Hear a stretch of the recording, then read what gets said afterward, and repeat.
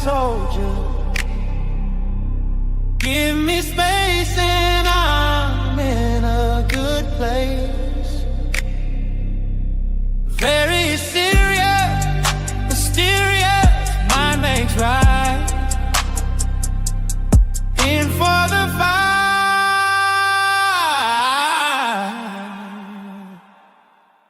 Starlight out on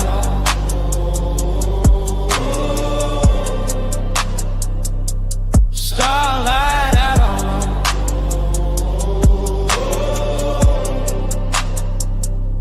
starlight outlaw, cosmic soldier. Give me space and I'm in a good place. Very serious, mysterious, I makes right. In for the fight.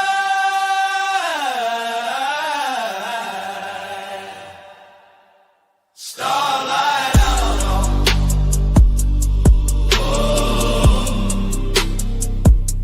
Starlight outlaw.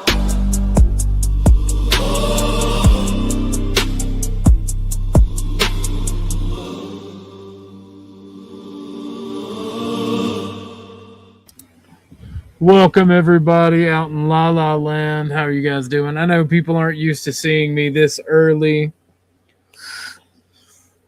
I appreciate you guys who are watching.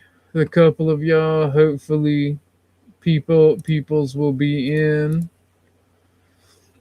just a few. But today's topic, we're gonna be talking about friendships. We've been having some deep conversations here lately, and we're gonna talk about mainly non-romantic relationships. What's up, real OG? What's up, Industrico? How you doing, broski? We're gonna talk about, you know, the intricacies and duties people have to one another when they're friends, associates, and whatnot.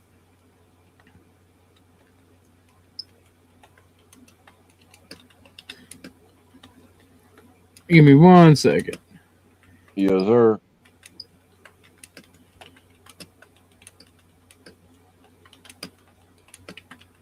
So, I mean, some of the topics today will probably include: can men and women be friends? Which I think the answer is yes.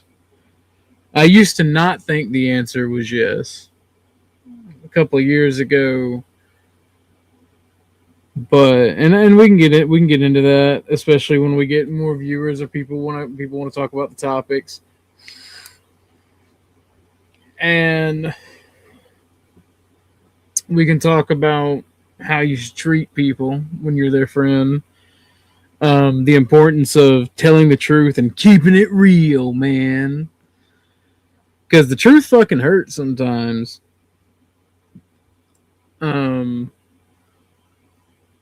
What's up, Charles Darwin? What's up, EJF?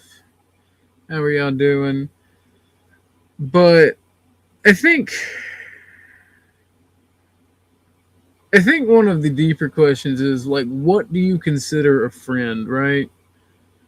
Because I'll say, oh, this person is my friend and we're just associates, right? Like, what's the difference, in your opinion, between a friend and an associate, Chuck? A friend is somebody you can confide in without worrying about your garbage or your whatever it is being spread around. They keep private conversation private. They don't use it as a club against you. They're there when you're down, or you're there when they're down. If they ask for help with something, no matter if it's a physical thing or a talk about thing, you're available. You try to listen and be helpful, not tear them apart, but yet you still tell them the truth. You don't lie to them. Yeah. That makes sense? What's up? It does. What's up, Agri? So I would agree. I would agree with that as a friend. But I think the main difference between friend and associate is a friend is a part of your tribe, right? There's a bond. There's some type of bond there. There's some type of actual love there, where you love them like a brother. And if it's a member of the opposite sex, the sex that you're attracted to, there's a potential for romance. You get what I'm saying? There are people that you have decided are worth something to you, right? Correct. Because I'm the type of person that I do that even for my associates, right? All that stuff you mentioned. Because I Oh, like really? talking to people. Yeah, I like talking to people. I like understanding people, and I like communication in general.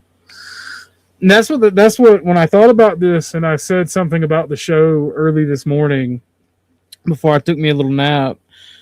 I was going to make it about communication and friendships, but when you just talk about friendships, it's all combined, right? Mm-hmm. So when it's a friend, it's like it's a next level, right? Because you have stranger, associate, friend, and family. And your family, in the way I think of family, are there people that I have struggled with, that I have bonds that are tighter than friends. Right? If you're my best friend, you're my family. That makes I can sense. see that. I can see that. Because when I consider you family, we've we've it's kind of like a marriage without there being a marriage, if you get what I'm Yeah, saying. you've gone below the surface. You've gone down to the core with a Yeah, person. you what's up, Grid? You share resources, you share pain, you share emotions, right? And that's what I was saying. Yeah.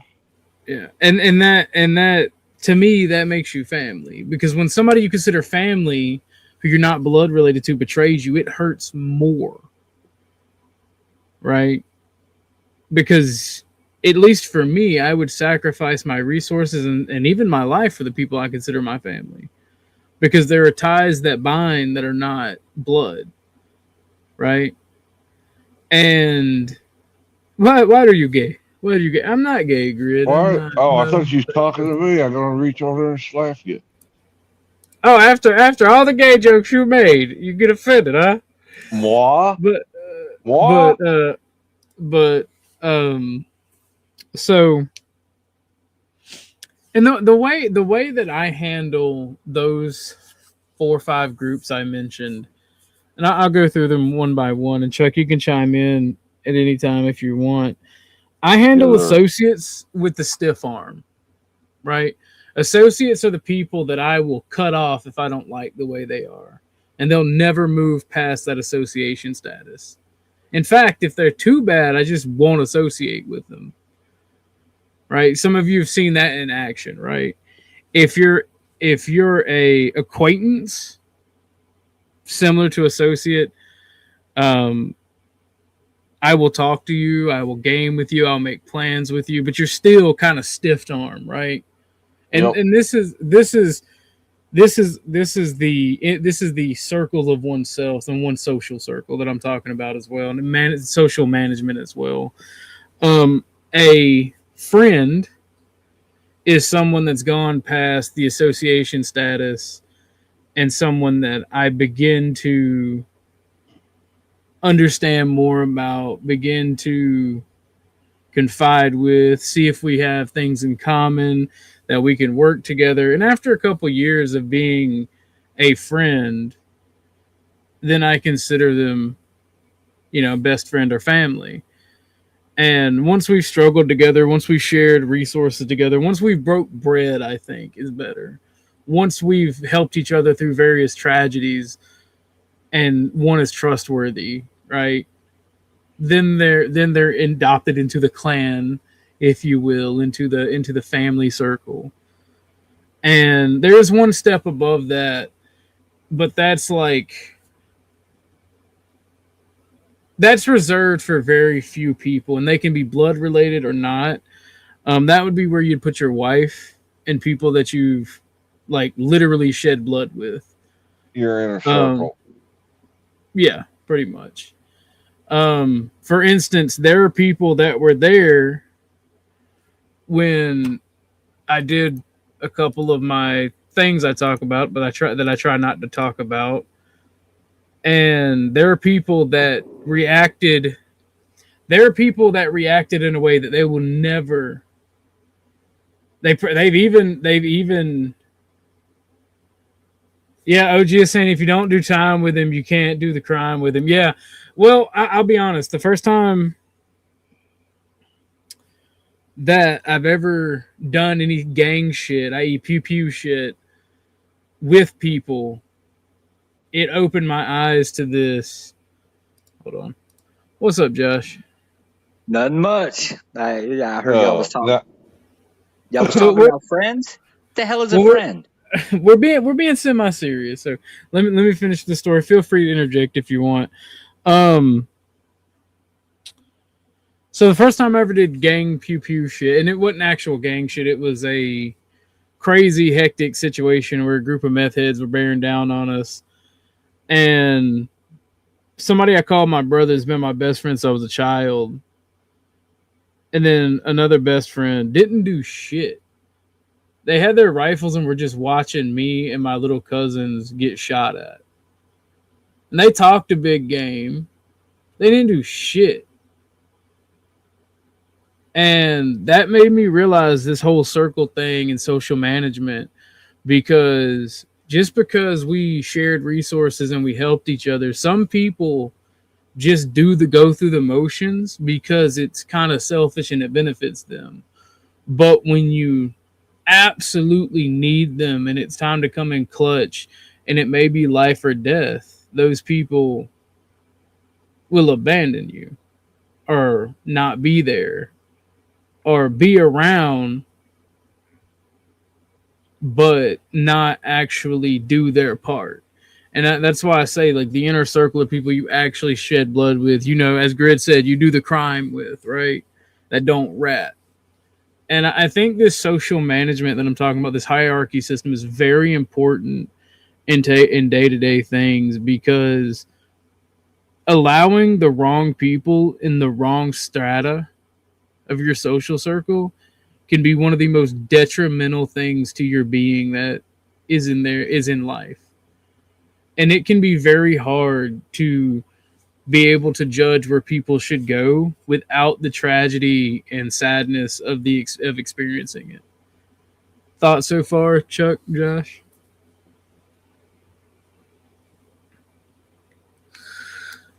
I agree to you. I agree with you to a certain extent, but yeah, you learn the hard way when you bring somebody into your inner circle just to find out that they're not who they are, and they'll drop you like a hot potato. And Well, that's go ahead. and you end up dumbfounded because they pulled away. Because they pulled away. Well, it's not just pulling away. Sometimes out people that you put in the wrong strata or people that you fuck with too hard when you shouldn't will literally just stab you in the back and you won't know why. And you'll never get closure from it either. Nope. And that's the thing, especially as men, we have to understand and we have to practice discernment. That's one of the sucky things about lives and social circles is you have to be on your P's and Q's. You have to be on your tiptoes at all times, right? I do think that women have an easier time at this because they establish a pecking order and they are fucking ruthless in it. Women destroy reputations. Women manipulate friendships. I'm not saying that's a bad thing. I'm not saying anything. I'm saying they are specifically designed for it. But you still see these same problems come up for women. So I mean, it's kind of different, and I can't speak as a woman on this because it is so radically different. I can only speak as a man. Well, that's why we got Josh here. Hi, my name is Joshy. Oh no. Oh no, the Thai lady boy's got Josh. He tricked you all along. He is one of the lady boys. Remember, there are no such thing as chicks with dicks, only dudes with tits. Y'all just jealous because my tits are bigger than yours. I'm fat, so I doubt that. Although I am losing weight. You ever watch the movie Heat? De Niro was right. An unmarried man should not have anything or anyone in their lives they cannot wake away from, leaving their rearview mirror in 5 minutes. I absolutely disagree with that. Absolutely wholeheartedly. Here's the thing, man. We're social creatures, right? The last two stratas in your social circle should be the people that are there for you when you're down bad. One thing that you have to understand, though, and I know you older guys, Grid, if you want to join panel, that'd be awesome. I know you older guys, Chuck, Grid, Josh, y'all might know what I'm saying, but for the people my age and younger, right, there is some truth to this. The lower two strata, sure, walk away from them, know when to pull out, know when not to invest time. But in the actual family and inner circle, like those are the people that you don't want to abandon. Those are the people that you call me old again. We ain't gonna be friends no more. God damn it! It's the ones you can count on to have your back. Yeah, and they should be able to count on you as well. Here's the thing, right? You have to know yourself when it comes to this. If you know that you can't help somebody or that you're worthless, you have to be honest with yourself, because you cannot expect from your any of your social circle, no matter what strata, you can't expect them to do more for you than you're able or willing to do for them. Now that gets a bit muddy especially in the top one. It gets a little muddy in the second to the last social strata, because we're not always going to be perfect. We're not always going to be at the top of our game. So when we kind of get that kicked down a peg, we should be able to rely on our tribe, right? You know, it's not always a perfect thing. I'm busy right now not at my desk, but can drop in a minute. All right, I hope so, Grid. Is cool. That Chuck from Tennessee? God bless you. That sort of looks like my dad's military pick. This is Chuck from Tennessee. That is actually me, folks. When I was young and dumb, that was me. You have the standard military guy look on your face right now. You're like, fuck, I don't want to be here. I want to be drinking. I want to be drinking beer and chasing tail. like that is literally the face. What was I, 16, 17 when this picture was taken? I'm not trying to be funny, right? Why does every military guy have that look? And I blew you up so people can see what I'm talking about. My grandfather in his Vietnam pictures has the same type of you were Army, right, Chuck? Yes, sir. He was also Army. A little bit before you were in the military, because he was in Vietnam, like actually like in the war, Vietnam. Right. And he was a chopper gunner. And on his, it's the same exact look. And my uncle who went to the Navy, same exact look. Every military guy that I've seen has that.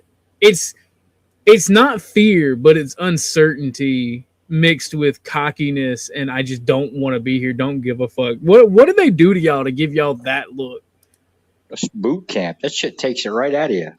Whatever you were ain't what you're coming out as. The guy walks up behind you and slides it right in, right when they're snapping the picture. That's crazy. No, it's when the realization kicks in. Because actually, most of the people that get these pictures, including myself, are in our boxers. It's just the top half that there's a uniform on. And it's when at that point when you realize, oh fuck, what did I do? You see all that black All the streaks or black stuff on the kind of picture? That's from, this is one of the few pictures I was able to salvage from the fire. That's why it's darkened like that. It turned the paper kind of a yellowish brown, and then it got soot that I couldn't get off of it. It was a reminder from where I came from to where I'm at now. Grid says, this is why men lose opportunity. If you won't pick up in a week and move across the country for a job offer because you don't want to leave your friends or whatever, they might need new friends. That's a different story. Yeah, that's kind of different. I moved across country multiple times. My friends stay my friends, even when I was out there to hang out with. Yeah, no, that's different, but I get what you're saying, and I understand it. But I also disagree with it because I don't believe in this rootless cosmopolitan shit. I don't believe in this globalized economic shit. I think it's doomed to fail. I think that we're only so good at it in the U.S. because of the end of World War II and us being the only superpower left in the world for a good 20 or 30 years. Because economically speaking, the U.S. has been... and still is, by the way, just because we're in a slump doesn't mean we're not the best and biggest economy in the world. Just because people are suffering, but we will see a return to normalcy. Is what made us a superpower. That's what I'm saying. When they took out our Navy, apparently we built it back like 8 times larger. And then kicked the living shit out of everybody with them big ass boats. Well, my thing is, traditionally speaking, and I think we'll be moving back as the world becomes multipolar to traditional systems. Like you'll always have, because of technology within the nation, you'll have interconnectivity. So I could be wrong, but the thing is, and you're seeing it with the manufacturing slump that we're going down because Trump may be adding jobs, but the economy is still in the shitter because a lot of the factories in my area or in the part of Georgia I'm in, what's been here for 100 years is like closing up shop and moving elsewhere. Yeah, we were supposed to get one of those new, you know what a blue oval city is? That's the Ford. That's the electric division of Ford that makes the electric vehicles. It's an all-in-one inclusive plant. And they were supposed to build one here by me, but those plans are already gone because of the turnaround from the electric mandate. Well, good. I mean, car mandate. Good. I mean, I hate that people lost jobs, but... well, the jobs weren't there yet. It hadn't been built. Fair enough. We're working on getting a data center closed down or not open. I have to go to a town hall with a group of people because that just raises premiums. It gives they give $1 billion companies tax cuts for no fucking reason just to attract them in. And I mean, it does nothing but raise the premiums on water and electricity. They don't employ people in the local area. It does nothing for the local area. And I'm the corruption in my town's about to get blown wide the fuck open, and I'm happy for it because people are getting pissed. But the way this ties into the friendship stuff, you have to have a tribe, right? You're stronger when you work together with someone. That doesn't mean that you can't be an individual and you can't have your own hobbies, you can't have your own likes and dislikes, you can't have your own work ethic, right? Because a group is only strong as its weakest link, right? If you have to move because there is no opportunities, maybe you should put your tribe on and your friends on, right? I mean, that kind of works. But if you have to move and it's for your family, like I have a friend that I go and see maybe once every 3 years, and we're still like besties. And if I needed the guy, all I gotta do is pick up the phone. Right? Thanks to that interconnectivity that I mentioned is a double-edged sword, right? It allows you to have a tribe that's 1,000 miles away, and you still can be a member of that tribe. Now, the actual physical being there, like helping you in a fight, helping you defend your family, that part's gone, but you can share resources, you can coordinate. So, like, I get where Grid's coming from, but I don't think it is exactly like that thanks to that interconnectivity. But I do think that we're having a return to traditionalism. So I think you'll see towns and cities becoming more self-sufficient with their economies. And I mean, you're seeing an end to globalism as we know it, at least. And I think that's going to help with the traditional traditional things that I'm talking about, because you, at the end of the day, you can have friends, you can have best friends, you can have all of your social circles set up like I'm talking about. And to Grid's point, you still have to look out for yourself, right? Because nobody's going to do it but you. At the end of the day, you only have your best interest at heart. And if you have to leave to work, that's one thing. Right, and that's the strongest thing about looking out for you. But if there's a possibility for you to stay with your tribe, I think that is the way people should go, because it's easier to coordinate, it's easier to work together, it's easier to thrive when you have a support network. You know? And I'm tired of that rugged individualism saying it's only your family that's allowed to be that support network. Because, I mean, hell, like even hearing Grid tell his story, right? He had a friend that he crashed with. He had a friend that he lived with, right? As roommates. That's part of the support network. I don't know how close they were, but, you know, that's kind of what I'm getting at with the whole friendship. And I think some of the I think we should move on to the duties and responsibilities you have to your friends. Fault. One of my favorite fans. You got fan mail in the chat. Yeah, nothing major. So I'm gonna let y'all take the conversation for a little bit. What do y'all think some of the duties and responsibilities you have to your friend and your tribe are?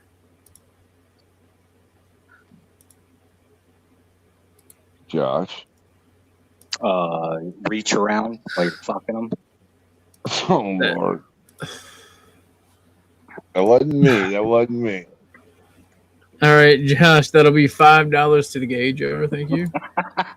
I'm just saying, it's metaphorically correct. I mean, generally speaking, if you're actually calling them a friend, there is no limitation. They call and they ask for help, you're going to go. It's just not even a question. And if you are questioning it, well, then you might want to start questioning what you define friendship as, because it ain't that. And it don't really matter how bad it gets, and goddamn does it get bad sometimes. It just is what it is. It's why you learn to appreciate the goods. That's true. It's just why you should keep your friendship, so that list of friends that fucking Facebook doesn't like, that everybody's your friend, just keep that shit real freaking thin, real low numbers, right? Because unfortunately, friends are a lot of damn work. Can be if you let it get to that position. You do have to have boundaries. I don't care what level of that circle thing you're at. You got to have boundaries. Boundaries isn't, shagging my old lady, I ain't inviting you over kind of thing, right? But at the end of the day, come on. right? Ain't you into sharing? Sharing is caring. No, it's just, damn it, everybody got problems, and it seems like everybody got problems all the damn time. It's just life. Yeah, I had a buddy that from the third grade on, we were tighter than anything you could think of. We did everything together. And then we got married. I think I got married first.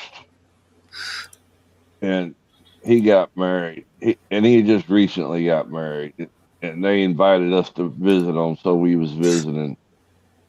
And his brand new wife got to drinking, and she says, "You know, if I'd have met you before I met him, you'd have been my husband." That was the wrong thing to say.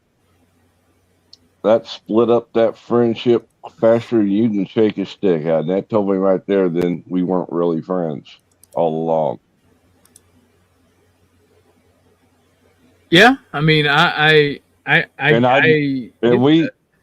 never laid the lady or anything, you know. Well, sometimes, like, one of the duty, and that goes into, like, duties, right? You have to really, and yes, Grid, I watched that. That was funny as fuck. I don't like the premise, right? If you really think about it, I don't like the premise, but the video was hilarious. If y'all get a chance, y'all should watch that video Grid posted. It's fucking hilarious. But no, that goes into the duties for your friends, right? Some men are more, self-conscious. They're more petty. They have, issues. You have to know your friends, right? And you got to meet people where they're at. Now, depending on how bad that is and how detrimental it can be, that's one of the most actually important things of where you placing them in the social strata, right? Because you don't want somebody that's so clouded by self-doubt, jealousy, and fear in your upper social strata. Or envy. You gotta watch out for that envy. Or envy. You don't you got, or you want what they got. You don't want that. You don't want that clouding their judgment when you need them, or them the knife being placed in your back when shit gets real. So do a 2:00 in the morning phone call. Hey, I'm out here with a flat tire. That'll tell you real fast. Yeah. Who comes and who doesn't. Pause. Yeah, fair. Yeah. Well, no. I mean that's a fact. But again, with that, you also have to be understanding. It's 2:00 in the morning. Does your homie have to work a 12-hour shift? Is he asleep? Is the fucking ringer on? Right. Well, right, but you know what I meant. It was kind of a generalization. No. That actually getting into specifics about that, right? If they don't pick up, you got to take it with a grain of salt, especially if you know that person works. But if they do pick up and oh man, I can, and they're just giving you a bunch of shit, maybe you should rethink. Right? Yeah, when they start giving you a long list of excuses of why not. Yeah, like people know when you're broke down on the side of the road, what an acceptable excuse is, right? If your kid's not sick, if your wife's not sick, or you're like a caregiver for an elderly family member or a mentally disabled family member, or there's like a medical emergency. Those are about the only things, unless you're out of town or drunk as fuck. Those are about the only things I could think of that you shouldn't go help your friend. Unless you're a partier or a gamer and you've pulled like a all-nighter and you just fucking went to sleep and you can't drive because it's not safe. Like those are literally it. And that last one's kind of borderline, right? Because I know plenty of people that would drive no matter what for certain other things. Like if your friend hits you with that excuse, but you know that motherfucker would hop in the car to go get some pussy, then maybe you should rethink your friendship, or some weed or some more alcohol. Yep. Maybe you should rethink your friendship. But if you know your homie would do it, if it wasn't dangerous for him to drive, you really have to get to know your friends before you start placing them in certain social stratas. And when they're really good friends, you can understand when they say I can't. You can tell. You don't have to ask for reasons. You can just tell by the way they say I can't. Yeah.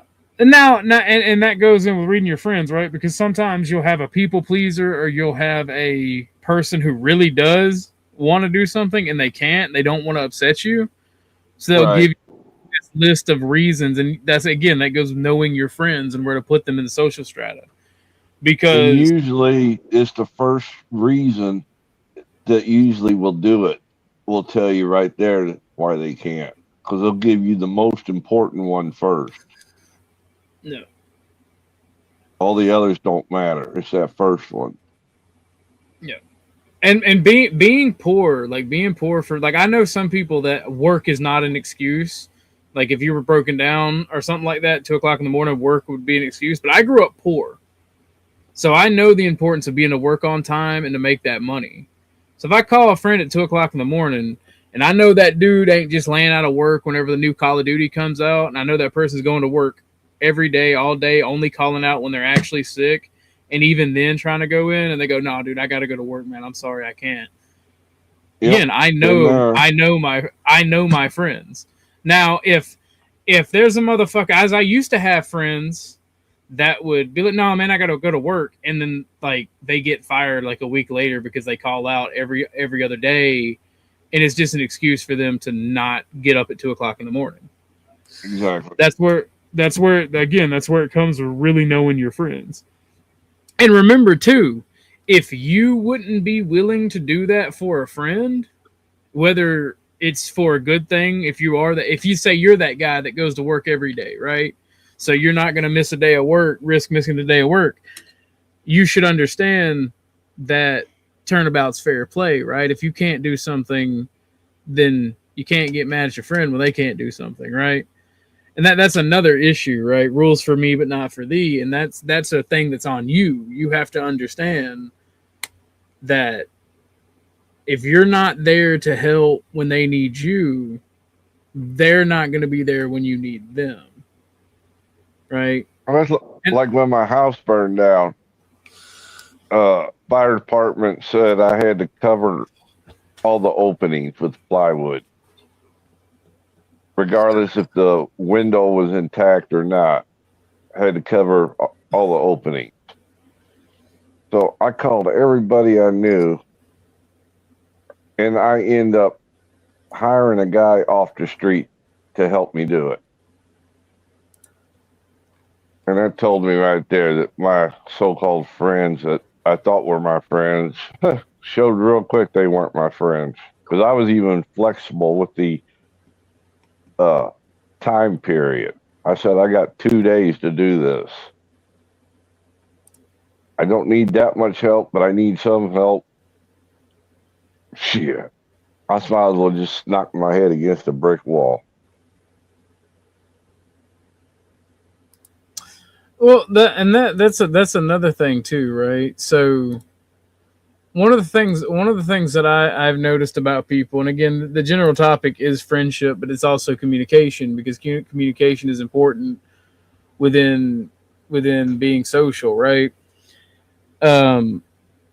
People are not willing to communicate with their friends on any strata in this day and age, right? Especially men. Because to show emotion is a weakness. To show that we need help is a weakness. Any sign of vulnerability. Yep. Yeah. And then, again, that goes with knowing your friends, right? If you put ultimately where you put somebody in your social strata and who you get close to, male or female, is on you.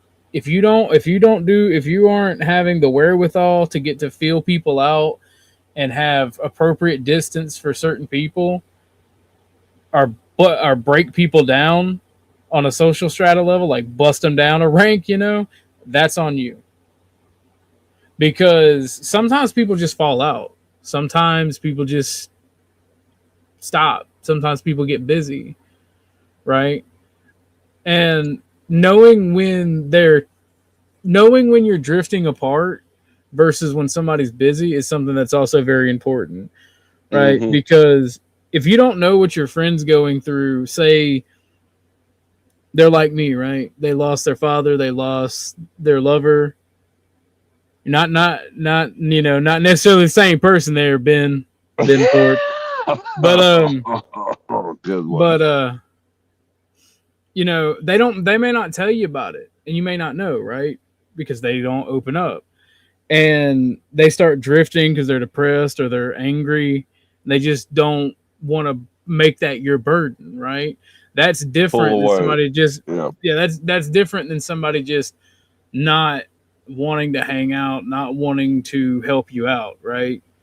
That's not something you should bust somebody down at rank for. That's where it's your duty to go to your friend. Hey man, and honestly, even when they just don't want to hang out, that's up to you to go, hey, what's wrong? What happened? Where are we at?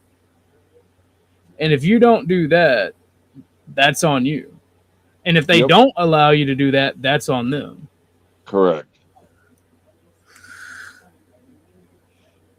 So, And if you got somebody that you think's a friend and they're calling you, let's say once a day or once every other day, and the conversation starts off, well, how's the weather? Things like that. I that's that chitter chatter that means nothing. You're just calling to be calling. You want to talk, that's fine. But just to call it to talk about nothingness kind of makes no sense. Does that make any? yeah, you don't want to That waste didn't time. come out. That didn't come out quite right, but You don't want to waste time, but humans are social creatures. So sometimes your friends just reach out to see how you're doing and what's up. And I think that that's important. yeah. But if they calling it, talking about the weather and everything else without, if they're really calling to see how you do or see what's up and never get to it, is what I mean. They're caught up in the superficial chat arena. Because, like you said, men don't like to drop it down to the next level with each other.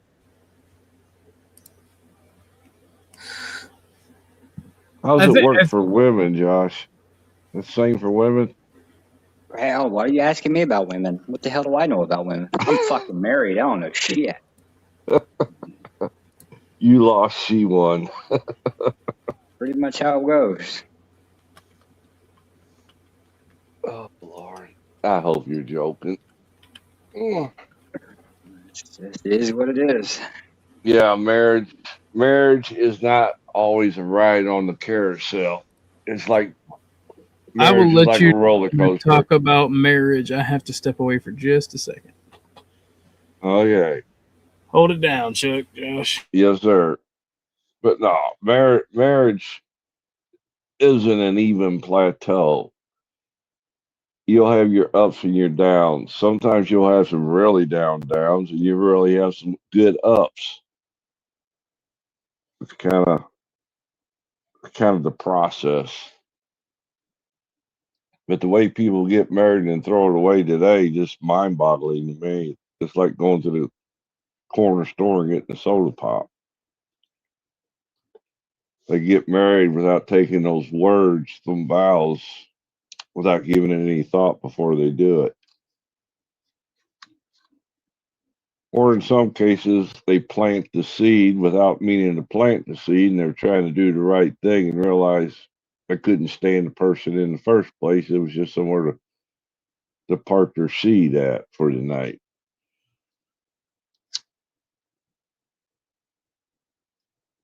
Don't leave me hanging, Josh. Help me out here. What you talking about? Oh, I'm a dumbass. I don't know nothing. I don't know nothing. Yep. You ready to go to Iran? No. Hell, fuck no. Oh, come on. You know you want to go. Mm-mm. Hell no. Hell, I think we got half the War Department stationed over there right now. You only got 2 aircraft carriers. Now, they ain't really loading up as much as anybody would think. Yeah, but We ain't all of going our, in. I'm just kind of we hoping. talking about all of our friendly countries where we put bases in fact, we extended a couple of the bases, and we moved all kind of flying machines over there. To some of the bases, and we cleared out others. Strangely enough, apparently some of our friends ain't so freaking friendly. Oh, I know Jordan. We just brought in some new anti-aircraft units. Qatar, we just took a bunch of crap there. A couple of the other places they listed didn't ring a bell with me at all. Yeah. I don't know. Shit's getting kind of weird over that direction. Yes, it is. That's a lot of munitions to take over there. I'm a little bit more shocked why the neighbors are kind of so afraid of Iran. The neighbors of Iran, you mean? Yeah, a lot of them kind of backing away, trying to get away from it, like Iran's going to do anything. I don't know. I don't really know what to make of it. Seems kind of odd. It's like Saudi Arabia, for one. I really don't know if they got an army, to tell you the truth. Well, I don't think they're afraid of like a standing army. I think they're afraid of like some missiles getting popped off. Yeah. Which now that's kind of a little concerning because, as best as I could tell, some of these countries actually had some decent air defense systems. So I'm a little curious. Like, what do they think Iran has? Gee, I wonder what that could be. Well, I know they got some aircraft from China and from Russia. I don't know how good they are, but what do I know? They still got some Phantom F4s too from Vietnam. Yeah, not many of them. The last of those things were falling apart about 8 years ago. What was that? What year was it? Like 2013, 2014. They had only had 2 that were operational. Yep, I remember that. And they're nothing compared to what's out there today. They can get them. I mean, they can actually get parts for it. It just takes a while. Yeah. Which, to be fair, was the old model. So, like, damn, I loved an F4. F4 was like the last aircraft that you actually had to pilot the aircraft. All the new shit's all like computer, like it flies by a computer. The F4 wasn't that way. Well, that's like that now you can lock on, was it 120 miles away in these new aircraft? They can lock onto a target. Oh, yeah. Well, those targeting systems, you can even retrofit on the old one. I mean, like in the concept of the hydraulic systems were even controlled by computers, kind of like auto help level out. Shit like that's that. true. Yeah. The F4 was not like that, bitch. You flew that thing. Yeah, it was manual. All manual. I'm fairly sure, and I could be wrong about this, but I think F4 was like the last true piloting. I have to go down and look at my collection and tell you. Grid doesn't have you blocked. Grid is in the vertical. I do the multi-stream. What's up, Lindsay? Welcome to the show. But where was I at? Lindsay? We were just killing time waiting for you to get back since Josh don't have no friends. Tucker had to pee poo poo. I figured that. It was either Tucker or you. I'm poor. I can't afford friends. Hell, that's when you need friends the most. I'm married. I'm not allowed to have friends, apparently. Blink if you're in danger. You got one of them wired. Gotcha. Well, to be fair, like I used to have a reputation in my younger years of getting in a lot of trouble. So apparently my mother snitched me out. Being a filthy whore. That's what it sounds like. No, Josh nobody's. is a dude. Josh is the dude. They call him up and say, "Hey, I'm stuck out here. My wife's at home alone." Josh said, "I can't help you." 5 minutes later, he's at this dude's house tagging his wife.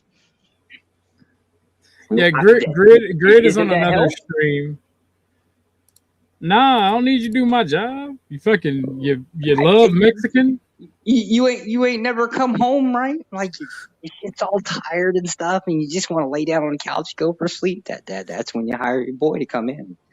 Nah, political moderates are cucks is your tagline, but it sounds like cucks are us is what you're saying.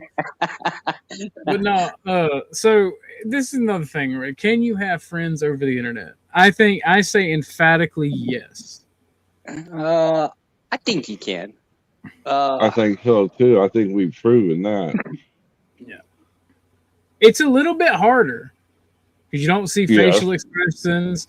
You don't actually get the chance to fight, bleed, and physically help one another when they need you. Like you can't bribe them with pizza and beer when you got to move, or just have a cup of coffee together, something like that. But I think you can order pizza delivered over the internet.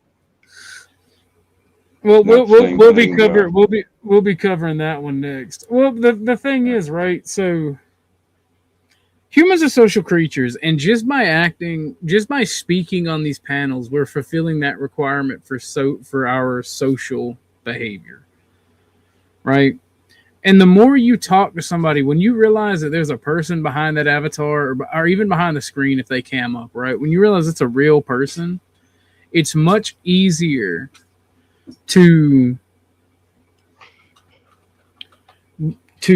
become acquainted with and accustomed with somebody and get to know somebody. I think honestly people find it easier to be friends with people over the screen because that fear and hesitation to getting to know people is just one red X away from not having to deal with. So I think in some ways it impacts friendship negatively, but there's a lot of positives, and then you have a wider net that you can cast. And if you really do become good friends, you never know what can happen, right? And when somebody's a bad friend, you know, doxing and all kind of bullshit is on the table. And honestly, 9 times out of 10, doxing really don't do anything but hurt your feelings. There's some cases where it's been really bad for some people, but 9 times out of 10, it don't do nothing but hurt your feelings. Now, and make you feel betrayed. Sucks. I had a stalker once. That sucked. Damn, sucks. You put it in her heart? Yeah.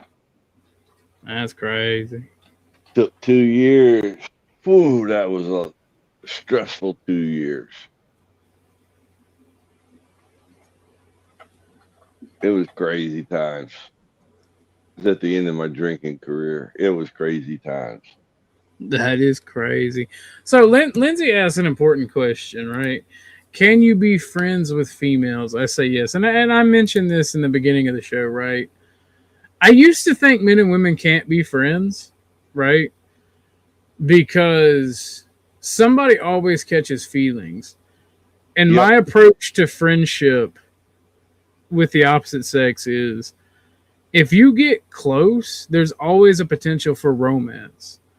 Correct. The man has to be mature enough to realize that women are stupid and make bad decisions, okay? And men do too. I'm sorry.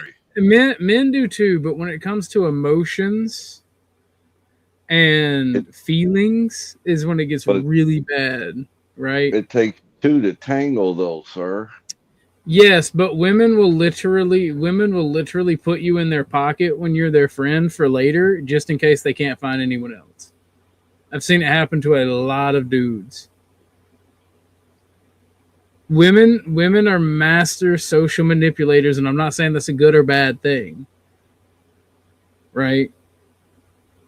Like, Well, here's the thing: women judge things based on safety and security, right?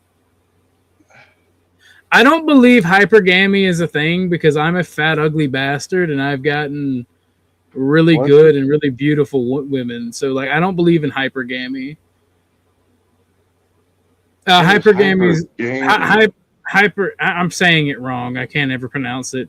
Hypergamy is basically a social thing where women get the first pick, and women always go after the chads, the dudes with the Hypergamy, money. right? Yeah, hypergamy. Yeah, Okay. hypergamy.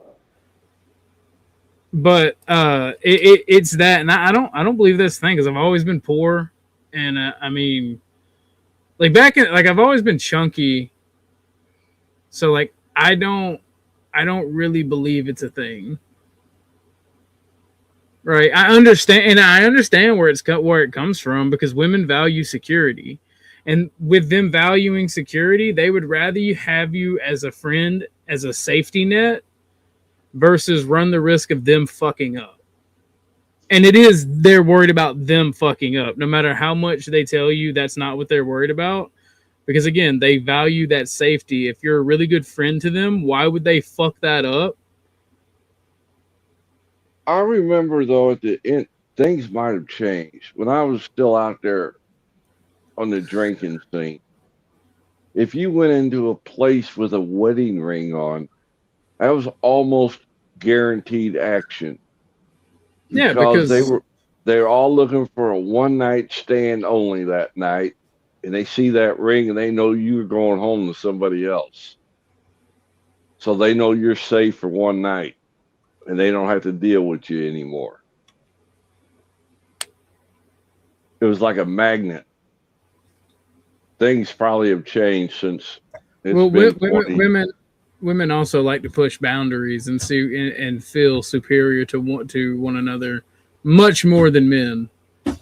Like, men get competitive, but women will totally fuck each other over for that superior feeling. Not saying that men won't, but women are really bad about it. And then crying foul when it happens to them. But, and also as men, we have to be aware that women are master social manipulators. Again, not saying that's negative or positive. That just means they know the game naturally, right? So we're playing at an unfair advantage when we're talking about women, or we're friends with women. I won't even begin to think what a woman thinks. I know better in that game. I don't think they do. I think they run on emotion and instinct mostly. And that's not a slight. That's actually a strength in many cases, especially when it comes to social circles. Well, not being a woman, I can't answer that. Josh, that's your department. Josh left. Oh, did he? But and Lindsay, if you want to join the panel, you can. It would be nice to get a woman's perspective on this topic. A real woman, yes. Yeah. But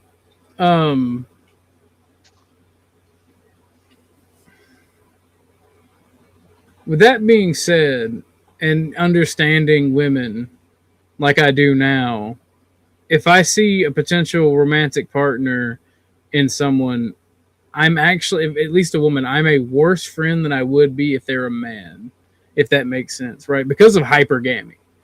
Because I understand how women kind of are with security, right? I don't offer them security unless I really care about them or they're going through hell or something, right? They need it. They need to show. You think they actually out there just looking for security? Is that what you're saying? By and large, yeah. Boy, things have changed. Wow. Because used to a woman, if she was attracted to a dude, she'd get with him and build up from nothing to something.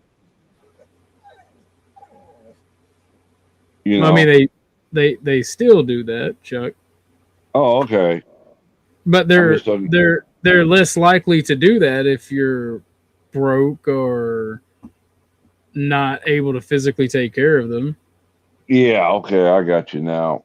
If you're just living in mom's basement type It's not even thing. just living in mom's basement. If you're physically weak or you work at a shitty job, don't make enough money to provide, like, yeah, I mean, any two people can meet and have chemistry and work through shit and overcome obstacles together, sure, but that's not the average story, right?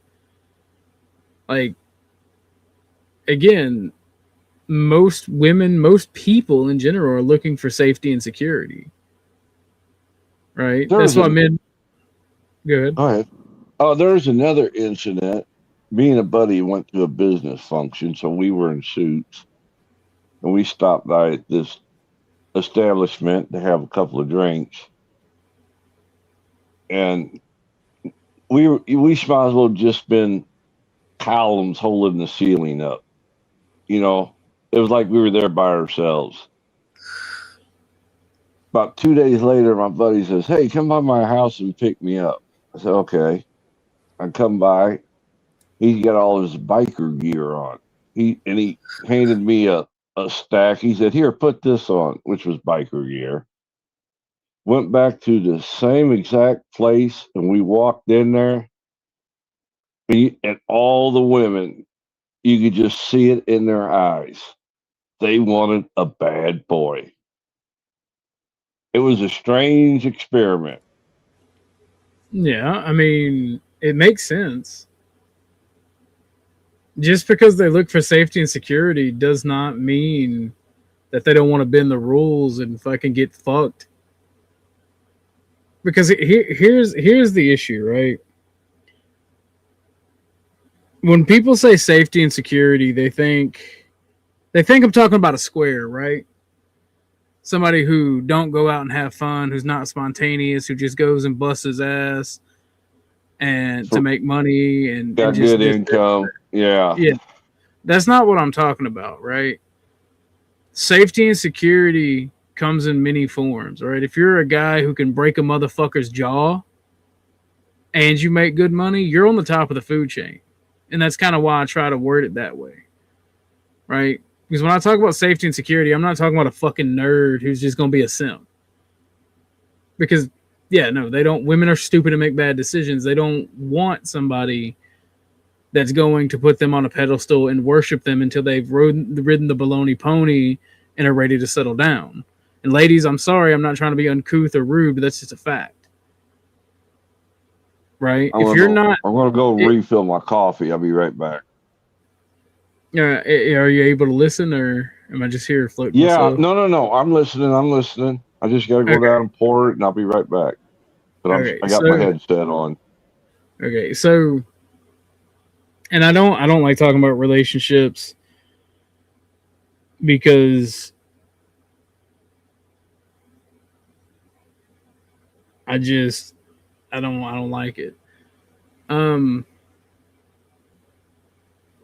I know from experience, trial and error, what I'm talking about, and it sucks, but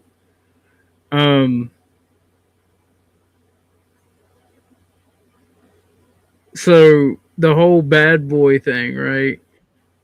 Oh, it's Lindsay. Voice check. 1, 2, 3, 4.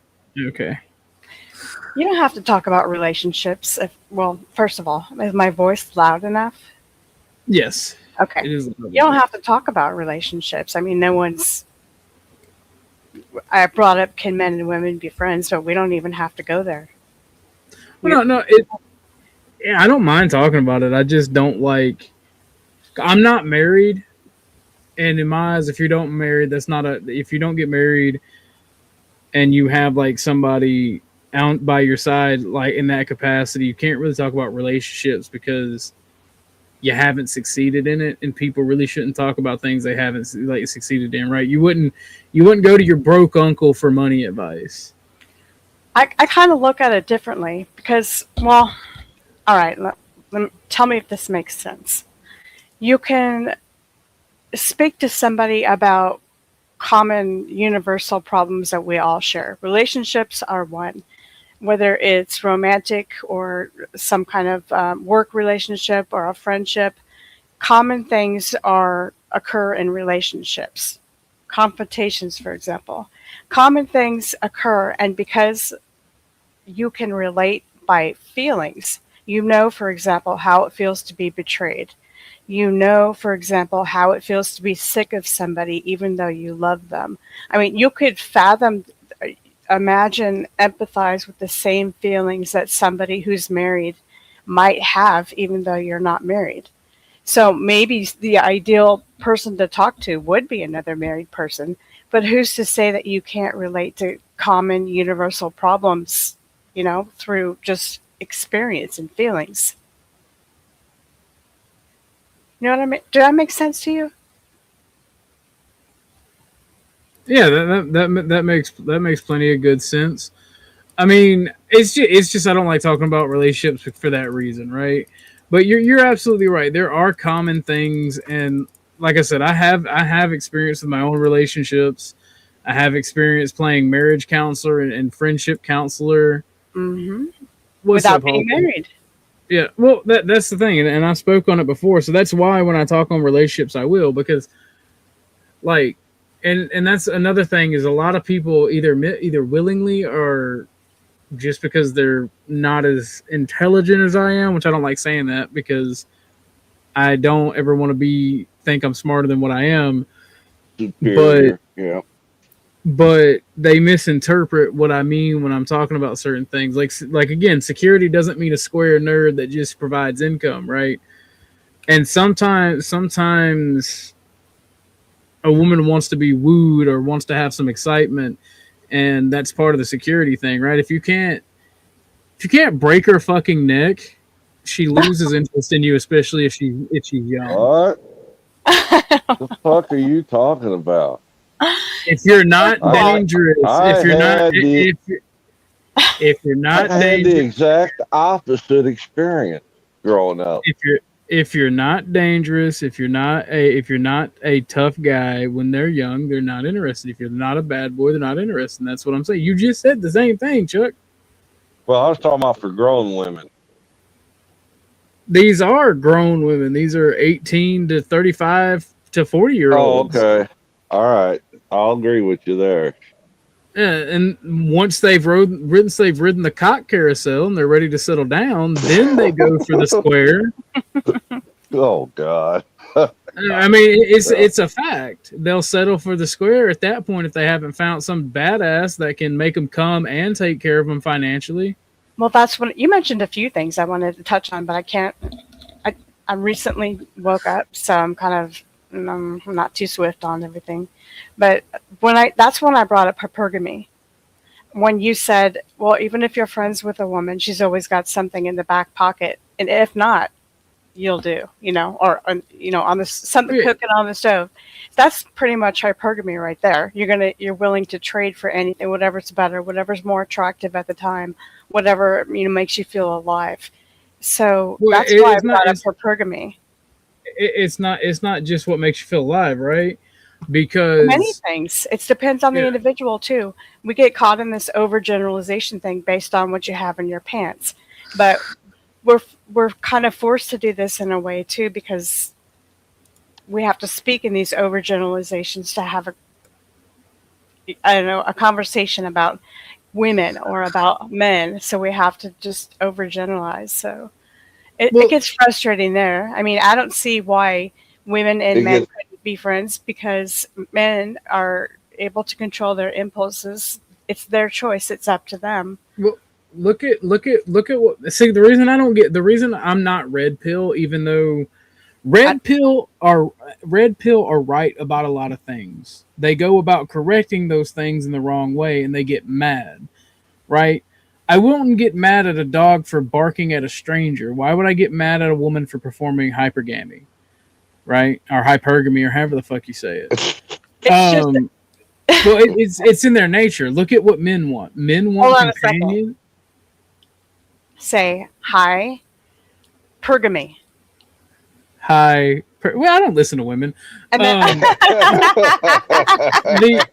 the thing is, right? Men are looking for a baby factory, by and large. And what I mean by baby factory, I don't necessarily mean They want to have kids right then and there. They're looking for a companion. They're looking for somebody that will pick up the slack. They're looking for somebody that can take care of them when they're down, when they're sick, right? Mm-hmm. And women in the modern world go, oh, I'm nobody's mom. I don't want to. That's your purpose as a woman. Plain and simple. That is your natural purpose as a woman. I can make my own money. I can jack my dick if needed. I don't need you really for much. I just want somebody to be my. Lord. I just want a companion to keep me down, right? And it is good. It is fun to fuck occasionally, but men are looking for that companionship. Women are looking for security. No, So what you're looking for depends greatly on your age and the idiosyncrasies of the context of what you're dealing with. Do you have kids in the first place? Are you 18 or are you 34, etc.? So wouldn't you agree that different ages are looking for different things? If you're 47 absolutely, and you're new on the dating market, you don't want a fertile chick, or maybe you do. I don't know. Yeah, well, what I'm in the generality I'm speaking, right, covers all bases. Because even a dude who's just wanting to fuck around, if it's not a one night stand, he's still looking for a companion that he can fuck with and have fun with. Right? So it covers all bases. And women are still looking for security and safety. And that's part of that security and safety is knowing that the guy is a bad boy and can take care of you physically. Knowing that they are able to make money. Even if I wouldn't disagree with that part right there. Even if the dude doesn't have money, if he's resourceful and he can get what he needs in other means, that's just as good as being rich and having money. When you compared a woman to a dog, that wasn't really the equivalent thing. I mean, that was kind of demeaning and red pillish there, don't you think? Because the dynamic between a woman, a companion, and a dog, or a man and a woman and a dog really is. You're not dealing with this. You're not going to bed down a dog. You're not going to have long conversations with it. You're not going to. I wasn't just comparing a woman to a dog. I was comparing people to a dog, but I was speaking from the point of a man, right? You as a woman could easily do that. So again, a dog barks at a stranger. A man finds something he can fuck. Why would you get mad at his nature? There you go. Now we're on equal footing. Yeah, we're on equal footage right here. A real man can control his nature, though. So can a woman. We're not subject to our impulses. That's not the point. The point is, why would you get mad at someone for following their nature? Right? Why would we get mad at women for seeing a better option and taking it when they're seeking security? Why would a woman who is infertile or lacks the emotional maturity to be a man, to be there for their man, why would we get mad at him for finding a woman that is either fertile or able to do that? Because unlike animals that are in Africa in the wild, we have things like morals and expectations and things that are irrational. I don't believe in morality at this point in my life. Morality is something that people seek for closure, in my opinion, in this context. Okay, morality. Well, that's your opinion. And sometimes I would argue that your opinion can be your problem. Likewise, my opinion can be my problem, and you're not going to convince me. Our opinions are our individual problems, and it's up to us to deal with them if they're shitty, and change them if they're shitty.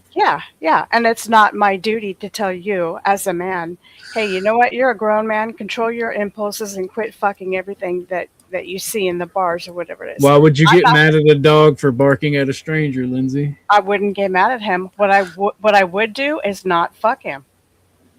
How about that? How about that for being concise and succinct? And I don't want to be mad.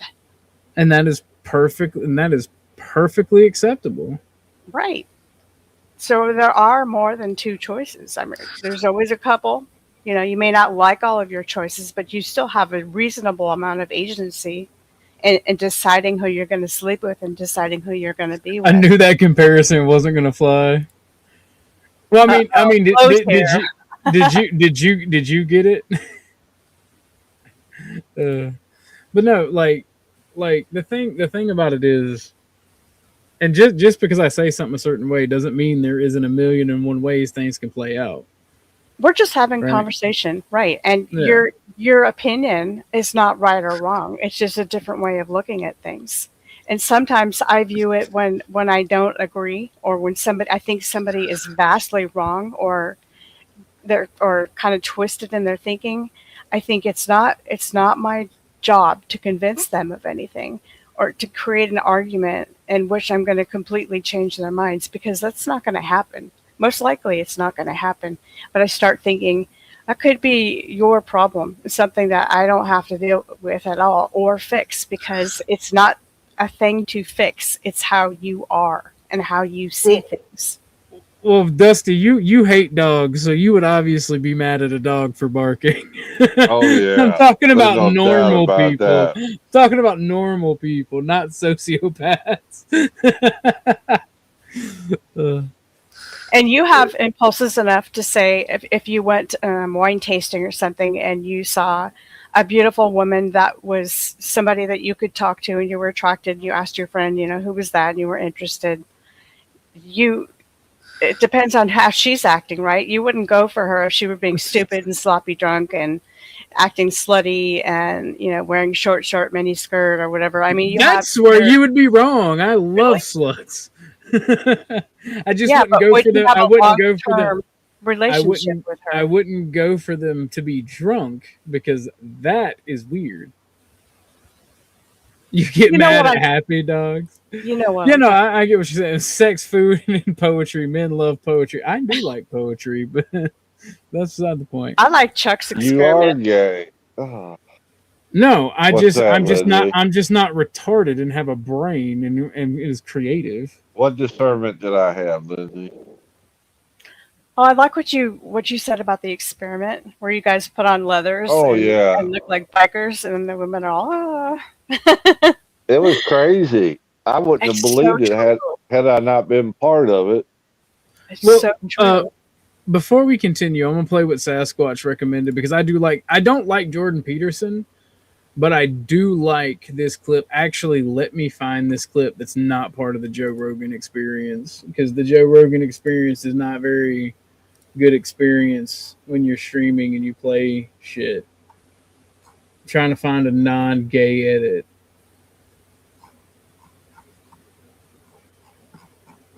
Let me see here.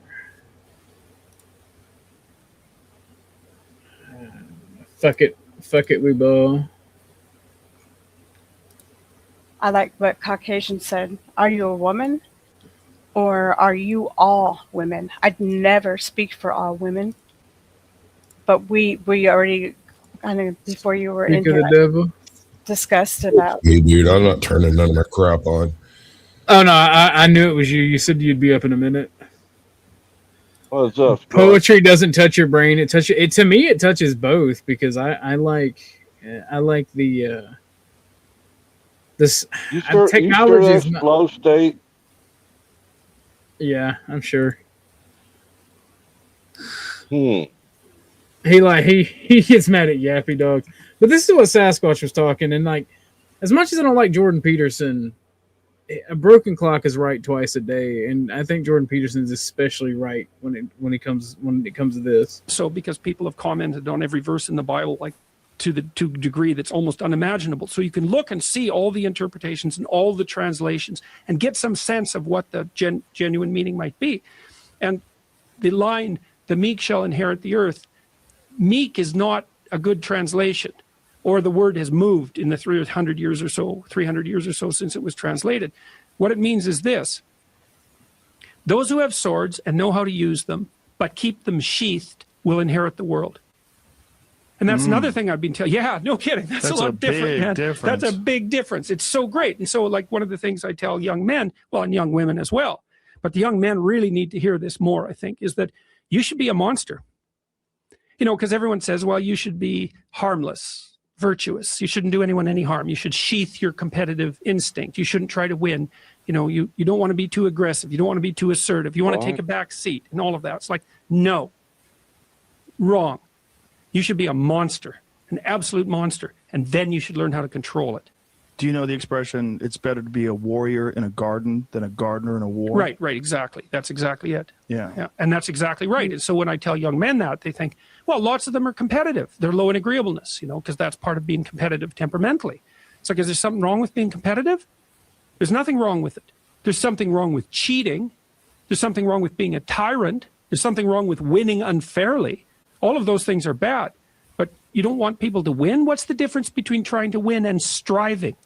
You want to eradicate striving? What's the uncomfortable? And I think Jordan Peterson is absolutely correct there, especially for young men. It touches your whole OG. I think You keep on. I'm gonna touch your hole, okay? he was using the wrong definition for meek, in my opinion. No, Well, that meek is has the biblical changed. definition of meek. That's the biblical definition of meek. Right.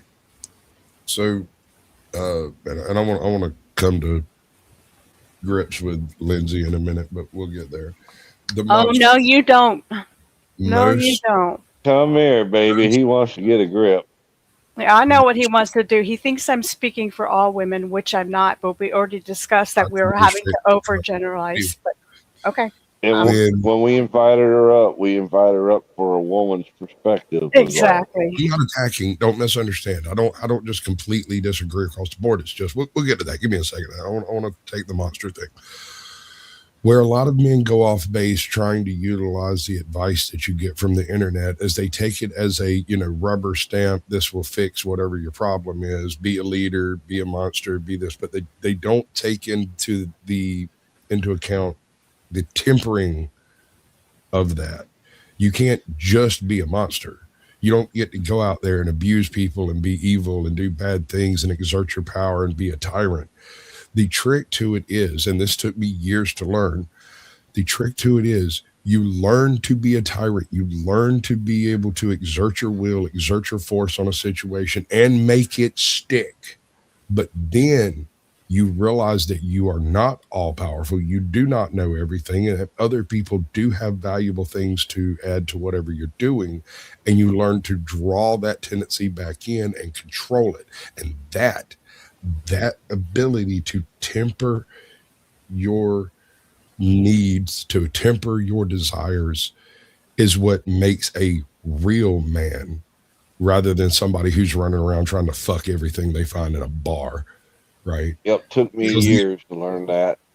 The ability to go and fuck everything you find in a bar might be well and good for some people, but it's not going to work for everybody. Right. So, and I would argue it's not good for anyone, but that's beside the point. I'm just saying the ability to accomplish a goal, as short-sighted and narrow as it might be, is a good thing for the individual, but it might be terrible for everyone around you. And so you have to learn to be able to get what it is that you want, to take what it is that you need, but then know when it's not your place to do so and control all of that. Withdraw it into yourself and not let that hurt the people around you. I agree. That's why we were talking about impulse control, and that I was saying it, what you're saying in a different way, not as eloquently, but I believe a real man, if you want to make that distinction, man versus boy, a man controls his impulses. And you went further to say, yes, not only does he control his impulses, but he knows how to manipulate things. And he knows when he doesn't know a lot. Right. I hear a lot of stuff in the manosphere, the red pill space, the self-help guru chapter of YouTube. And they're all talking about how, well, in your own personal life, you should be a leader. Okay. Well, I got a buddy of mine. He's a moron. He's stupid as hell. He firmly believes that he's always right and that just because he thinks it is correct.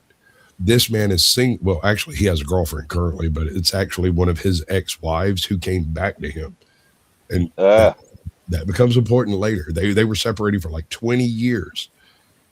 And they recently got back together like in the last year, which sounds really strange until you get to know both of them. He's still abrasive. He's still aggressive. He's still like all of that. Right. But he's older now, 20 years older. and he is less insistent. And that was really what broke them up, was the fact that he takes the Bible quite literally. And so anytime she had a disagreement or a change of opinion, he took that as an affront against his leadership. And now, 20 years later, he realizes that other people have valuable experiences that can improve a situation without his exertion. And that's really what it comes down to, is learning when not to exert yourself for the greater good. Right? You can't, not everyone can be a leader all the time. And this is one of the arguments I have with Glenn and with Andrew, with all of them people, is they're like, oh, you have to be a leader in your personal life. Well, what if you're a moron? If you're a moron and you're smart enough to realize you're a moron, shouldn't you take the intelligent advice from whatever corner it comes from?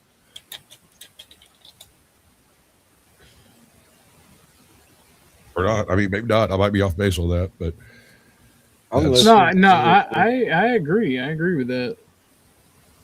Actually. So what he's saying there is, learn to be devastating, learn to be dangerous, learn to defend yourself, learn to take a punch, learn to take criticism, learn to take all of these things. And taking all of these things, taking criticism and not going crazy, being able to have the conversation about when, where, and how you were wrong, and what to do to improve your future, interactions on that basis.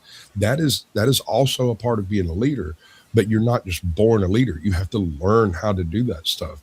And going to someone who is a self-professed leader and trying to learn how he leads his life and how he has become an alpha in his own is not going to teach you anything about your life.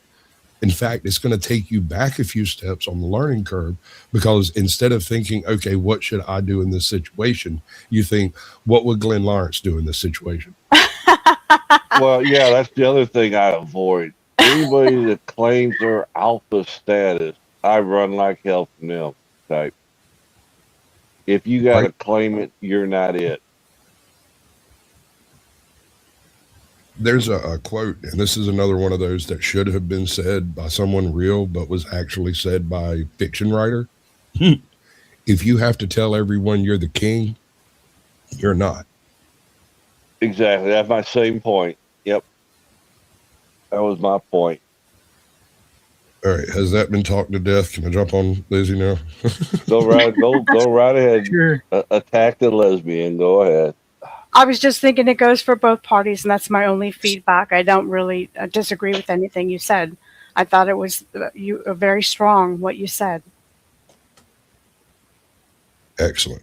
All right. So you might not be coming from the perspective of all women, but I noticed earlier when you were like chopping it up with Orthodox Guy, mm-hmm. you brought up hypergamy. And then you brought up, men being a dog sniffing around at everything that moves. No. Are you sure? No. I didn't call men a dog. I did not call men a dog. He made the comparison about a relationship with a woman versus a relationship with a dog. Okay, I'll buy that. So I was kind of like, well, I don't know if that's really. It was right on the tail end of that conversation, and I nice nailed the wrong parts. But what I'm getting at is, when you were talking about, well, he was saying that hypergamy is a natural condition of women, young women, yes. And it's not necessarily a bad thing, because without the experience of having dealt with monstrous men and then tempered men, I didn't say that it was necessarily a bad thing. I'm on the same page. I got you. I'm getting to it. I just woke up. I've only been up like 10, 15 I know, me too. I've been up for like an hour and that's it. I've had one cup of coffee. We're almost there. When you were saying that, and he was saying that, you don't get mad at a dog for barking. Right. And I was thinking one of the classics, dogs die and babies cry, and there's no point in getting too upset about either one of these things. Mm-hmm. And another thing is, I can sleep through babies crying as long as they're not doing the, hey, I'm hurt crying, As long as it's just, I'm unhappy, they got to get over that. They have to learn how to be unhappy sometimes and still sleep and do whatever needs to be done. When you realize, dogs barking also don't wake me up, or if it does, it wakes me up enough to realize, hey, that's a dog barking. Okay, fine, and I'm back asleep. I won't even remember it the next morning. But what would keep me up all night is a motherfucker screaming out the window for the dog to shut up. No, that dog is not going to shut up, and screaming at a woman is not going to keep her in your bed. And if she pretends like it will, and you believe her, you deserve exactly what you've set yourself up for. Well, when I was, you're still going? I'm coughing. I'm coughing crap up still. So I'm having Go on. You'll get your chance. I promise. I'm not going to just like rage quit and run off after. No, I'm just going to mute myself. Go ahead. So all of these dynamics that we're dealing with and I'm going to close it down to like just the dating part, the choosing of a long-term spouse, a mate, life companion, whatever you want to call it. That hypergamy is useful for a young woman, and a man takes that to be a direct affront against his manliness, whereas the woman or girl at this point has to learn the difference between, little boys that are out here playing, young men who are trying to look for a mate and haven't quite figured it out, versus a man who's figured out who he is, what he wants, and how he wants to go about getting it. And the interaction between the two creates this rift of misunderstanding where if the man is too old and the woman is too young, the woman cleaves to the security that, like OG was saying, that she wants, and she doesn't even know why she wants it, just like the man cleaves to the fertile young youth of a younger woman and might not even consciously realize why, and there may be some hormonal things in there. The problem is that sometimes women develop a type, and men do this too. I'm not just putting it on one of them, where they come across someone who has all the appearances of being a monster and controlling it. And then they realize that no, they don't actually control it. They just hide it. And so they end up in a bad situation that felt really, really safe and secure and wasn't. It was actually a trap, a very dangerous situation where an uncontrolled man is utilizing his strength and power in inappropriate ways, but hiding it from the rest of the world. Right. Yep. And the opposite can also be true, where you end up with like a long-term hoe and she's just looking for somebody to pay the bills. And every time you go to work, they jump on the milkman and the iceman. It's just part of the program. The trick is to not get too tied up on any one thing for too long without questioning what you're actually doing there. Right. And that's where it comes to being an issue, is men don't typically take the time for self-reflection that it takes to know oneself. And women, and it's because the men are too busy trying to prove that they're a man, and women get tied up basically, and I'm not trying, and I'm going to say this badly, Lindsay, but just if you can clarify it when I get it out, if you understand, please. Women get tied up trying to prove they can have something in particular that they want, whether it's a dangerous man or a nerd or safety or whatever particular thing, but they don't actually look for all of it in the same person. You could have the house, the car, and the money, but that guy's a total loser and can't get you off in bed. And then you can have the guy who like fucks you like a freight train, but he also lives with his dad in his dad's basement and is 42 and just wears a leather jacket and looks cute, Yeah. And that's really the trick. You want all of that in the same person, and not everyone has that. And you can't always find it when you want it. And so you end up, and this is true for men and women, you end up basically looking in different holes constantly because you don't find quite what you're looking for. And from the outside of that experience, it looks really shallow, really, really bereft of conscience. It sometimes looks evil, but when you realize you're not compatible with a person, there's really no point in continuing it unless you're getting something out of it that you need. Now, hit me, Lindsay. Well, I need a question. What exactly, or you just want me to comment on it? You said you had a question for me. When you're making this comparison between men and women, it's like, I don't know how to phrase the question, because hypergamy is not wrong until you get to a certain point in your life, right? Right. I'm seeing that it has utility for sure. It can be seen maybe in a sort of Christian Western kind of perspective as being immoral, if you want to put that on it, because through some biblical way or through some kind of fairy tale way or Disneyland stories that you grew up as kids when your parents raised you, girls were brought up to think that they could have it all, that they're going to find it in some Prince Charming, right? So there's another lie right there. Nobody has everything.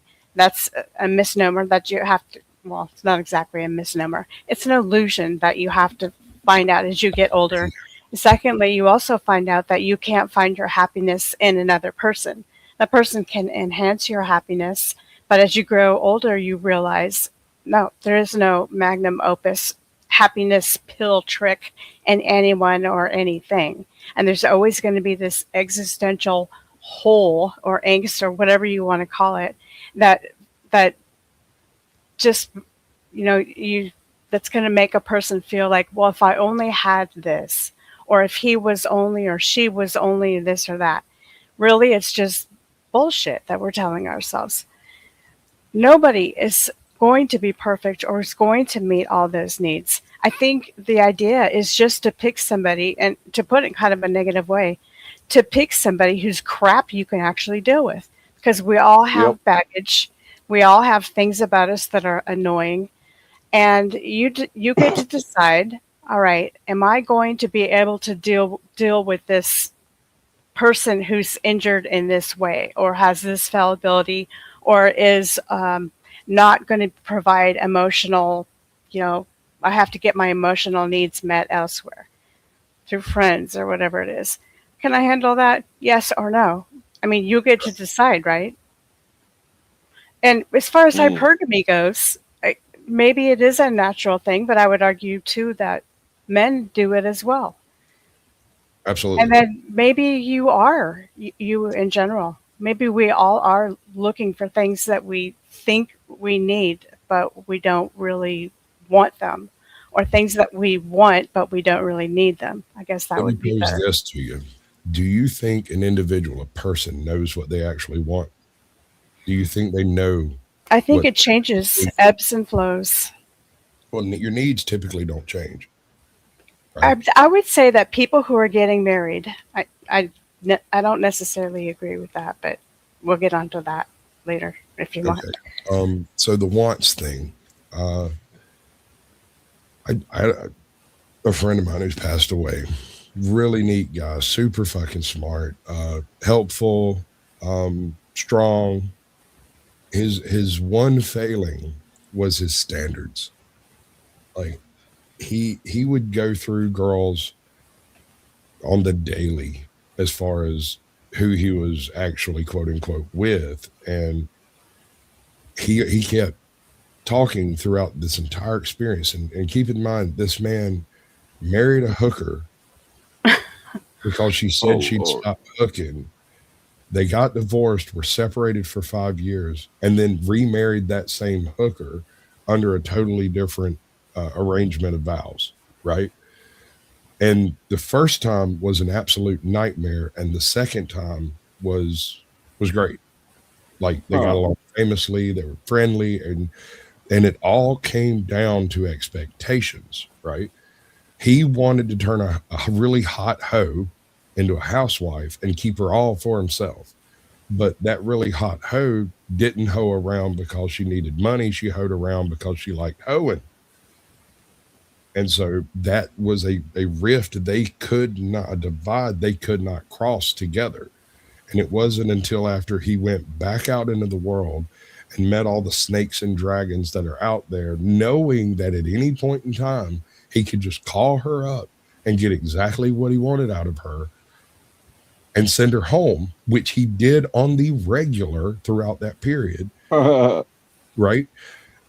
And then realized, wait a second, I'm happier with her hoeing around than I am with her not hoeing around or not having her at all. And so they got remarried. She moved back in, brought the kid, everything. And after that, it was like how you imagine your marriage would be, right? He was infinitely happier not asking where she went and not asking what she was doing. That single change in how they interacted. And also the second time around, she was much more open to telling him where she was going, but not what she was doing. Because he was really more concerned about keeping her safe and not, letting her go get freaking beat up or whatever it was that might happen. That was a large part of the worry.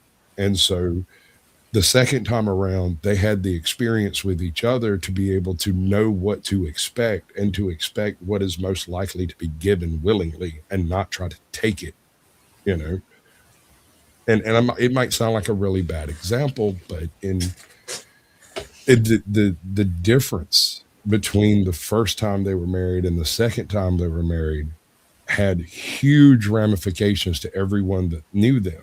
Because a lot of guys kind of have this problem of wanting that perfect 10, and they want her in a dress, baking bread and cookies and cooking. And this bitch couldn't cook a box, bro. Like she was finer than frog's hair split 3 ways, but she can't flip a flapjack. Get the fuck out. That was kind of the thing, is he kept trying to force her into his mom's shadow to learn to cook, to learn to clean, to learn to do all these things. Wasn't happening. She was not interested. She did a bunch of drugs, burn up her fucking nose, couldn't smell shit. So anything she cooked just tasted like shit anyway. And she would eat it. Like, she thought that was fine. But so what ended up happening is, in the second marriage, he cooked. And also at the time he was making a lot more money. So they hired a housekeeper to come in and do all of that type of wifey type things. And it was one of those invisible people that just were never there when they were there. Right. And so it just looked from each one's perspective, it looked like the other side had completed their tasks. So they didn't have to question that part. And what it fell down to was, are you safe? Are you happy? Can I get some booty? And that was it. And that if that's all you expect, and that is exactly what is available, it becomes a happy situation for both of them. Although there's a lot to be said for the mental illness that she was suffering from that type of lifestyle, but that's a different conversation, and it didn't have a direct effect on their relationship. And that's what we're talking about now, is the relationship, happiness, longevity, and that kind of thing. And she was with him till the day he died. So, I mean, a lot of people got really pissy with her for, all the stuff that went down and everything that happened. And she was always really weirded out by me because I just accepted it and moved on. And she kept waiting for the hammer to drop for me to come at her for, being a hoe and cheating on him all the time. And why are you over here doing all this stuff? Blah, blah. And I never said a word. And it wasn't until after the funeral that she was like pretty fucked up. Looked over at me and was like, why did you never get mad at me? And I said, why would I get mad at you? You're doing exactly what it is you do. You haven't changed a bit. You're the same chick you were when you were 15, 25, or 30. You're doing exactly the same thing. So why would I be mad at you when you came in and made a very unhappy friend of mine very, very happy for 10 years? You make me want to get a divorce now. You broke my heart. It's kind of along the same lines of what I was saying before, again, and saying it in a different way, which is pick the kind of crazy you're going to deal with, because everybody has a little touch of it. Right. If you marry an alcoholic, you get ready and be, ready to deal with that stuff, and don't be surprised or crying when he gets drunk and and it gets mad at you for no reason, or whatever the case may be, or she. It's kind of like you do change, but I guess as a couple matures, the expectations do change and the acceptance changes, and that's why I think young couples might fail a lot. They have all these expectations, and they're fairy tale like expectations, and nobody is going to be Mrs. Right or Mr. Right. But when you're 18 and you're head over heels and you're horny, and you make this just completely impetuous decision based on lust and feel good chemicals, I think it could be a recipe for disaster, and it often is, more than 50% of the time. I'll agree with you. I got Chuck echoing me there. That's right, in the choir. As far as I didn't know he was talking about the Iceman and the Milkman. When I was in Germany and just got married, every day when I come home, there'd be a case of beer at the front door and a loaf of bread on the windowsill. No charge. Now I know why it was no charge. Thanks, Sasquatch. Yes, sir. You're welcome, Chuck. And I'll leave your case of beer and your bread loaf later.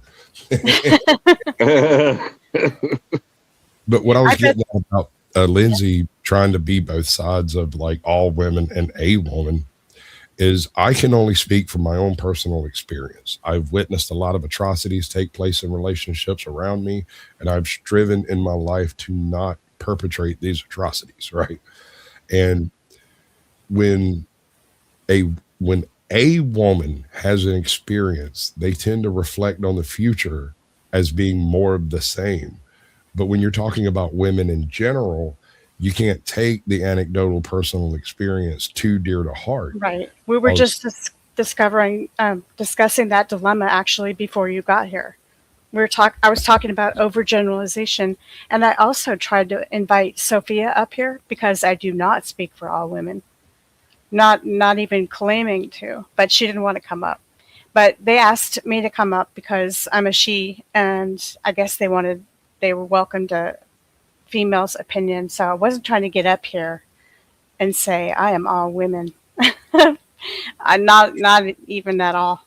I was getting up here to kind of have it generalized. Yeah, I didn't hear you doing the all woman thing. Maybe I misheard, but I didn't hear that. It was more along the lines of how she reacted to a few things that were said. I can't remember specifically. The dog comment, especially. Yeah, I think I came in on the tail end of that and didn't catch what led up to it, and so it come across to me different than it was. The dog comment was orthodox. I don't know how we got into the marriage and all this stuff.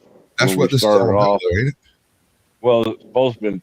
It was supposed to be friendship, not more or less romantic. But honestly, how can you really separate romance when you're talking about friends of the opposite sex? Because I don't know many gay people that come to my panels. So, I mean, because I said like a friend, someone you get close to, there's always potential for romance if you're attracted to them and they're attracted to you. So, you know. Yeah, I've got a perfect anecdotal bit. And I've mentioned this a few times. I don't bring her up very often, but I recently talked to her. She was like, "Oh no, tell everybody it's fucking hilarious." And I was like, "Okay, I'm not going to drop names, but here we go." Waffle House?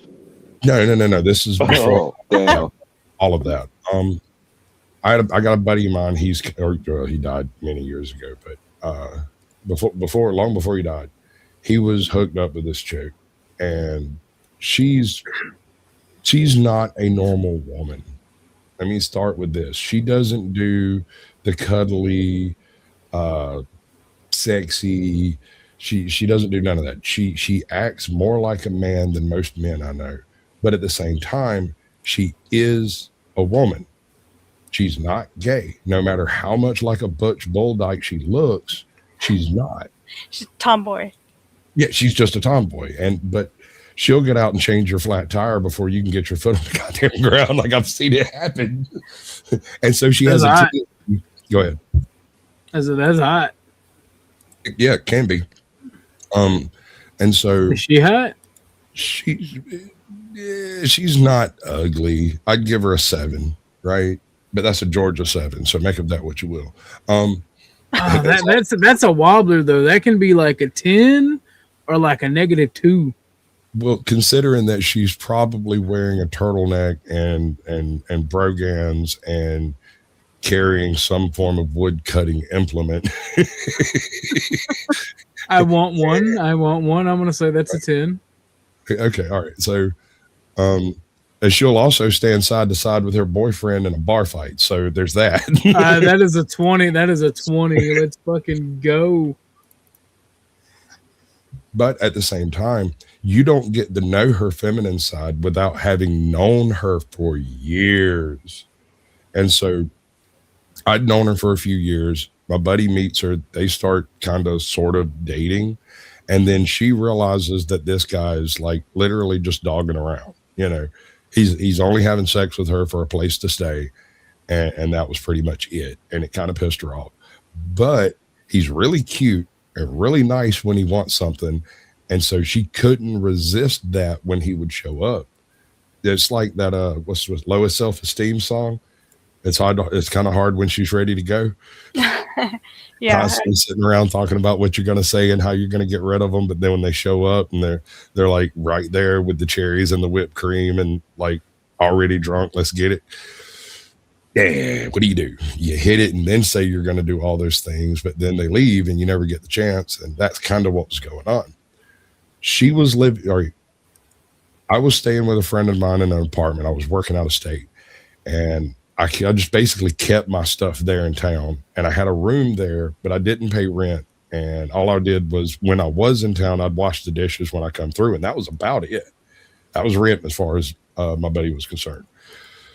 While I was out of town at one point, he left the apartment and she rented it. And so I come home, knock on the door, she answers the door, and I literally just push by her and go back and dig through my shit and swap out some clothes and stuff and repack this bag and put everything up, wash the dishes, and left.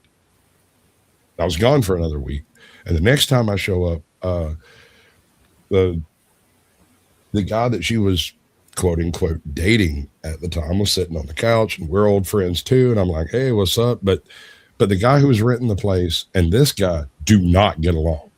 He would not be in that apartment. And so when I stepped in, I actually missed him on the way in, swapped out all my stuff, washed the dishes. And when I come out and saw him sitting on the couch, I turned and looked at the chick and was like, my buddy doesn't rent in this apartment anymore, is he? And she's like, no. And I was like, well, can I come get my stuff tomorrow? I don't really have any way to take it right now. And she's like, I'll talk to you later. Just leave it there. I'll give the landlord a key for you. Just leave the key with him. Use it when you come in. And I was like, okay, fine, cool. Because I got to go, right? So I left. The next time I come back, she's sitting on the front porch smoking a cigarette. She does not smoke unless she's really, really, really stressed out. And when I showed up, I was fucking hammered. I'd just come from the bar, and I'm like walking along missing one shoe. I was fucked up. And she's like, can you talk to me for a minute? I was like, fine, sure. And she told me everything that was going on. I was like, dude, you need a boyfriend, like a real one, not that bullshit. You need somebody. If you want to stay at home boyfriend, that's what you need to go looking for. You know, you're not going to find a big, hefty, strong man who's going to let you be a big, hefty, strong man and do all the manly things. That's just not going to work. You know, you might. Whoa! Don't fill her head with that nonsense. If you knew her, you'd understand this perspective. She might be attracted to that type of thing until she gets home. But the second there's a discussion on what we're going to eat for supper, there's no discussion on that. It's whatever she wants to eat for supper. That's just the way that is, bro. And if you're not going to cook, as long as she doesn't try to feed me seafood, I'm good. Right? I'll die. That'll be homicide. So, yeah, no, I get it. But the thing is she was kind of stuck in that juxtaposition of looking for a real man, but only attracting beta males. You know, it wasn't that she couldn't do it. It was just that the men that are available in this tiny town are mostly either fakes, pussies, or what do they call them? Posers. Right. So I'm like, look, I know I was supposed to come get my stuff. She's like, no, I told you could stay. You just, don't fuck nothing up and keep doing the dishes. And I was like, okay, fine, whatever. And So I crashed out on the couch that night. And when I woke up the next morning, she was sitting on the coffee table with a cup of coffee. She was sitting on the coffee table drinking a cup of coffee before she went to work. And she was like, I had an idea. I was like, this is going to be great. What is it? She's like, anytime a man shows up here, you're my boyfriend. And she grabbed her bag, got up, and walked out. And I'm hungover. I've got like a Sahara fucking desert in my mouth.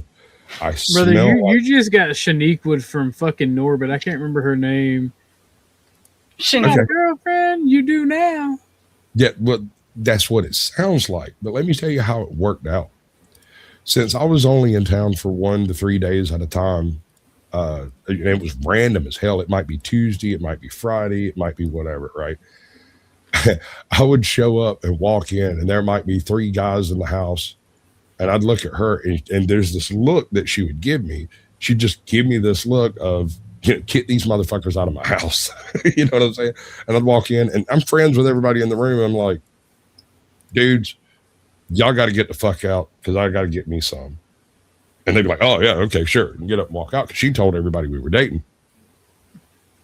She'd already handled that whole end of it. And she'd give me the look, and I'd be like, y'all got to go. And they'd get up and leave. And she'd like either go somewhere or fuck off, go to bed, whatever. And that went on for almost a year. We've never had sex. We've never been on a date. We don't drink together. We don't hang out. The only time we talk is when one of our mutual friends is having problems and we can't figure out what to do to help them. That's it. That's the relationship we've had. And so there's no expectation from either side. It's entirely quote unquote fake relationship. But then at the same time, the part of the relationship that necessary functions. Does that make sense? What I'm getting at, all women can't be all women. And a single woman can't be, or when I say single, I mean an individual woman can't be what all women are. You know, and realizing that earlier is better than having to figure out what to do about the roguish ass bitches that you're attracting. And that goes for both sides, male and female. The only reason this worked is I never expected sex. I never expected her to cook. I never expected her to give me money or do any of the things that most other guys expected her to do. And she never expected any of that shit from me, with one exception: be the man of the house that other men can respect, that they have to respect. And that was my only purpose. And it never came up unless she was like, hey, can you do that thing?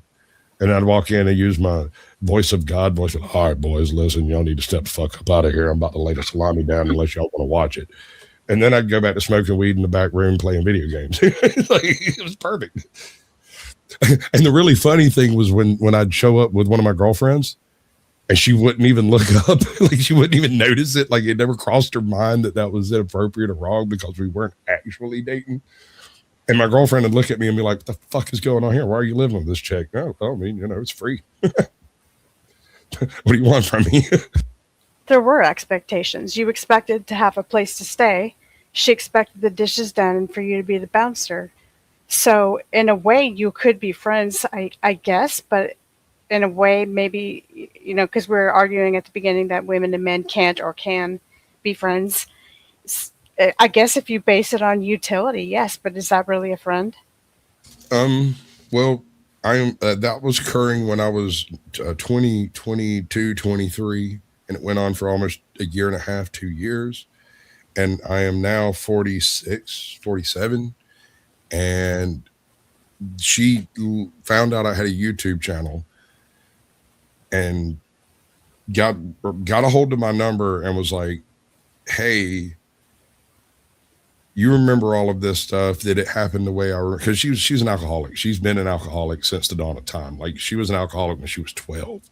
Like, in her household, her whole family are alcoholics. And so it was just okay. It was normal for anybody in the house to be walking around drinking a beer at like fucking 9 a.m. Like, her whole family will sit down to breakfast with fucking Bud Lights and Budweisers, hot flapjacks and hotcakes, you know.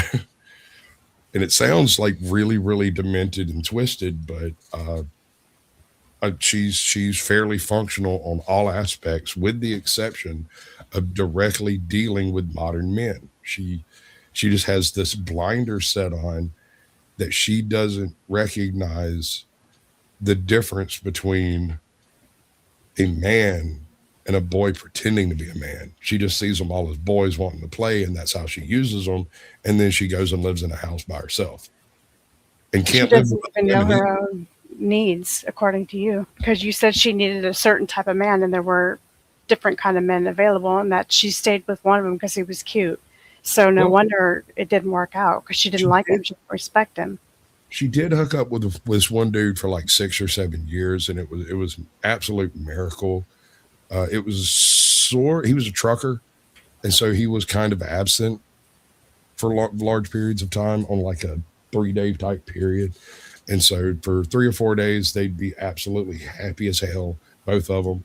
And then for 3 days, he'd be gone, and she'd get that chance to, not be the chick. And she was very, very happy. And then he died of, I think, a lung embolism or something. I don't remember what it was that killed him, but he died suddenly. He came home. They went out to dinner. I think it happened around like Thanksgiving or something. And she's not real big on that type of family shit either. And so he came home. They had like a big dinner, went out to a movie, did the whole thing, had sex. And she got up the next morning to go to work. And when she come home for lunch, she was sick. And so at this point, she's decided that was literally the only guy on earth that could put up with her bullshit. And so she's not even trying anymore. She just has decided that, men are for other people. And I keep trying to convince her otherwise. Every time I talk to her, I'm like, nah, dude, you just need to get like scrubbed real hard by somebody you don't give a shit about, that you don't care what they think later. You know? Maybe that's not what she needs. I don't know. I wouldn't know. True. But I feel like that's exactly what she needs. What's up, Ricardo Sunrocks? Go ahead, my bad. But you get my point on it. Like, she has a very unique position, a very unique perspective, and listening to other women talk about their man problems is probably not going to help her a whole lot. Then it's not her fault, and it's no one else's fault. It's just the circumstance. Maybe she doesn't want the entanglements of her relationship right now anyway. I mean, there wouldn't be anything wrong with that either. She's never really wanted the entanglements of it. She wants all the benefits of a relationship, and then for them to shut up, sit in the corner, and do their wood burning or whatever. Well, that's like, fucking a girl because she's hot and she's 20 and you're 47, and then getting surprised because, as Ortho was saying, she does what she's obviously going to do. Gets tired of you, goes out with some other guy that's around her age. And I mean, it's like, why are we even surprised? Or why? I thought he made a good point. He said, why are you getting mad at the dog for barking? Why are you getting mad at this person for being the way that they are and having expectations that are totally unrealistic? Instead, I think she did the right thing, which is just stay by yourself. Realize you've got some work to do. Don't have any more entanglements. Go build some wood furniture or something. Here's a funny one. The first time I met that dude, and I've known this chick since, we were like 10 or 11 or whatever. So like none of this is unusual to me. So when I showed up, she was living like 2 counties away, and I don't remember how I found out where she was staying, but I was delivering windows and stuff over in that neighborhood. And I was like, shit, I'm gonna go over there and talk to her. And I swung in, and I didn't know that he was like a trucker and that he's only home for like 24 to 48 hours at a time. And he's gone for about the same amount, roughly 3 days, 72 hours. And so I show up about 20 minutes after he had come home. I knock on the door. She invites me in. We go in, we chat for a few minutes. I'm only here for like, 30 minutes. I'm just killing a little bit of time till the guy that I'm delivering stuff to shows up, and which is literally like right down the block. So I'm not even out of place as far as all that's concerned. If she wasn't there, I'd have been sitting in that dude's driveway waiting on him. So I come in, we sit and talk and BS and everything. And she's happy as a clam, dude. I've never seen her that happy in my life. You know, she's a very stoic woman. She doesn't really do that giggly, girly, tittering type thing. And she's here doing that shit. And then the dude comes out after taking a shower. And it was really funny to me because when he came out, he was wearing a towel wrapped. he's got a towel wrapped around him, and he's wearing like a 3% leather jacket type thing, like not jacket but vest. And he's got nothing else on. Like this was leather on skin and dripping wet out of the shower. And he comes out and he looks at me. He's like, "And who the fuck are you?" I said, "Might be your goddamn daddy. You come at me talking like that." And his eyes got real big, and April started laughing her ass off, bro. She giggled, fell over on the floor, and just started kicking her feet. And then he sat there, he stared at me real hard. I'm just waiting to see which way this bomb's going to drop, you know, because I didn't like call her and be like, "Hey, I'm going to come by." I didn't expect her to be there. I didn't expect anybody to answer the door. And I didn't want her to think that, you know, it was out of place for me to come by and her not be there or anything. You got one over. But you didn't, because he used your towel on his balls. And yeah, I just didn't, none of that. And she started giggling, and then he sat there and stared at me. There was something about it that I realized he's not angry. He's not upset. He is extremely intrigued by a man who showed up unexpectedly to talk to this woman who doesn't deal with men, normal men, in the normal way. So obviously I'm not here to get laid. In his opinion, like there's something else going on here, and he's curious, but at the same time, he doesn't think it's any of his business. And so he's kind of waiting for me to volunteer. And we sat there, stared at each other, and she giggled, laughed. It was like, "No, I'm not telling y'all nothing. Y'all got to figure this shit out on your own. Good luck." And then she sat down and popped her a beer and watched the show. And I was like, "How long have you known her?" He's like, 3 years. I was like, "Okay, that explains everything." And he says, "Really? How's that?" I mean, give it another 10 years and you'll figure it out. And he's like, "Whoa, hold on. You've known her that long?" I'm like, "Dude, we've known each other since, you know, damn near birth. So like, make of it what you will." How come you weren't attracted to her? I mean, you gave her a 7 out of 10, so I understand you just thought she was okay looking. But it seems like many different ways she was attractive. She was attracted to many men. And many men wish what was missing? I'm autistic. Whoa. You can't throw that autism around. I'm autistic, and I'm very intrigued by this prospect. Sure. And ordinarily I would have been, but the thing is she specifically does enjoy my ability to take control of a situation. She does not enjoy my necessity to do so within my own life, right? Like she wants full control over her life. Right. I want full control over my life, and that otherwise she would have gone for it if she were a little more submissive. That was the only thing keeping you back. I think that leather jacket she was after. I don't think she was attracted to me, and I'm not the other guy that the drunk chick shows up to fuck. You know what I'm saying? You have to convince my penis you want it, and that ain't on me, bro. Like you can be fine as hell and nothing will happen because, you know, I don't believe you want it. You have to want it. It has to be at least you need to be hit over the head with a bat by a woman saying, "I want you and I want your body," before you'll proceed. Well, you see, that's one thing. There's another chick. It's kind of a similar situation where she's really, really, really dommy kinda, but she only actually has relationships with guys that can overcome her dominance, right? This chick, we never talked. We only associated vicariously through various, what do you call it? We had the same friends, right? But me and her, we do not click. We don't get along. She's attractive as hell. She's attracted to me. But at the same time, we have nothing in common. We don't talk. We don't hang out. We don't drink the same drinks. We don't even really like the same people, but it's a small town. And so there was overlap. The weirdest thing about this chick, she's hot. when we would be left alone, she'd give me this look and I would shrug and we'd fuck. There was no foreplay. There was none of the things that usually have to So take you place. did go for her. No, this was a different chick. This wasn't Oh, okay.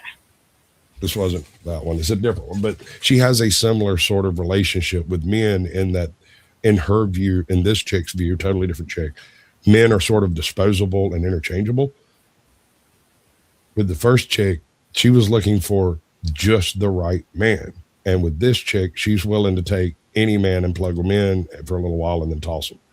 And I became a guy that was untossable. So useful, but not loved, not there was no romance, there was none of that. And I've never encountered a chick quite like that since or before. I've never seen other people pull that type of relationship off and it work. You know, I don't understand it. I don't know how that came to be, but and this is something I can't beat through my friends' heads when it comes to like, how did you get her in the bed? I didn't. The first time we had sex, she got into an argument with her boyfriend. He left pissed off. Her and my girlfriend talked for a little while, and then she left to go to work. And then I was actually in the house asleep by this point because the arguing had gotten to a point that I didn't want no part of it. I was going to hit somebody in the head with a fucking tire iron or something. And so I was like, this is none of my business. I just got to get the fuck home. And I went and got in bed. She comes in, which the whole reason they'd come by was so she could use the shower and get ready to go do what they were going to do. And then it melted down. And she just come in and jumped on it. Damn. I was dead asleep, like headed towards that morning wood thing. And she just came and got some, told me to shut the fuck up, don't talk about it, and left. And it just left me really like, she hates me. Why would she do that? Well, the one thing she did like about me was the fact that I don't belittle her. I don't treat her like shit. I'm always courteous and I'm always there, you know. And it was years later that she tells me, well, the whole reason me and you work is the fact that you don't care. You don't care. You don't care if I show up, if I don't show up. You don't call me up wondering where I'm at, why I'm not there. You don't hit me up for booty calls. You don't do none of that. And it's always sort of a coincidental in the course of the day kind of thing. I don't know. It's another one of those very strange relationships I've never been able to quite quantify.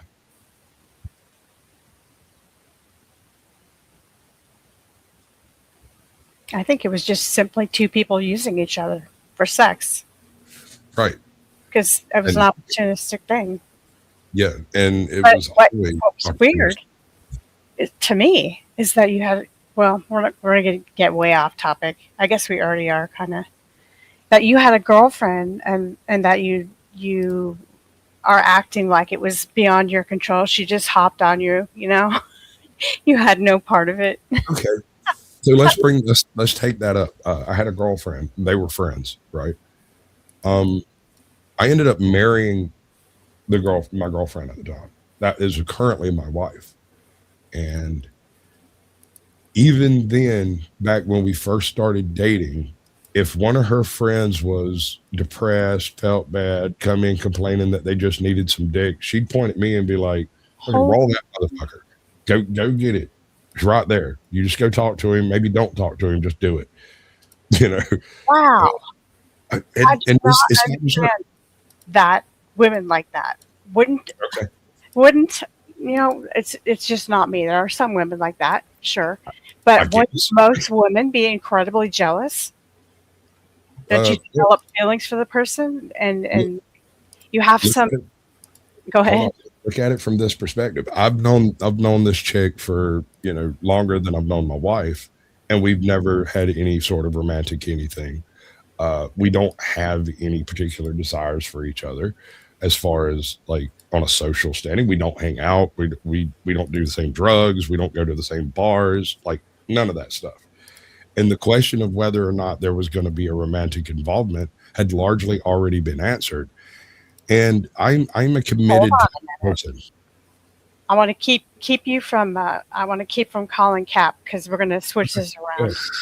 Your wife, who at the time was your girl. Okay, I'm going to say your girlfriend. Right. Switch back the clock a little bit. She decides, you guys have had a horrible argument. She's really mad at you. Her friend has a good-looking husband. She says, "Can I hop on him for a little while? I need to feel better. I need to borrow your boyfriend's huge dick and just feel better about it."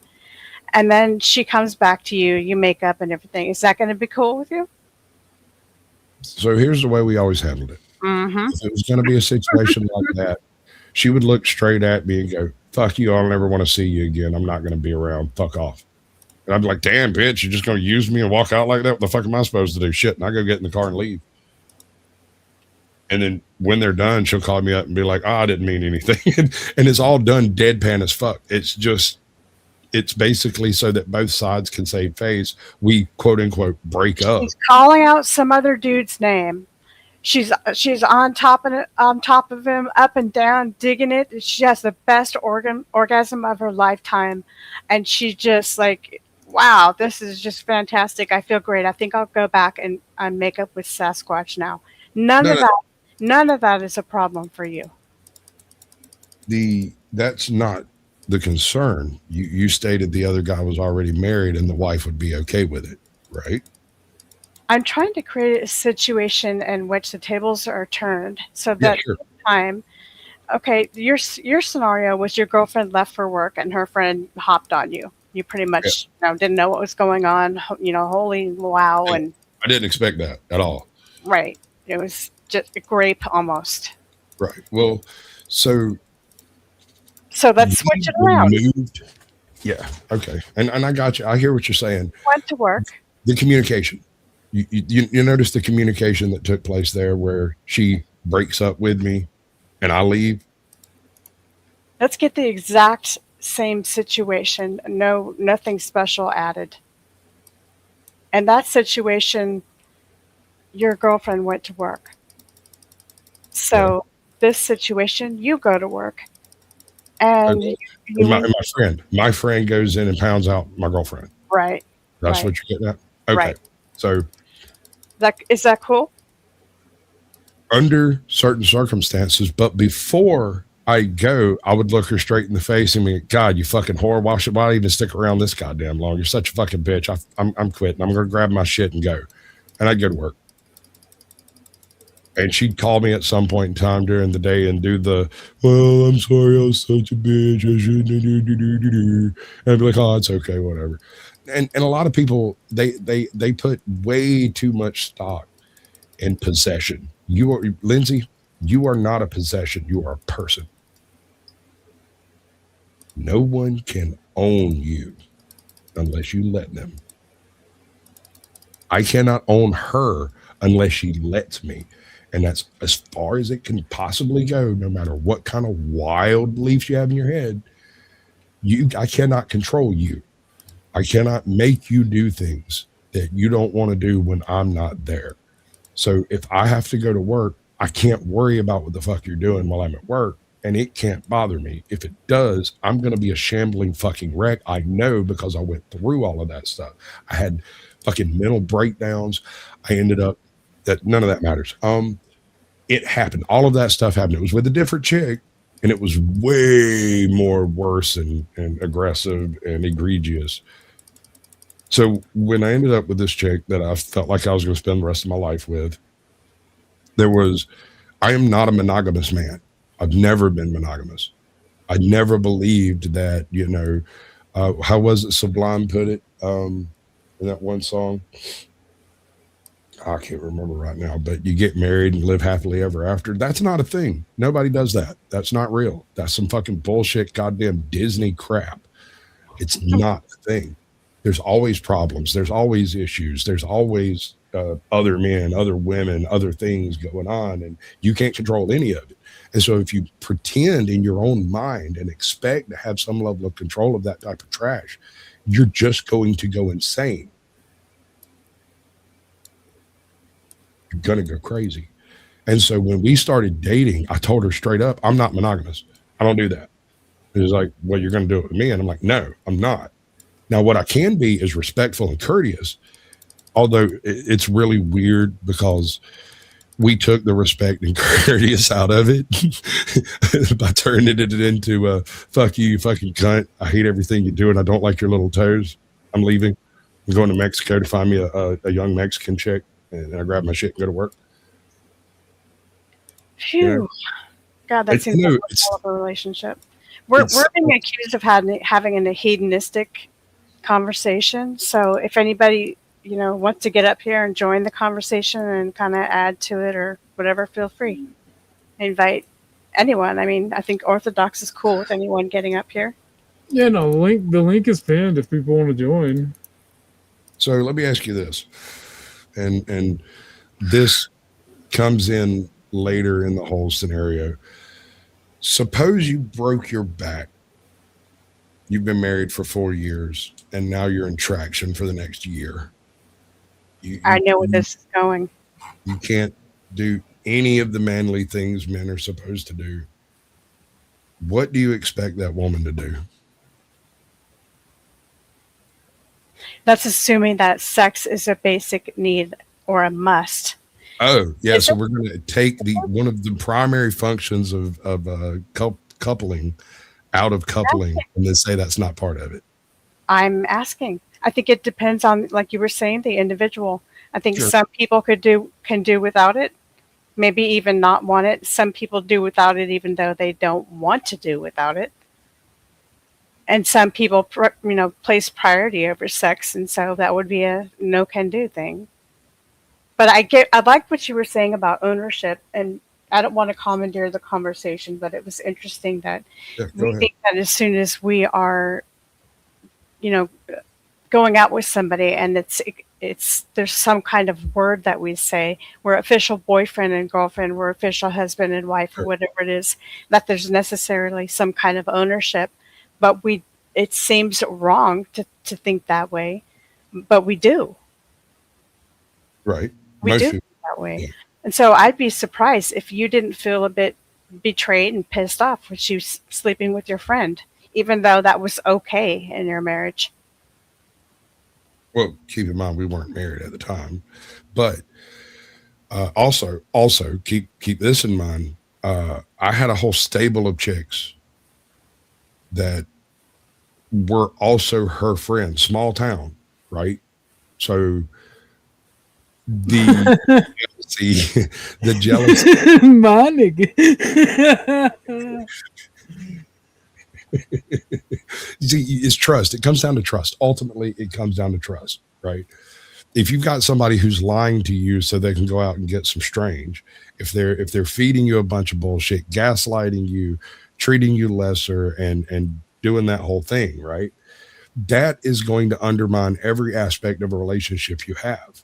And if you yourself are incapable of monogamy, but you expect your other to be monogamous and you're going to go cat around, that's a relationship that's established on sand. It will never stand. Right? You cannot trust that person. So instead, I say, trust them to be themselves. If you're going to marry a fucking hoe, you're not going to be able to change that. Yeah. Yeah. So I didn't marry a hoe. I married someone who has friends with benefits. Most of them are dead now. Like, she knew them and was fucking them before I ever came along. And then she tried to do the whole playing house thing, and it just wasn't working because I don't do monogamy. So why should I expect you to? And you're going to call it cuckoldry, you want to call it whatever. I don't care. It's different. I'm not calling up some big black dude to come rail my wife in the hotel room while I sit in a chair, right? I'm not over there participating. I'm not involved in any of this. If I was going to try to stop it, it would do nothing but cause problems in our relationship in the first place. I can't expect anything out of you that you don't expect out of me. So what's good for the goose is good for the gander. I've heard you say that a dozen times. So you don't get to control me and I don't get to control you, and we don't own each other. One thing, I prefer honesty over any amount of fuzzy feelings. I would rather be pissed off about you telling me the truth than feel good that you lied. I'll get over being pissed off, but when I find out you lied, I'm going to be pissed off. Well, it's like you can't win either way. There's always going to be a repercussion or some kind of feelings or some kind of whatever that happens when telling the truth. But I would say, God, telling the truth and being able to tell the truth in a relationship would be such a relief. Yes. You wouldn't have to hide. What if you had these feelings that are unacceptable that normal people have? If people are married for 20 years, you think they're not interested in looking at other people? You think they don't notice that there's somebody foxy or that they want to flirt with? You think they're dead? Or, I mean, it's just assume all these things that are kind of contrary to nature once people are married, but then you say, well, that's a contract you have with God or whatever it is. So you got to obey it. You got to go by these certain rules and, calm your lust for other people. And I don't know. People don't talk about those things that happen naturally. They just end up cheating and then not talking about it. And I think cheating is one of the things that happens when people try to control other people.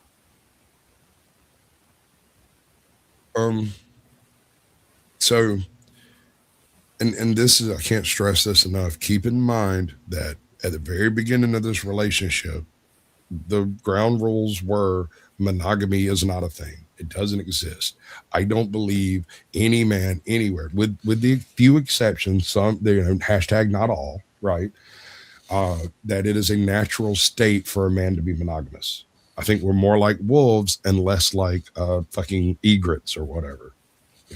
We're not birds, we're dogs, and that goes for both sides. Now, if I'm going out with my girl and we're out on the town and I see a really foxy lady, I might give her the eye, but I'm not going to say anything. I'm not going to do anything. I'm not going to hit on her because that would be disrespectful to my other half, right? And I expect at least that much common courtesy. However, if I'm going to be out of state for a month working on some fucking power plant somewhere doing engineering work, I can't control you.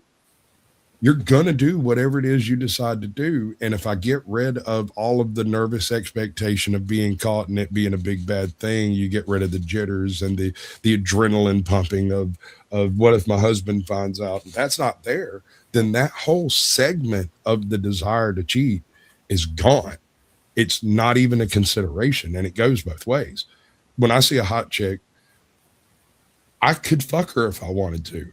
All I've got to do is look at my wife and be like, hey, I'm going to go hit on that. Oh, man. Right? And she'll be like, Jesus Christ. I mean, you have tight, dude. She's got 200 tattoos that I can see. God knows what's under that skirt. Yeah, I'm kind of curious. My man. Let's go. Chuck, I was wondering what you're thinking of all this because you're writing something in text, but First off, Easy's already trying to switch shit around and back out, bruh. I'm not the first person this faggot's backed out on. Fuck off and go be retarded somewhere else. And another very serious thing, I do not compare my relationship with my wife or my girlfriend when she was my girlfriend, and this took a long time to learn, to yours or Chuck's or OG. I'm not you. I don't know what you've been through. I don't have your experiences. I haven't had the issues that y'all have had, and I don't understand why y'all do the things that y'all do because I'm not you. I don't trust people. I don't trust you, Lindsay. I don't trust you, OG. Chuck, I do not trust you. But I trust Lindsay to be Lindsay, and I trust OG to be OG, and I trust Chuck to be Chuck. And if Chuck does something outside of what Chuck does, I'm going to have questions. I'm going to bring it up. We're going to have that conversation probably in private, right? So whatever you want to try to put on me as your expectations is a you problem. It's not a me problem. I'm happily married. I have been for 20 years. I don't see any divorce in the near future. I've got a couple of side chicks, but my wife knows all of them except one and approved of that one on the basis that it was novel. And And I because exactly what you said, as far as like how you might feel some kind of shit, I don't care what happens when I'm not around. Right. If I knew, I might give a shit. What if it, what, oh, damn. What if it, okay, you really don't care that it makes, okay, that, how that would make me feel probably would be jealous. I Oh, would feel wait, hold insecure. on, hold on. Okay. No, he challenged me. He popped off at the mouth. He's trying to back out. We're not here for this today. We've had 2 streams where you faggots can come over here and run your mouth. Say something again, you're gone for the day. I've already read out the emails that shows he's a little bitch that's trying to fucking switch shit around. It don't work that way. You don't need to know who I am to take a fucking ass whooping. All right, you guys go ahead and finish. Yeah, I'm just saying, you can live how you want to live. You can do what you want to do. You can have the problems you want to have. And I got that already. I got that. And then I said, well, wait. And you said you didn't care. And so I was blown away by that without necessarily thinking that I'm judging you. I was taking the place of the woman and saying, well, gosh, I'd feel insecure. I would feel jealous. Probably my self-esteem would take a dive because my husband is going for all these women that he likes on a whim, and he's got 5 girlfriends. But you just told me you don't care because that's her problem. I trust her to be her. She has a type. She has a certain requirements for her to be interested in people. And as far, at least up to this point, there's only like 2 people left alive, as far as I know, that she's interested in. Both of them are married, also to friends of ours. And we all used to be part of the whole swingers group until like some, and this was before we got married, right? So we you were do care about her feelings. You said you don't. That was just my question right there. I absolutely care about her feelings. Yes. What I don't care is what the guy she's fucking thinks. I don't care what you think about the guy she's fucking either, for that matter. And I don't care what you think about that it happens or whatever. And whether it happens, you know, one of the things we have, and I don't like calling them rules. We have traditions, I guess you could call it, because we've all known each other for years with like only a very few couple of exceptions. I don't trust her. I trust her to be herself. And her personality type, the way she functions, she's not likely to go out and hunt down some, you know, 22-year-old guy and chat him up at a bar. She hates bars. She typically Is she likely to chat up some 50-year-old guy or any man at all? It's very, she might be as autistic as me on this point. Okay, so you guys just don't get jealous. You guys don't. Right. She prefers people that she knows. She doesn't like doing the whole met a new guy, wonder what this is going to be like, that whole thing. That just leaves her a nervous wreck.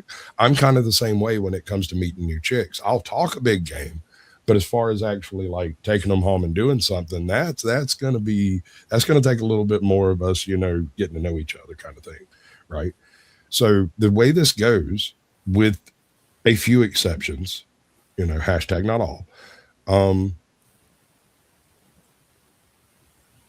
if for whatever reason she decides she wants to do something, she's like, we're getting a divorce, I'm going to go talk to, and names the guy's wife, right? And she does. She goes and talks to the wife. It's not. Okay, that's just a whole different life. It's not a. It's obviously atypical relationship.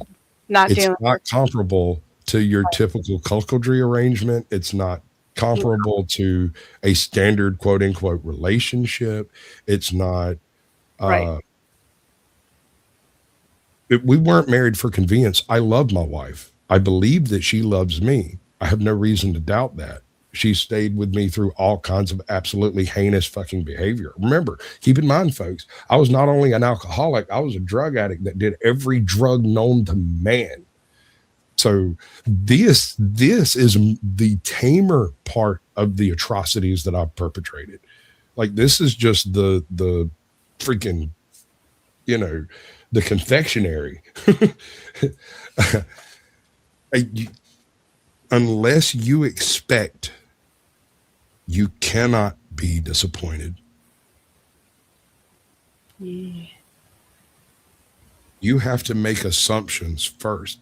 And if you choose to make assumptions, then fuck, that's your What's problem. wrong with having expectation? You know what? I could just go on with you on and on and on all day, but it's And just if you want to, does anybody we'll else do this want to? backstage sometime, and then we can do all of that. I'll name names and explain everything, but just keep in mind, she went to a different school than I did. We lived in the same county. We all know the same people, and we're largely dealing with those same people today. One exception is my current side chick. She's a 24-year-old girl who went to school with my daughter, right? And that sounds all creepy as hell, except and the fact that I went to school with both of her parents, right?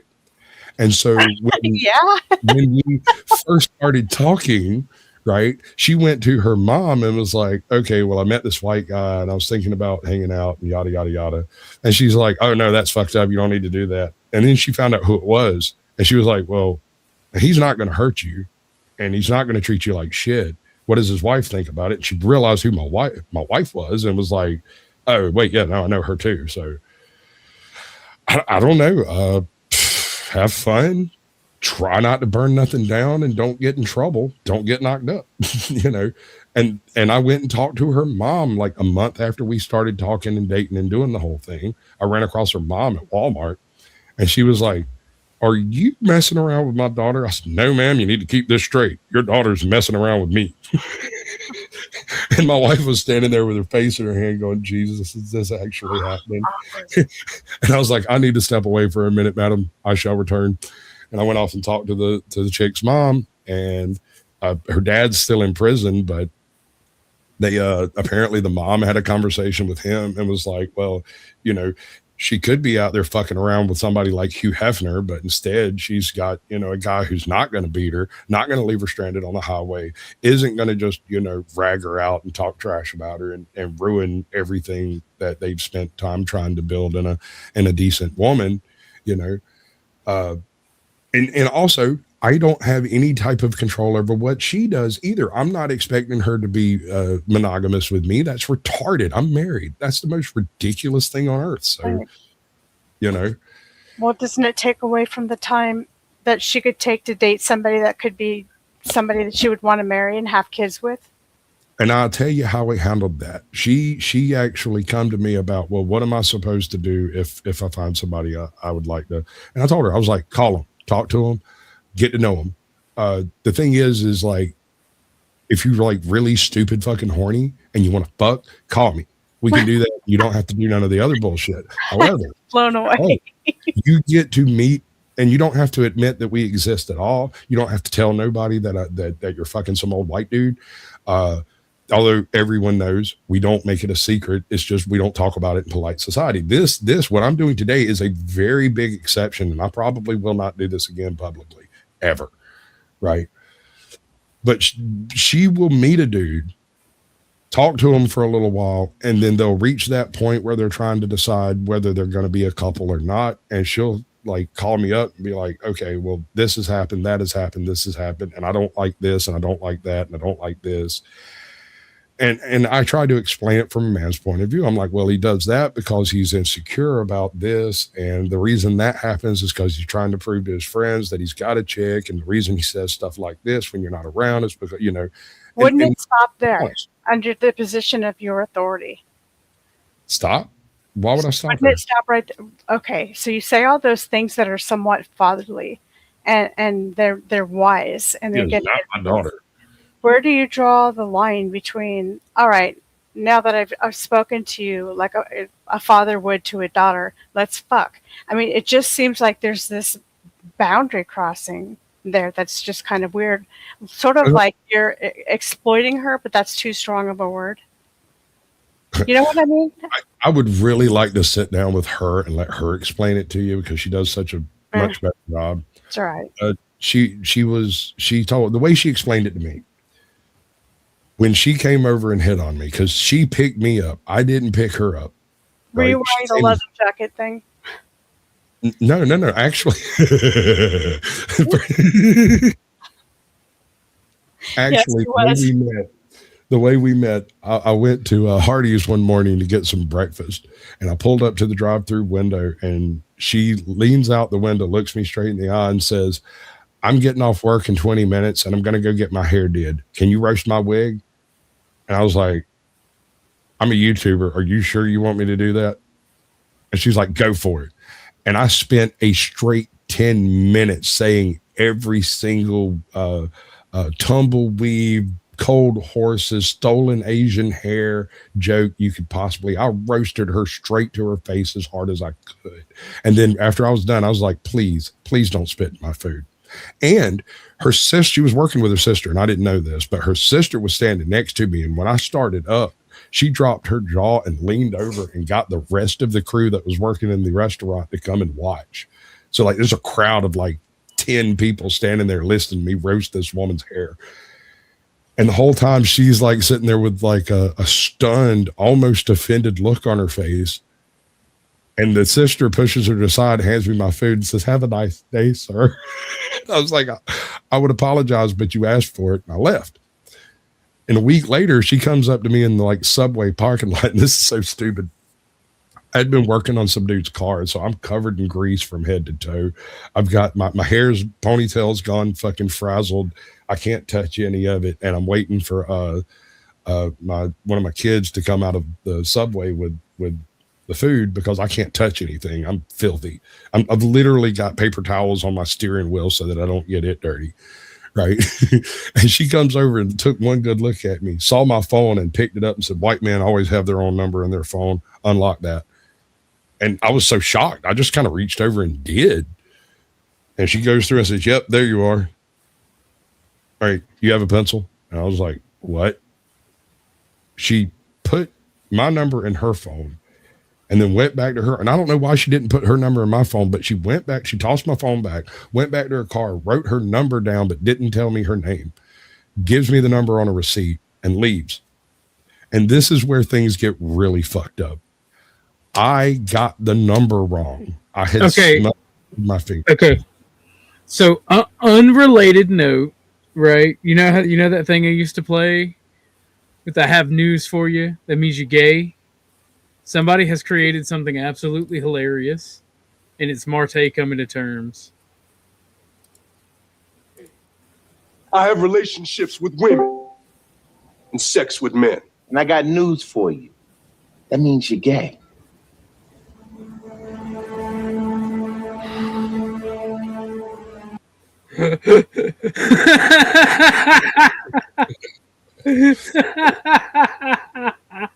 Should have got a clip with his lips moving at least. Quivering. Go give that a like. Yeah, that's good shit. Imagine going to a party where all your side chicks and all your girlfriends, side guys are all at the party with their wives and husbands. All right, I'm going to ask this. Is your wife your sister? No. In Okay. fact, my wife is one of the few people in this county I'm not actually related to. They're not from here. I'm not going to pass a judgment. You do what you do, bro. No. Each man's got his own flavor for life. I am not touching that with a 10-foot pole. The good Lord said, "Each man is free to do as thou wilt." What we've basically attempted to do is remove the deception, the lies, the gaslighting, all of that stuff, right? As much as possible, Yep. Now, I will disagree, in my opinion, with one viewpoint about the monogamy thing, because we're not actually animals. We're a step above animals. We got a brain that functions. So I think that maybe we don't have to succumb to the urge like animals do. And I don't. I didn't say you did. I was just saying when it comes to monogamy. I agree with you 100%. 100%. This is an entirely rational decision made by someone who's had some less than rational experiences. I bet you out there on that smack or crank or whatever you was doing. Yes, all of the above. Yes. Yeah. I forget the name of that other one before all this new stuff came about. I've never done Flocka that I'm aware of. No, that's a new one. I remember when crack first came out. I'm like, crack? What the fuck is crack?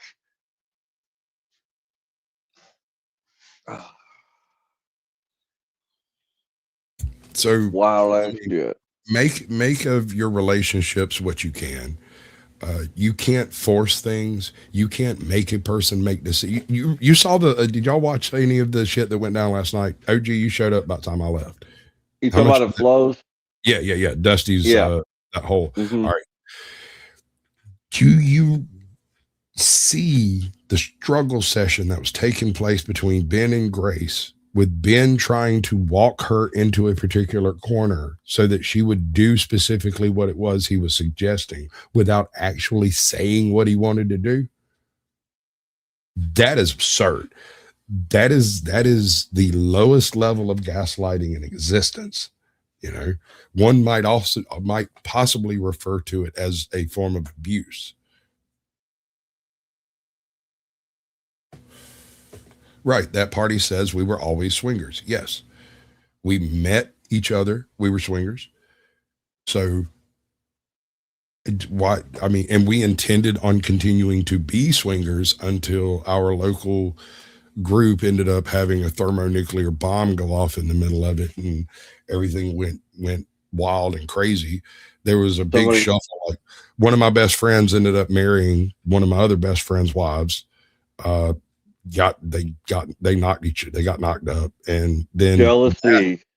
Yeah, well, it was more mechanical than that. Yes, jealousy was a part of it, but in the middle of all this, there are a couple of guys whose wives aren't involved, and there's a couple of chicks whose husbands aren't involved.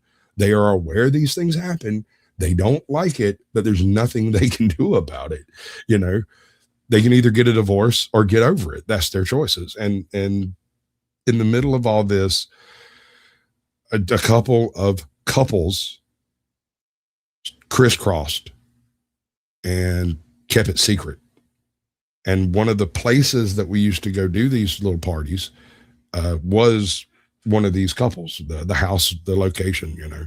And so when they divorced because of, you know, well, I'm not that kid's father and I'm not going to raise it, but the father was perfectly willing to raise it, and they got married, and they've been living together for 5-6 years now, happily married. Actually, Lindsay said something earlier, and I kind of want to get back to it. You said something about sometimes things aren't expected, and how did you put it? I can't remember. I'll try to paraphrase it as well as I can. That it's not always what's expected. You can't always, I can't remember, but anyway, the high school crush chick, right? You've got this dude back in high school that you always wanted to have something to do with and wouldn't never have anything to do with you. And so you just move on. In my circumstance, that high school crush ended up being a part of our swingers group. Right. And in the middle of that weird shenanigans that went down, that chick was one of them that was left on the outside of a group of relationships that took place. And she straight up came to me and was like, hey, how would you like to divorce your wife and move off with me? And I was like, I'm not going to do that. Right. And I didn't know that I would make that decision until she actually said it. Because in my mind, I still had that like puppy love high school crush feeling going on. And, you know, I did not realize how committed I was until the actual test was laid in front of me. She left. When you talking to her, I thought. Lindsay, I mean, I was finishing the sentence regardless. How about them dogs? Sorry, I didn't mean to derail you. Oh no, like, I get it. She may be back. She may not. We'll continue when she returns. I feel like she's more interested in this type of topic than y'all are. Oh, I'm listening. I just been having to fix a meal for the missus. And it's also a very large cookie to try to digest all at once. There's lots of little pieces. Oh, that's a fact. Right. And the fact that I can sit and talk to people like Glenn Lawrence and discuss things that would appear to be foreign to me, like monogamy and contracts with God and whatnot. And this is another thing that I have an issue with online. A lot of people project themselves into the position of God. They project what they believe they think is right onto this mythical figure of the God figure, and then try to use that as a rationalization for the things that they do and why they get angry about why other people do things, that aren't in that reflection. Yeah, there's a fellow whose name I won't mention that's really getting into this. This is what God has told me to do. And it's like, oh, that is mental illness. Is that you, Lindsay? Yeah, 1, 2, 3, 4. That's our mutual friend. You know who I'm talking about. I'm not getting into it. I have nothing against the man. Right. I'm just talking about the type you're talking about. Sure. But if they're not a particularly religious person in the rest of their life, but then they turn around and use themselves as the reflection of God's will in a personal stance, you'll never be able to get to know this person really, because they're too busy worrying about their own the God front, right? Yeah. So, and here's what'll break your brain. And Lindsay's back, so I'll continue on the same general stint if that's fine. I kicked myself off by accident. Oh. And I choked on some water too, so my voice changed. I'm just good Lord. Trauma. You got that excited for the conversation? You choked on water? And then I got a text. It happened all at once. It must have been the stable when he mentioned he had a stable, a harem or whatever he called it. It's none of that. It's a stable. I just don't know what to say. To back me, in the day, it would be called a black book. If this was the 50s, none of y'all would even look at me cross-eyed. Y'all just be like, well, he's taking care of his family, and he doesn't beat his wife, and everybody's healthy and clean and happy and yada yada. Whoa! First off, if it was the 50s, we'd be like, why don't you beat your wife? Like, hold up, wait a minute, is he queer or a communist? Or even worse, a communist. Fight off that. That's actually a really good point. Okay, so there's this group of people. They all love each other. They all went to school with each other. They're all brothers and sisters as far as the support they give each other. You don't have to hump them. You don't have to. You don't have to hump them unless you put the keys in the bowl. It's your keys, madam. You can choose to put them in the bowl or not. If you don't want to be involved, you can show up to the party. You're just going home alone. It's your sandwich, sister. You made it. You eat it. This is all new to me, and it's different. It's an alternative lifestyle. So to me, it's interesting. We don't have to discuss it. I don't need to judge it. You don't need my judgment. You don't care about that kind of thing. Sure. I mean, I got it. It's just interesting to me. It's just new. I'm not used to this kind of thing. This kind of thinking. And nobody else is getting up there to ask questions or give any feedback or say they do or do not want to talk about it. It's kind of hard to decipher. Well, yeah, I noticed that. There's another aspect here, and it comes down to the violence, right? Sex and violence are sometimes linked, right? I see that part. I don't understand myself. That's just me. But you are aware that other people sometimes link sex and violence together. It ain't my fault. Y'all are prudes, all right? If you don't get it, you don't get it. Right. And I'm just explaining how things function, not how they're supposed to be. We're talking Understood. functionality here, not, you know, right and wrong and all that stuff. I never said any of this was moral. So, and that's a stumbling block a lot of people have when this conversation goes up, is they start talking about morals, and that's not in this discussion. We're not talking about right and wrong. We're talking functionality and the living of life. Right. And you just were talking about in the projection of our ideals or Right. morals or mores or whatever you have in Exactly. in judging or considering or seeing your lifestyle. So what I tried to do instead of judging, I tried to kind of switch situations and thought, well, if he has no problem with that, then he wouldn't have a problem with his wife going out. And so I just kind of tried to understand it in that aspect. And I understood that you do care about her and you do love her, but that the sex thing is all that's different, that you've worked out something. Well, I think at least you've worked out something, or is she, my question would really be, is she not talking? But I can't ask her because she's not here. Is she not complaining? Is she being complicit because she feels she has to? Or is she as equally as happy in this relationship as you are? That's just what I wonder. Well, all I can do is ask her. And if she chooses to lie to me about it, I can't do, I don't know how I would do anything about that. Right.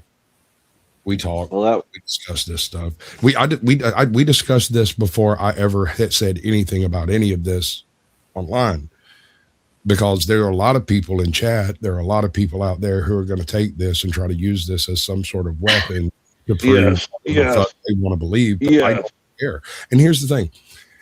However much shit you want to go talk, I'm probably never going to hear about it. People will tell me about it and I'll just shrug and go on with what I'm doing, because your opinions are not my problem. I don't think, hopefully you're just saying you in a general sense, because I'm not really going to go talk shit about it or write up. Okay. All right. There were some interesting comments in chat. I was trying to incorporate some of them. And before we jump on that, but I was trying to say something about the link between sex and violence and how. Yeah, and I was agreeing with you that sex and violence are related, and Chuck wasn't. Not ubiquitous. I don't do violence on sex. Like that's there is an element of that anger in there, if you will. Now there are exceptions to that. If you've ever had a makeup sex, some really aggressive makeup sex, that shit can get kind of aggressive, but I don't know if I'd call it violent. Although if you saw it happening, you might. Are you talking about the hardcore BDSM stuff or choking out or? Actually, it's I totally wonder why no one wants to get up here. It came up when Orthodox was talking about in the 50s, if you didn't beat your wife, that would be an exception to the rule, right? Well, today, if you do, that's the unusual part. That's the frowned on part. That's the issue. So what happens when you have a significantly violent man and a significantly violent woman who marry and yet are also involved in the group?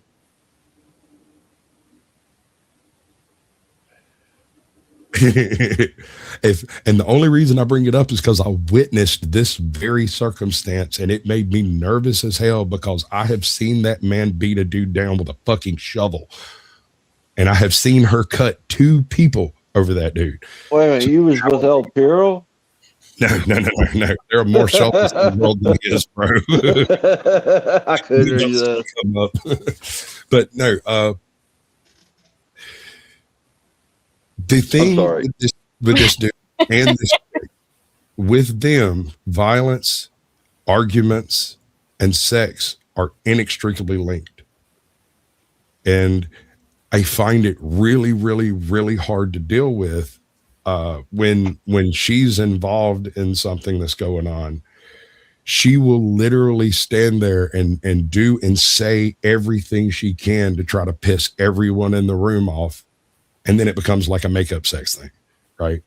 Like whoever it is, she ends up fucking that night. Like that's how that goes. But she chooses, right? He would basically treat the chicks like he treated her, and some of the chicks were into it and some of the chicks weren't. What blows my mind is when They would go home 2, 3, 4 weeks later after anything had happened. And I'd be sitting in there like in the fucking living room, like rolling a tater, watching fucking Captain Kangaroo, counting flowers on the wall, whatever. And this dude comes home from work, looks at her and goes, "You're a goddamn whore and you fuck everybody I've ever met. I need to talk to you." And then go in the room and they would scream and yell and shit would start throwing. And then directly they'd be fucking. And when they come back out, they're all lovey-dovey again. It was full on abuse from both ends. Yeah, I've seen that. Full on violence. If anybody did this shit to me, we would be divorced in less than 15 seconds. In fact, we wouldn't get that far. Patient. Look. All right, we listen and we don't judge. All right, okay. That's all I got to say. Judge all you want. This took a turn from talking about friendships. Jesus. But no, I'm down with it. No, it is friendships. This violent dude that I'm talking about is one of my best friends. The other guy who married the other guy who remarried his whore wife is one of my very best friends. Now, here's another thing that's going to really fuck up some people out there. So are their wives. When my mother died, every single one of these people showed up at my house to come check on me and stayed. We had close to 2,000 people standing around in the fucking yard because, you know, I have friends, my sister has friends, my brother has friends, my dad has friends, and then the family members brought friends. And so it was a full-on Irish wake for the family. These people who you would expect us to all at least have some sort of edge or be at each other's throat, all of that shit flew out the window, and they came to check on their friend individually or as groups, like every single one of them, you know, except for the ones that were in jail or in the military or, you know, at work or whatever, you know, they showed up eventually. But that's the part of this that a lot of people never, I'm fixing to have to go because my voice is gone. That's the part of this that no one ever considers on the other end of these types of shenanigans. And shenanigans is exactly what it is.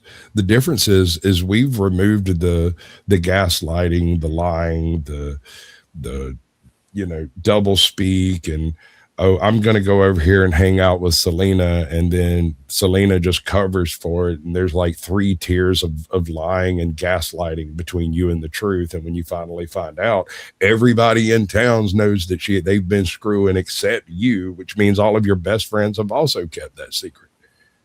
Right? You can't trust them either because they're in on it, whether they were actually involved or not. They knew and didn't tell you. So all of that's gone. You know, if, and I'm not going to name names. I've accidentally dropped 2 names so far, and I'm going to try not to do that. But if somebody's like I had a buddy of mine whose kid was kidnapped by a grandparent, and they took the kid, crossed state lines, and hauled ass, and he ferooted up, and he geared up like a fucking militiaman and was going to go get his kid. And I showed up and was like, look, dude, if you do that, you're the one that's going to go to jail.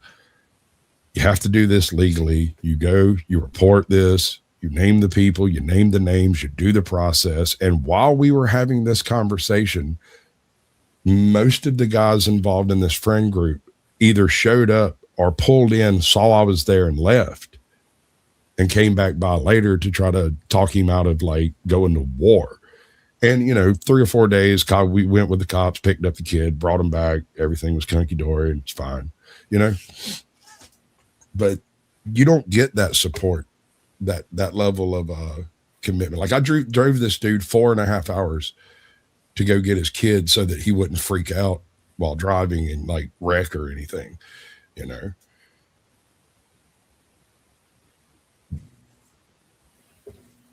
There has to be trust involved in every aspect of all of it. But I reiterate, I say it again, I don't trust you. I trust you to continue doing the things that you've done, to be yourself. So you see the paradox you just put out there? Well, we just come full circle back to friendship. You know? Yeah. With your story there. You need trust in all your relationships. You should have it. But how many people do you know that you can actually trust to be what they say they are? I don't even think you can trust yourself, but I've already said that a million times. Bingo. And the reason I give that is because we're always changing and we practice cognitive dissonance. So even the things that you think you would have done in a certain situation, or you be sure of who you are so you know what you would have done, when the situation actually comes around, you could act completely differently. I mean, so trust is just I see trust as something on a continuum with no full trust ever given to anybody, even to yourself. It's a utopian ideal to me. But you can trust certain people more than others. I absolutely agree with this. No, you can trust yourself. If you cannot, you need to work on that shit. You have to know yourself, and that goes in the whole spiel. For the people new, we were talking about friendships, the duties we have to one another, the things that we need to be able to do for our friends, and I went into a spiel about social stratas and how people, the different layers you have to have between acquaintances, friends, people who are like family in your inner circle, that sort of thing, for a quick recap. And then we got into this because inevitably, if you're talking about men and women and any type of relationship, there's always a potential for romance. You guys got into parasocial relationships too before that, right? And you were saying, is the person really a friend if they're online? If it's an online friendship, is it really? You can have parasocial relationships without it being the internet. Is having a friend online just as good as having a friend in person that you see and talk to on a daily basis? Can you trust that person online just as much as you would trust somebody in your everyday life? Yes, absolutely. I believe 100% you can, because the people that are my online friends, for the most part, have helped me out, kept me safe, and made sure I was whole. And when they could have absolutely not. Every once in a while there's a betrayal, but that happens in regular friendships as well. What's up, Miss Cynthia? I'm chilling. I was driving home. I had to get here, encounter, and be the balance to Sasquatch's spiritually dead advisor. Damn. And then I made an analogy about dogs and nature, and then Lindsay got upset, and I'm like, no, I'm talking about men and women. I just used women. Well, to be fair, I didn't get upset. I called you out about it, but I didn't, Come on. In order to call me out, you got to be upset, Lindsay. That's the thing. I would disagree with the upset thing. Yeah, well, they're just spiritually dead. And when I say that, I mean that they don't think about other people. They don't think about how their actions, the consequences. I don't know if y'all have ever heard it said, sin doesn't affect just one person. It rolls downhill and there's a ripple effect. But when people who are dead in spirit, they don't think about that. They're only in it for themselves, their self-gratification. And the Bible talks about those people. Those people are everywhere. I'm not saying be that, don't be that. I'm just saying do you have a husband? Taking a partner of do you have a husband, a partner, a life, like a lifelong partner? Yes. I'm asking you something. Yes. Okay, thank you. 20 years. Ever. And right now we're going through one of the biggest battles. He can't walk, can't take a shower for 6 to 8 months. And if I wouldn't have did what I did and never once do I think, oh my God, this shit's too real. I'm out of here. I'd rather go over here and fuck this guy because he can fuck. Like, I'm like, oh my gosh, it's time to dig in. I'm here. I have invested 20 years in this relationship to be able to through this. Hold on, Cynthia. Your mic is tweaking out. Maybe back up here. Oh, I thought it was me. It's her. No, Yeah, but y'all, you just have to think about other things. And sometimes I question if we get in these modes of just self-gratifying ourselves and, oh, this feels good to me. And as long as I don't think about what it does, it's okay. It doesn't hurt anybody. Yeah, I used to think that. Really things that are back up, Cynthia. You're too close to the mic. You're no, clipping I'm not too close to the mic. Stop fucking telling me that. I'm not that. You're all right, I might be breaking up, but it's not because I'm too close to the mic. The mic is it's the evil spirit. It's the evil spirits that horse brought. Yeah, my bad. I mean, I was over here being happy as a clam, and it just ruined everything. You don't know happiness. You know contentment. You only know what you project into the world, Cynthia. I accept what the world I've sat brings. here and listened to your story. You sat here and gave testimony to your lifestyle. I know what you just shared. Okay. And that life that you shared doesn't seem like a life of joy. Like you want your daughter to be one of 4. Oh boy, this is gonna get black. Yeah, this is bad. Sleeps with. Like nobody wants that for their kids. You want your kids to have a better life.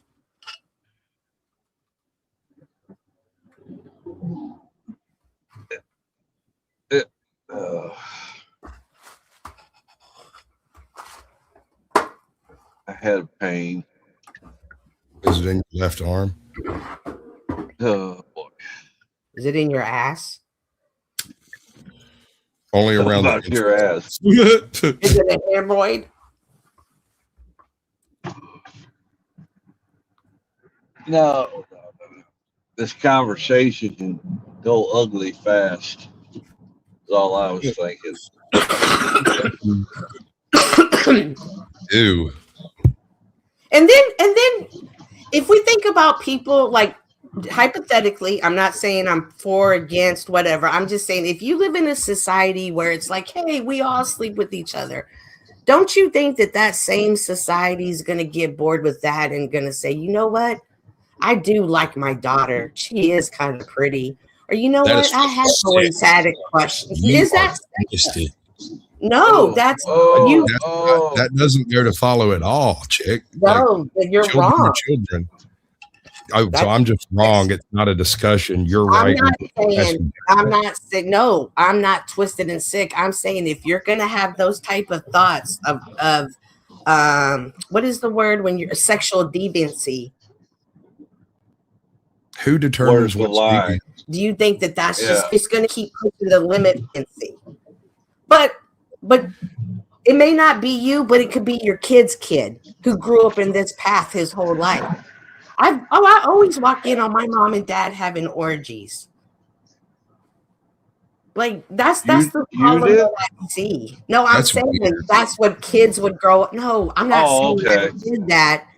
I'm saying when kids grow up in these type of relationships, somewhere down the lines, generations, your kids, they're gonna have developed darker desires.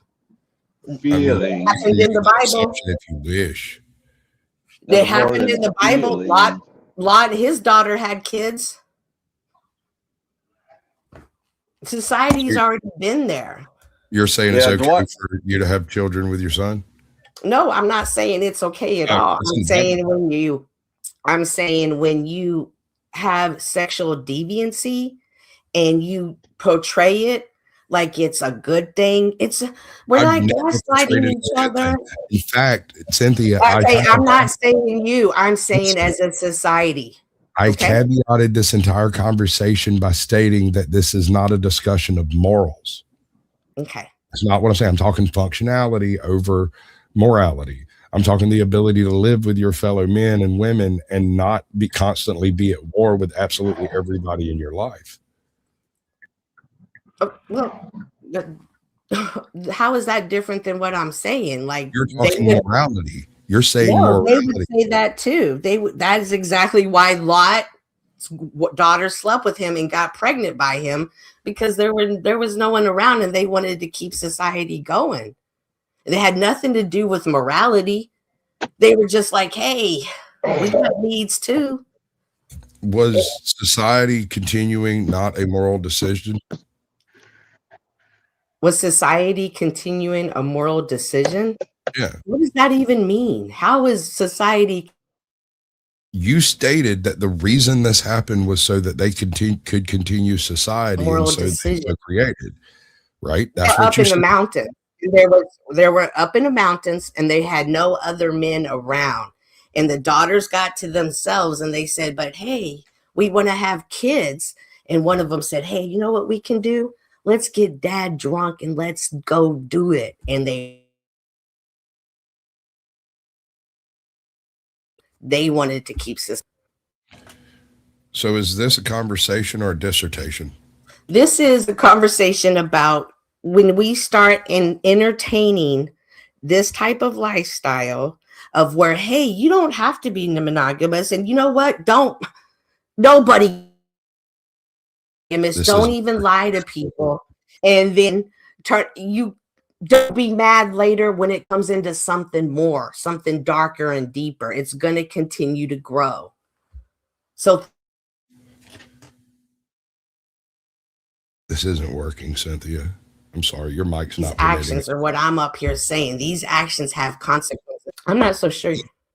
We can't hear what you're saying, Cynthia. We can't hear it because your mic keeps clipping out. Drop back in, come back in and try it. No, I'm not trying to shut you down. I'm not trying to shut you up. None of that. I'm trying to hear what you're saying, but it's clipping out just enough to make it a little confusing. I think I know, but I don't want to make assumptions. And my voice is about to go out.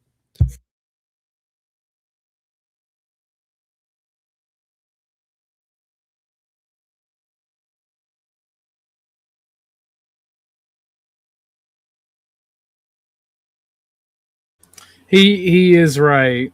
What's good, crack baby? What's good, Warfist? How you guys doing? She has good points about the way that it should be or it ought to be. And in her relationship, she said it is that way. It's not about what I want. It's about the needs of each other and caring for and about each other. And doesn't that create trust in a positive relationship? But then she's also at the same time kind of projecting her values on you, which isn't working because you're not the same person too. Miss Yolanda, we've been going for almost 3.5 hours. If you like what we're talking about, maybe we can get a dono from you. That goes for everybody. If y'all like the conversation, y'all like the big chilling, y'all like the direction we're going, maybe we can get some donos. I'm by no means like Sasquatch is not the only freak I know in my online life, personal life, real life, whatever life. I'm just saying there are people that don't view these type of things the same way. And I wanted to represent somebody that understands. Yeah. And there it goes. Other just the two people engaging in fun. And I respect that. I do. And I appreciate your information. I do. I'm merely stating that, and you said it whenever you just came back in, that you know other people in your life that are different, that handle things differently. Do you view those people as being wrong or immoral? I view them as in like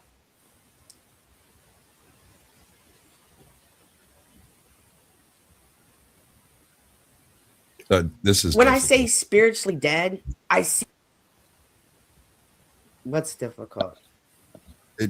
You're trying to talk and the mic keeps just not picking it up for one reason. We're all dead silent over here. It's yeah, your mic is, your audio is fucked up. I'm gonna switch the mic. So if she's spiritually rich and therefore by comparison you are spiritually dead, would you agree with that? No. Can you hear it sounds probably hollow, but is it breaking up? That is better. It's hollow, but it sounds better. Okay. You wouldn't agree with that, Sasquatch? You think you're spiritually okay? I have my own relationship with God, and it doesn't involve you. So I don't see where it matters whether you agree with me or not. No, saying you agree, so you think that you're spiritually alive as well, correct? I have my own relationship with God. Okay. So in that relationship with God, it has your spirit alive, correct? I don't know what you mean by spiritually alive exactly. I interact with my spiritualism privately for the most part. I don't even really discuss it with my wife. When I talk about God online, I am talking about my own personal perspective, and I don't try to put that onto other people. I am not an evangelist. I'm not here to convert you. I don't really care where you take this or what you do with it. Hang on a second. You know? It's be long-winded, and I get you don't talk to your wife about your spiritual connection to God, but you speak about your other partners with her. We have had those conversations. They have occurred, and we have slightly differing opinions on it. Are you? Go ahead. This is just me. The person I'm with was definitely probably not knowledgeable in the Bible before I decided to be knowledgeable in the Bible, and then he kind of had no choice, but he was going to learn whether he wanted to or not. I did that because of this faith that I have. I wanted it so much. I wanted to share it with him because I love him. And as Christian, hang on. For me, sorry, as a person that loves another person, I couldn't imagine having such a strong connection and not wanting them to be a part of it. That's just difficult for me to understand. Okay. I can try to lay the groundwork of understanding, but I doubt you'll understand it. Does that make sense? Just you don't have to say the extra spiciness. Just try to explain it. I'm listening. Well, no, I'm not trying to be spicy. I don't. This is not an attack. I'm not coming at you at all. You have questions. I would like to provide the answers. I just don't know that it will land properly. Okay. You're not from the South, correct? No, not correct. Are you familiar? Have you ever? I live in the South. I was bred here in the South. I was born here in the South. I've raised in the South, and I never want to leave the South. So no, that is not correct what you just said. Okay. I'm asking because I don't know. Thank you. Yeah, are you in the Bible Belt? Absolutely. Have you gone to a bunch of different churches and had different sectional experiences with different sects, as it were? Gone more than one, less than 10. I've taken a world religion class, and in that class we had to go to different a Buddhist temple, a mosque, and I went to a Sikh. Okay, well, I was specifically speaking Christianity, like the Pentecostal. No. I've only been Baptist, and I had to. My one grandmother was Catholic, and I think she drugged me maybe and I did go to Catholic school for half a semester. Okay. So I grew up going to Miss Yolanda, thank you for the dono. She says, okay, laughing emoji. Thank you, Miss Yolanda. Woo, woo. You need clips. Where's your clips? I got a clip. Hold on. No, but it's for Yolanda. It's for Yolanda. Don't make it no booty clip. Yolanda's not interested. I got a clip. See, you have stars. I have relationships with women and sex with men. And I got news for you. That means you're gay.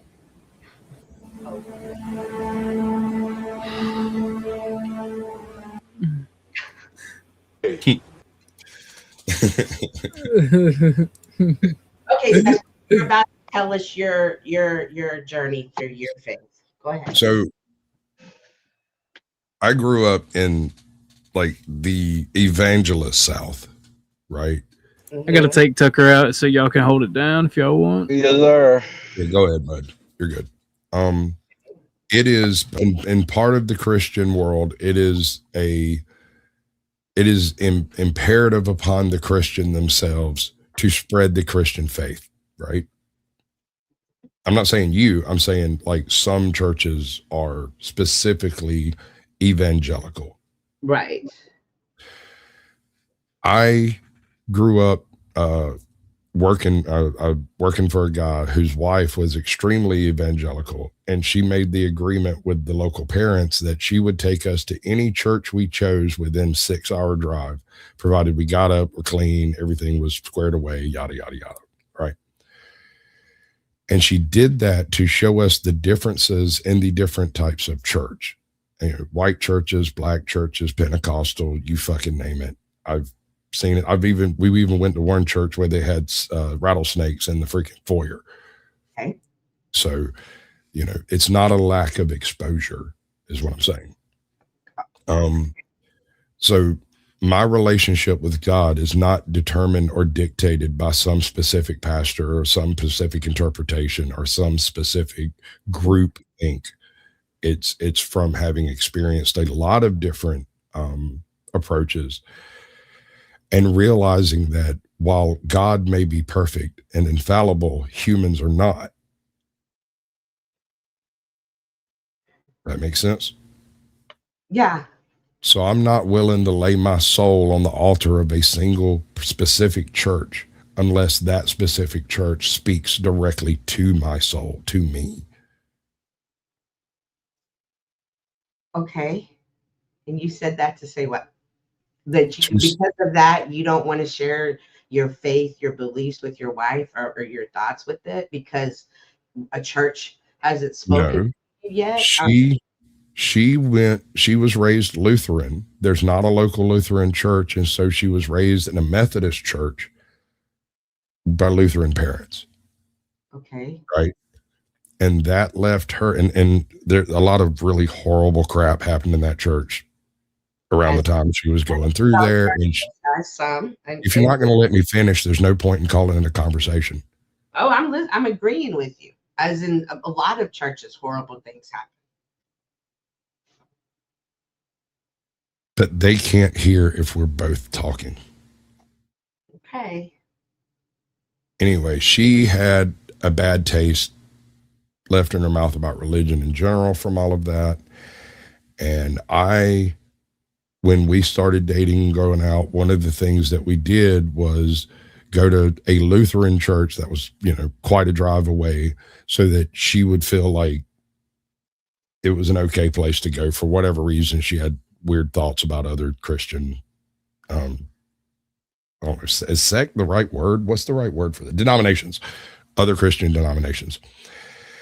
And for the first few years, this was the only church that she would go to. And then something horrible happened in that church that we didn't have anything to do with at all. And she didn't have anything to do with what happened in her first church, but it yet again left her with kind of the same disposition to that church. And so we went to a different one. And then I convinced her that, you know, isn't the relationship with God more important than any particular person telling you about it? And so we went to several different ones for another couple of years. It was like not random, but it was driven by her desire to go have these conversations and see things from different perspectives, not mine. I wasn't taking her to places. She was choosing where to go, and I was going with, right? Because I've been to most of these churches, or at least a version of them. And she came to the conclusion on her own that this pastor is just as fallible as the last one and probably just as fallible as the next one. And none of these people really have any more knowledge about God's intentions or mind than the bum on the street. That street preacher that's over there talking about hellfire and damnation. And when she realized that, she looked at me and was like, look, we can just read the Bible at home. We don't have to go listen to these people who are basically just blowing smoke up our ass while they're, screwing the choir, which seems to be, at least in my experience, a relatively common occurrence. Maybe not the choir, but there's usually some shenanigans in some echelon of the church at some point or another. People are fallible. And I just am not interested in having to go over the same ground I've gone over with 10 different ministers, pastors, fathers, and whatnot, again with a new guy who is going to tell me the same thing they all told me, and then turn around and be fucking their secretary and get run out on a rail, and not hashtag not all. I'm not saying all. I'm saying it's common enough for people to question the doctrine that they are delivered and indoctrinated into. I'm sorry, my voice is almost completely So gone. I want you to know that was a 4 minutes. I timed it. Did not ask. 2:47. No, I'm telling you why I cut you off. Number 2, you said a lot of things, but you still didn't address the one thing I asked. Why don't you share your faith with your wife? We have. Instead, you went through, well, what do you think that was, Cynthia? your faith with believing. Then you said 2 things. You said relationship with God in the 4 minutes. There are 2 things. You said it's your personal relationship with God. And then your wife suggested you go home and read the Bible together.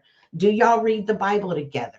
And if you do, I would consider that sharing your faith. I don't know how you took sharing your faith as attending church and talking about it with your wife. I'm saying your personal relationship with God, share that with your wife. I have. Am I supposed to do it today and every day? I'm curious because would you share it as much as you share the shenanigans with the other women in your life? Do you share your relationship with her as much? We've had a lot of time together, right? Y'all do it currently. And I'm not saying every day. I'm just saying, we maybe do it once a week, once a month, do y'all? If it comes up, if it becomes a consideration, if one of us has a question or wants to have that discussion, it's not a closed book. So yeah, we do share our faith with each other. It's just not a browbeating kind of thing. I'm not here to tell you you're wrong. I'm not here to tell her she's wrong. We discuss it, and we discuss it from a moral as well as a functional pragmatic point of view. As the head of your household, being the husband, and I'm going to go ahead and say the head of your other relationships as well, because you're the man. Do you personally take it upon yourself? Like, I need to make sure that X, Y, Z, A, and B, like their faith is in check, because not from a judging point of view, but from a loving point of view. Do you take that role on and try to execute it, or do you wait for them to approach you? Well, when discussing these things with my wife, I am older, and she usually comes as a question, but it has gone both ways, because sometimes, I don't understand things and it doesn't make sense. And I'll come and be like, hey, I need another perspective on this. What do you think? And it's actually happened more often now that you mention it. I hadn't thought about it this way.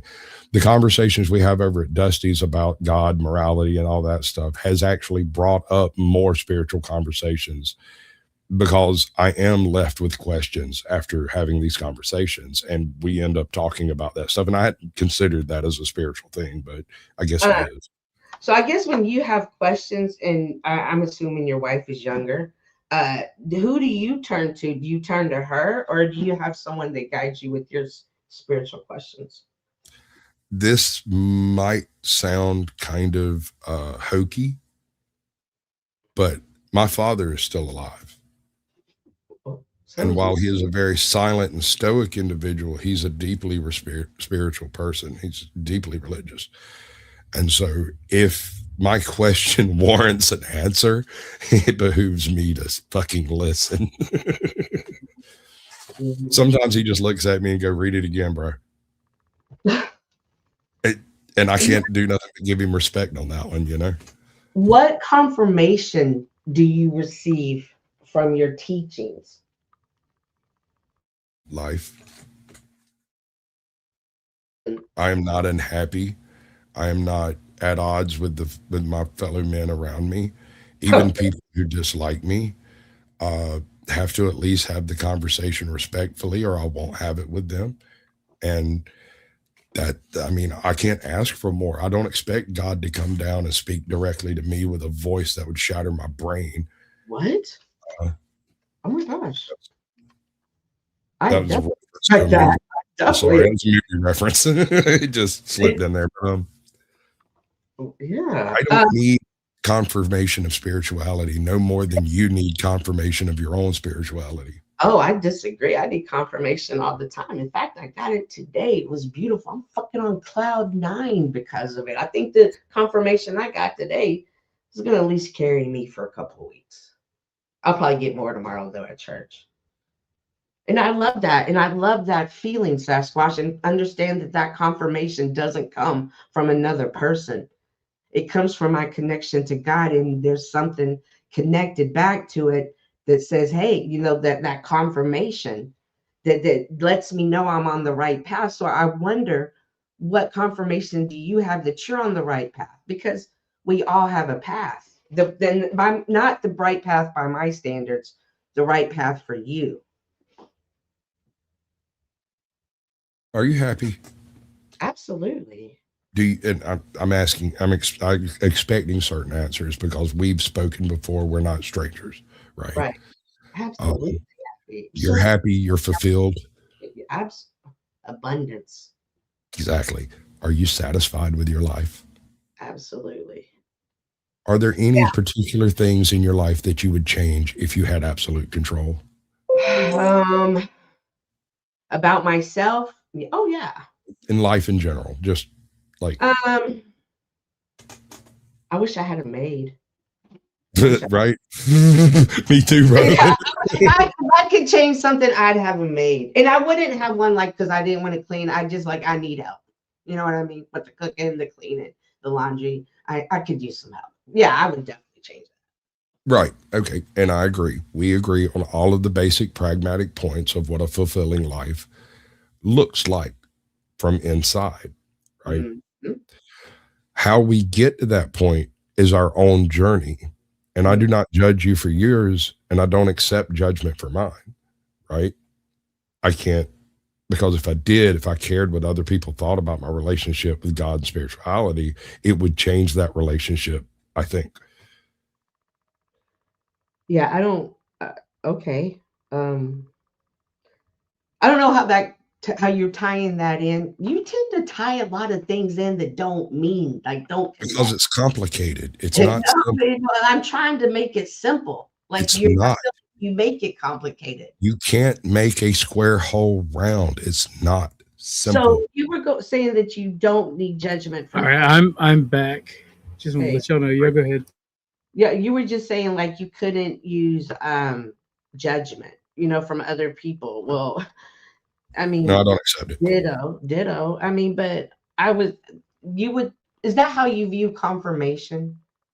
Or has there been times in your life? No, I don't need. Have there been times in your life you've seen something, witnessed something not drug induced, or and that you knew was only the hand of God, the God you serve? Yes, and I'm willing to tell you about it if you're interested. But yes, I have witnessed miracles with mine own eyes, and I could tell you about it, but unless you've witnessed miracles with your own eyes, you would accept it as a coincidence. I agree. Absolutely agree. So with that, would you consider those miracles confirmation of what I believe is true is real? I count them as evidence. I don't understand the confirmation thing. I don't need confirmation. See, my concern is sometimes people can be on a path and not be on the right path that's meant for them, but more so be on a path that feels good or that's easier. And I'm not There's nothing easy about this path. I'm not accusing you of that. I'm just speaking in general. So when okay, for me, let me give you an example of my confirmation, and then maybe it'll Okay, let's do that. So I'm taking a Bible study, and we have to read this verse, right? And I try really hard to memorize the verse. The verse is kind of hard sometimes, right? It's whatever, right? So fast forward to today. Today, my granddaughter, my youngest granddaughter, it was her dedication. And my son, I grew up Baptist. I tell you how I grew up Baptist. My son, he goes to Seventh-day Adventist church. And I've always been like, because, as a good, you want your child, you raise your child the ways in the spirit, and you want your child to be there too, And so I've always been suspicious. But today was the dedication, but I forgot they actually have church on Saturdays. And I got there and I realized, oh, I'm going to church today. You know what I mean? Okay, cool. This is great. I want you to know their whole entire sermon was on their memory verse was the exact memory verse that was from my Bible study. The exact same verse, 16, 17, Romans 1, 16, 17, like verbatim. He kind of touched on it, but he had really good, interesting insight into it. And as I'm sitting there as a mother, I'm overfilled. I'm going to cry because I'm just so overfilled with joy of I did it. I raised my child right in the ways that I follow. And you've just confirmed this with me, Lord. I may not agree with the denomination or even understand it, but I've been confirmed, right? But their church, like they leave pew by pew. Like my church, I'm always like, all right, guys, gotta go, deuces. But their church only goes pew by pew, and because they want you to say hi to the pastor on the way out. I'm gonna cry. And so, of course, the pastor obviously knows my son and his wife and their family. And keep in mind, like my son's people are there, like his dad's dad, aunts, her family's there. Like we're taking up 5 pews of people, right? And on the way out the door, the pastor's shaking everybody's hand, and my son's like, "This is my mom," and he gave me the biggest hug, and he was like, "You've done good." For me, that was confirmation, and technically, it came from a person, but it was just verified by that person, if that made sense. So I want to make sure you confirmation like that. That's what I'm like, whatever it looks like to you, do you have that? My confirmation comes in the children that I've raised are good people. Whether they choose to church or not, whether they choose a denomination or not, I'll love them and I'll care for them as well as I can. But it's ultimately their decision. And all I can do is give the best advice and the best raising that I can and hope and pray that they make the right decisions when the time comes. I can't hold their hand through it, and I can't force them into it. And attempting to force someone into a certain type of thought process is almost a surefire way of preventing it from happening. You don't necessarily have to force, but can you teach? I do. Well, yeah. Well, then good. What I don't do is sermonize to them when they didn't ask. Oh, really? Yeah. I mean, I know some people who do that. That whole evangelical thing is a big deal in some churches. And so it ends up being cross sermonization at the breakfast table type stuff. And I don't know. I don't think that's the best way to impart I've always thought about it. Do you think there's a spiritual warfare going on? Yes. Okay. I've always thought about it this way when it comes to like teaching my kids, because I'll walk in your room with the Bible and we can have lesson in your room today, son. I always thought about it like this. Like imagine I live in a third world country, right? Like it's at war. And I need my son to go to the grocery store for me. I'm not going to say, hey, I need some eggs, go to the store. Good luck. Hope you make it. Hope you make it back. I'm going to prepare him. Hey, get this armor on. Get your piece on. Listen, don't go this route because it could get dangerous over there. And if you go here, if you see so and so, they're pretty good people. They might be able to help you. I have a question. I would send out spiritual warfare that I knew happening and prepare to be in battle with it. And that's just me. That's the way I feel about it. I get it. I think I get it.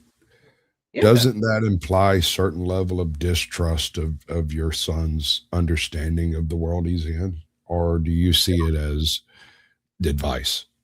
No. It's my duty as his mother, as to prepare him for the world. Now, if this was my next door neighbor kid, it might be, it might be advice. But as far as my child, my gift that I've been given to raise and care for and prepare in the best way, yeah, it's my duty. Like I'm in the military duty. Okay. Service. What if he's not interested? Okay. Doesn't mean I'm not going to keep talking. Right. But I'm saying he's not interested. You're like, hey, I need eggs. And he's like, okay, I'll be back. And you're like, wait a second, hold on. Don't go over here. Don't do that thing. Don't do this. If you got to go, do that there and go there. Doesn't that imply lack of understanding of his environment, that you don't trust him to make his own decisions without you to actually give them to him? No, not at all. You don't reckon it does from his perspective, though, or maybe from an outside perspective? Well, I don't care what it comes out from an outside. Was that You're damn. Thank you, Lou. Thank you, Lou, for the $5 super sticker. I appreciate it. Was that me? No, because no child just is like. When's the last time you walked? Like, what? Go to a war tour country right now and just walk across the whatever.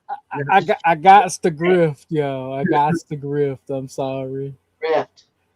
No, I already did in chat. Yeah, so I mean, so it's to prepare. Like, children don't know these things. Kids don't know. Nobody knows how hard it is to be a parent till a kid becomes a parent. Hold on, I made an assumption and I apologize. My bad. I was assuming that we're in a war-torn country and you're sending your kid to the store, that you would not send a child, that you are sending an adult who's capable of managing themselves in the world. But that's it, right? They want you to think it's just a child.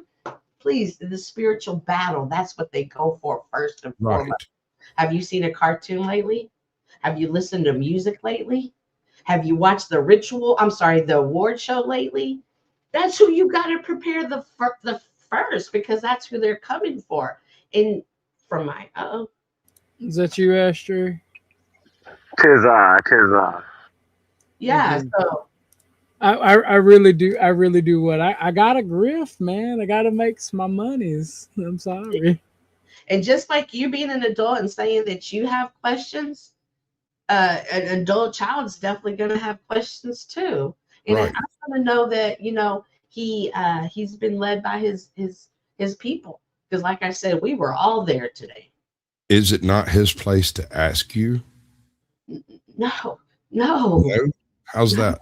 As an adult, perhaps, but not as a child. I'm speaking of an adult specifically. No, I'm speaking of when he was still 14, 15, 16, 17, 18, 19. Are you going to send that 17-year-old down to the store in a war-torn country to go get your eggs, or are you going to take him with you? If I'm going to send my child to school, I've sent him into a spiritual warfare. Quit trying to downplay that. Is it an adult and a child? Spiritual warfare doesn't start at when you become an adult. It starts early. Calm down. We're having a conversation. I'm passionate. I told you I'm abundance today. I'm ready for you today. I don't have the vocal capability of competing with you. I got you. I'll keep it to a 7, but it's going to go above a 5. That's fine. No. I don't think you should send children to do men things. You're I don't even know what the word is, but you're deluding yourself in thinking that the children right now playing video games aren't in a spiritual world. I'm not. Spiritual battle. Using your analogy, and you're backing out of your analogy to try to make a point I can't understand because you keep changing it. Come on, work with me here. No, this is the game that you like to play, Sasquatch. See, No, you don't feel like you don't want that. This isn't happening. We were having a good conversation. You are playing a game with me right now, and I'm trying to have a conversation with you. But if you want to play a game, we can do that too. But I was just coming up here to represent that. No, I don't sending a man to go do it, sending a child to do a man's thing. You're damn right. We just sent our 7-month-old daughter into a spiritual warfare and prepared her. And it doesn't stop. It's just getting started.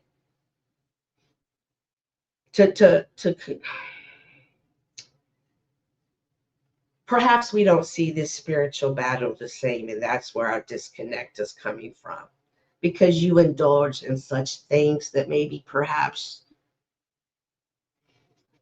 might, you indulge. I ask questions you can't answer. No, that's not it at all. I can answer them. You're trying to rephrase. I asked you, are we talking about children? You say no. And then when I ask you, we're talking the analogy. We're talking about sending a child, and in the thing I'm talking about the discipline. You are insinuating that I'm having these conversations and teaching him as an adult. And I'm telling you, we had these conversations at 14 all the way up to 19. And then you were like, well, I would never send a child to do a man's job. It doesn't matter your age in a spiritual warfare. We are all victim to it. And that's the point we're disconnecting from. You're getting hung up on child and adult and not in the spiritual realm. There is a difference. There is a distinct difference between children and adults. You have to trust adults. Not in the spiritual world, not in the spiritual battle, though. If you're going to, when I'm bringing that up, that's where the disconnect is coming from. When I'm bringing up the spiritual battle, you're not hearing me. You're talking before you find the predicate. Don't even know. Have a conversation, and you're just trying to dominate the conversation. Right? No, I'm not playing. I'm not letting you play a game with me. I'm not playing games. I'm honestly trying to understand, and you're angry, and I don't know why. I'm not angry. I just told you I'm a passionate in abundance. Again, you insinuating that I'm angry is the game that you're playing. You're not having I'm not playing a game. Mm-hmm. This is literally for our everlasting souls. There's no room for gameplay. Understanding and compassion is the only way forward. Right now, that clip of you going, I like using words. They're fun, bro. Is playing in my head right now. Words are fun. Have you ever talked to El Perro? And I'm not trying to back you in a corner. I'm not telling you you're wrong. I'm asking questions. I don't talk down to my adult children. I treat them as human beings equal with myself. Chuck is in the back. Cool. What's up, Chuck? And like I said, when I was talking to Chuck, Chuck earlier, I think it was Chuck. I prepared my children as well as I could with the tools at my disposal. And I can only hope and pray that they move on to make correct decisions in their life. And if they have any questions, I am open. If they need help, I am available. I will make myself available. But what I can't do in my perspective of this is sit down with my adult daughter and tell her, oh, you shouldn't do this, don't do that, don't do this, don't do that. I've already covered all that. We've had those conversations. As a father, I've raised her as well as I can. And if she has any questions, fully bring it to me. If she's going into something I don't think she understands, I will ask her questions to see if she understands. And if she does, then I'll be like, good luck. I love you. I'm proud of you. Have fun. Good luck. What else are you supposed to say? I don't believe in luck. I believe in blessings. That's That's fine. what I tell them when they say, I'm like, wish me luck. Luck for what? I'm just saying. I just know. Okay. And that's your opinion, and that's fine.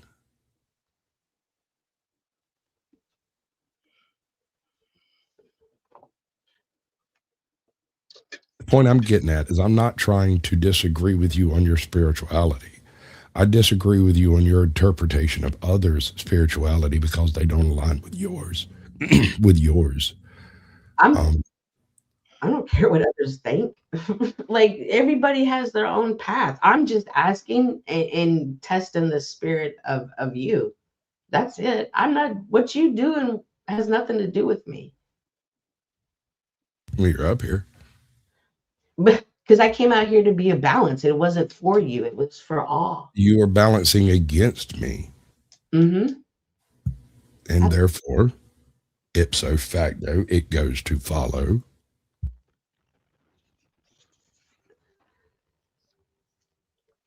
When you are promoting the idea of the multiple relationship, I'm not promoting it. I did not bring immorality or promotion into it. Even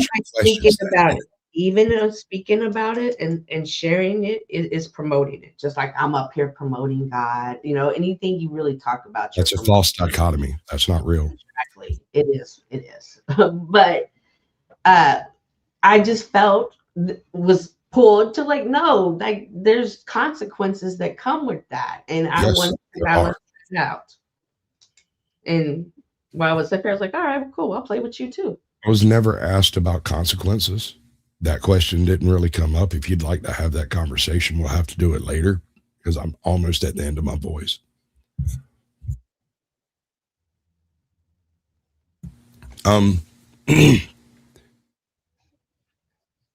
It's very silent. Can we get a palate cleanser of some kind?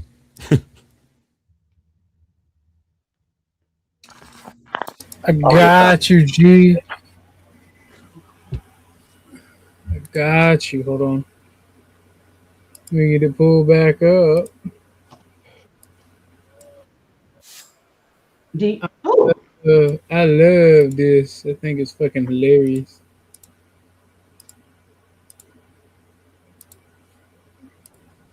I have relationships with women and sex with men. And I got news for you. That means you're gay.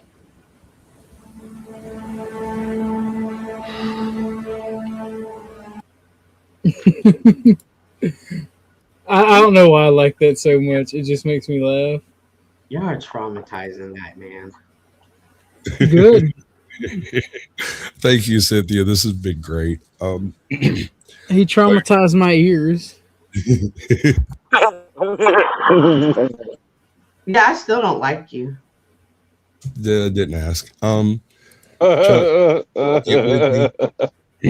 Okay. We'll set up whatever you like. We'll get that to happen. Ashtray. Well, I was kind of waiting for you to heal up a little bit, sir. Yeah, I need to be able to talk more. I need to That way, when you scream at me, I'll be able to hear you.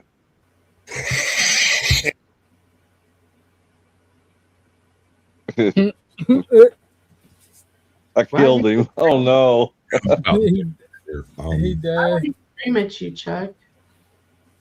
I'm sorry. What'd you say, Cynthia? Why would he scream at you? Oh, I was just making a funny, or trying to. Sometimes I'm not very good at it. What did y'all say about me last night? I got a phone call about it. Let me go check the transcripts. Go ahead. Go ahead. What? Chuck's wanting to set up a recovery Alcoholic Anonymous kind of thing for YouTube, and I would like to help him. But I want it to be the way he wants it, and how he, it's his thing. I want it to be his thing. So we kind of need to sit down and talk about how that's going to work. I think that's definitely needed, and Chuck's a good one to do it.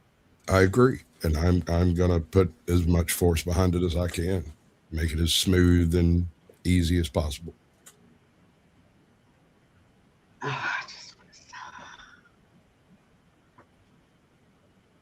All right, y'all be cool. I'm going to go gargle with some frickin' honey and lemon, take a nap or something. He's gonna go gargle. You heard it here first, folks. Only if I like you a lot.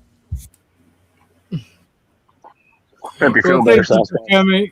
Thank you for coming, Sasquatch. It's been awesome. I think I'm gonna have questions. So I'm checking this transcript real quick. What are we gonna have questions about, Cynthia? I don't know. I got a phone call that y'all were trying to be mean about to me last night on Flows on the Powdered Dusties, and it was Sasquatch. I cracked a joke, and Sasquatch says I'm not doing it. He left it alone. All about it. Hey. I was just trying to lighten the mood a little bit because it was such a deep, dark territory we were in. Last night or today? Yeah, last night. Well, it was the Thor. Oh. It was dark. It was dark. I don't know what algorithm I hit. I might have been watching the Thorpes, but then all of these I'm an inbred stories have been hitting my algorithm. Oh boy, probably. It is really interesting to hear their take on it. And I'm starting to realize it might be more out there than is talked about. Do you know Steelman? No. Oh, I hadn't seen him in quite a while, but he has quite the take on that. And it's not a good take either. Whoa. We're from the South. It's supposed to be a good take. Hold up. Yeah, well, see the kids are like the kids, the girls, the one girl that I've seen, and she's given testimony that she always thought it was cool that her mom and dad were brothers and sisters until she went to school and was told that it wasn't cool. This is what I mean when I start saying when we start with sexual deviance, it only gets darker. Whoa. That's kind of a leap there. Huh? What? Kind of a leap there, don't you think? I missed it. A leap? Quite a leap? Yeah. Well, that's what I'm saying. Like this girl thought it was cool that her mom and dad were brothers and sisters. Like the whole family knew, like it was openly talked about. It was only when she was in elementary school that they tell her no. Did she have like web feet or something? A couple of them did show their web feet, but she didn't. But she did also say that a lot of the she didn't even know what to call it, but whatever that is that we're thinking of, the inbredness gene. Incest? Yeah, the incest gene, that it kind of comes out in adulthood more if you don't automatically have those web feet and stuff. She did say it comes out in adulthood. So, but I don't know what that was, because I was like, what am I watching? Like, I didn't know how to feel. Like, I felt bad and I hurt for her. But then there was just so many other ones. But then, I mean, we joke about the Thorpes, but there's more out there than what you realize. Yeah. And families actually promote it. Like, there's one family out there, like, they're all connected. Like, that's my uncle, my dad, and my grandpa. That's why I'm my own grandpa. I'm my own grandpa. What? Figure that one out. That's wild. Dwight Yoakam, who's a country singer, sang a song about Johnson Holler. However, when he went into detail about Johnson Holler, he said there was one way into that place and one way out. In every mailbox, the last name was Johnson. Wow. I know you're not despairing the Thorpe coup. No, I'm being serious. He was pointing out that they never left that area. Well, if you don't leave and people don't come in, the inbreeding takes over. Well, see, in the Amish, they have like something does happen with all of that inbreeding that their heart just explodes like randomly. Huh? Point. Jesus Christ, Cynthia. Yeah. Whoa. They even have a name for it. And they have a name for it. And it usually That's the wrath of God coming down on them. It's about 18, 19. And like there was one like I'd be like, oh my gosh, this is sad. Like that's horrible. So hang on, I gotta. Well, I mean, the shit that Flo was watching about the Thoris was fucking weird. Okay, That was done on Valentine's Day of this year. What? I didn't watch it. No, I'm not. I'm just saying, like they play that shit up for LARP, and Grace is gonna regret it when she's an old spinster and everybody thinks she slept with her dad. Oh, well, sure. If you go back to some of the very first videos that were done, they were still in the house with Mom. I remember watching it one time. Mom's in the kitchen doing something, and Ben and Grace come out of the bedroom. Mom says, what were you guys doing? And the answer was, we had sex. And yeah, I totally fell off my chair, figuratively speaking. I still don't believe it. I still don't believe it. You think they did that to drive the mom crazy? Yeah, I do. I think. Okay, so there's really only one of two options, and it all hinges on Grace, right? Either Grace really resents and hates her mom, so she seduced her dad. Yeah. Or she really hates her mom, and just talks shit and wants to drive her crazy. Ben was talking about when he was teaching. This was one time talking. Ben's just a sexual degenerate. See, here's the issue. Ben's a sexual degenerate, which y'all aren't blaming the one that's willingly going along with this. She was groomed, maybe. You say that, but she's too fucking gleeful. Maybe. Even if people believe it, she's too gleeful when they're going after the mom. So like maybe she resents her. Maybe she resents her mom for having to help her raise her brothers and sisters or something. But Grace is fucking evil. There's something in that bitch that is just evil, and it makes my fucking skin crawl. That's truth be told, I don't really know who fucking Ben Thorpe is until, because like on my show we was talking, and then when Grace popped up, my alarm bells went off. I don't trust nor like Grace. I joke around about being the first guy in history to cuck a guy using his daughter, but I don't like Grace. Grace is the problem. Grace, I disagree. Okay, yeah. No. Ben's a piece of shit. Don't get me wrong. Ben's a piece of shit. Right? Don't get me wrong. He's a piece of shit, and if he slept with his daughter, he's got his own evil shit. But there is something malicious and malignant about that bitch. And she has her hand to play in it. And if they didn't sleep together, which I think is the case, and they do it for online clout and gross out factor, and to fucking destroy the mom's spirit and destroy the fucking mom, they're fucking evil. And I feel like eventually somebody's going to find out. Because you see how quickly I bounced Grace and Ben when I realized it. A lot of places have banned them. Both of them. Do y'all see a world where she could really be in love with him like that?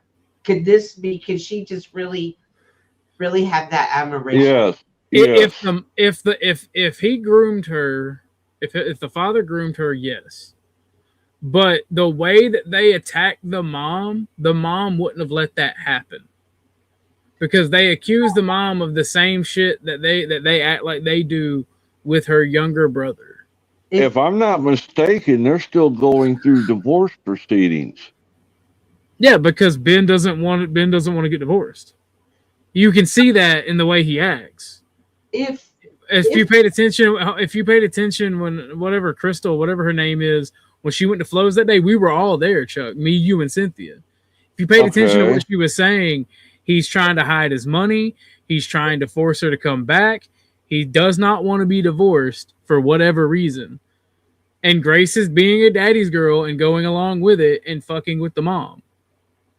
Well, I know I was talking to Denizen last night or this morning, and he said early on that they was going to do a mock trial between Ben and his wife, Courtney, I think's her name. So Denizen said he was he wanted to do it the right way, so he was looking up all the legalities of different things, and then he was interviewing each one of them so that they could set up a mock court. And Denizen went to the owner of the channel and said, "This is a bad idea. Let's not touch this with a 10-foot pole." That's pretty cringe. It is pretty cringe. I think they're both gross, to be honest with you. They are both not even the bottom of YouTube, right? They're just bottom of the barrel humans. Did they? Yeah, I'd agree there. Oh no, there's worse, y'all. There is worse. I got not really when you take into account the mentality they have. But go ahead, Chuck, and I'll get into that in a minute. I got into a huge fight one day with Ben about he was trying to promote or get us to join in on making domestic violence legal if you're married or have kids. What? I mean, like, not saying that makes him a good person, but like, some of these bitches need to get smacked. No. He said the kids too. Yeah, some of these little badass baby's kids need to get their ass beat. So I mean, a broken clock is right twice a day, Chuck. I'm just saying. Well, now, and ladies, I want to be 100%. Some of these cheating ass bastards need to buy the scalding hot grits thrown on them. I'm just saying. Outline. It goes both. It goes both. It goes all three ways, like a three-way. All right, how about that? Whoa. My bad. We were talking about the Thorpe, so I had to get Dr. McNasty. Sorry. We were talking about the Thorpe, so I had to get Dr. McNasty on the line. I'm sorry. Yeah, I don't know. They just say things for shock value. I mean, in all seriousness, like I do think that we've gone too far as a society. We label God's honest correction as abuse for both women, children, and like for both spouses and children. Wasn't that like true? Obviously you shouldn't be able to beat the shit out of spouses, but God, or even kids, yeah. It was like we shouldn't whip kids. Wasn't that your panel, OG? Yeah, and I was firmly against that. I said not every kid needs to be hit, but some of these little bastards need their ass tore the fuck out. That's what started the fight that day. Oh Lord, I remember that now. Yeah, no, I agree, but don't abuse them. I'm not saying that. I mean, with some lessons, and as a parent, I really take that serious. And that's not get too serious, but I rather take it too. Like, I'm so proud of my sons. Not saying that they're perfect, that they don't have flaws and all. I'm not saying that, but what I am saying is just watching them become fathers and husbands, not baby daddies, not boyfriend, girlfriend, but actual I do till death do us part. Like that. Not running the streets, running drugs, all that good stuff. But no. In all seriousness, and I want you to finish what you were saying about the Thorpes, because the way I see it is Ben wants his wife back, and he's using his daughter to smear, shame, and humiliate her to defeat her morally and mentally and emotionally to where she comes crawling back just so it'll stop. That's God's honest opinion. Yeah, I could see that too. But Grace hates her mother for whatever reason, or loves her father for whatever reason that she's doing. And there is a possibility that she's fucking mentally ill and fucking gave daddy a blowjob or bounced up and down on his lap naked. Like, that's a possibility, because she's definitely mentally ill, but she's that type of mentally ill and that type of retarded that's capable of maliciousness. Well, wasn't it too long ago that They were paying her to take off her clothes, sitting right next to her dad. The way he talks to his daughter, though, that's what kills me, bro. Like, yeah, he was describing how to give a blowjob to her. If that was my sister and my dad talked to my sister like that, I would shove a fucking knife in his kidney. Unironically. After the plunger up his ass. Because that would make me think that you're graping my sister. So gross. Yeah, it's gross. But that's the thing. They're internet lolcows. They've made money off of, oh, have we or haven't we? Have we or haven't we? Have we or haven't we? That's how they get attention. And I think it's all done to fuck with the mom. Well, is the mom a strong woman, or is no? Like, I don't think so. I could be wrong. Is the mom on the internet? Crab busted in. Nar, they have made.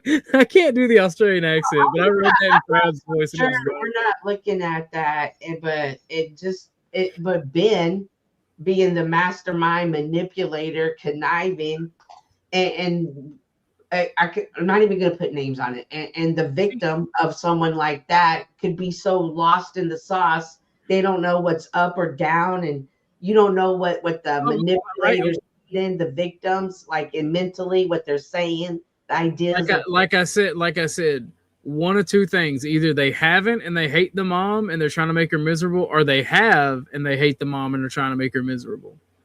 Well, I've seen another early video.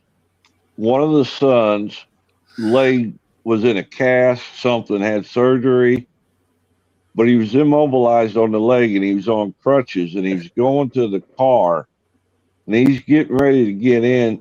Ben rears back and kicks the living crap out of him. Knocks him down. Why? Because he was mad at him. Wait, there's other kids. So basically, Ben's just an abusive. Basically, Ben is just. John is very dangerous. Also, Ben was right to kick. It sounds like an abusive fuckwit got with a really weak woman who is mentally distraught and mentally not all there. They gave birth to a bunch of fucking mentally retarded and sociopathic narcissist children who then spend time trying to tear each other apart. Yep. And it's like, this is why I say the gas chamber. This is why I hold the extreme beliefs I do, because I run into a lot of people like this in real life, being from like a drug capital of the South in the area I'm at, and then it being also a small town and rural as well. So, like, I run into a lot of people that are, like, this malicious for, like, just whatever fucking retarded reason. And had I been smart, actually, had I been scummy, I would have, like, played Ben and fucking Grace against each other. And I would have let, as soon as Grace popped up, I would have let her up. But I just don't want to talk to them. I was too high. I didn't realize who Ben was. I don't talk to Ben. Well, if you notice, that's their tactic. One goes in, gets everybody adjusted, and then the other one to come in a few minutes later, right behind. Oh yeah, no, I know their tactic, and as soon as I realized who he was, I didn't let it happen. He got mad. Mad. He was talking shit in the chat, bro. Well, that's because it was the 7th panel he got kicked from that day. Man. My thing. Yeah, I know Ben had kicked Grace. I don't know for what. They say he went to jail. I think that's part of a skit too. He did go to jail. He did get arrested for that. I do remember when he kicked her. Yeah, no, I know he went to jail. I know that part's real, but I think they played it up for a skit. I think she overreacted for a skit. I think she let it happen for a skit, and that I think it was all a fucking skit. And it wastes taxpayers' dollars. Well, if you watch him when he does it, I played it in slow-mo and blew it up. Oh. And you know how when you're going to do something that takes a lot of force or energy, and you'll bite your lip without even thinking about it. You can see him do that right before he delivers that. You got to remember, he's 6'8". So that leg span he's got, there's quite a bit of force behind that. I think if a dude was sitting there, he would have went off the bed or the chair like Grace did.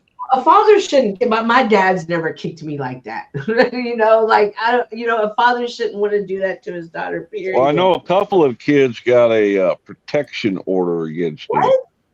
Are you serious? Yes. Oh my gosh! And she just Besides, the mother's got one. She is not 200 pounds. At most, she's 130. Calm down, Grace. Grace? No, she ain't even close to 200. At one time, I was thinking she was like 160, 175 at one time, because she got a little chunky there for a while. Well, that's the thing. Like, what did he do? Kick her out of the bed or something? She was sitting off the bed, and off the bed or off the chair she was sitting at. How is that? If he kicked her off if he kicked or shoved her off the bed, how is that domestic abuse? Because he was laying battery, okay, against a family member. Right, he was laying in the bed, right, with like his back on the wall, and she was sitting, and it's like a twin. It's not even a big bed. She was sitting at the foot of the bed, and then he kicked her off. She said, he wanted her to do something, and she didn't want to do it because she was busy or something. Yeah. And so because she didn't do it, he waylaid her. Yeah. So how did he wind up getting locked up for it? Did she call the police, or somebody saw it and called it in? Yep. They did it on a live stream. Mm-hmm. He had to leave first. He gave her a warning. These two are so dramatic. I mean, my thing is, well, that's what J-Mon says. The thing about it is, I've been tackled off the couch and tickled and thrown around by my dad, uncles, and mom. I've kicked my girlfriends out of the bed or shoved them out of the bed as a joke because it's funny. Right? I don't think that's all that he would have done. I've also been kicked out of the bed and shoved out of the bed by my girlfriends. Like it's a mutual thing. Like there's no abuse there. You don't understand. It was on live. Like super Karens are watching. The clip's still out there. Yeah, the super Karens are watching with the police on speed dial because people can't stand Ben Thorpe. And maybe if we get be jealous, J-Mon. I was tickled by my uncle and not molested. How about that? I had a very wholesome childhood for a minute there, and then it all went to shit. Oh my gosh. I said not, by the way. Keyword there, not. N-O-T. This went south quick. I said not. No, I know you. I was talking about chat. I'm referring to chat. People would have called on him just because they don't. No, bro. I had 3 of the best uncles in the world growing up. One died. Oh. Well, he was gay and had AIDS. If your uncle is looking for a Christian Latina who's a little bit spicy, just because I want to learn how to drive whatever that is like that was. Oh, that's my youngest uncle. No, he's got a spicy Latina. Yeah, well, he can have another one after that one's gone. What's she talking about driving? The not skid steer, the excavator that we rented out to do the okay, yeah, that's he can whip that bitch though. No, that's magic. That's what he can probably do with his hands for real. As soon as mine passes on, I'll be looking. Did you see how fucking so yeah, I will never be skinny because that build right there that my uncle has, that thick wide build, is my entire is every man in my family. Like I'll never be skinny. I'll always be fucking thick as fucking strong, even if I lose weight, right? Like that's just not in the cards. That's just how ingrained that is in my family. Like the women range from chunky to petite. With the men, we're all just standard, stamped out, built like brick shit houses with fucking hazel eyes and black hair. You got the hazel eyes too? Yeah, my eyes are greenish. My eyes are green blue. For those of you who don't know what hazel is, mine have changed colors from brown to green depending on my mood. Mine will either be really, really light green or really, really dark green. Yeah, depends on the light. It depends on the lighting. If I'm mad, it's brown. If I'm in a really good mood, they're green. So my thing is, I love blue eyes, like baby blue or dark blue. And every woman that I've ever like been in a really intense relationship with, we just lock eyes because like, and they all said the same shit. Like they love the color of my eyes, and I love theirs. And it's hot, and then I'm just gonna leave it there because I don't know how to explain it. So you skull fucked her, in other words. My eyes are brown, and when I'm mad, they're red. And shit! My family's hair comes in two colors. Like the men, it's either jet black or blondish brown, like with like blondish red. You got some gingers in there somewhere. Well, no, that's what I'm saying. My hair is actually very dark red. It's not jet black like my uncle's. It's dark reddish blonde. They were saying redhead is the inbred trait. Thanks, Cynthia. I am from the South, so. And they were saying, but not like inbred, like his uncle or aunt, but like going back like 4 or 5 generations. I believe it. Yeah. But no, like so like my uncle, so I have 4 uncles, right? The youngest one is the one that had the excavator. Yeah. The second youngest one is like the one that wanted to be born on his birthday. The third youngest one, or the third one, is a military veteran who don't give a fuck. He's the wild child, and is just honestly just a cool, chill dude. And then the oldest male was the gay one that passed away from AIDS, and they were the most upstanding men. Like, I remember I was working in the gay district because I loved hanging out with all of my uncles, and my uncle always told me to be on the watch out for weirdos. And some like one of the guys who owned the diner in the partnership slipped $100 in my back pocket, like on the ass pocket. My uncle beat the ever living fuck out of him, like beat the fuck out of him. Like it was a sight to behold. It was fucking crazy. Are your uncles are they close in range? No, like the youngest uncle is like 40, like 38 to 41. I can't remember how old he is, but they range from I would say 38 to 41 to like 55, 60. Nice. So it's funny. The one the military veteran is the one that broke the mold. He's actually tall and lanky, but he's built lanky. You know what I'm saying? Like he's tall as fuck, and he looks really skinny. But then he takes his shirt off and goes for a swim, and he's got like a 6-pack abs, and he's fucking like swole as fuck, but he's tall. And it's funny. He's the romance. And he runs through women like water. Like he does not he's as racist as I used to be, but he's like, I love black women. Bring me all of the black women. I'm like, what the hell, brother? What the hell? It's all pink on the inside. That is literally his fucking motto. He has both a flag and a T-shirt with that written on it. It's motto. Oh my gosh. He has both a T-shirt and a flag with that written on it. Where do you think I learned it from? What branch was he in? He was in the Navy. Funnily enough, I always make gay jokes, and he's like, "I've had more pussy than anybody you know." He's like pussy then if he was in the Navy. Yeah, he's that way to get over the trauma from the Navy. Well, I mean, he has trauma from the Navy, but like that comes from some of the shit he did in there, and like I can't remember. He was when you remember when Turkey, Chuck, you remember when Turkey and Greece had that spat, and then America kind of intervened.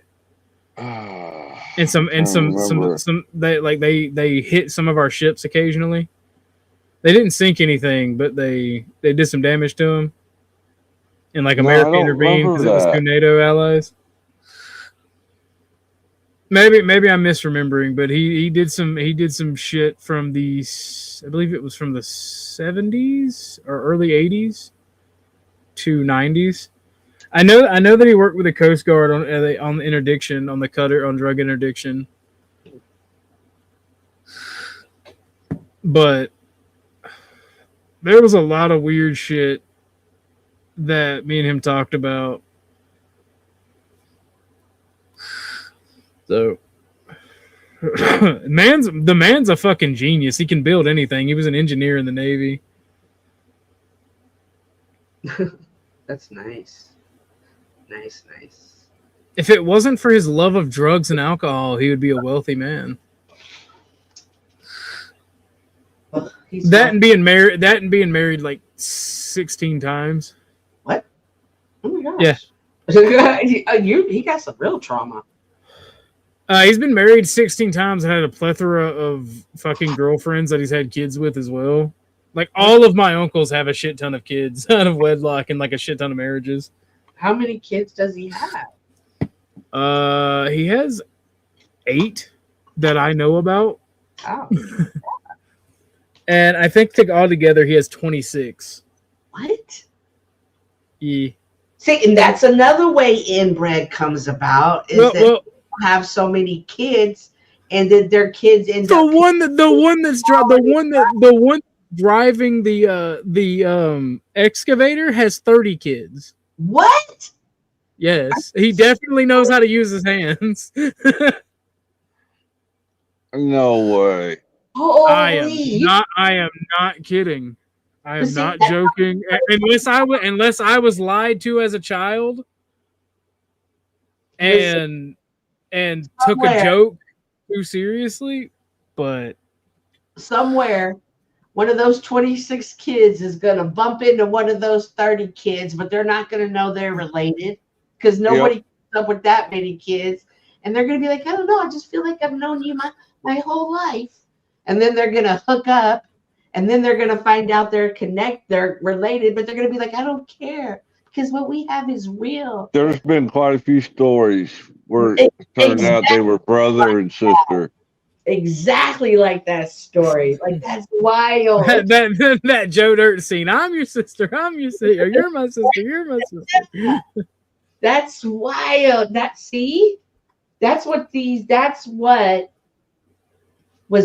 That's how when we look at these relationships and they're so fruitful like that and so abundance, it does create dude, even the gay uncle has a mixed black kid from Florida. Like even he has a son. That's the crazy part. Oh my gosh. Oh, that war was 1974. You was talking about that skirmish. 1974. I don't know when he was in the Navy yet.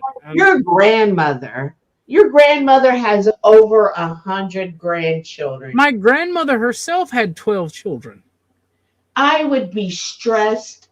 I'm stressed out with 6. I would lose my mind with 100. Well, if all of us would have lived, we would have had 12. Man. But they all didn't. They all didn't make it. The people across the street, they had 11. Sorry, my great grandmother had 12. My grandmother, my mom, like my mom's mom, she had 6. You've got my 4 uncles and my mom, and then my aunt. But she died. My aunt died when she was a little girl. She died in a car crash.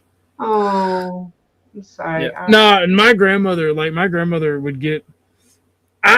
When I say I've been the therapist for my family and friends my entire life, me and my grandmother would get drunk when I was like 15. We'd drink fucking White Russians and Moscow Mules. What? No more than 2. But like she would tell me about my aunt, and like she'd tell me how my aunt, like because she died, I think it was January she died.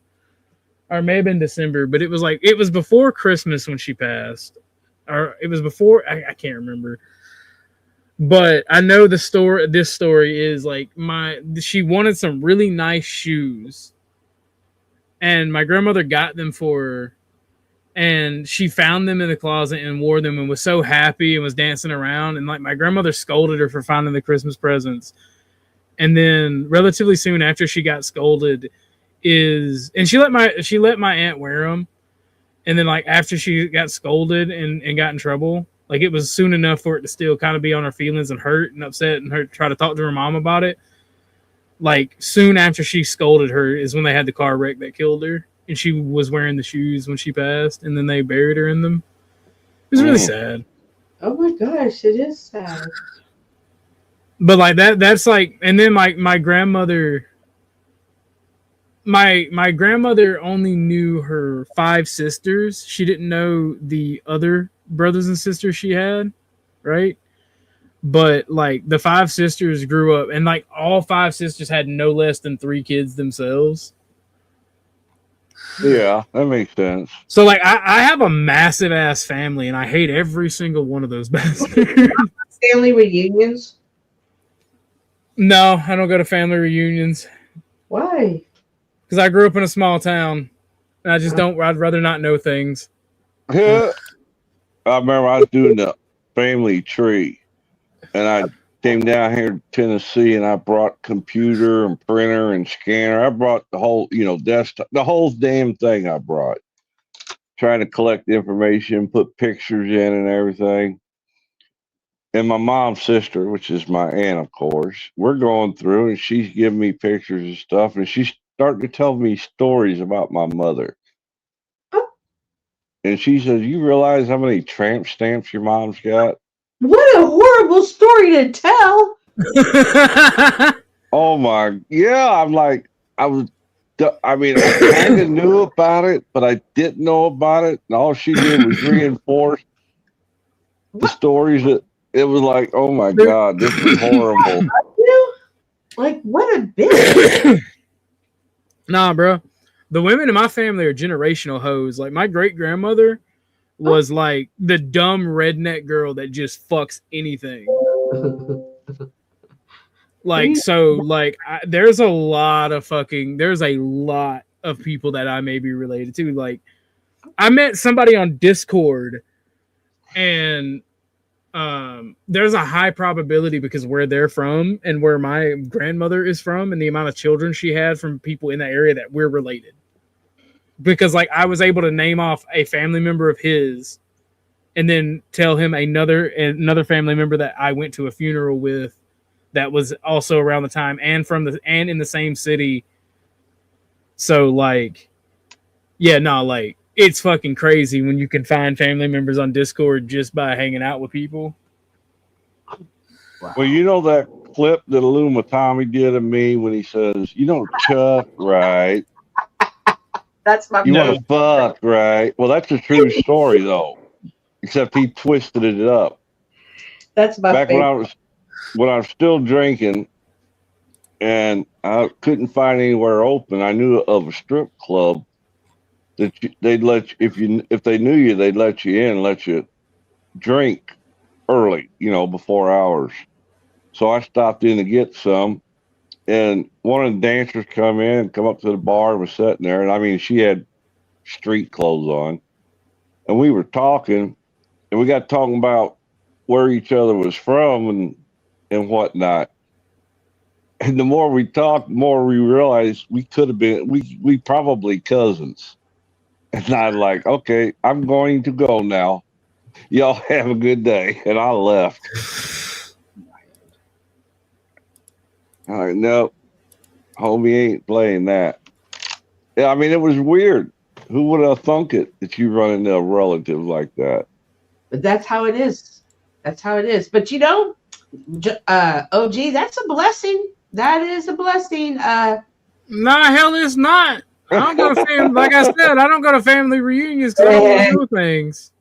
No, I'm saying it's a blessing to have that many bloodline continue on. As far as like, if this was the old times, somebody would have been wealthy because of all the children and everything.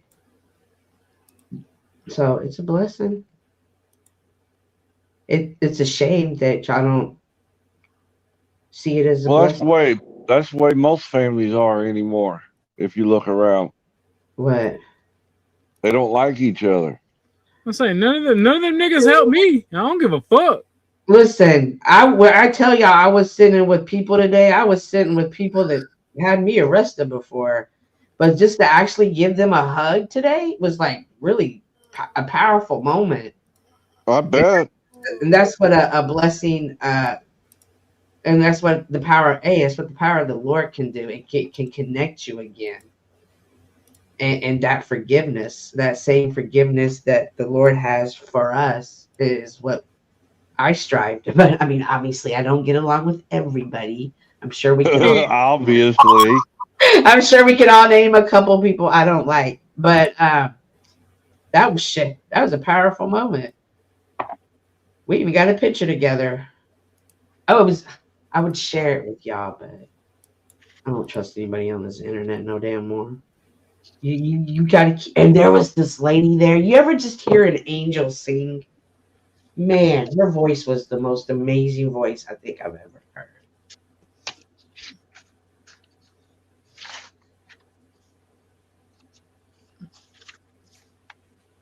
I'm just saying. No, I agree. I know I'm older, and it is my job as one of the elders to tell you a story to strive for. I'm not by any means. I trust me. I've been at war. Y'all think I didn't get along with y'all? Y'all should see what I've done to some people in my family.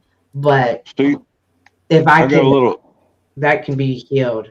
Anything can be healed by the power of God. I got a little clip here, Cynthia. It says, "We cannot be helpful to all people, but at least God will show us how to take a kindly and tolerant view of each and every one." Ooh, that's what I'm working on. Yes, man. That means we might not get along with them. We might not like them, but that doesn't mean we got to hate them to the end either.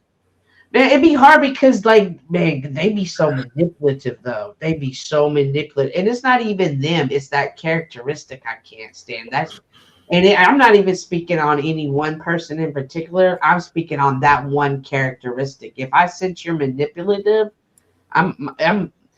my spirit don't even sit right with that. But then I needed to look at it. Are they oppressed? Like, that is a form of oppression because they're stuck in that bitterness and in that anger and that trauma. And I need to show compassion. It's something I battle with. That's out of all the fruits of the spirit, being gentle is the hardest one for me to grasp, which is wild. Yeah. What I usually find is somebody really grates me and it drives me crazy. Then I better look inside. There's something in there that needs worked on. Yeah. Which I've had to do with Denizen. He's my Sasquatch. Denizen? Yeah.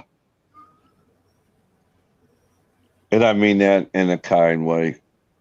Oh. Sasquatch is my Sasquatch. I just don't.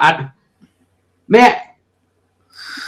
That manipulation bothers me. That manipulation irritates me because you don't know the effect, the ripple effect it has. And they treat it, and the people that are that way, they treat it so lightly. And they may or may not be doing it out of malice. And I don't need to treat, like, some of them may be doing it out of trauma and pain. All right, Jack. Out of trauma. No, for real. No, for real. Yeah, I know. But I sure be wanting to give them a, like, you think my parents gave a damn? What? There were times that I needed to go to the hospital with broken bones, and my parents didn't even care enough to take me. Like, yeah. You know what I mean? Like in my household, like, getting upset and was not, like, nobody cared, girl. You better get over that shit. You better work it out. Praise God. but that's that Mexican attitude for you. No wonder we're deporting them.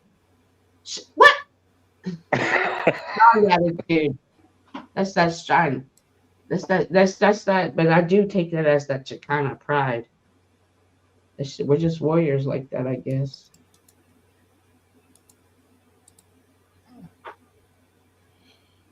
Oh, Lord. Crazy conversation today. I mean, I'm having fun with it. I was driving as fast as I could home. I was like, oh my gosh, oh my She was God. on. I could tell as soon as you came up, you were on fire, woman. Man, because I'm like, bro, stop. Like, somebody gotta be the other side. Like, Making excuses for the pleasure of self. Is that what you're saying? yeah, because like I know that some of y'all be thinking, I don't know, man. When my me and Jack got into a fight about that one day. What? Because you know how Jack describes his massages and stuff?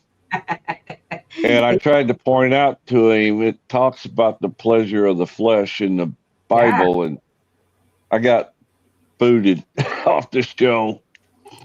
Yeah, Jack's something else. That it's all about pleasure, he said. The whole life is about pleasure. And the way he was packaging it with, we don't gaslight each other. I trust people to be themselves. Like, no, because it's a family unit. And, maybe it's because I was coming from a family event. Like, Well, he's starting to double down again on this thing that he's real close to being the Messiah. Who? Jack? Jack, yes. Poor Jack. Yeah, I'll be feeling sorry for Jack. Yeah, me too. I like Jack as a person. I just don't like. Yeah, I get it. What a rude question, J-Mon. What was the question? How gross would you plow Cynthia? What? Cards what? What does that even mean? How Oh, gross? gee, how gross would you plow? I don't understand. I refuse to answer that question. I don't even know what it means. J-Mon is Montero. It's Montero. Like it. Do you know who that is? Who's Montero's bitch? How's your dog, Chuck? Huh? How's your dog? My dog, crazy as ever. She's doing good. Did your daughter still try to come back for her? Not yet. She got where she was working closed down. Oh. So she's trying to find new employment and running into all kind of obstacles because the jobs up there are turning into shit jobs. Sorry. She was used to making, So I've been stuck with this dog. I keep telling her it's not mine. You say that, but you know you love that thing. Where does he sleep at? In its kennel. Oh. Because she has a habit. So far I haven't been able to break her. No matter where I put the litter box, she wants to get into the litter box. And eat it? Yes. Oh my God. Dogs are the freaking grossest animals. I don't know what it is with cat shit and dog. They fucking love it. It's got to be vitamin or something. It's scrumdiddlyumptious. Oh, you tried it before? Oh. No, that's what they say about the cat poop. They get scrumdiddlyumptious. I'm telling you, it's like catnip for them. It is. Bring that shit here, boy. Delicious pork chop or cat shit. The other day when I was changing the litter box out, that dog looking at me like, "What you doing with that stuff, man? Man. You gonna eat that? Let's make a deal. You know, the head went sideways. Give you that puppy dog look. You gonna eat that? I need a fix, man. Come on, I need a fix, Dad. I need a fix. Don't throw away shit. I didn't answer the question because it's rude. Yeah. Very rude. Because I'm old as dirt. Chuck and I are like the oldest. Now, with a $10 super chat, I will gladly answer that question. Let's go. Now, mind you, if I end up single again someday, y'all better watch out. God, it's like walking on. It's like walking in on your parents having sex. Oh God! every time I'm on panel and Chuck starts hitting on Raging Tomato, Sarah? or Sarah starts hitting on Chuck, I'm like, oh God! It's like walking in on your parents having sex. Oh, she gets down with it. I'm like, holy cow! I can't tell her no.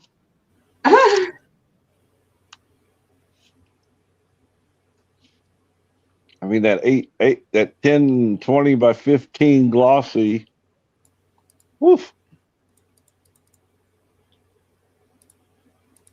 No, I wasn't going to pay them prices she wanted, so I just took a snapshot. I'll make my own. That's right. Did you see that one guy that has the record of this girl that looks just like her, but that's like was a topless, but Oh yes. That girl was actually a 1960s Playboy.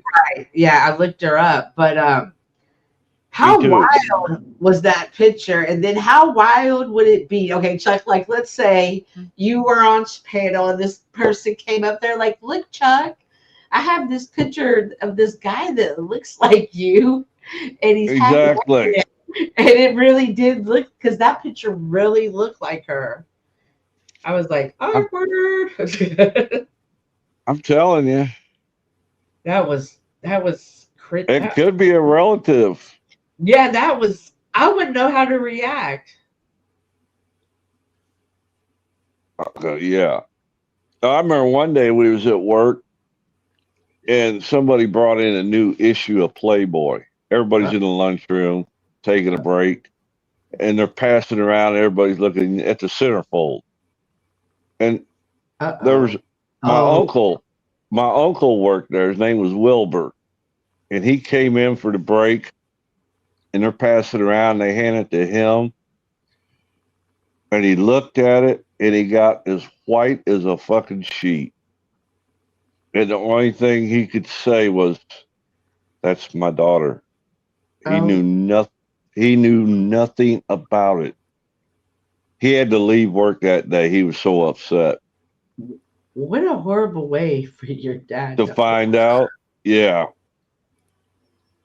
That was gruesome that day. Everybody felt like shit after we found out. When you give in to the temptations, you don't realize the effect it can have on she knew what she was doing. I she know knew but what she was doing. Like shit, because that hurt his feelings to see their buddy hurt. I mean, maybe he should have been a better father. Oh my gosh. Oh my gosh. Oh, he was the best. He was a good guy, God-fearing Christian man. Yeah. Tried to live right, trying to do right. Oh my God. I'm not talking shit on your family, but like that's the only solution. Either that or completely disown them, tell them to fuck off. They made a mistake. I'm not saying anything. I'm just saying there's ripple effect to sin. It never affects. I'm just talking about the. Yeah, I'm not saying don't do it. Some chicks are gonna be hoes. The only way you can do it is tell them to fucking fend for themselves and go be a whore somewhere else. Oh, that's literally it. Definitely teach them about protection. Do you guys remember the old term red light district? If they're going to be that, at least teach them how to be the best one they can be, how to make money from it, what to look out for, how to use protection, the importance of health. Hey, don't ruin it for me. I'm allergic to latex. Do you remember the term red light district? Yes. Early on in marriage, wife was griping I needed to work overtime more or something to make more money. Well, I was working my ass off as was, so I ran up to the local hardware store, came back and handed her a package of red light bulbs. Oh, she was pissed. That's horrible. She should. That's the kind of asshole I was. Was or are? Was.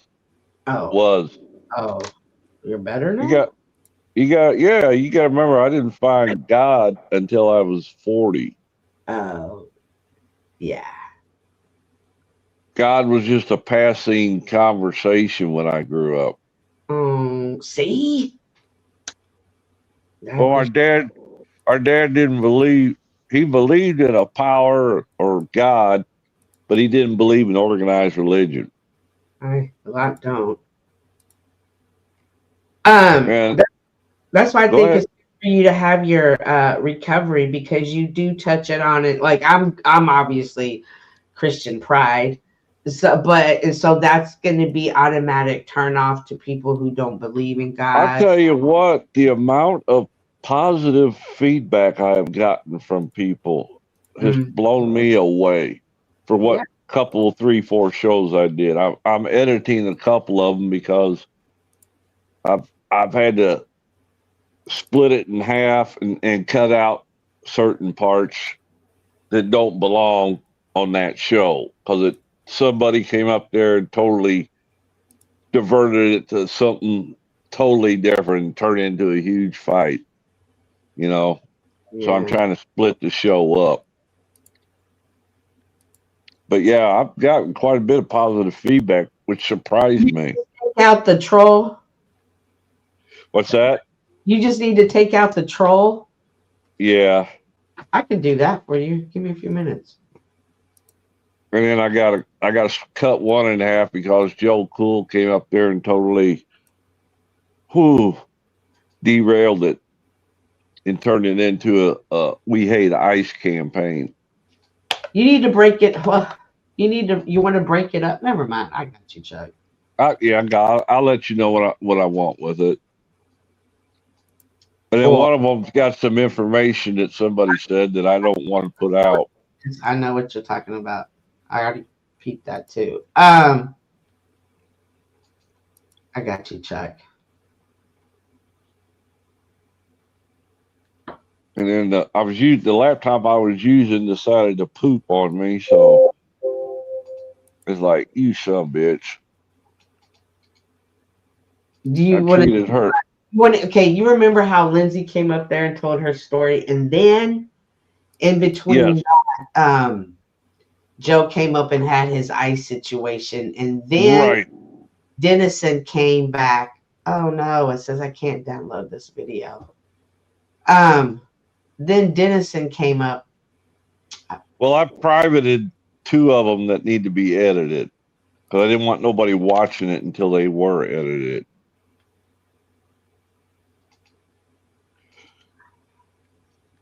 Was the only thing I could think of at the time. Oh yeah, I can't catch it then. Right, until I give you a link. I have to give you a link. Yeah, I could usually catch them really easy. Like I could have already had it.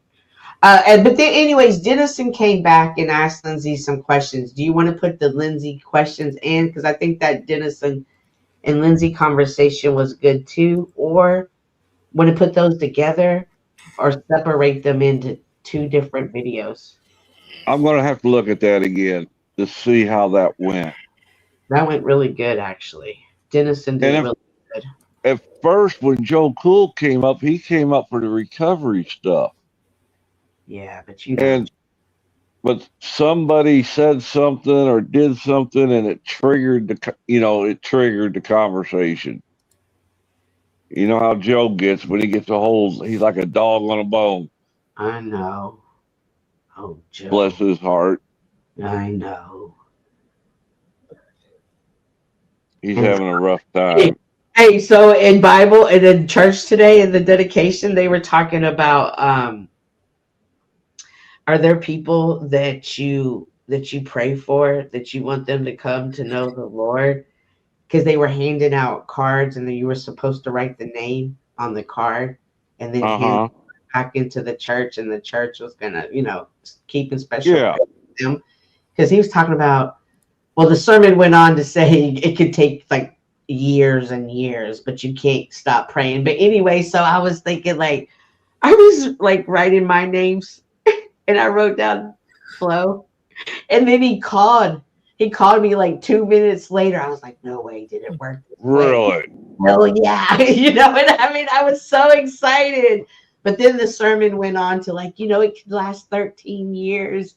You're gonna have to keep praying, but you never give up. Is it talking about That's ironic. That's I know. ironic. I called him after church. I was like, I thought, did it work? He was like, no.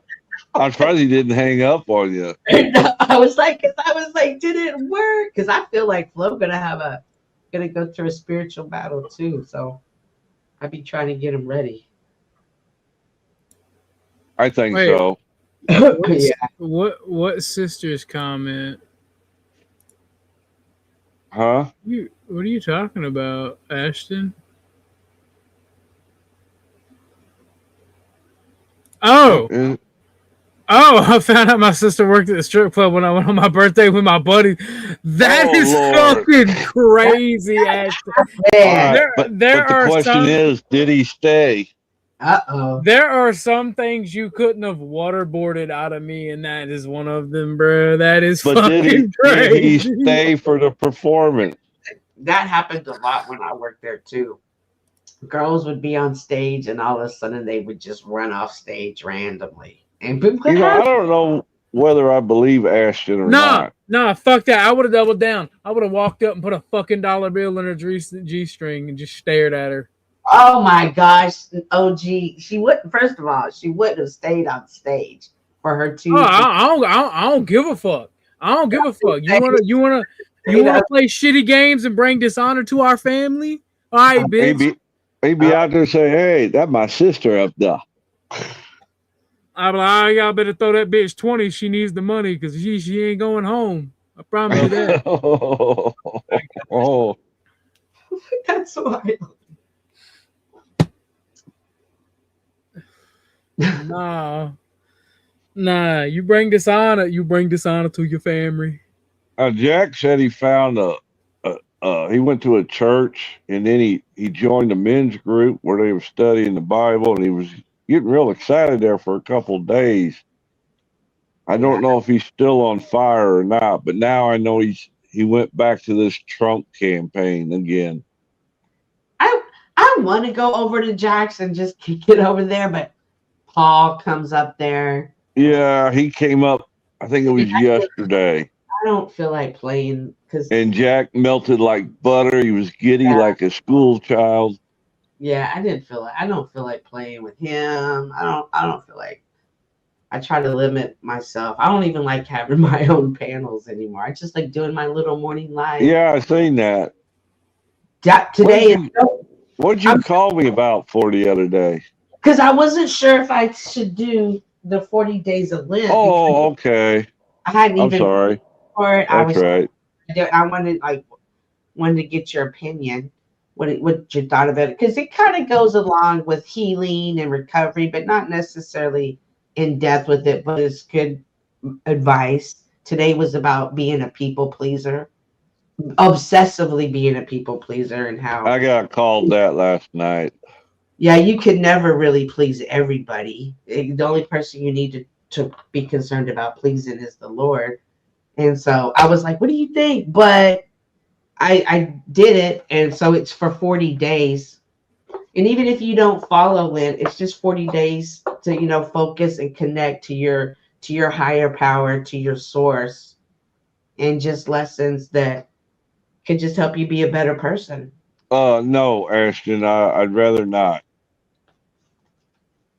I don't want to see your sister. I'm sorry. I want to see your sister. Yeah, I was about to say. Wait a minute. Is she single? How old is she? Does it matter? Yes, it does. Okay, good deal. Good deal. And what's she look like? How tall is she? What's she weigh? What color's her eyes? What color's her hair? Color's her hair. Does she have kids? Are they inbred? How does she feel about that? I'm thinking about having some more. Oh my gosh, I'm not. Look, I love this. All I'm saying is we ain't gonna talk about our ancestors like that, all right? Huh? We ain't gonna talk about our ancestors like that, all right? Our ancestors. Oh, you played. My cousin was married once. What happened to that guy who wanted to talk about the Epstein files? I do too. Where's he at? I don't know who you're talking about. Pumpkin? What? No. What, your friend that was talking about the Epstein files, and he wanted to do a show on it, and you and Chuck. Bumpkin. That's Bumpkin. Did he ever do the show, or when is he going to do it? We were supposed to do it that night, but I got EP. You got EP. Ashton was waiting for that picture. Yeah, I got EP. I got sleepy. I was tired. Oh, sleepy. I was like, what's EP? Well, yeah. Are y'all going to make it? Are y'all going to do it, though? Because I'm all types of interested. I mean, I've been looking into them myself to see if I can find anything worth talking about on my show. What's it gonna do for you? Well, A, that's one thing that I think about.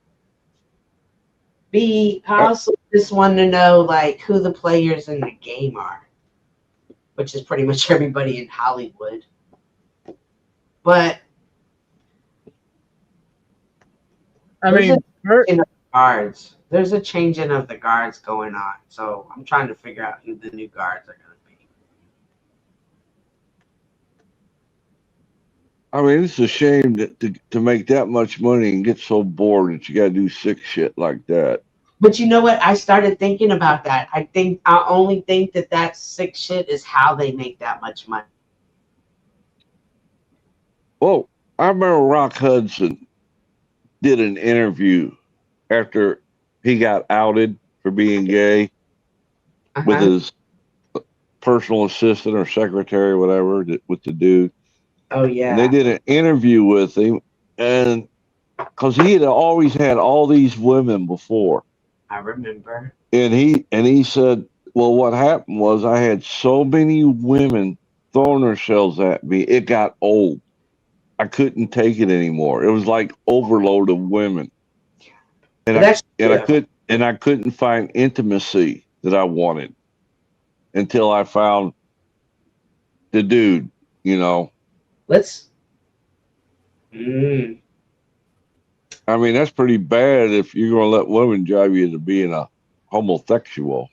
Well, I'm pretty sure that was a scripted story, and very well could have been. And perhaps the powers that be, that the casting couch, what we are now seeing come to light, has been always. Oh, the casting couch has been shown to light many times. But see, we always thought the casting couch was just women, but apparently it's men too. In fact, it's it kind of changed, yeah. Yeah, and then realizing that this is deeper and darker than we think, which is again why I keep saying when we promote these type of lifestyles.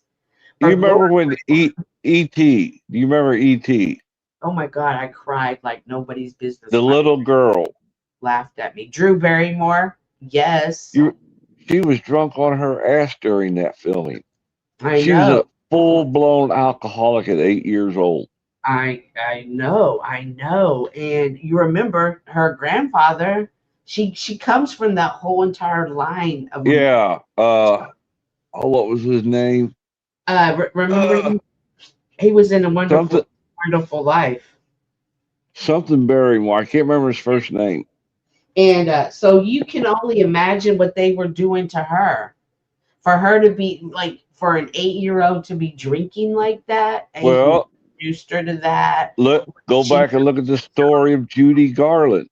Oh yeah. Or Joan Crawford. or this has been going on for a long time. But for men too, and we're Yes. And they turn the other way in order to have a career, I guess. They desire that fame monster. And when we talk about when I keep saying it can become darker, these desire, if they will get darker over time. Oh, you're a sick person. They're already here.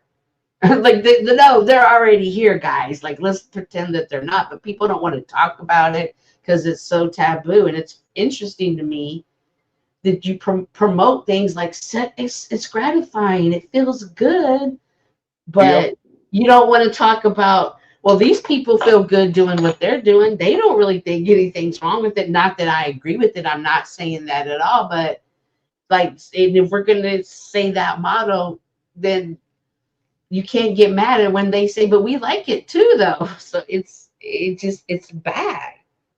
And I just feel it's important to teach. But I think OG's right. I think that just overall I don't know, degeneracy or just selfishness of I want what I want to make me feel good. Yeah. And it's crumbling our society. Absolutely. I mean, look how much people fight and give lip service to the weed thing. I mean, the passion that goes into when people are talking about weed. It's like your passion's misguided. Society is crumbling. Well, as long as I got my weed, I'm happy. But that's escapism, Chuck. That's escapism. Right. Yeah, that was just an example. I wasn't picking on anybody or anything. It was just an example. Well, no, the thing about it is, right? So the reason, and I'm glad it's only 9 of us, and I'll deny it if anybody brings it up when Flo. Wait, let me turn my recorder on. Okay, go ahead. The reason that I gravitate towards authoritarianism and National Socialism is I bought into the propaganda, and I think that it's more truthful than any other system when it comes to building a better person. I think communism is better when it comes to building a better person, right? Because National Socialism, communism, these authoritarian regimes, I truly do feel like we've been lied to. We've been told by a bunch of degenerate pedophile hedonists that do as thy will is the word of the day and individualism is the marching order. Yep. So I think that the only time that those societies or these societies like America and the do as they will Luciferians can ever come together is when they're destroying somebody that'll take away their degeneracy. And as soon as I start talking about my politics, fucking people join Christ. I love you guys. But I truly do believe that that's the only time that societies like America can rise up and do quote unquote better is when they're destroying someone else who wants better for the world, who will take away their degeneracy. Well, if Russia's form of communism is doing so good, everybody wants to come to the States. Not the other way around. Nobody's trying to get to Russia. It's the path of least resistance, right? In the do as thy will type of world, people are going to see that and want to do that. Yeah, I'm free. I'm free to do as I will. Yeah. That's why.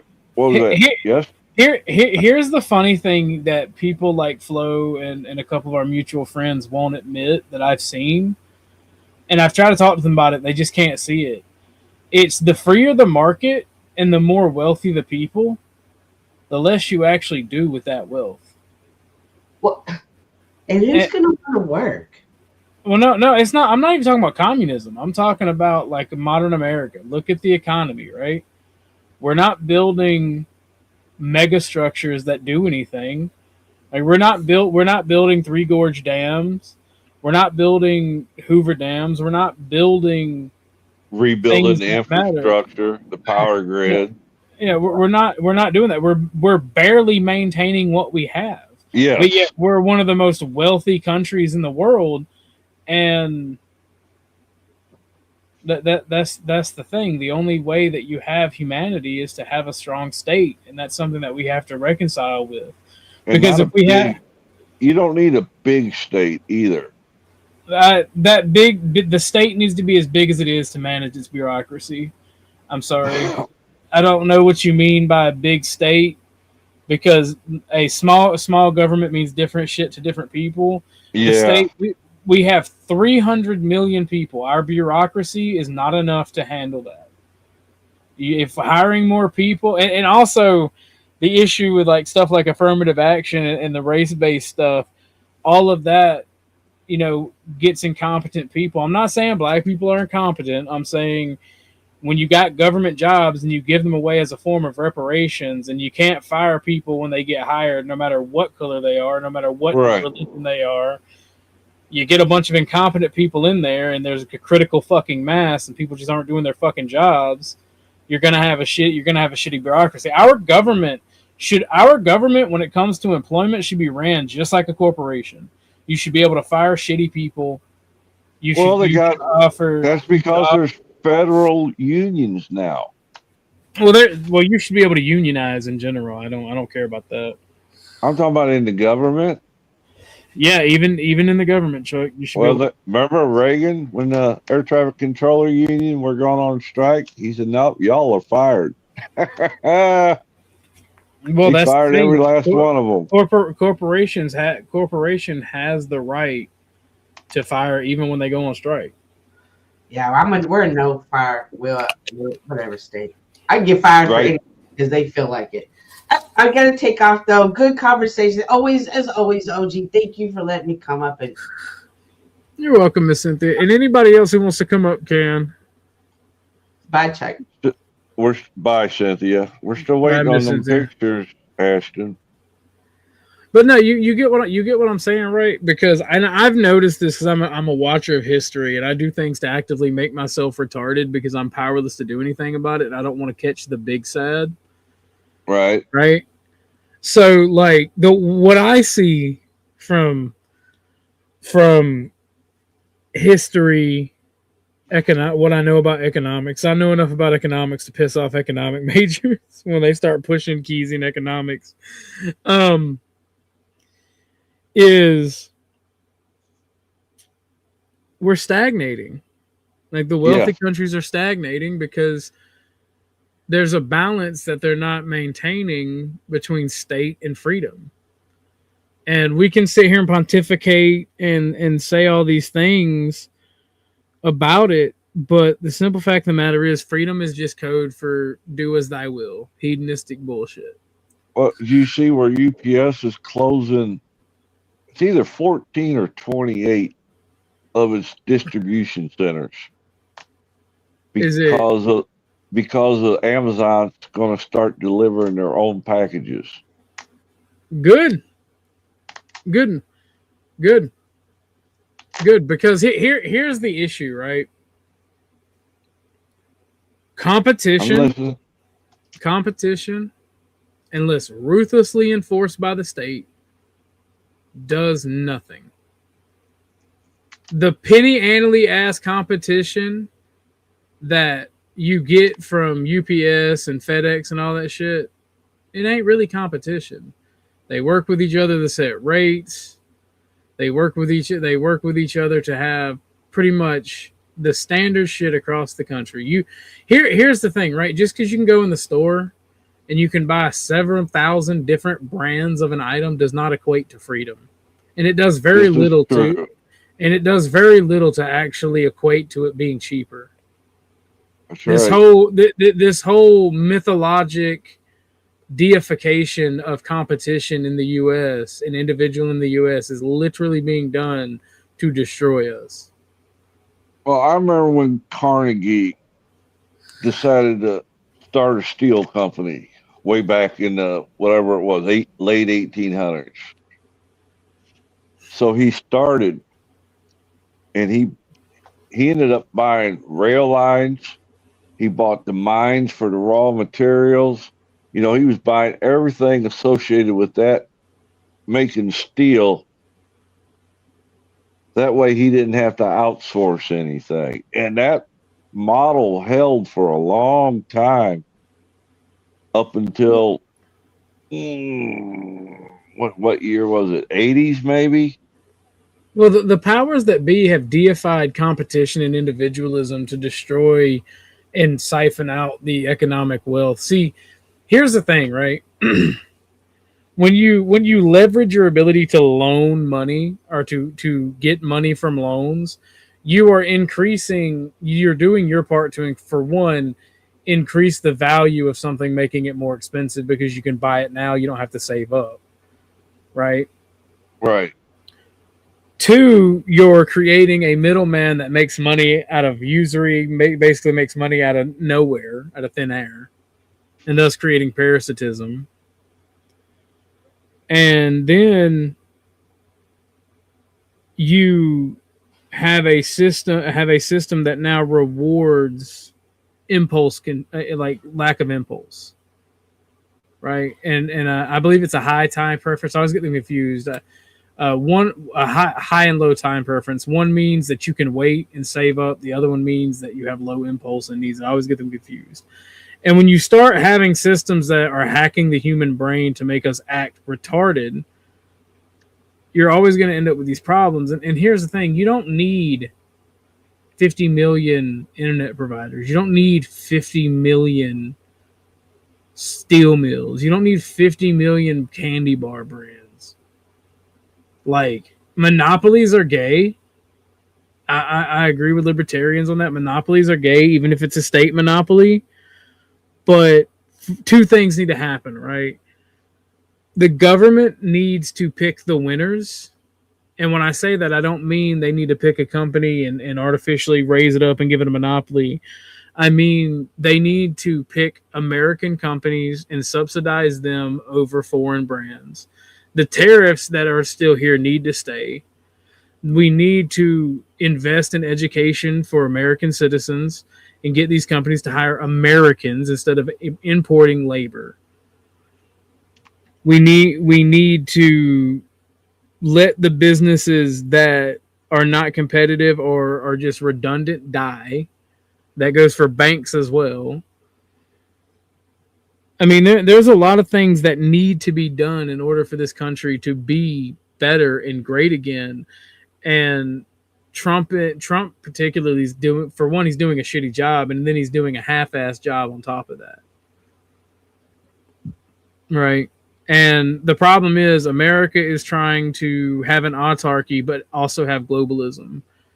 Like, we have the minerals and we have the wealth to be an autarky.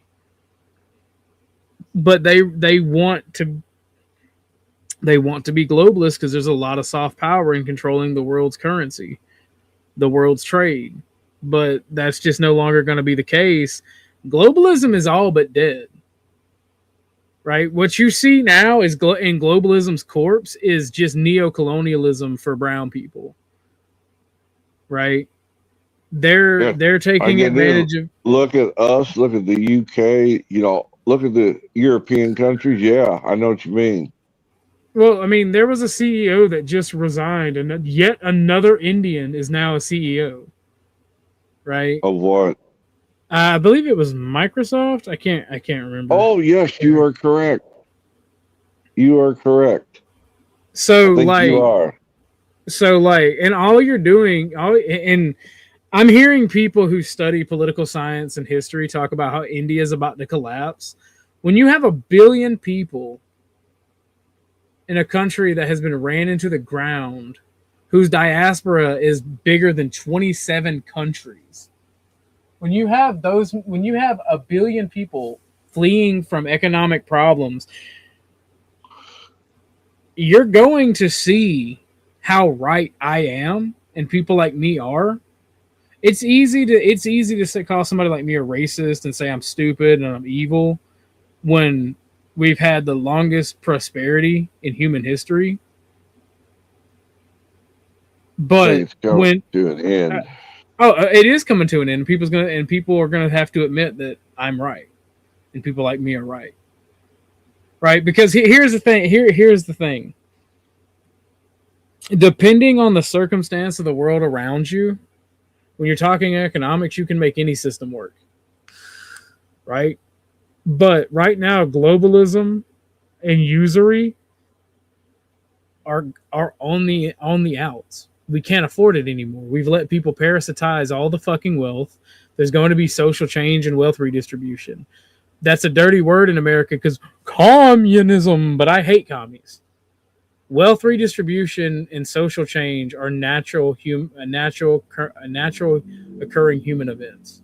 When shit gets bad, people like. Do you think that people? Where do you think Vikings came throughout history? It came from being in an economically depressed place because of the environment. Fair enough. But what do you think humans do when they get economically depressed in large numbers? They go out looking. They go out and take it. And then once they get in a comfortable position, they rebuild society to be slightly fairer. And it's a fucking cycle. And when I say slightly fairer, they make rules to make, honest competition amongst one another.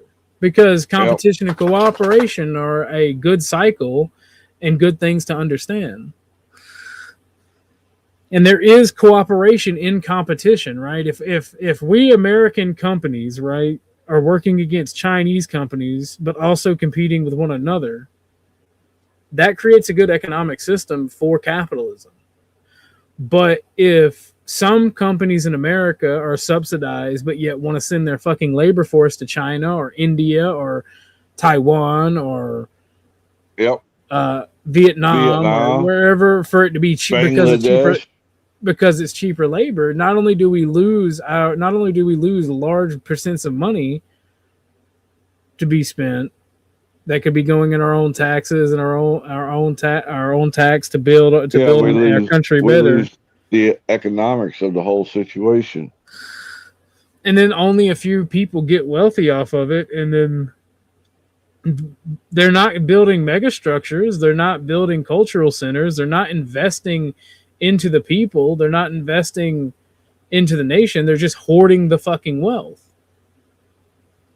And a lot of people will go, oh, you can't take Elon Musk's money because most of it's not fluid. That's the goddamn problem. If you own so much influid capital, but yet you have more money on paper than God, that's a problem. And then because you own stocks, you're not being taxed on it, but yet you can somehow get a loan and fudge the system that way and be able to live your extravagant lifestyle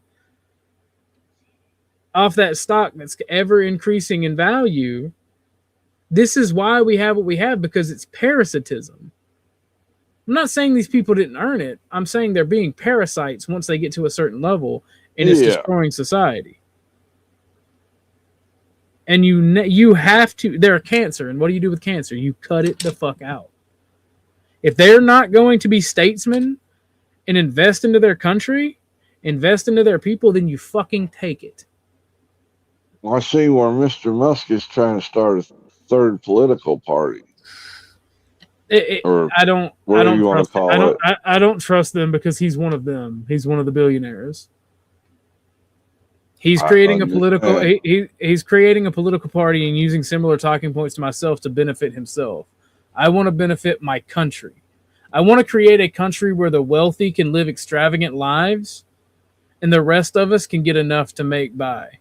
Because if you're wealthy, you deserve what you have, because unless you inherited it, you had to work for it, you had to get lucky or blessed one, and I don't want to take your luck or your blessing because that's shitty.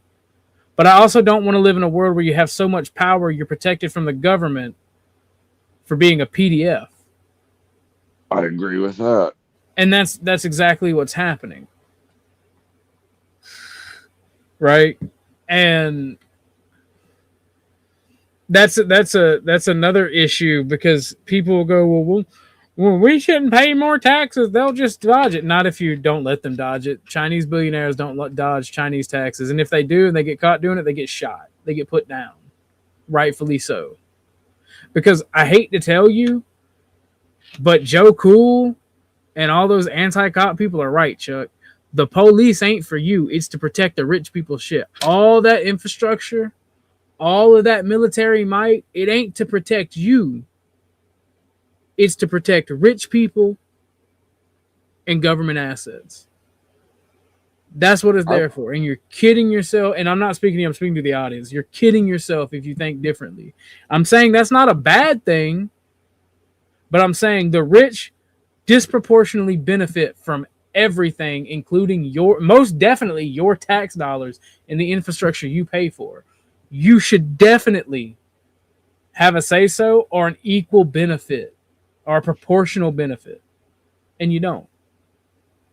They are intentionally making it hard on the poor and the middle class. They want the poor to hate the middle class because they have slightly more than the poor. They want the middle class to not exist because the middle class are threats to them. The middle class are always the most productive. They're always the most innovative. They want the middle class as poor as the poor, but they want them working as scientists and engineers for the corporations and for them.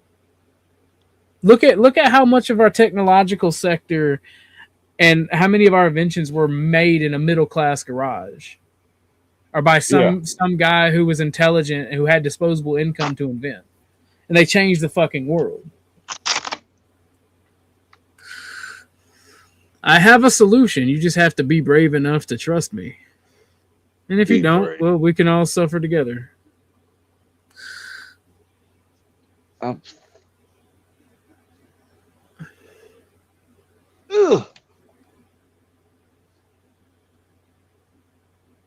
Get off my cord, cat. Thank you. The struggle asked a question quite a few minutes ago. Well, in the same light, do you say yes, these are the people that will control me as well?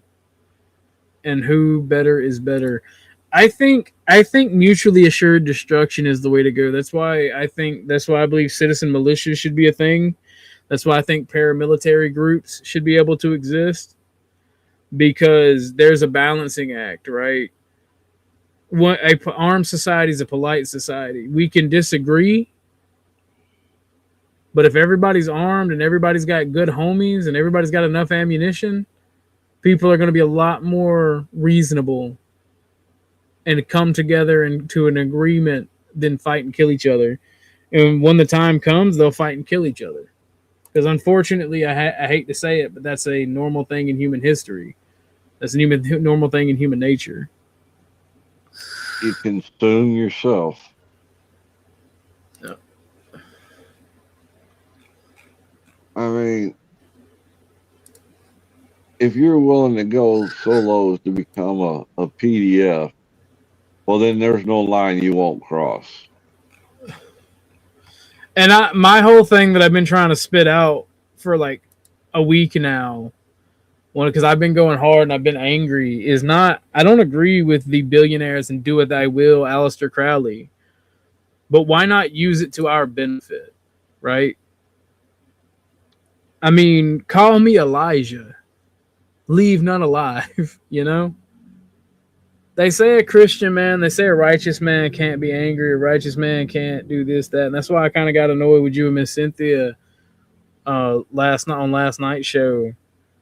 Because when Joe came up here talking about people being self-righteous and not doing anything because maybe I misinterpreted it. I didn't say shit on that one. My argument was with El Piero. Well, I felt like y'all folded, and I'm just sitting here like, well, I'm just sitting. Go ahead. I was putting the facts in, and he kept getting louder and louder and shit like that. I'm like, look, I'm not going to do this here. I just made up my mind. I'll just shut up and let it die. Well, Dennison also annoyed me with that, because like, my thing is, you can agree with somebody without being a team and arguing and like not shitting up my panel, but over talking everybody because you agree with Joe Cool. Because I said that to him a couple of times here recently, and I figured it out. He comes in to every panel with his audio maxed out on purpose. And when I tell him it's hot, it's because I'm wearing headphones. I can hear everybody else just fine. Then he comes in and blows the eardrums out. That's his way of over talking folks.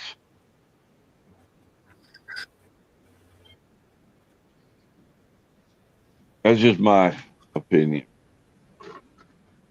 Because I'll discuss with anybody. But when I go, like, and looked it up and look up the state law, and the state law he was quoting had nothing to do with liquor sales. People get caught in the minutia of retarded shit, in my opinion. Right.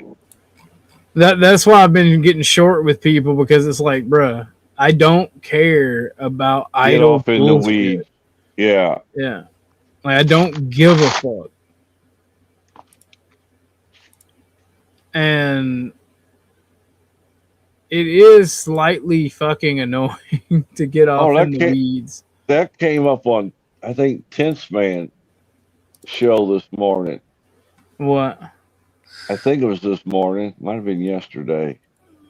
What? Where I don't know who brought it up. The topic you were talking about a while ago. What are you doing by sitting on a panel bitching about it? What do you achieve? Just like you were talking about. Where's the action? It's not just sitting on a panel. It's not just sitting on a panel, right? The whole issue is you're just not doing anything. Right. That's the point I was trying to make. Sorry. You're not very, very clear. You're not angry about it. You're not.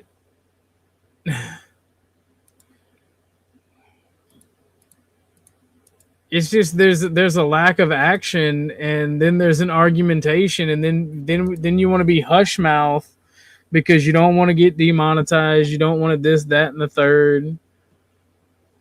You know? Mm-hmm.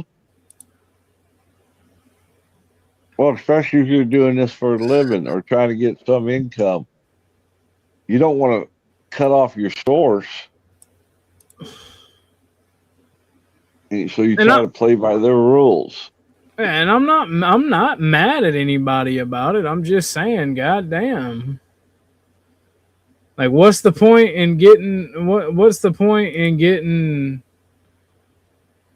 so worked up about it, and then ultimately just to do nothing about it?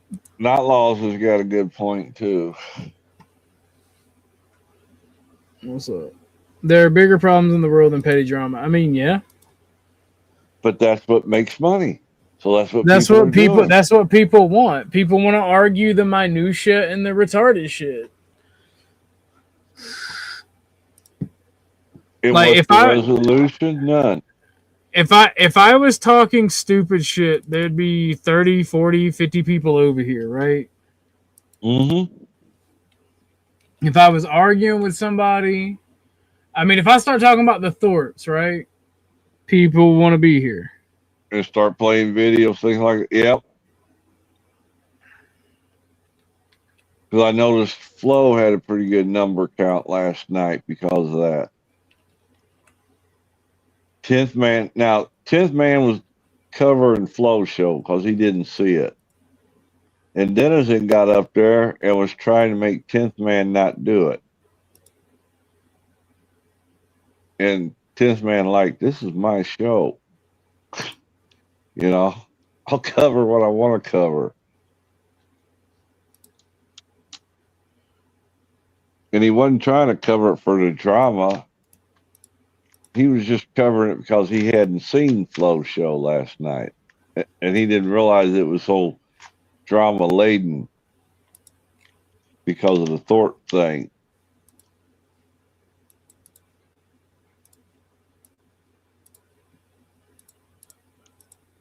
I mean, I guess, if you say so. What did I say now? People know what they're doing. They know what they're doing. And I'm not going to fault them for doing what's best for the money. And I'm really thankful for the money I make on here. but I'm not going to kid myself and think that we're doing anything by having this discussion. You know what I'm saying? Yep. Even if it's a 100%. debate. And that's what kills me about it, because it's like, bruh, come on. Could you imagine if all these people put their effort into the real issues? Yeah, that's why I get so annoyed with them. Instead of squabbling about, well, this municipality law. Who cares about a municipality law when you got bigger laws that need to be addressed? To me, but that's just me. I mean, it's right to call wrong out, but if you're just sitting on the internet debating about without any solutions, well, what's the point?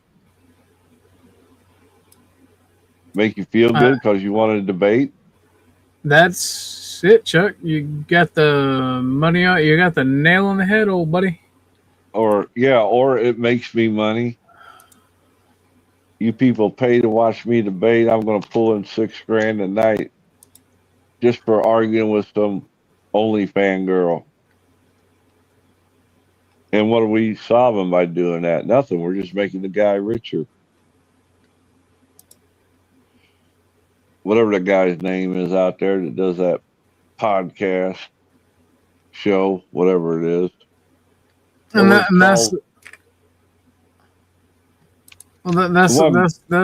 that's another thing. People always want to debate and argue and yell, but it's like, my brother in Christ, like, what does that do? You're engaging in mental masturbation, and that's it. To make yourself feel good. That's it. That's all you're doing. I beat you. I won. And what was accomplished? That's what's so annoying about Marte, man. He's so debate brain, but everybody, it seems like, is debate brain. Oh. Everybody wants to get off in the minutia, and I just don't have time for that. It's fucking retarded.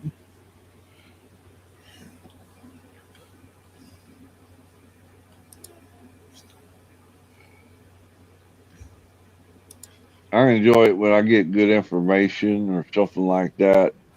But to listen to an argument to get any kind of information, I'm not doing it.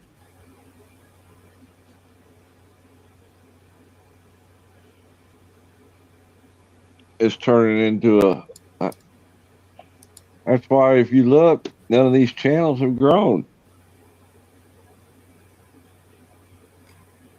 Would you not agree? I agree. You're going to get your core people that want to see fight. That's all they want. NWA or whatever, wrestling, WWE or whatever they call it nowadays. NWA, niggas with attitudes.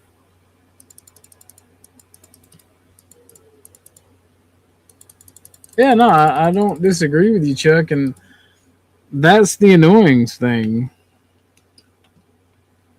That's the annoying thing. Seems like wasted manpower or wasted, like spinning your wheels, you know? That's exactly what it is. It is. How do I word this? I hear you. It is. You don't want to shoot yourself in the foot now. I'm fine if I never make another dime. No, I just meant with your wording. What Well, you're trying to say. I'm not trying to insult the audience either. Right, that's what I meant. Because I understand people want what people want.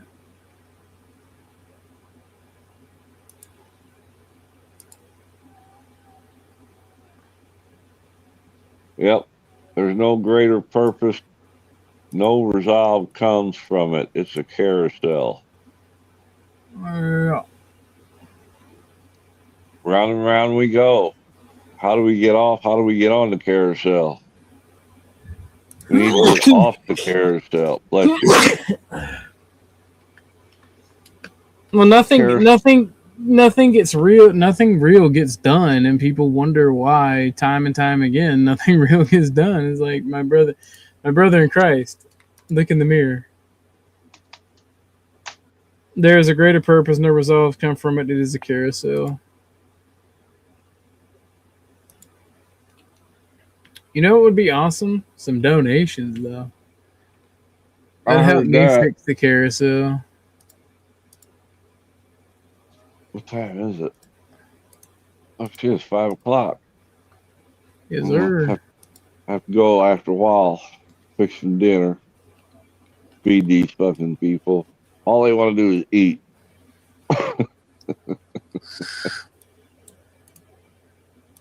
Well, I will more than likely end this stream in a minute and probably go live again later on. Yeah. Go live again on a video game stream, start doing the actual thing. The actual thing? So what I mean by that is remember the RimWorld stream I was talking about doing the video game where I put Snow. I got to go back and watch it because I forgot. I know it's Snow, Lawrence, and I think it was myself. I think maybe I don't think anybody else donated, but I put all of them in the video game, and then Lawrence had Dennison's butt, baby. I remember that. I remember that. Yeah. Dennison's butt, baby. Very humorous, yes. Yes, it is. He made a homosexual out of Denizen. I didn't even mean to. That's the thing. It's funny though. That's why he don't come around anymore. He's offended. No, it's because of me. I don't care. I think it's very shitty of him to do that. Apparently, I'm a bad influence on you.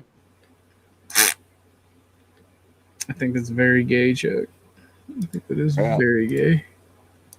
I happen to agree, but what do I know? I'm just a simpleton, as it was put. I think that's lame. I mean, I got 2 degrees and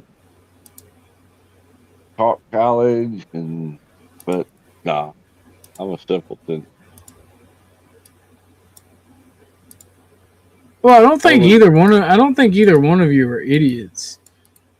I just think that you got a message down there in chat. The can't say it. Agripolis, is that right? No, that is not Agripolis. That is somebody on Kick. Oh, is it? Yeah. Oh shit! Learn how to read, dumbass. Yeah, I'll do that in a minute. My bad. My apologies. You ain't got nothing to be apologetic for, Chuck.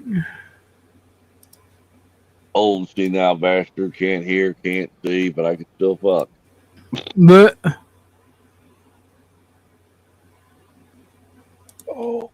that is crazy, Chuck. That is crazy.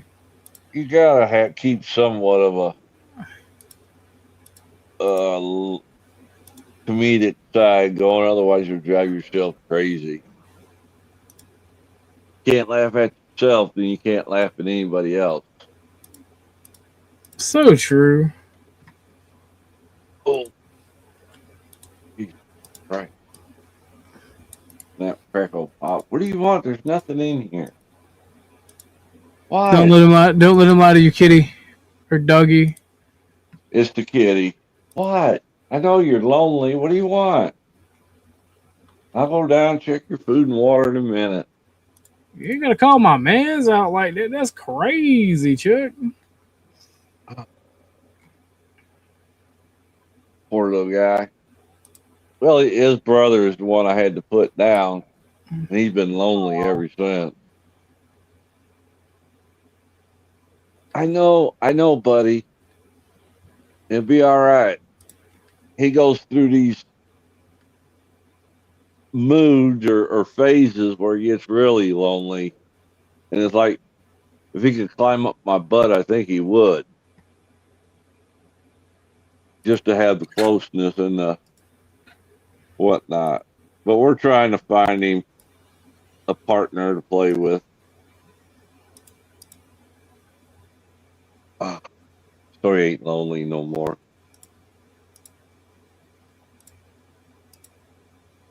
Crap. How many people you got watching too? I'm not sure. I'm not either. Because it's awful dead in chat. That's why I said that. We got a few watching. There's 9 people. 9. 9.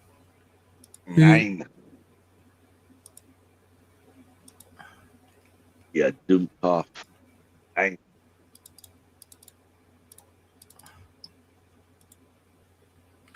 That's the one thing I miss about Germany is the freaking food over there was awesome.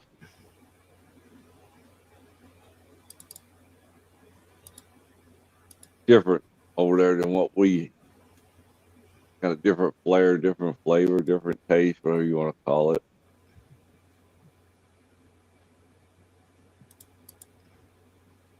Really? Ah.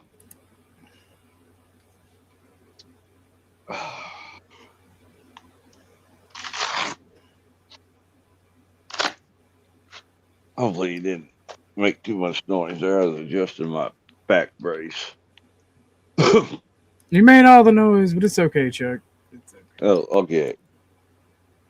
It's better than, well, I ain't going to say that. Ain't going to say it. Ain't going to do it. Yes, you are. Chuck, you are a wise old man that can act like something. Can't blocked on my phone. But Chuck, you're a wise old man that can act like a kid sometimes, but I respect the heck out of you. Well, at least some people. That's one of my biggest gripes is no one wants to listen to the older folks anymore. They want to be clowns. Everybody wants to be clowns in the circus. Well, I mean, what do you expect, Chuck?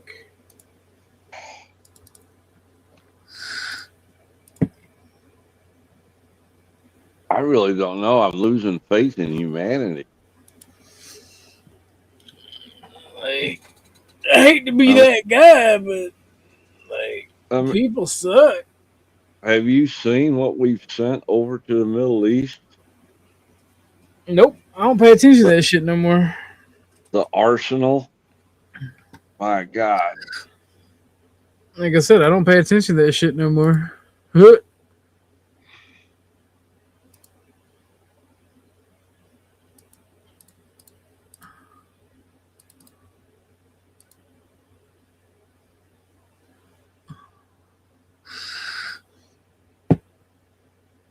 You know, I genuinely don't. I genuinely don't pay attention to that shit. I think it's a waste of time.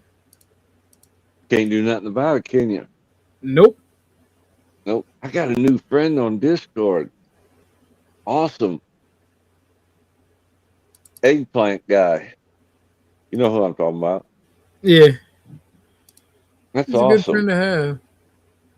Oh, I love listening to him. I've been trying to get him to come up on panel again, but he's just been hella busy. Yeah. And I think in all actuality, and I can understand why, but I think he likes the smaller panel, shall we say. Yeah. That way you can have a conversation instead of a screaming fest or talk over fest.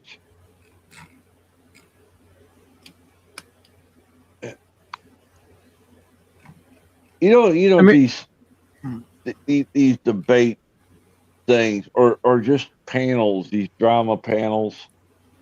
Mm-hmm. They kind of remind me of the old movies I used to watch that had the gladiators, in the pit, and all the people were sitting around in the Colosseums waiting for the action.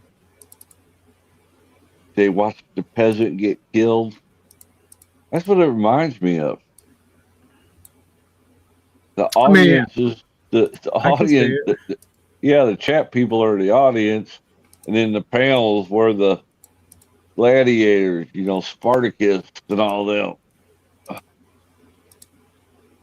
go to get defeated, and the people cheer, yay! And all they've done is killed a bunch of people, and that's entertainment. Yeah. I mean, it makes sense. Humans are retarded. Hey, watch that. We might be one of them. But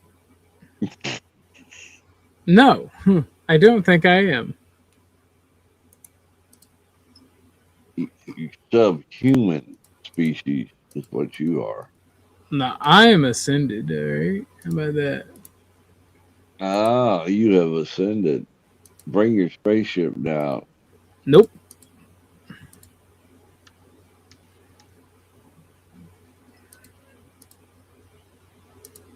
I will never do such a thing like that, Chuck. I see Trump talking about releasing all the unidentified flying object or whatever they call it nowadays. Oh, UFOs, yeah, I heard about that. Guys going to left of spaces, it's much more civil and reasonable over there. No, not really. Maybe we can cover the event on March 6th. That would be, we can do that actually, because I love aliens and UFO shit. You know what I'm talking about, though, don't you? No. Artemis 2. Oh, are they actually doing it this time? March the 6th. All systems are green to go right now. Until they're not. And I wonder what this. The one thing I got to look. It's been so long since I've looked into actual rocketry and space flight. Is these windows that they can launch in? Do you know how that's determined?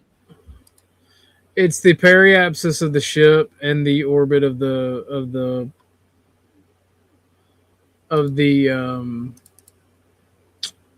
planet where they're at. Oh, okay. And I'm sorry, it's the periapsis of the planet and the orbit of the planet, and then the amount of fuel what they're trying. It depends on what they're trying to do.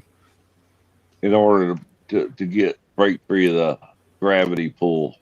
Because you're gonna not only break free of gravity, but you also have to have enough. This is what I find absolutely retarded, right? Because the closest thing that we have to space is the ocean, right? It affects things like gravity and weight and velocity, right? Doesn't affect gravity, it affects weight and velocity. And it annoys me because there's people are retarded. They act like they don't know how to swim, right? They act like they've never swam before. Like, how do you move in outer space the same way you move when you're swimming? If that makes sense. And it should.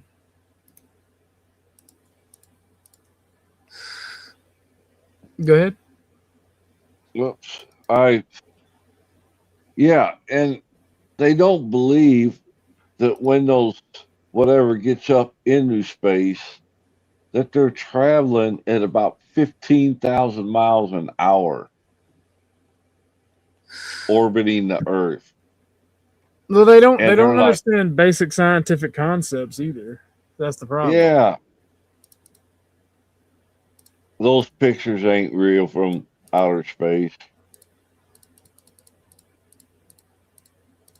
Sad. I'm tired of fighting that one. and this, everything's a conspiracy. That's the annoying. That is the goddamn annoying part right there. Amen. I don't care what you bring up. It's a conspiracy attached to it. How? If everything's a conspiracy, nothing's a conspiracy. Right? Yeah. It's just annoying because like they've predisposed their situation onto the people, right? Like you said, if everything's a conspiracy, nothing is. They've already made up their mind that everything's a conspiracy. Everything. Whether it's from the media, whether it's from the government, whether it's from their own eyes. Yeah. I mean, it's perfectly reasonable. It's perfectly reasonable to be suspicious, right? Because there's always ulterior motives. You'll never know the truth. But when you have to question everything so fucking thoroughly, you get off into the fucking weeds. Maybe that's the conspiracy in of itself, and you're falling for it every time. Well, working in communications, we used to have to work on radio, how to get the signal around the world. No, I already know what you're gonna say, and we should be able to shoot flat earthers. All right. Personally, we should be able to just shoot flat earthers. Well, I'm just saying, I worked in that field, and I know I'd have to get my books out, but I know how all that works. But I'm a liar. I'm part of a conspiracy. No. The biggest thing is when they ask you, "Have you done it for yourself?" Yes, bitch. I've bounced fucking radio waves off the atmosphere and talked to somebody halfway across the planet. Yes, I have done that for myself. There's a super nice guy that comes to float, and he tries to tell me, if he's a flat earther, we should still shoot him. Leave none alive. He tells me, okay, with my binoculars, I can look across the bay and see this building on this island. I shouldn't be able to see it with my binoculars. I'm like, that makes no sense what you're telling me. Flat earthers literally went to Antarctica and fucking... Oh, that's conspiracy. Proved themselves wrong. That was all green screen.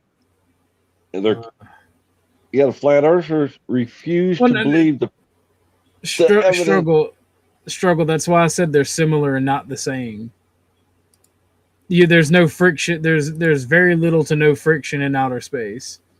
That's the major difference, right? Correct. So if you push forward in a liquid state, you're gonna go forward because there's less friction in the ocean, right?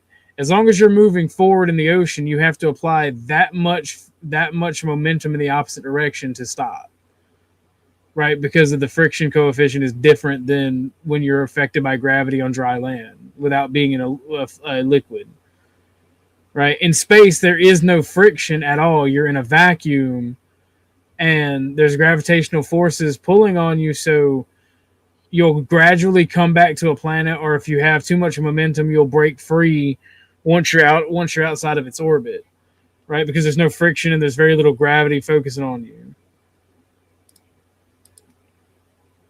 There's no way to measure gases.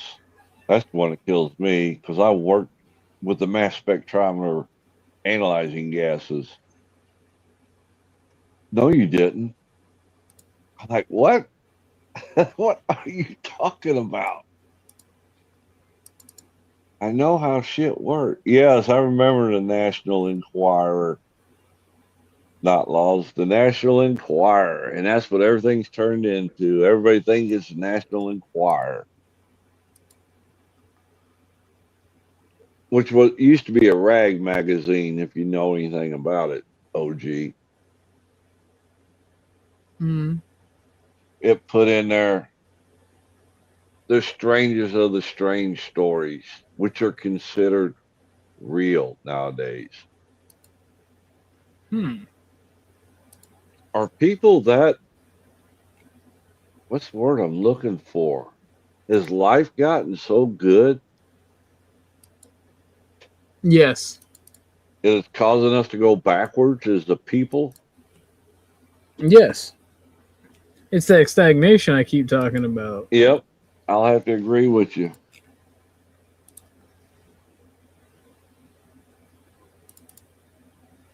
I keep trying to explain to some people, even like, I think Flo, well, maybe not Flo. I'm trying to remember the person that kept arguing with me. That back when I was raised in my early, even, well, I still practice it this way, but you got your wants and your needs. Always took care of the needs. And if we had a want, we would save up until we could buy that want, not go and finance it. And they made it way too easy for people to borrow that money to buy a VCR. Well, I don't even know if they use VCRs anymore. Not VCRs, DVD players. I don't even think people use those. Most of everything is switched to streaming, hasn't it?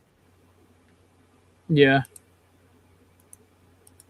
But there was a day when the things we wanted, we saved up for. That way we wasn't in debt. And people talk to me like I'm crazy. I don't know what I'm talking about.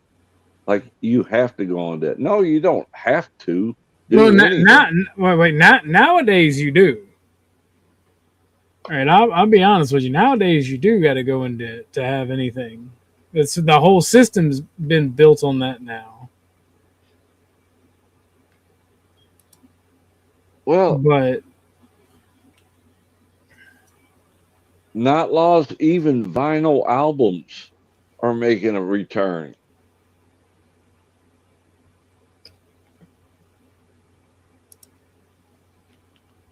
Like I said, we're going backwards because there's nothing to go forward with.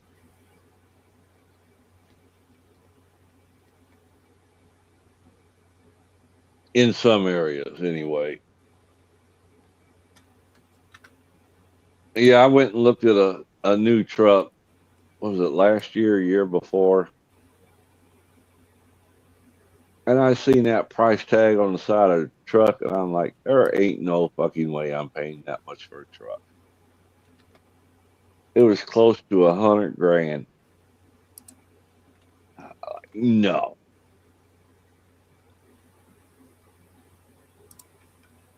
And it's fucking crazy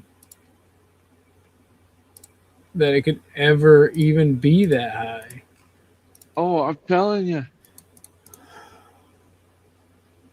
When they came out, this would have been 2019, 2020, 2021, somewhere in that ballpark. They came out with the electric Escalade, the all-electric Escalade. Mm-hmm. Starting price on that bad boy at the time was $130,000. I'm going, wait a minute. You want everybody to switch to an electric vehicle, but with prices like this, everybody's going to be walking. Nobody be able to afford it. Because I'll be damned if I take out a loan like that for a vehicle. I'll go back to buying old clunkers. And I can remember when a pickup truck was the cheapest thing you could buy, even back in the 90s. You go to the dealer, pickup trucks, cheapest thing on the lot.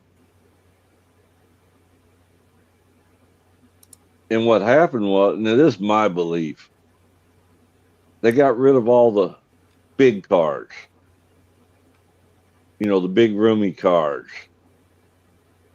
And people buy these trucks because they're big and roomy on the inside, as opposed to sitting on each other's lap in a lot of these new cars. Or am I wrong? What's that? Huh? You must be behind struggle late, because that's what I was saying. Resistance is friction. I see you, potato. I don't know who that is. What's up, Greg? I don't know who that is. What's up, Real OG? Welcome to the show.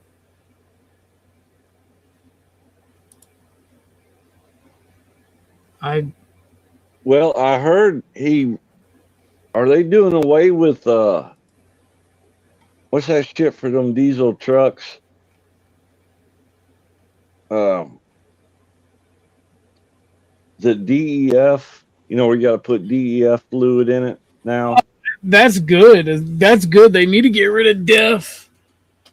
I think they did it when they killed the having to have a battery car thing. Till we get the next president, of course.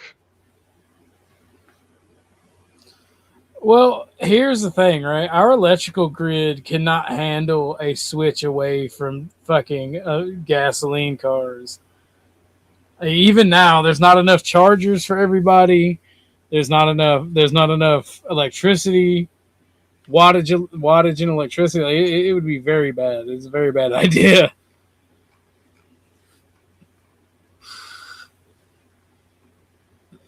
Well, even driving around, most of those chargers are powered by diesel generators.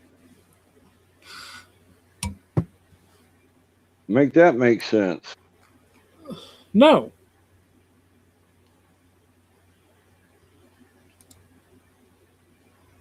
I don't think I will, Chuck.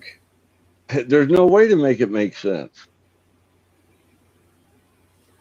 It's like a smoking mirror thing. And you're looking dead at it as you're charging your vehicle. You're looking at a generator is burning, a huge generator, burning diesel to provide electricity for your car so it doesn't burn diesel. Yeah, makes perfect sense to me. Well, here's the thing. People will try to sell you on the shit that it's cleaner for electric vehicles when you do all the math. There's no fucking way. When you have to burn the coal, burn the diesel, fucking the lithium mining, the manufacturing process, the plastics, there's no fucking way that it's cleaner than fossil fuels. Right. There's no fucking way, and you're retarded if you believe it. I do think I have no problem with electric, right? I think that we should invest in electric technology. I think that we should make it an alternative. I think that in places where people are buying these electric cars, they should invest in the infrastructure. But there's no fucking way it's cleaner. Ain't no goddamn way. Mm-mm. And they're lying to themselves to push a narrative. Well, and all these people screaming out solar panels. The efficiency of a solar panel, why are we wasting all the material when you only get 15 to maybe 20% max efficiency out of one? Well, okay, so solar panels I get more than most of this other wannabe green technology, right? Like solar panels I can understand, because if you put solar panels on your house, you have a pretty decent thingamabob, right? Correct. Like it becomes really decent in it's not as efficient as, say, what is it? Say regular electricity, right? But when you scale upwards and say everybody had, like the majority of people had solar panels, right? Okay. Then you'd be hot dogging on bacon, bro. Like it'd be hella great. have you seen any of these? I saw one at Walt Disney World down there in Florida. They got a solar panel field. When I say field, it's massive. Craziest thing I ever saw. Thousands of solar panels.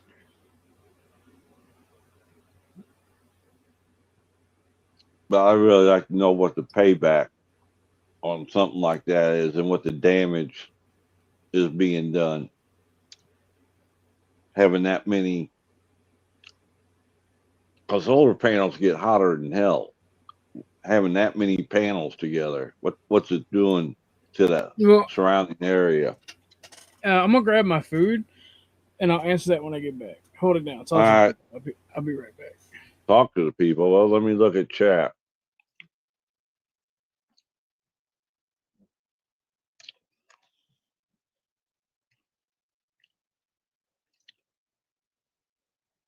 Cost me $250 Canadian to fill my electric car where I live. 80% is produced in green technology.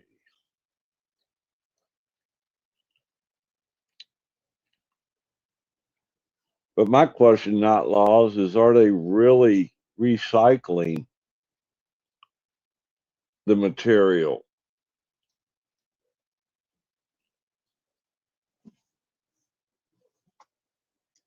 That's what I wonder. Is that why we're running into a shortage of materials and minerals because they're not recycling? Just a thought in my head as I'm chewing on a beef stick.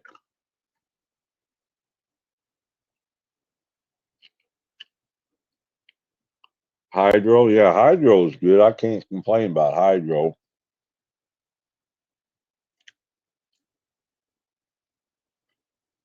What? I know you want something to eat. As soon as OG gets back, I'll go feed you. Thought you had food. I'll have to check again, buddy. Yeah, I'm eating a beef stick, and you know you don't like them. Thanks for checking. I see you. No, you're not going to chew on the phone. Quit. My God, this is worse than having a kid. Solar panels have a lifespan about 30 years, but recycling them is currently incredibly difficult and expensive because materials are tightly fused together. I can believe that.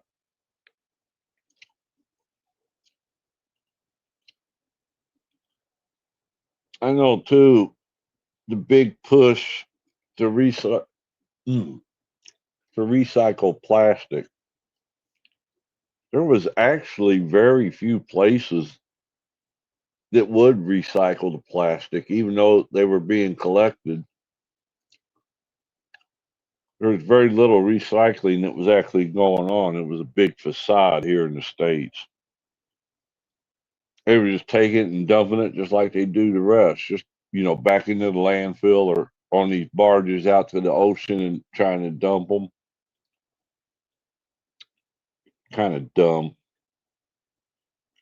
I mean, I'm all for trying to conserve and save as long as it makes sense.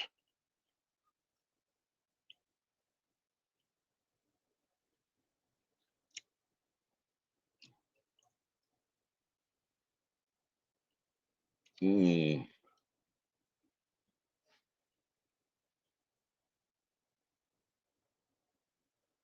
They're trying to make bacteria that will eat up plastics. Haven't looked into it much lately. Yeah, I heard something about that.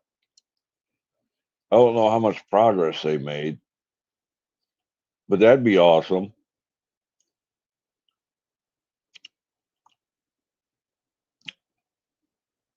I mean, the amount of plastic water bottles is crazy when you got tap water. But because people don't want to drink tap water, they want to drink that fancy high-end water.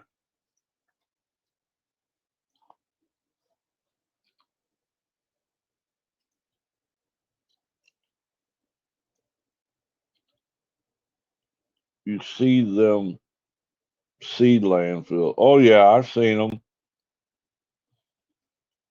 Damn, I damn near think there's a island out there that's made out of almost all garbage.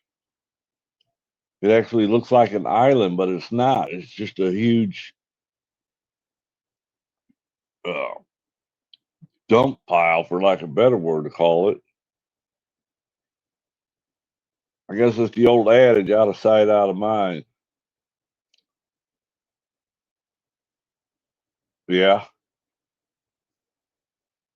But we can't put all that crap into the ocean. We're going to mess around and mess up the entire ocean. Then what are we going to do? So much for seafood. It's called New Jersey.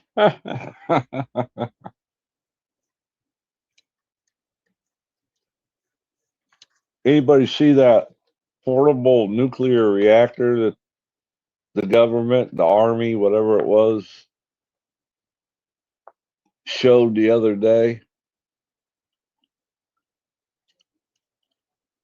Pretty impressive.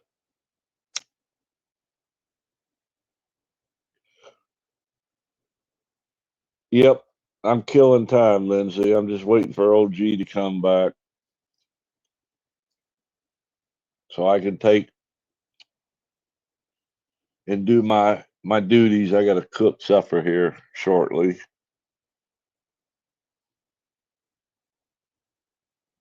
Stolen Canadian technology. What is stolen technology? Maple syrup? Maple syrup isn't technology.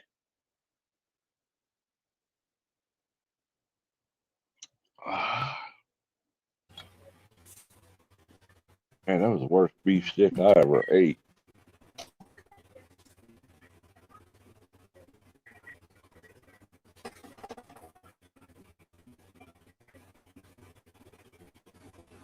Look into a neutronic fusion. Avro Arrow. I remember. Was that a plane? Not lost. The Avro Arrow. Or is my memory not right on that? I thought that was some kind of plane. Electric plane or shit. I might have the wrong name in mind.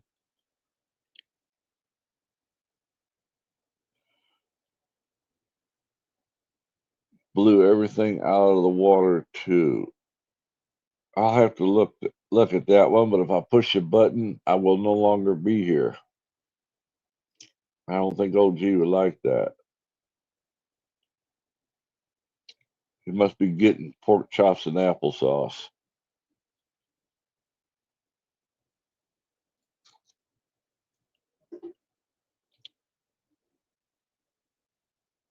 Anybody seen them electric taxi, the flying cars? They're taxis. Those are wild.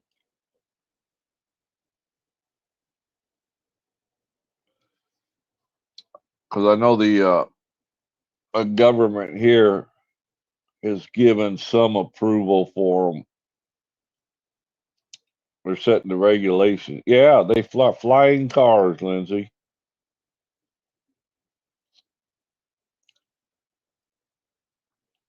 Welcome to the Jetsons. They're fairly new. I know China's got them.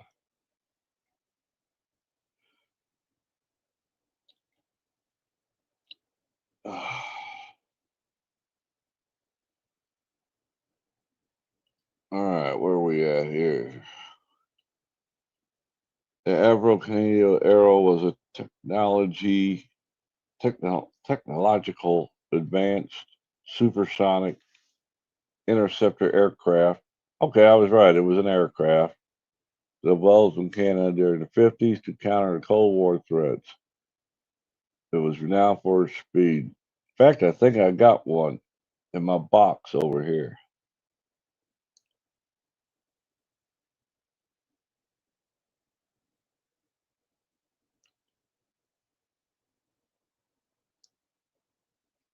I used to build quite a few model airplanes through the years. That's why I knew that name sounded familiar.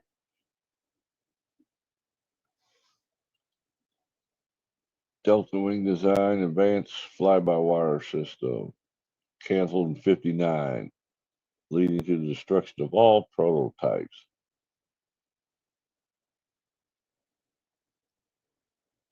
I think that pork chop was eating OG rather than him eating the pork chop.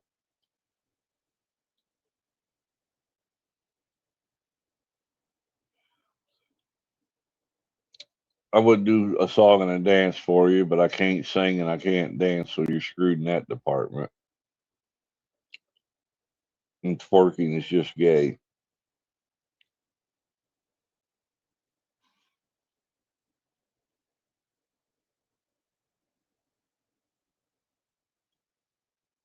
Well, I would say somebody could come up, but I don't have no key to let you on. Uh-oh. What happened?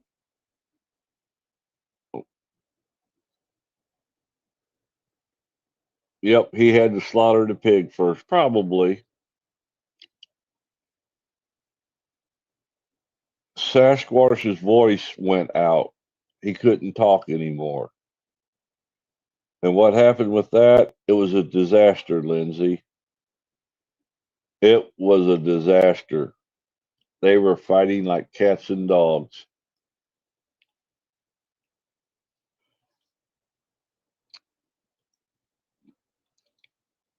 You can tell they dislike each other. But maybe one day they'll kiss and make up.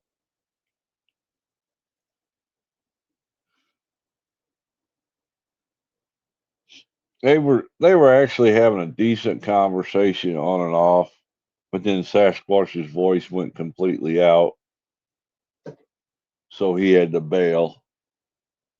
He'd talk all he could talk. You could hear it getting quieter and quieter and quieter.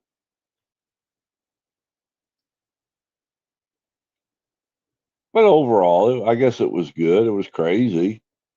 I don't know how else to name it. Oh, he left me hanging like a rotten fruit on a tree. I'm not sure why they can't disagree and still have conversation without a fight. Because, like most people, Lindsay, when it comes to personal beliefs, people get their emotions. Yeah, I know in general, people get so emotionally attached that they can't separate the emotion from the information, is the way I see it. Hell, I even get that way sometimes, but I have to catch myself because it leads to nothing but an argument or a huge disagreement.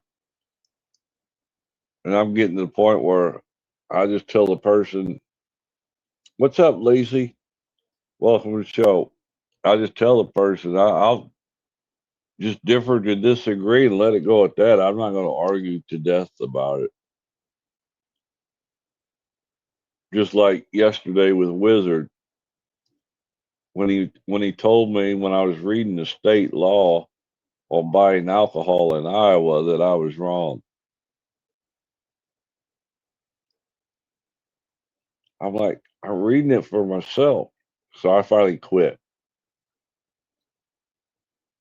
because he was getting angry, telling me I didn't know how to read. I didn't understand how to read law.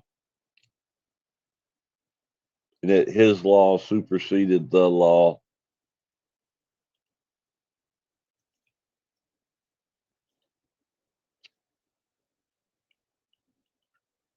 Oh, you're killing me, OG. That must have been a big pig he had to slaughter. Some people think that the lack of ambition to continue arguing represents some sort of victory. Exactly. That's what I was saying about these debate things they say. Oh, I win. I win. Therefore, I am great. No, it just means nothing. You've accomplished nothing. And most of the time, they turn into a stalemate. It's who can get into the. Oh, I know I'm getting tired now.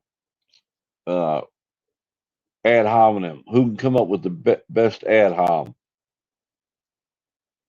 for a debate? That really makes it interesting. Oh no, you're a butthole. No, your butthole's bigger. No. Ugh. That's why I don't watch those anymore. I don't get it. I used to try to listen to gain information, but at this point it's just strictly argument about who's the bigger asshole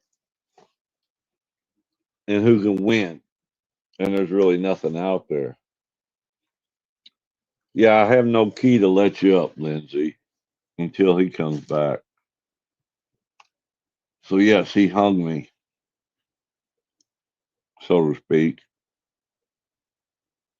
His last words were, "I'll be right back." He left me like an old whore on Saturday night. Shame, shame, shame. Well, anybody else get any discussions they want to talk about? Any questions? I don't know. I'll try to answer anything I can, which is probably nothing. But who knows? I could fake it.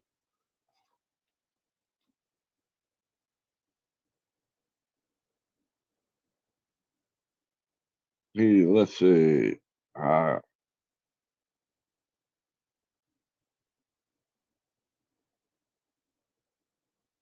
He made Snafu a mod. Is he on the panel too, Lindsay?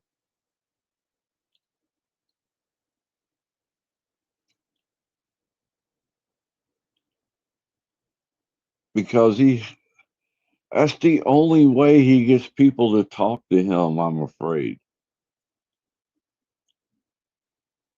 Because nobody else will.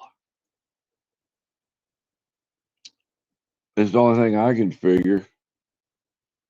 How did it feel when you came out of the closet? The same way it felt when I went into the closet. It's a walk-in closet. Oh, what's he doing? Banning everybody, Lindsay? Or timing everybody out? It's probably what he's doing.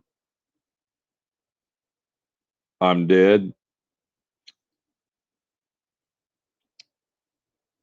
I feel like it. Hey, there we go. Sometimes I can think ahead. Sometimes I can't. The usual. It's a circus. I call it the circus, Lindsay. It's like Groundhog Day. Over and over and over again, my friend. That's because we're on the eve of destruction.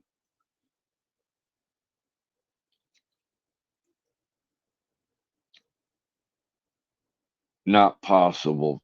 And you listen to me long enough, you will not return from the dead. That's for sure.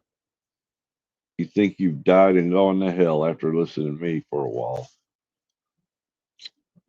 Welcome to the hot zone. Pick your favorite spot. You couldn't do what, Lindsay?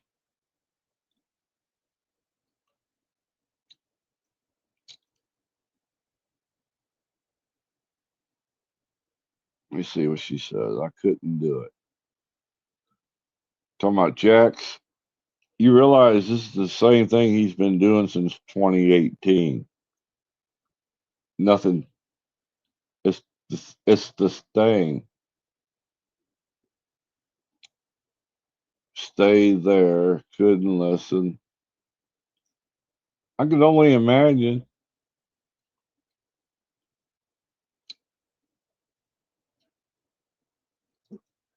He'll give advice, but he sure won't take any. You're not allowed to have an opinion of your own unless it agrees with his. Like I was saying earlier, Lindsay, I see, he gave up the Trump campaign a while back, but he's back on the Trump campaign. I think old G went to sleep on me is what I think happened.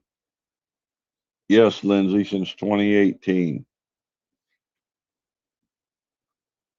And this is how he lost his post office job. He was trying to take his vision of God and his self-help guru program into the post office. Yeah, I'm going to do that right now. But when I do, I'm liable to get myself kicked off. So if I disappear, you know what happened. Let me see what I can do.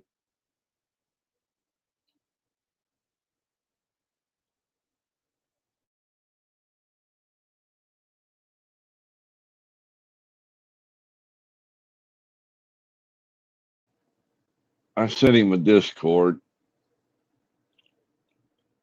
As long as if it's 30 seconds or less, I can get by doing it. But if I go to another screen after 30 seconds, the StreamYard will shut off. Either that or he's making love to the pork chop. Or to the pig. I'm not sure which. He is in Georgia after all.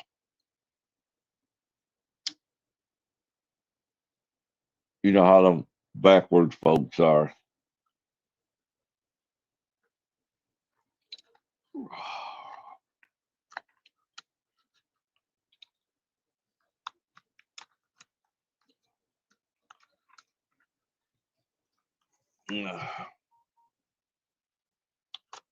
That wouldn't take this long. I'm sure you know him well. They don't call him Rocket Man for no reason at all.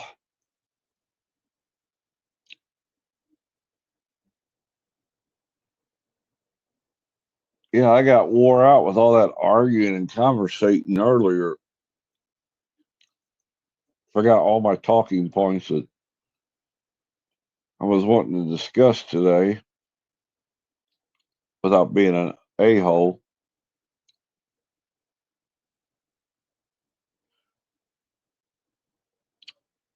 Oh, come on. Oh, that's right. He's single, so you wouldn't know him, right? Ain't that the joke?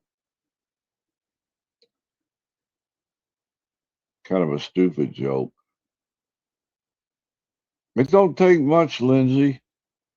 I'm finding that out. But we've been going. Oh, shit. I didn't even realize it was that long.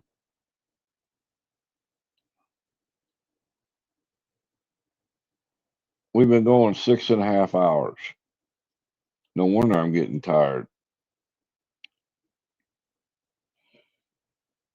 I got some laundry to do. I got to fix supper. I got to feed the cat. I got to take the dog out.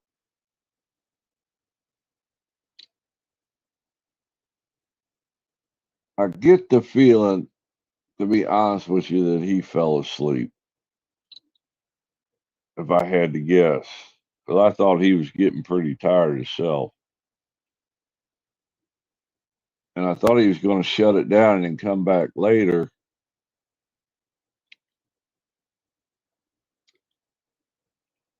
But he can't get porn bombed, that's for sure. Because he's the only one with the key. The only thing that'd get him is something in chat, I guess.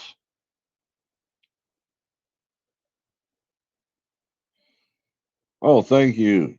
The Oz has spoken. Miss Lindsay has given me permission. I love it. I like a commanding woman.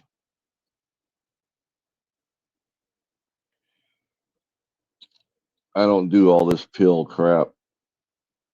Red pill, blue pill, gray pill, pink pill, whatever pills there are. These people are so full of crap. I wouldn't know what if it bit them in the ass.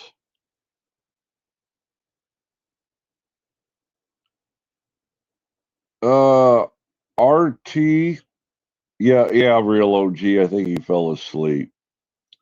RT, what are my thoughts about overly sharing? At first, I had thoughts, and then I backed up and regrouped, and he didn't ask for my opinion, so I wasn't going to give it. Everybody's free to live how they want. Do I agree with it? No. Am I going to fight about it? No. Because I figure if God wants to fight, he's bigger than I am. He can fight on his own. He doesn't need me fighting. I mean, to me it's a form of degeneracy, but that's just my own personal opinion. And like somebody said earlier that was up here, Cynthia said it. Once you start getting degenerate, where's the stop sign at?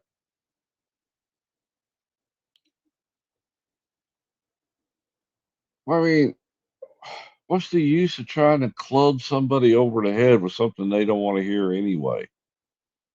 Now, if someone comes to me and asks me particulars, like they want to change their lifestyle or something like that, I'm all for it. I'm in. It's like working with drunks in the Alcoholics Anonymous program. The ones that want help and the ones that don't.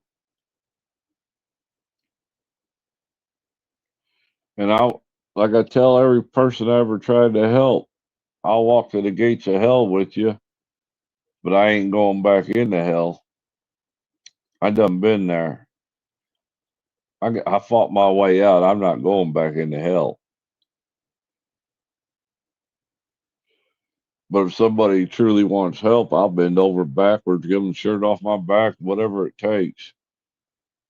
Because the way I figure it, if I help one person, then I've done something. It's one less person out there suffering. Because hell, we see enough suffering nowadays. Like you poor people having to suffer through me talking on this telephone thingy. What do they call this? The internet?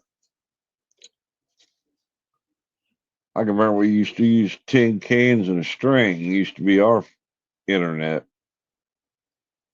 Things done got fancy nowadays. They got them their fancy car things,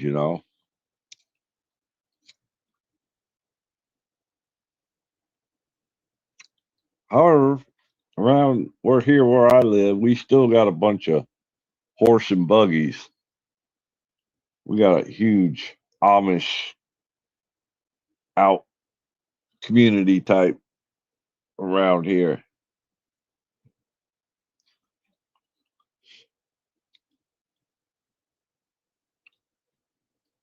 What else we got going? Oh, my brain is fried. Wake up, OG, wake up.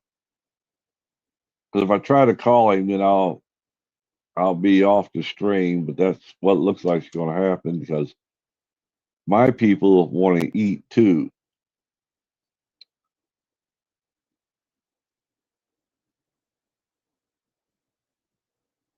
I'm with you, RT.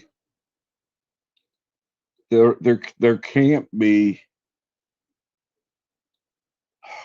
Maybe that's just me, but there can't be a whole relationship that way. You can't live by your animalistic instincts and expect a good outcome. Because somewhere along the way, jealousy is going to kick in.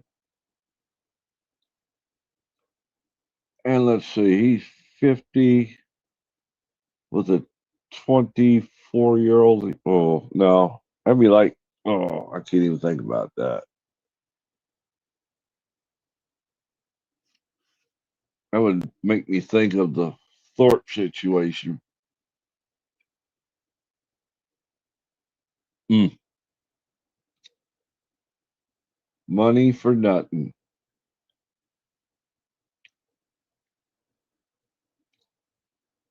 Yep. You get people thinking with that little head doesn't lead nowhere.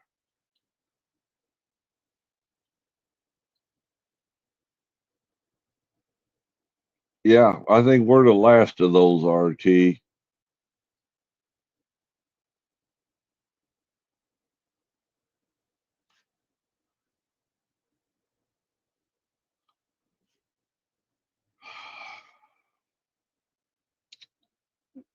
Yeah, I don't know what to say, Lindsay. That one caught me off guard. But it's not me.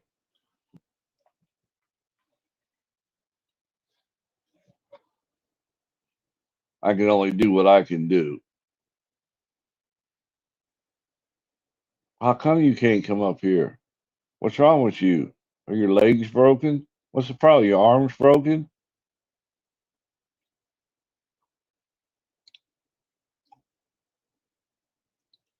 No response yet. Where'd he go? I'm gonna fire him. That's a dirty trick to pull. Run off with the keys like that. Leave a man hanging. It is what it is. I'm gonna give him to about 6:15, and then I'm going to bail. I'm gonna try calling him. Maybe I won't lose connection. Maybe I will. I don't know. Let me try.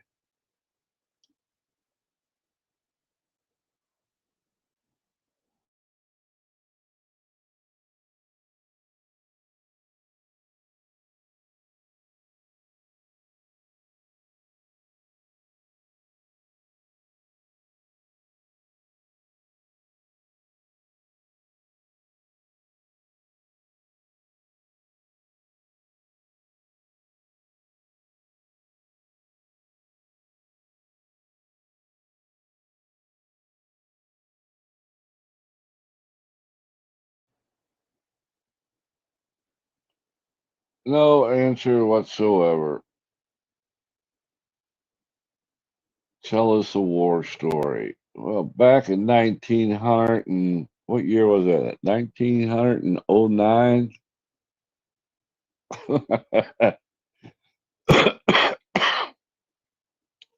Oh, Lord have mercy. Yep. I'd almost have to say he went to sleep. I'll try it one more time.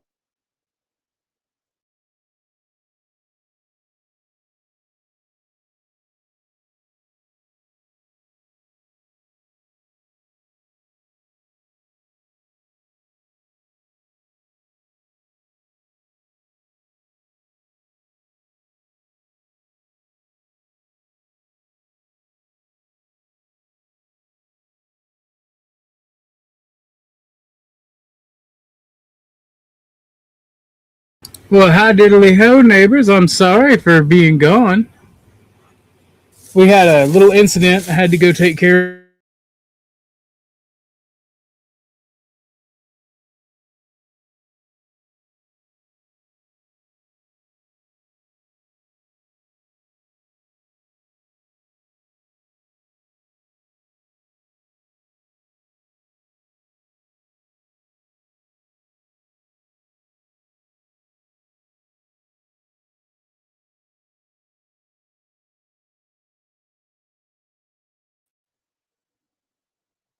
Yeah, she make it back.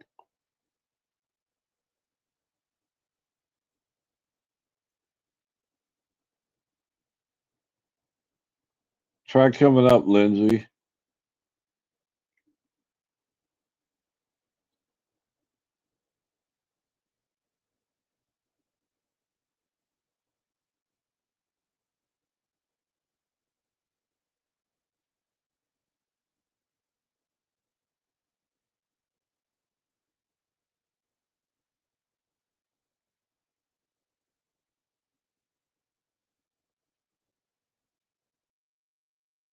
Oh, I accidentally muted. I wasn't talking this whole time.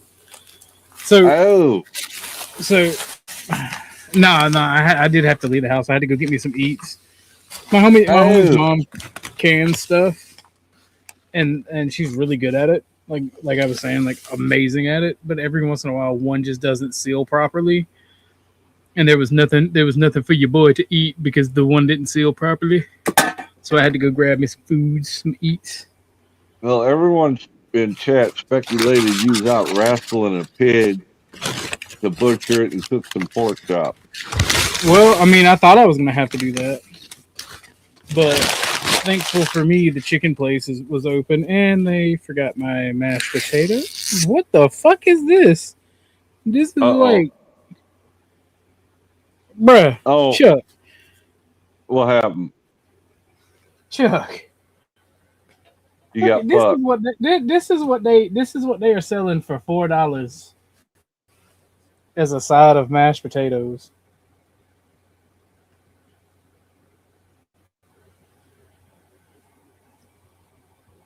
Look at this shit. Where am I supposed to look at it at? I'm sending it to you in Discord. Okay. Oh, by the way, message Dennis and tell him you made it back. I thought you fell asleep and I didn't have no keys. You thought I fell in, huh? Yeah, I did. I sure did, honey child. You see that shit? Me tell. They was what? I'm looking. Hold on. Yep. That is the smallest cup of mashed potatoes I've ever seen. The last month when I come back from Nashville, I stopped at a Popeye. Mm-hmm. It got a large red beans and rice. A large is no longer those big containers. They're half the size. Well, this ain't even a pint. I saw that. That's one of those quarter cup. I think it's a fourth of a cup that they put that in. They selling this shit for $4.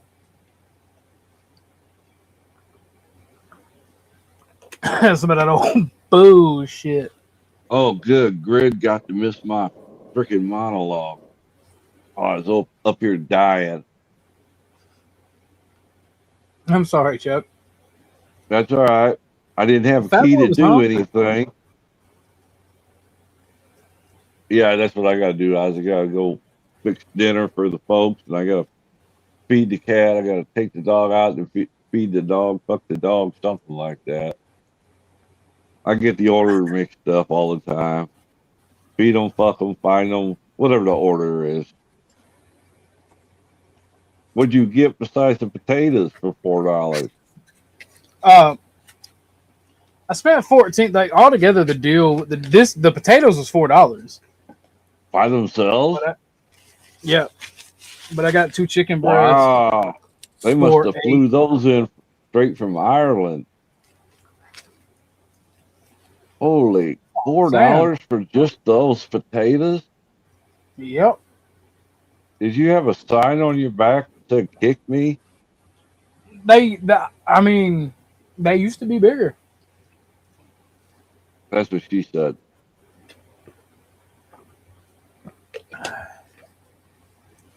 Trying to decide if I want to go live and do my debate show.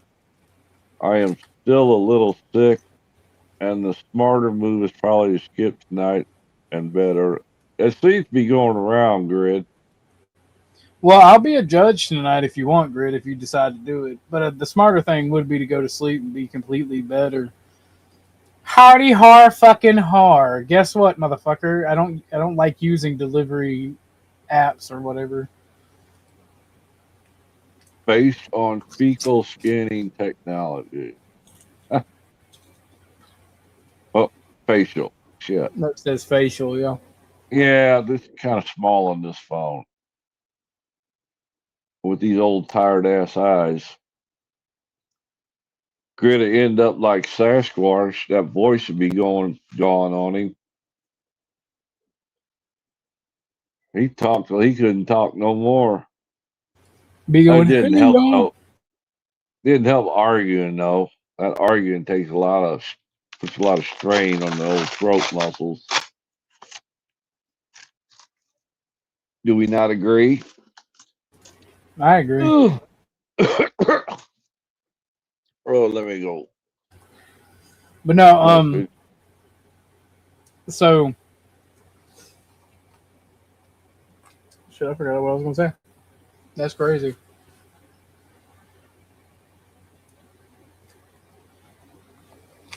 But I don't know. So I was walking by with my food, right? And my homie's like, who stepped in shit? I'm like, I smelt my bowl, and I'm like, oh no. And I didn't want to say anything in front of my. I said I walked by my homie. He's like, did you step in shit? And I'm like, no. I smelt my bowl, and I'm like, oh no. So I didn't want to say anything in front of his mom. His mom is an awesome woman and a great cook. And I felt so bad. I told my friend, I was about to power through that for your mom because she's amazing and awesome. I don't give a fuck if I got sick. I was not going to say anything. And if you wouldn't have said anything, I wasn't going to say anything. I was either going to throw it out and just not eat, which is more than likely the thing I was going to do. Was making jokes like that probably would have killed you. Like it smelled rancid. And I'm like, and where the best thing is like, it was a canned chicken noodle, a homemade canned chicken noodle soup. And it must have went bad then in the can. No. So, like I said, she's really good at canning stuff. Oh, but it didn't seal. Gotcha. Yeah, now I know what you're talking about. Duh. Yeah. It won't seal all the way, and then when it starts going bad, it'll give off that gas, and then because it is partially sealed, like the bacteria just stays in there like it's in stasis because it can't fucking produce any more gas, so it can't eat. Oh. And when you finally open it, it's like, oh god. I was like, yo, bro, come here. Her nose is gone. No. I opened it myself because she just gets the mason jars out because like 1 quart mason jar is pretty much a good meal for anybody full of whatever she's got canned. And like she meal preps months in advance in cans, and it's like this is the first time she's been feeding me since the house fire, pretty much. So it's just like canning. It's like anything, right? You just get fucked up every once in a while. Oh yeah. It ain't nothing the operator did, you know. Sometimes it happens. Oh. Yeah, without sealing it up. Whoo. I can only imagine what that smell was. Literally smelled like dog poop. Oh. Like we was checking the dogs and shit just because I didn't want to say nothing because like I said I don't want to be ungrateful. Because like so that chicken noodle soup that she made, right? Because she makes it in batches. It was so good last time that we ate it about a week ago. Oh my god, it was scrum diddly umptious. Like his mom's a fucking bomb cook.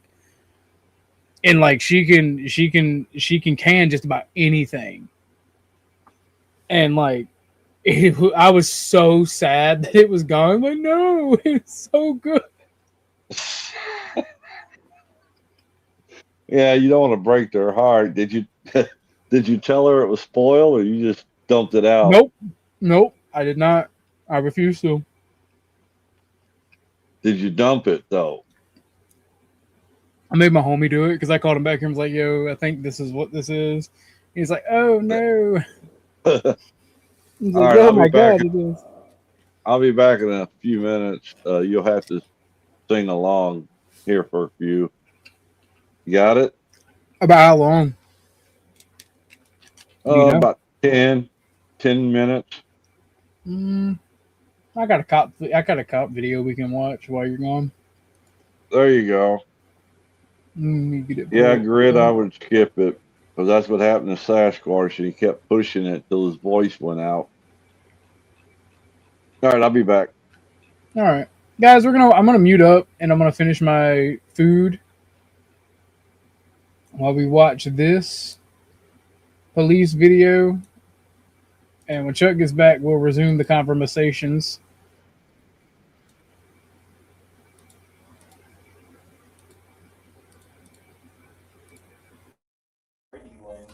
You gave false information to a law enforcement officer. Now, I am concerned that y'all possibly had a relationship going on that's illegal because you're still a child. You're still a minor. You're not even close to being 18. On August 25th, 2023, watch how a routine morning for a high school student starts normal, then cracks open unexpected secrets.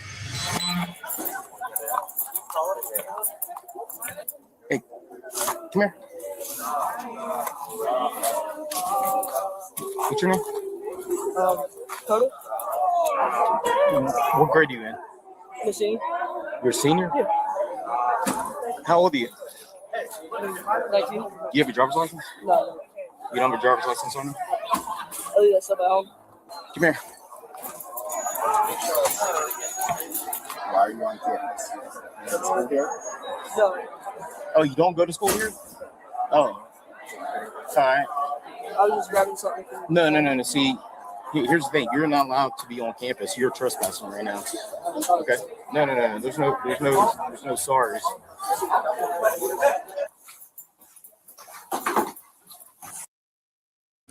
Oh no, why do we hate the cops harassing a school-age kid for being on campus? Oh no. Alright, what you doing up here? One of my friends had something. Huh. Did you graduate from here? Graduated from Elite? So you weren't even a student here and you just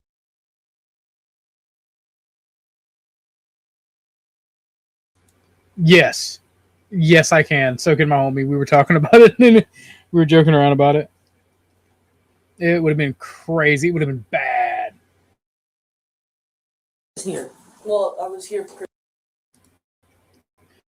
That's what makes it so bad because like her food is amazing, and I would rather eat what she makes over anything at the fast food restaurants or even my own cooking. And like I was like, I love technology. Damn you, technology! Why did you fail me? Like, oh man. See, this is why I'm a techno Luddite. Sometimes I just want to bitch smack technology. I'm bitter about that. I'm gonna go smash 1,000 mason jars now in retribution. So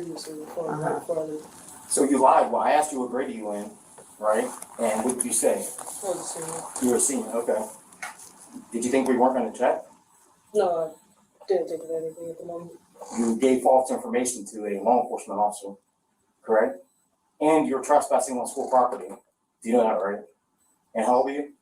21. I'm gonna open up at 27, man. 21. Well, who you coming to see? One of my friends over there. You coming to see your girlfriend? You don't have your ID on you? You don't have a wallet? That's crazy. Wow, that shut me up. It's almost like people bitch about the police before they know the whole story. Crazy. I know you got a wallet, I saw it. I might have an idea. Yeah. You too damn old to be here, basically. I don't care what friends you got. They all too young if you 21. Hey, go ahead, stand up for me. Put your hands up here on the wall. Back up for me.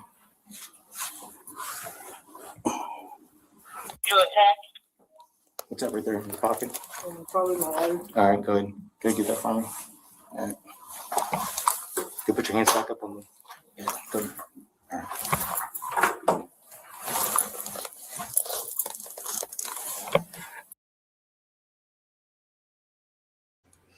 Always the poop shoot. The poop shoot is always the priority. I can clean up vomit all day. I will not clean up poo poo.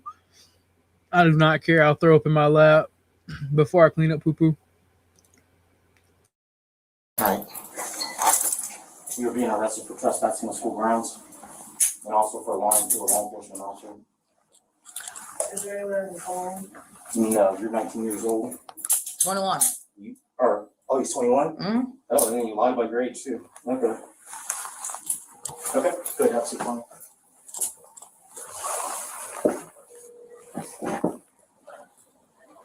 Hey, we need you. We just made an arrest. He had a 21-year-old on campus hanging out with his friends. We heard earlier that he was here to come meet his girlfriend. He was here in the morning too, supposedly. He was by the band room auditorium. All right. That's crazy. Here to meet his girlfriend at 21. If she ain't 18 or 19, partner, face the wall. Room outside where they hang out. And then this is his second time on campus. I'll take him back to my office. Okay. All right, come on. That way people can see what I'm playing right now.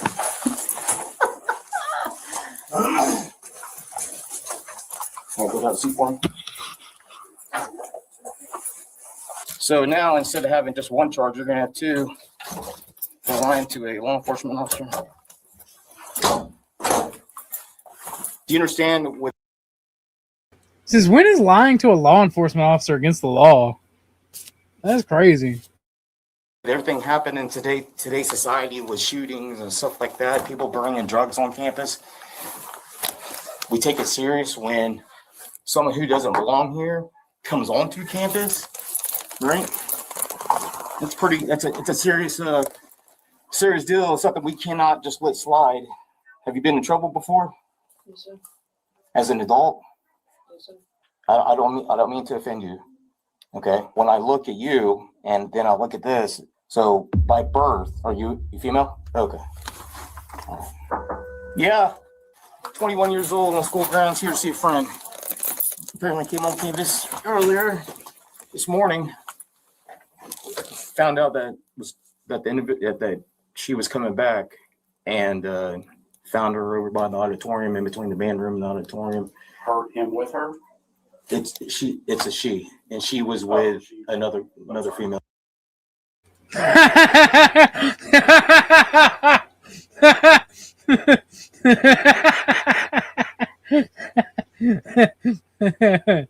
Oh no. Oh yes. So I explained that we take it serious about trespassing school grounds, especially with everything that happens in today's. How old is the other student? I'm not sure. She's been giving me. I'm charged with false information to a law enforcement officer too, because I first asked her if she was, what grade she was in, and said she was. Well, did you tell me you were a senior, and that she was only 19 years old, and it's just downhill from there. So, Did you even go to this school? Mm-hmm. Yeah. What year did you graduate? 2020. I thought you said you went to a league. I went here until I graduated from the league. Graduated from a league. Okay. Who found Dakota on campus? One of the admins saw, because we already had a picture. Mr. Glass found her on camera from this morning, and so we were on the lookout for that individual, and another admin saw her this time. So this was earlier today, like this morning. So could that be two counts or just one count? Just one. Okay. Has she been Miranda's? No, I have not. Want me to do it? Yeah. You have the right to remain silent. Anything you say can and will be used against you in a court of law. Having these rights in mind, do you wish to talk to us now? Yes, sir. Is that a yes or a no? Yes, sir. No? Okay. Before I realized it was a female, I already patted her down. Thought it was a male. I need you to contact the other young lady's mother and make her aware of it, or father, and make them aware of the situation. Okay. That we had an adult on campus that was here to see her. Okay. All right. I'm just. No, that's the weird thing, right? It was. I had to use an opener to open it, and it went like it was crazy. Like I said, it was just a freak accident. My homie's mom is good at it, and she's an awesome cook, and I'm really sad, so I don't want to talk about it anymore. I wanted my chicken noodle soup. It's so damn good. But I'm telling you, oh my God, she chunked it. Like, okay. So, like, she cooks fresh vegetables, like dices fresh vegetables and chicken, and cooks fresh pasta when she makes it. And makes the homemade broth too. I'm telling you, bro, I am hurt. I am hurt. I hate technology right now. I hate it. I hate science. I hate existence, bro. That shit would have been delicioso. Barnes, I'm just going to search you if you don't have anything, okay? Do you have anything you want to admit to? All right, because if you take it to the jail and I'll find it, that's on you, big dog. Right? All right, so I'm going to have you stand up. And then you face away from me. All right, so I'm just gonna feel under your bra, okay? And you step back so I can have you spread your feet for me.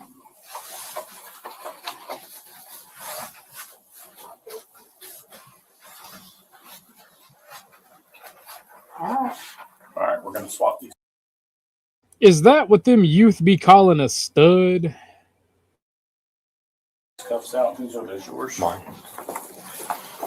Keep your hands behind your back, please. Appreciate it.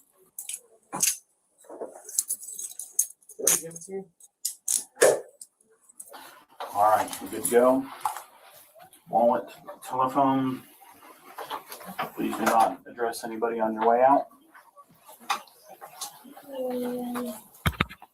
So, administration this morning received a tip from an anonymous source that there had been a male student on campus that was an adult.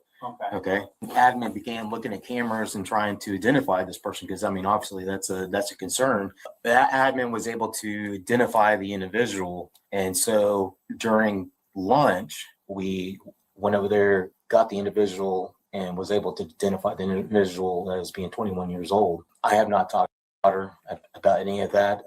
My concern was getting this person off campus, and that individual was arrested for trespassing on school grounds. All right, so if I can get her to come in here and tell me if they were in a relationship, how do I move on to press charges for that? It's statutory to me. Okay. It does not have my approval by no means, way, shape, or form.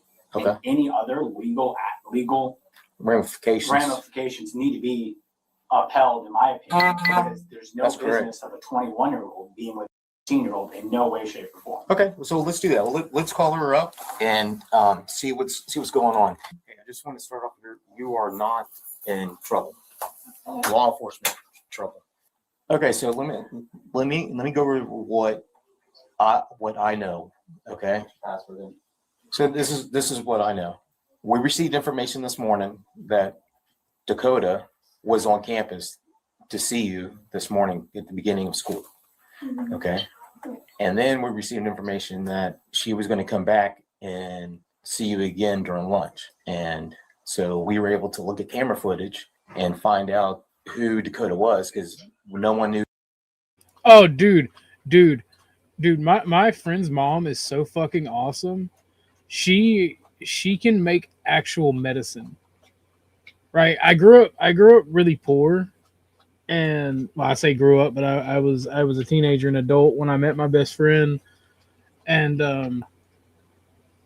I was too poor to get my tooth pulled, and for like 2 years, she made this pain-killing salve that I would just sit on my tooth. Was it a salve? It was like, it's not a salve, it's not the right word for it. Anyway, I'd hold it on my tooth and it would like localize anesthetic to make that numb. If she knows everything about herbs, like survival, like me and her, like she let me borrow a book on like the survivalism and stuff, and like she is awesome.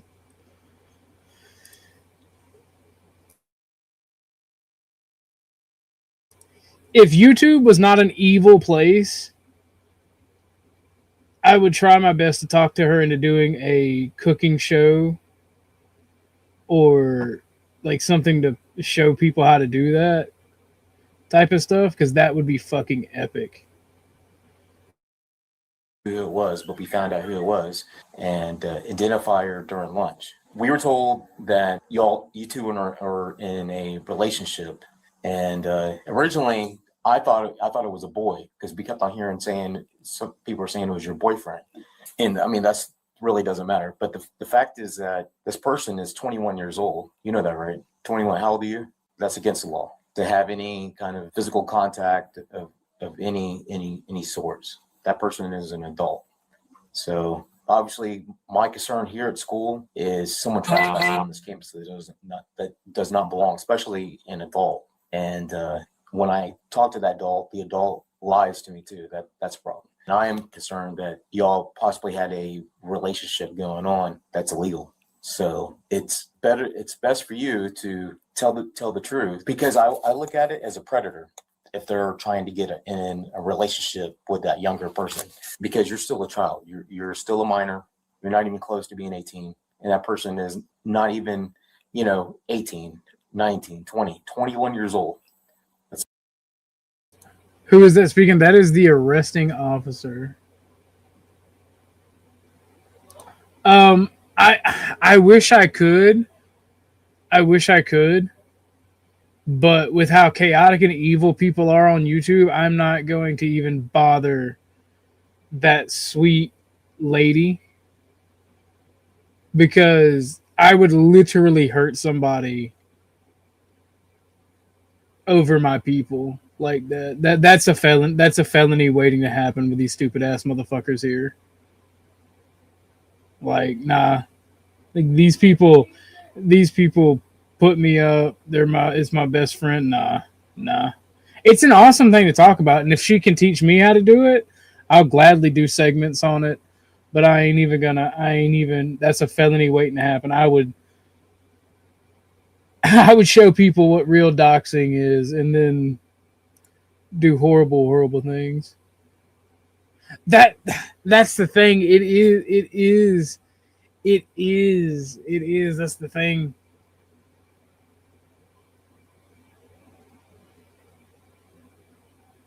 The reason for your tiny mashed potato was just shrinkflation. I think they just hate me for being fat. They're like, no, you've had enough. That's a pretty big difference. I will be pressing all the charges against this person. Any charge that I can press against this person, I'm going to press that. And I have the right to do so. And I have 110% support from your mother. Have you in the past been around Dakota alone? Have y'all been together at all without your father's? Well, obviously he doesn't know. So have you been around her outside of school? Outside of school, yes. Where? At the park. You guys ever held hands? Mm-mm. Okay. That's it. So when would you meet up with Dakota? There was one time, because he lives like an hour away from here, and it was before school started. Have you ever left campus to see Dakota? So, Has Dakota ever been on campus besides today to see you? Is Dakota a biological male or biological female? This is getting confusing. I'm kind of going in a circle, but if you didn't have your phone today, how did Dakota know to come to school to see you? other people. Other people communicating for you? Yeah, I guess so. Okay. Like I'm not like going on there and texting them or like saying anything to them. How did you come about meeting Dakota? One of my friends, Toya, I don't know her last name though, but she's a senior and she's 18. We were on a. How do y'all motherfuckers be calling people your friends and don't even know their last name? Like, this ain't the internet. This is real life. Right? That's crazy. Call, like a group chat call, and Dakota was over at Lazoya's house, and that's just how we met. Are you or are you not in a relationship with Dakota? Like, kind of. What does kind of mean? Like, not physical? I guess. But emotionally? Like you guys tell each other you love each other and you guys talk about being together? Yeah. Okay. Well, that's what's led to this. I will be 100% getting a restraining order. This dad is... Like, I get it's a problem. 100%. Dad is being, like, really hard on the girl, though, in the way he's talking to her. The restraining order, 100% reasonable. Dude should get wood chipper. The girl sounded like she's not even 17. Definitely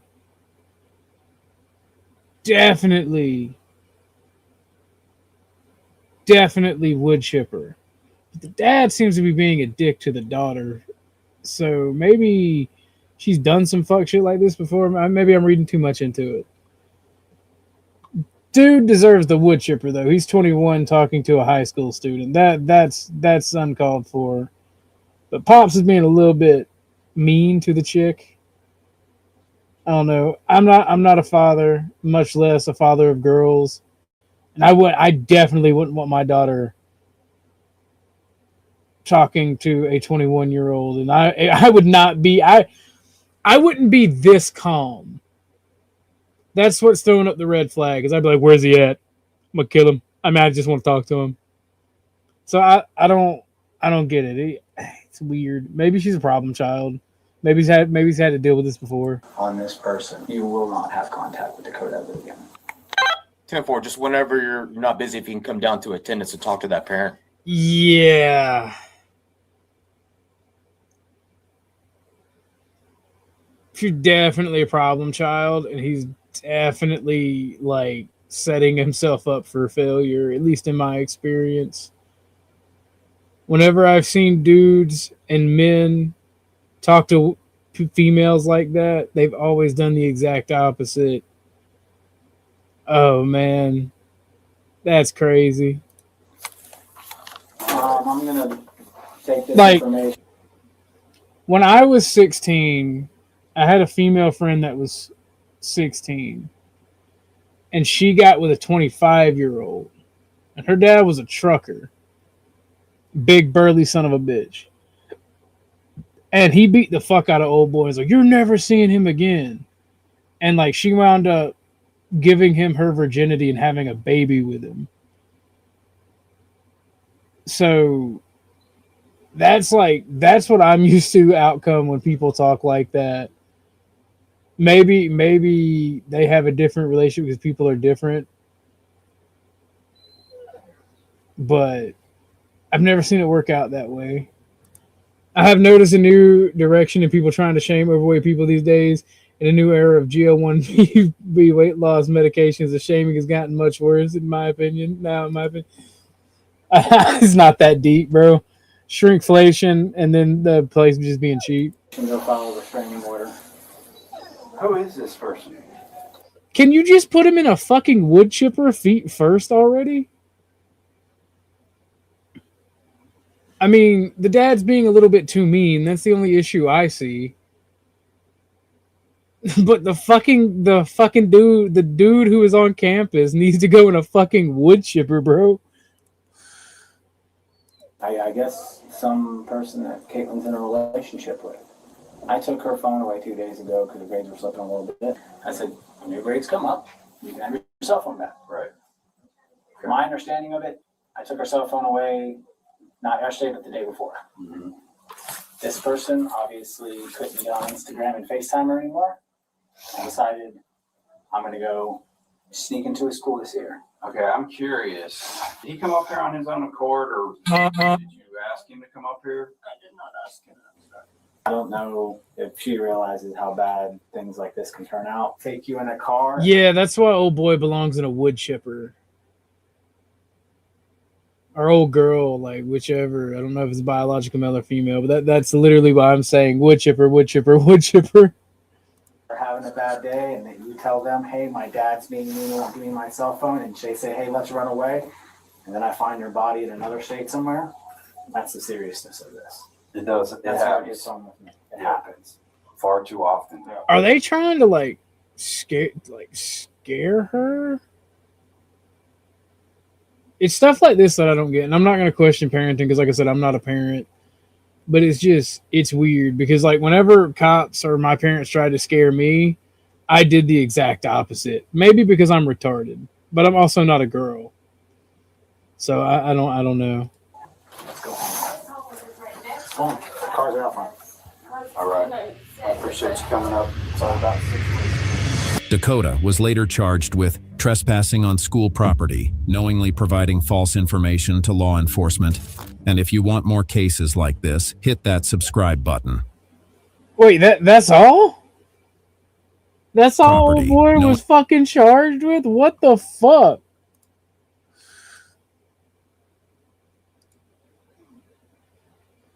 Ain't no way.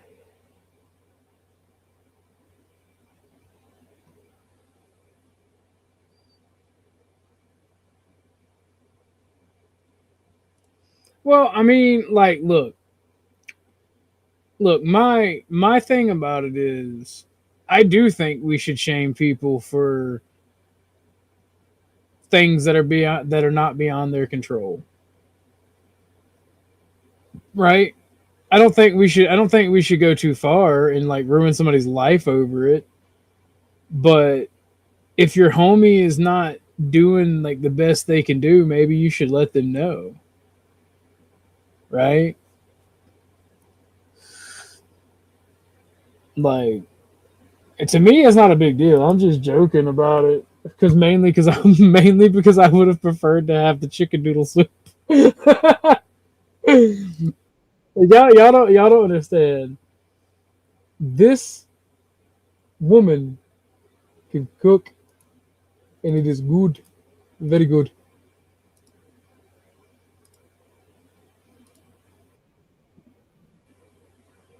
Oh man, this is a SWAT team, all right? This is a SWAT team one. Hurry up, Chuck! Hurry up! I'm just kidding, Chuck. Are there any weapons inside? I don't know. He told me he had a gun, but then he said he doesn't. We need to talk to you. Get a fucking warrant then, because she has no right to go child, and I'm protecting a child. Well, then talk to us. Tell us what's going on. Officers responded to a report of a domestic disturbance at a residence leading to a prolonged standoff involving a barricaded suspect and a young child inside the home. Okay, so my thing is, off the rip, just going off what we see here.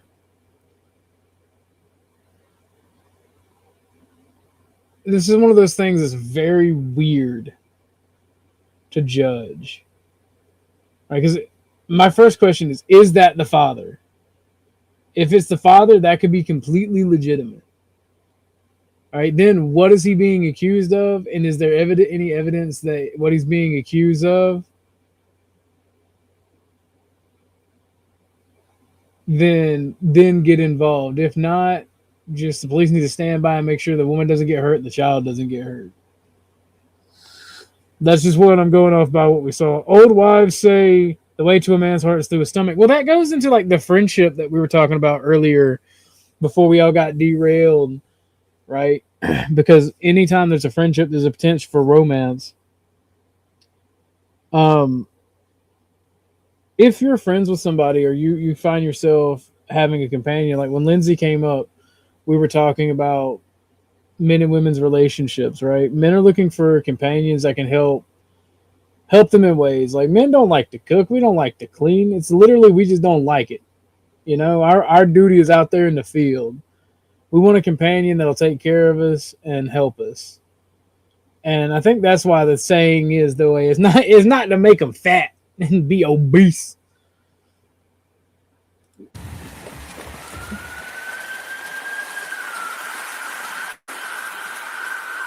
This one? 5-2. This one? Plate in the drive. I see a work truck. I think somebody had one too many Pabst Blue Ribbon and made domestic violence great again. If that's the case, I would say definitely jail time. But let's see if the police overreact or if they underreact. Because if it's a crazy motherfucker that's off his meds and the child's in danger, I have no problem with them busting through the door.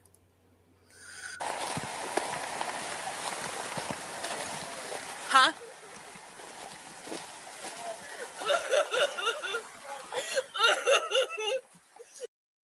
All right. This bitch is ugly crying. That sounds fake as fuck.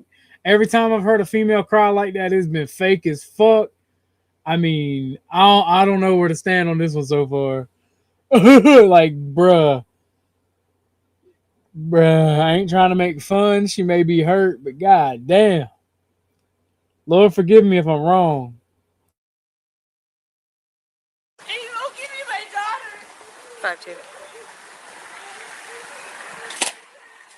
He just slammed the door. Who else is in the house? Just him? Them. Are there any? I don't know. He told me he has a gun, but then he said he doesn't. I don't know. He has my daughter, and he won't give her to me. Is she in the house? The window is broken.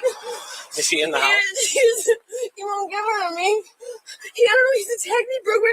I mean, he threw me in the snow. I was sleeping. He trashed the house. I woke up and he was just like screaming and throwing things everywhere. This is a hard one for me because I grew up in a very bad environment. I grew up in a very bad environment, and to me, honestly, it doesn't sound real, but I don't know how old this lady is, so she could be emotionally distraught because she's young and dumb, or she could be manipulating the police. I don't know. Chat, where are you at on this one so far in just this little bit? I know we're only a minute in, but it's already looking bad. It's looking bad either way. Okay, do you live here with Yes, him? it's my home. It's not his. What's his It's my home, Taylor. I tried calling my mom, and he broke my phone. Ladies, I promise you that even if he didn't put his hands on the chick, if she's telling the truth about him breaking her phone, that's violence. And remember what I said when we were talking about relationships a few days ago, or maybe a week or two ago? If he gets violent with you like that, leave. You think it's real? Her baby's in danger? I don't know. I feel like that's just women sticking together. I'm waiting for the he found out about my other boyfriend part. I'm waiting for the he found out the kid ain't his part. And then telling me I was a horrible person, and I don't know what I did. What did he do to you? He was just smashing my head in the ground and still held me in the snow. If the cops have to ask her what did he do to you, then that means that there is no physical evidence. What's up, Beth? How you doing, darling? Hello, I'm sorry I am so fucking late. It's been a day. What you looking at, babe? We're watching. I think it's fake, and I think it's fake because I'm a product of domestic violence, right? I've lived around it a lot. I have too. And the cops have to ask her what's wrong, right? In a typical, like a real domestic violence case, the cops would not have to. They can see it, right? And like male cops typically get pissed off when they see a beat up woman, right? Well, these guys are calm, cool, and collective. Yeah, sometimes though, I mean, there are men who are, I hate to put it this way, but smart enough to where it's emotional abuse and threats instead of actually touching them, like breaking their stuff as well. Well, like more than that, and I hate to go personal, but like, I mean, I've been put in chokeholds before that left no marks whatsoever, but other than, my fucking knee when I hit the ground, That's why I'm trying not to judge too harshly. But the way she was crying, I've heard a lot of chicks fake cry like that. Yeah, I'm harsh on that stuff because I see way too many women who claim DV, and it's like, well, what did he do? Oh, well, he yelled. Was mean to me. He was mean to me. He threw a glass at the wall, and it's like, well, that to me that's borderline, right? Because yeah, I've thrown dishes out of anger. I've had dishes thrown at me. I've never actually thrown anything at anybody. Right. I've thrown it down and walked off. Like, and she said that he took her phone, right? And my thing is, if he takes your property and breaks it, he's a fucking step away from hurting you. So that goes in the realm of just fucking leaving. Yes, that's when you just start walking. Yeah, but she has a kid involved too. Like her baby's in there, and like this is where fake accusations are criminal. The problem is women are not charged as much as men when they commit crimes like this. No, they're not. That's why I'm skeptical. I don't want to say what I said, and then at the end of the video, it's like, yes, this guy was actually a violent murderer, rapist. Like, whoa, why didn't you just put him in the wood chipper? Jesus Christ. Yeah. I wish you were here for the one we just watched. They found, I don't know if it was a transgender, but it was a person who identified as a female but looked like a boy. Okay.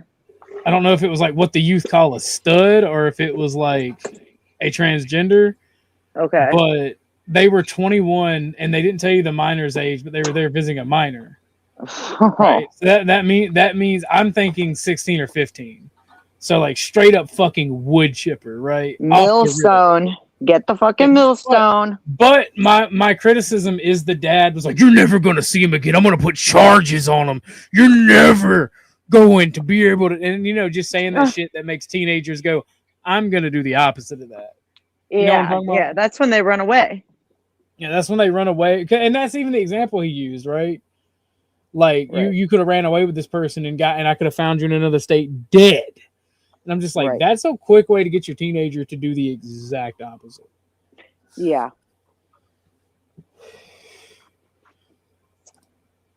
I'm sorry to hear that.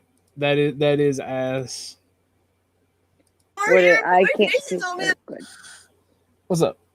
I said I can't see the chat, so I'm not quite sure what you said, but it's all good. Today, if you get the chance, we've been going. I'm gonna go for a little while until about 10 o'clock, and then I'm gonna get off and then go work out and take a shower and go to bed. But I've been going pretty much all day. If you get a chance to watch like the first 2 or 3 hours, you should go back. So we're talking about friendship. Can men and women be friends? What are the duties that friends have to one another? How should you communicate with your friends? Can you be friends over the internet? And it was a really good topic. But right now I'm just streaming for fun. Nice. If you guys do like the topic that we were talking about today and do like the chill session, if you would consider donating, I would appreciate that. If not, if you don't have it, just chill with us and let's watch these. Let's try to think critically and not emotionally. Yeah. So not judge harshly if we're wrong. What's up, Darwin? How you doing, broski? I deserve to die. Hey, Bertha, why don't we have her sit in the back of the case? I just feel like my daughter. I need my daughter. We'll get the daughter, okay? I'm gonna have you sit in the car for now. I don't know what happened. Just come here. Come on. I don't know what happened. We're fine. Take a breath. Okay. So one of the reasons that I'm very skeptical is my cousin has an emotionally abusive girlfriend that threatens to call the cops and acts this way and accuses him of cheating, and she's the one that's cheated before, right? Right. I've seen it too. And definitely seen it. When she's fake crying, she sounds just like that. And it's always rapid accusations and he was just mean to me. He said I deserve death. Like she's actually said that shit before. Like, and here's another thing is she's like, get my baby. Listen, there was once upon a time where I was severely injured by my partner, as in, like, I had to go to the my orbital socket was fractured. I got choked out. It was fucking brutal. I did not leave that house without my child. I went upstairs. I grabbed my daughter. I went to the neighbors, and I was on my way back to my apartment for my stepdaughter when as I was walking back, the cops were pulling him outside, and somebody else had called. Well, that's you don't leave the kids behind. No woman. I agree with you. I agree with you there, and that's the fucked up thing, right? Because my cousin my cousin's girlfriend will literally leave the kid behind, but also my cousin's like, no, she's my daughter. I love my daughter. I'm gonna take care of my daughter. Fuck you. You can get out. You've cheated on me. I'm literally only with you because of my daughter. Yeah. So, like, I don't know if it's this situation or he's a piece of shit, because I've literally seen both. Right. And that's what makes these situations so tense, especially because me or my cousin, we're not talking to the cops. You fuck off. The dude literally said in the preview, get a warrant, and that's the thing. Do they have probable cause to go in because it's a he said, she said stuff? I don't know. I think so, especially because there's a child involved. When these kinds of accusations get made, they have to err on the side of caution. And so, yeah, they, to my knowledge, to the best of my knowledge, they do not need a warrant to go in. As a matter of fact, if they refuse to answer the door, this is the kind of situation where the cops actually have the right and ability to kick it in. So. Oh, Beth, I'm actually sad, right? Because I was gone for like 20 minutes. I had to go to the local chicken place and get me some food. My friend's mom cans stuff, right? And she cooks everything fresh, like, and then she cans it. And she's such an amazing cook. We were having chicken noodle soup, and it's the best chicken noodle soup I've ever had. But the can, I don't know, because like it was all dented in. Like I had to use the can opener to get it, but it had gone bad somehow. I'm so fucking sad because she's such an awesome cook, and we had it like a week ago, and I'm like, oh my god, it's so delicious. I'm just like, man, fuck. That's why I can in glass. Always in glass. She uses mason jars. Yeah, that's what I'm saying, man. I was going through the cupboards, and I found some jars of homemade pickles that my mom made, and I have never. And one more jar she used to make this zucchini relish that is just fucking out of this world. I was so excited, and I found the recipe for that shit too, so that made me even happier. But I saw those pickles and I about started crying. I was so happy. Yeah, well, I'm big set. State your business, sir. What do you want, Cage? Add to the conversation. Shit. What do you want to add to the conversation, bud? I don't know. I don't know what I'm going to listen and hopefully add to it. I have nothing against you, Cage, but you run in OTW, Landry, and Gabe circles, so I just don't want to deal with those people. I'm not like that, man. Like, give me a chance. Like we can actually have a proper conversation. I could add to it. I'll give you a chance because I've never really seen you do anything shitty, but I'm really just trying. Well, don't let other people's opinion of others have a judgment automatically on people. You know. That's fair. Me and you've also had words, but that's fair. That's completely fair. Let's get back to this video because it's gonna be awesome. Chuck, have you been watching this video?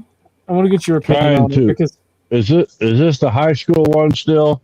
No. The high school. Okay, so the high school one ended, and it was I think it was a transgender. Oh boy. Or it's either what the youth call a stud, but a white girl version. The hell is that? It's the really mannish looking lesbians, but they were talking to a high school girl, and they call they're like a butch or something. Well, a stud is like an ultra masculine butch, right? And it's typically a black chick. Okay, well, I don't know. Like there was like a transgender shooting that happened over here in Canada and British Columbia, like a mass shooting in it. Yeah, I heard about that. It just recently happened. Now it's starting to happen over here too. So what the fuck? That's very rare in Canada. But, yeah. Absolutely horrible too. Y'all's gun laws are.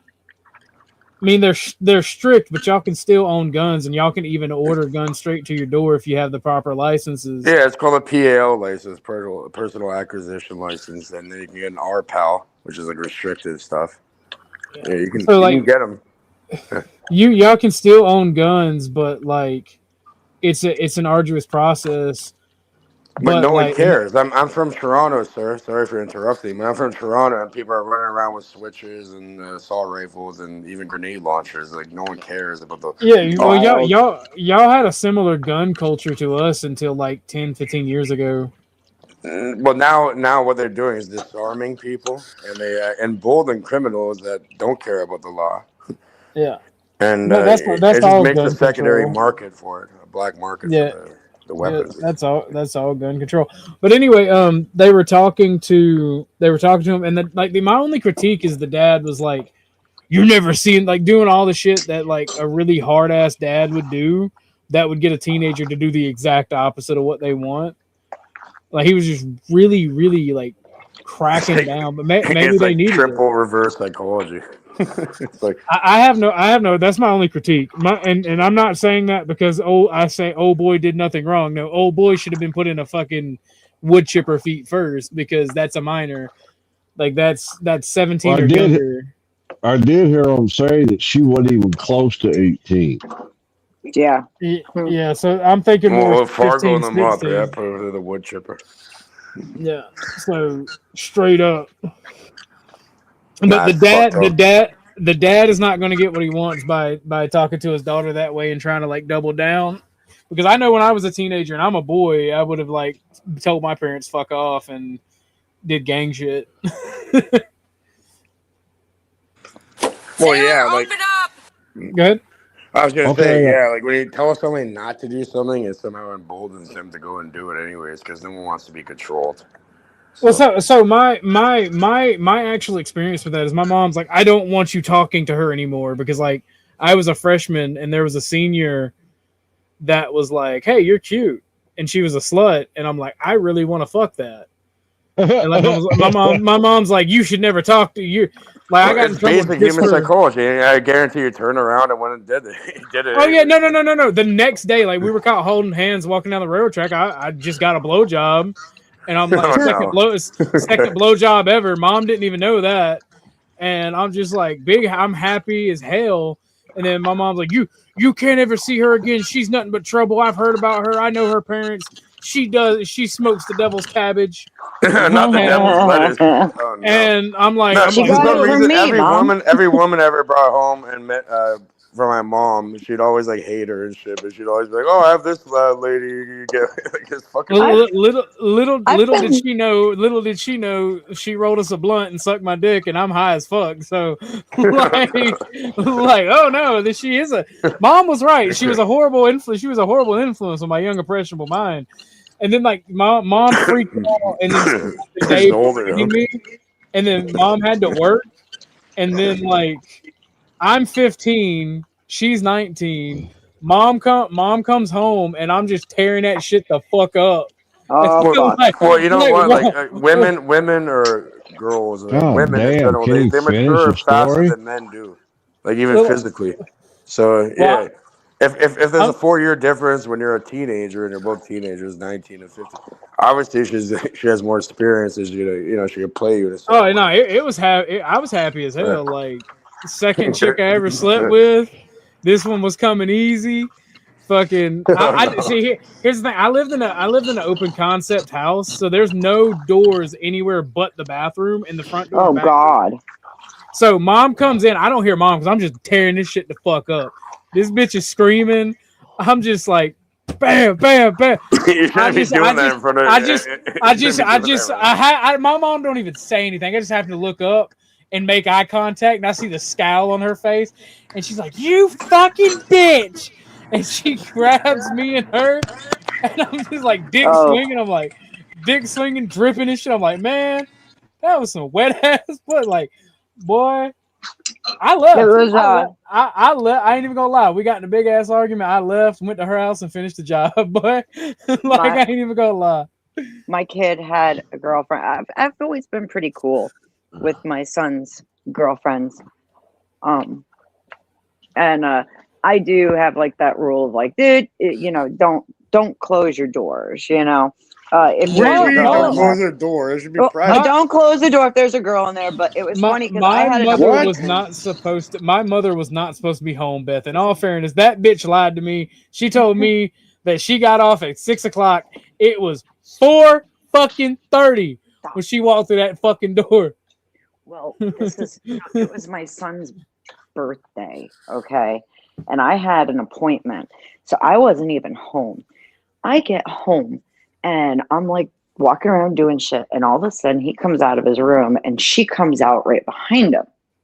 And I'm like, oh, hey, great to see you, sweetheart. And I went to give her a hug, and I realized she was wearing my son's pants. No, okay.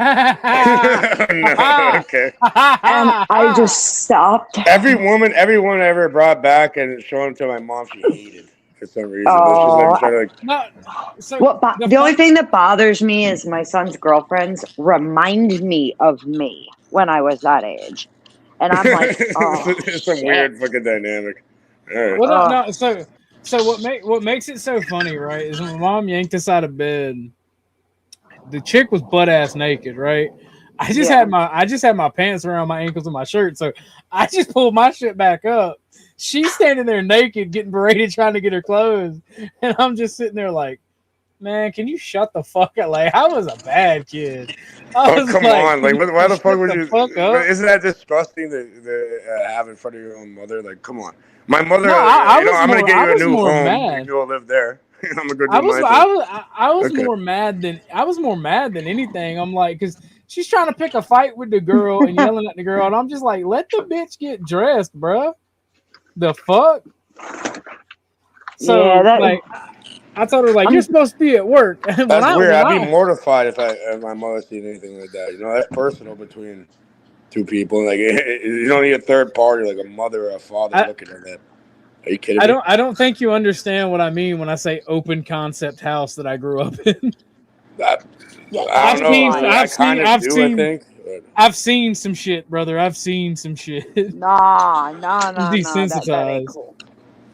So you see your mom getting fucked, and then you go and do the same thing. That's crazy. Is that what you mean by open concept? I don't know. I'm asking. No, open concept means that there is no doors anywhere but the bathroom front and back door. So yes, and but so I grew up in the hood. We went and took doors from people getting evicted. We went and unscrewed and fucking put a door on the. That's funny. Real shit. I'm like joking with you. So I got another story. That same house, right? I had a homie staying with me, right? I was 21, and the homie's mom was actually somebody I grew up with. The homie, I was actually older than him by I think 4 years. He was 17 or 18. His mom and him were staying with us because he was the only one that still lived with his mom, and there was some shit that she got evicted or something. But him and his brother and I are the same age. Like, we all grew up very close knit together. So this dude was my bestie. I am going down on my current girlfriend. He walks in, goes, dude, like high as fuck. He's a stoner. He's oblivious. He goes, do? And he's like, what's up, Orthodox guy? What's up, Stephanie? And then like at this time, I'm looking up from the cover. Got it. I'm still buried in it, but I'm looking up. And I see him literally not even turn around, just walk backwards, look down. Like, he can't see anything because I'm covering her up, but he can see my eyes. I can see him. I lift up off of it, and I'm like, "Hey, can you get out?" He's like, "No, I think this is the perfect time to have a full blown conversation right now." I'm like, she's just sitting there trying to cover her tits. and fucking try not to be seen. And I'm just like peeking out from under the cover, like, hey. To Get me, out. it's very personal. I'd be more. I'd have a whole issue if anyone walked in when I'm doing whatever I'm doing. That's ridiculous.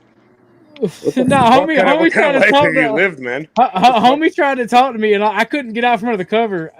I couldn't get out from under the cover without exposing her, so I had to push off, go under the Why would it reverse out, This is why I live out, alone. stand Fuck up, that and be shit. like, brother, I'm sitting here. I have nothing but shorts on. I'm like, brother, I'm trying to do a thing. So I have to pick him up. Why would he? Carry him Do outside. people not know how to Take knock his- on the door before entering? Take his what the key fuck? away. There's close no the door. and lock the door. There is no door. He You can't put a sheet on the goddamn door frame. He come in from the front door, and my bed happened to be in the living room at that time. Oh, that's because shitty. I gave him and his mom my room. Right. And so I have to take his fucking key, and he's so high, he's just fucking laughing. And as I lock the door, I go to get back under the bed. I'm fucking like go to assume the Buddy, that's position. wild. And she's like, "We're not finishing." I'm like, "He's outside." I talk her into letting us finish. This motherfucker starts some weird pounding ass on the fuck door shit, as soon man. as she starts agreeing. It's like, "Let me in. I need some water. I'm thirsty.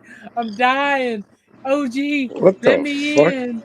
I'm like, I bro, don't you know don't the get type the of people fuck. you're around, bro. I'm like, I brother, thought if you it was fucked up in the farm. I've Well, come I'm from like- Chalk Farm. It's like one of the worst areas in North America where they throw rocket launches off the balcony. No shit. I'm- And yeah, I'm over like, there, brother, there's if you don't get the my fuck friend's away from that mom. door, I'm gonna drop you on your head. Like, I'm Real getting shit. My mad at friend's this point. mom. Yeah, there's no fucking door. My friend's mom. Oh my god. They used to take people in like their fucking animals, like a cat or something.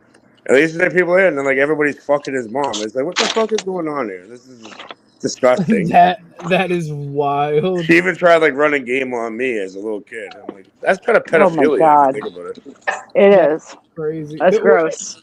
The local, I'm like, what the fuck? the local convenience store People are owner's fucked. wife, right? The local convenience store owner's wife in our community, like since I was a teenager, was fucking all the teenagers and giving like free blunt wraps, vapes, and shit away. And like, she had a whole stable. She had a whole stable of young men, and she liked them young. She likes them young and fresh. wild. It's funny because like even like I used to deal with this. My mom actually liked this one, but she's too tall, unfortunately. Her name is Julia, and yeah, her family owns like they have like a mansion, and they own like some fucking company, like that deals with like meat and cheeses and all types of shit. And for some reason, like the mom was like going after me like crazy. Like even like, when I was like 15. I still have it on the Facebook. She's like, "Oh, like it was really good having you here. Come over again." And all that. Like I'm there for the daughter. I'm not there for you. You know, like we're the same. I will never forget the day that I found out that the lady at the convenience store owner's wife, was still like doing it with teenagers and giving them free shit. Because I was like, wait a minute, how did you get a blunt wrap from the store without me or mom? All right, you want to hear something real fucked up? Okay, I got charged. Hold on a minute, Kate. Hold on. My bad. And I'm sitting. He's like, because I'm babysitting him. He's like 15 and still can't be trusted. And I call down the store and I'm like, fucking Vishnu, did you fucking give my brother tobacco products? Because my mom's gonna bitch at me about this, so I'm rightfully pissed off. And she's like, yes. And I'm like, you're still doing the thing, aren't you? She's like, yes.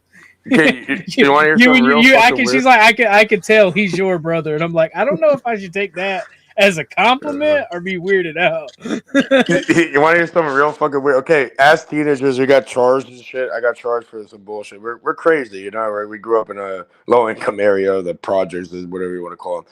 And for some reason, we all get in trouble. And then there's some lady, I'm not even joking, there's some lady that picks you up at the front of the building and drives you around and shit. She had a Volkswagen with a manual fucking, manual transmission. So she has to like move. She'll bring her around, and like everybody fucked her. Like she was like a fucking predator when it comes to like young males that happen to get in trouble. But she's supposed to be like I don't know how the court assigns those people to others and that, but like everybody knows her. It's like, what the fuck? She picks you up in the car, drives you somewhere. The goddamn manual transmission, you know what I mean? Like switching gears. And yeah, like, you know, she runs game on every, but she's supposed to be there in order to like help, I guess. I guess that could be help. Regardless, is really odd. I don't know. It helped me when I was a teenager. It helped me get through. Let's watch this video. Go get a warrant. Go ahead. Go get a warrant. Taylor, bud, we need to talk to you. Get a fucking warrant then, because she has no right to the child, and I'm protecting a child. Well, then talk to us. Tell us what's going on. She's been a child. Okay, then come out and talk to us, man. This is not going to end well, I could really tell. Okay, then come out and talk to us so we can help you. If you want to protect the child, Yeah, he sounds drunk as fuck. It's not going to end well, I guarantee you. listen, she has a history of a... Okay, Taylor, I am more than happy to talk to you, but I need you to come out and talk to us, man. We can't do this through the window. Look up her record first. Taylor, I need you to come out and talk to us. We're not doing this through the window. I do not feel safe. Okay, put a shirt on, come out and talk to us. No, that's an unsafe condition. Well, then we're going to come in and talk to you, bud. Well, we're going to come in and talk to you then. We're going to come in and talk to you, bud. See, this at this point is just cops escalating the situation. You've got a visual on him through the window. Send another officer to look up the lady's record, see if she has a use, like he said. Well, he did say he doesn't feel safe. So, I wouldn't either. I'm not going to join her for that. She's abusing a child. Okay, Taylor, I hear you. You can make the decision. Okay. He's bipolar, you know. Did you live with him? He sort of lives here. He sort of does have. Whose house is it? It's my mom. It's mine. It's my mom's. It's home. It's my home. Okay, how long has he been here for? I mean, he's lived here on and off for the past couple of years. I never seen him like this. It was really scary. It's like it was crazy in his eyes. Like, Does he do drugs or he smells weed. He does, I don't know. is there any weapons in the house? There's definitely more than weed going on. He keeps hearing on this. Today he said he did. Which is And weed. I told him, well, you can't have that here. And he said he was joking. So I don't know if it's here or not. All right, give me 1 second, all right? I mean, Just blame the weed. 4 or 5 or 5-2. he's never hit me like that before. I have never been bad. They're like beating me. And like he's like pounding She did me. state that he does have a gun in there at times. He did say that he has it in there today, but she's unsure. Which is the room that with the window. I tried bringing The out the front? window. That's why that window's broken. Because I tried to get out. You locked the doors and said I couldn't leave. So he has a baby in the bedroom? In my room, yeah. That's on the far right side of the house? Yeah, the window, the thing is broken out of. I tried to break out the window. Do you have keys to get in the house or no? Just the front pad door thing. Just the front keypad. Taylor, come to the door. 38-256. Come to the door, Taylor. I hear you. We're not going away until you come You out and sound talk fucking to us. Canadian. We are not leaving until we make sure your kid is okay and you come out and talk to us. Either we're coming in or you can come out. Take your pick. So at this point, I think it would be a good idea for homie to like just, talk to them. Yeah, talk to them and just fucking go and shut the fuck up and go and call your lawyer. Like, get enough of this shit. Yeah. Let We them have see Jewish the lawyers. kid. I think Get this a cop. pig. I don't think there's any harm in this cop going to the window and having a conversation with him as a sign of good faith. Okay, but honestly, if they're really afraid of their life, they would not go anywhere near a window. Well, that's the problem, right? He's already committed the only crime in existence, and that's contempt of cop. He didn't do what the cop wanted immediately. I got charged with that. I got charged with they tried charging me with failure to comply with a peace officer's demand. OG, I'm gonna switch devices. Be right back. All right. Like 2 seconds, literally. You don't have to you comply, you- but you you- don't have to be you- violent either. What the fuck? I'm It's gonna not play- gonna work out for anybody. I'm gonna play It's a some more of the loser. video. Do you mind muting up because you got some feedback? I do not need a warrant. He's still in this room. Seb's coming. It's going to be a while. If we hear we're breaching the door, we're going in. You hear that? All right. This is the most action this cop's seen in his life. Cruiser and grab my rifle, so we'd at least have one out. He's like, oh shit, I'm gonna go get my rifle.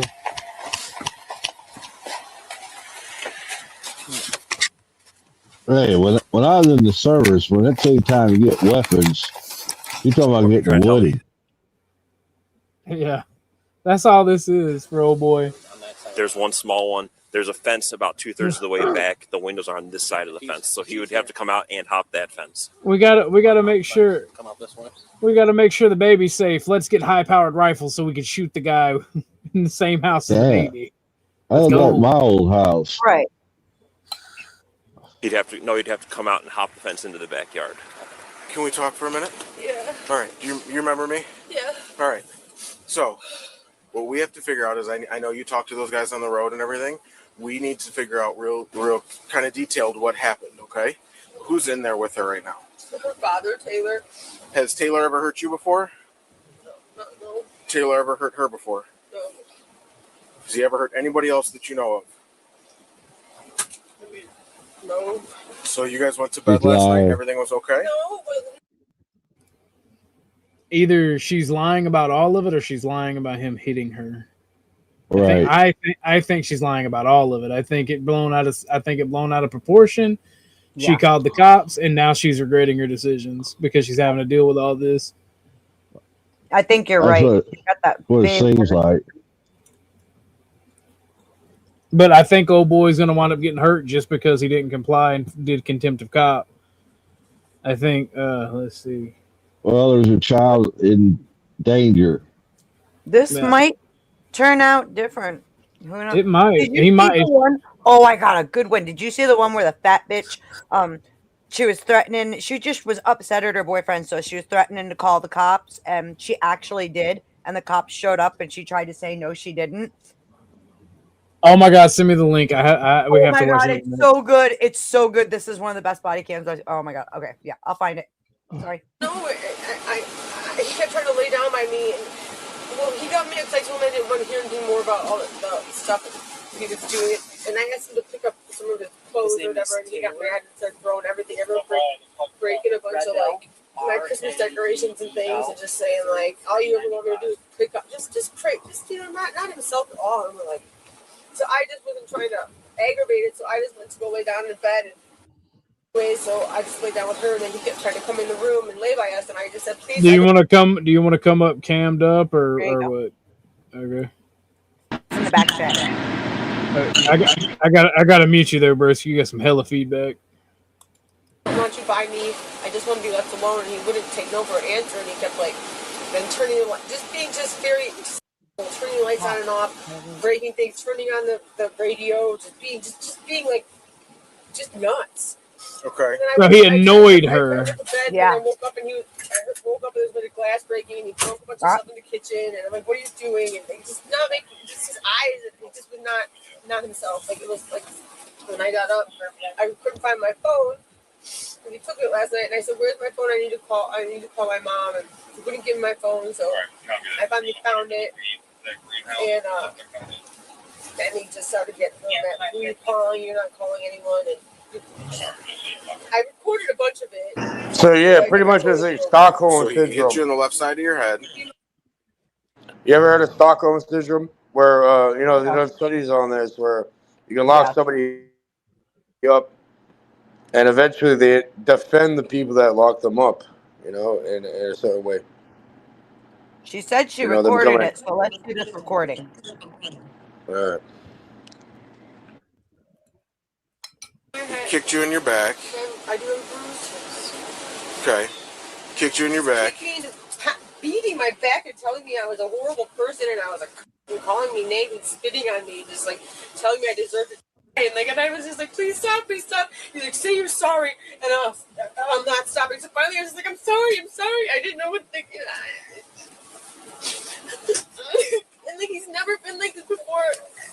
if I got you a computer, would we have access to that Google Home camera live?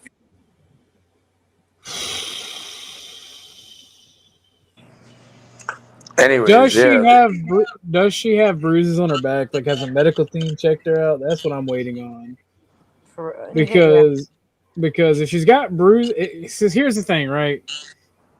In this type of situation, either the dude is a real fucking scumbag or the bitch is lying.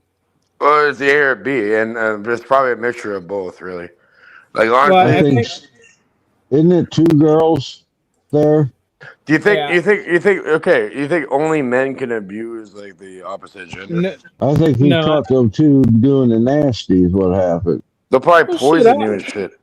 I would have joined. I would have joined if that would have happened. I'm like, hey, baby, let me. No, but for real though, like for personal experience. I mean, if you can mute it quick.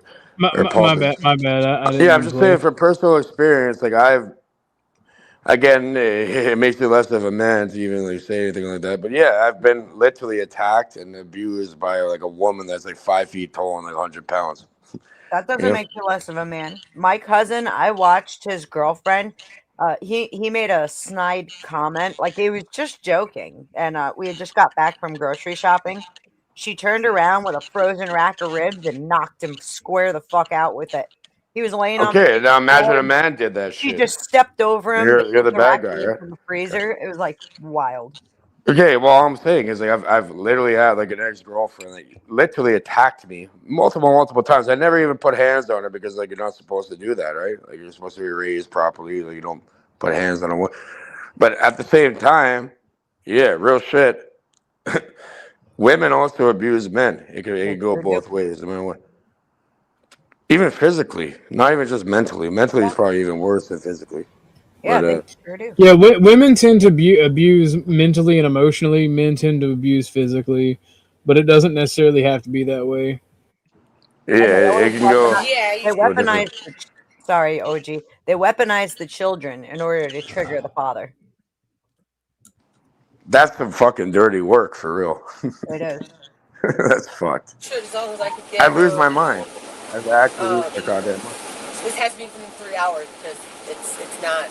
But if I brought a computer in here right now and was able to give it to you, you could give these guys a live view into that living room. If the internet's on, yeah, I can listen to unplug the internet. Yeah. She's got a Google camera in her living room. She can give you a live view into her living room. Yeah, unless the internet's not on. Okay, I got my iPad in my truck. Yeah. Mike, if I get a live view, I'll let you know. Yeah. Okay, sounds good. Okay. Do we have any officers in the back there? We got behind the house. I think Norwillow is somewhere behind. 3-4 corner.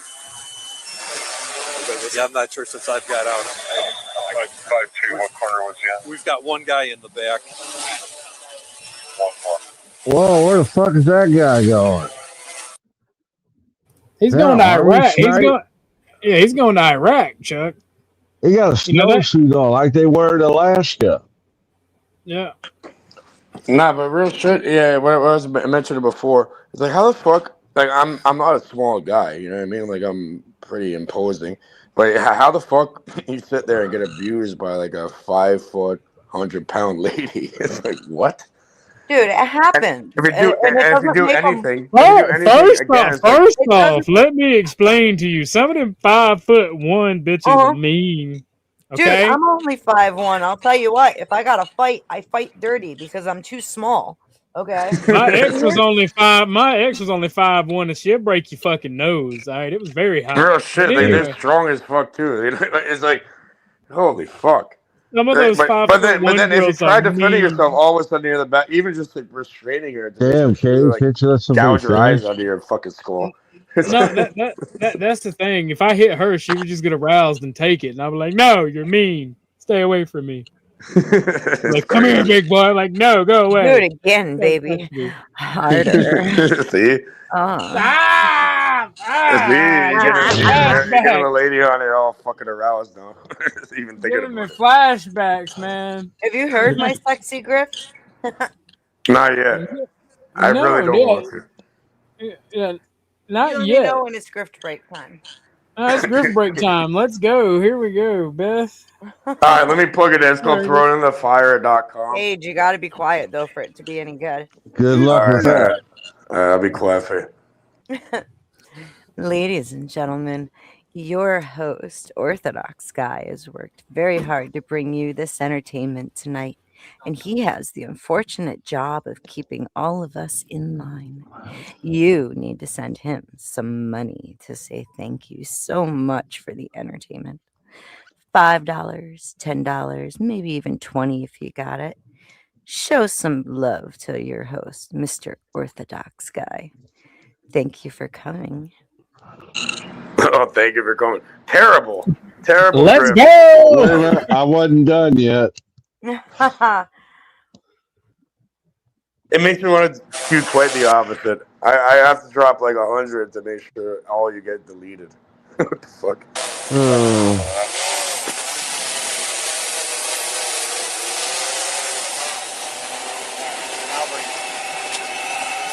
Hi.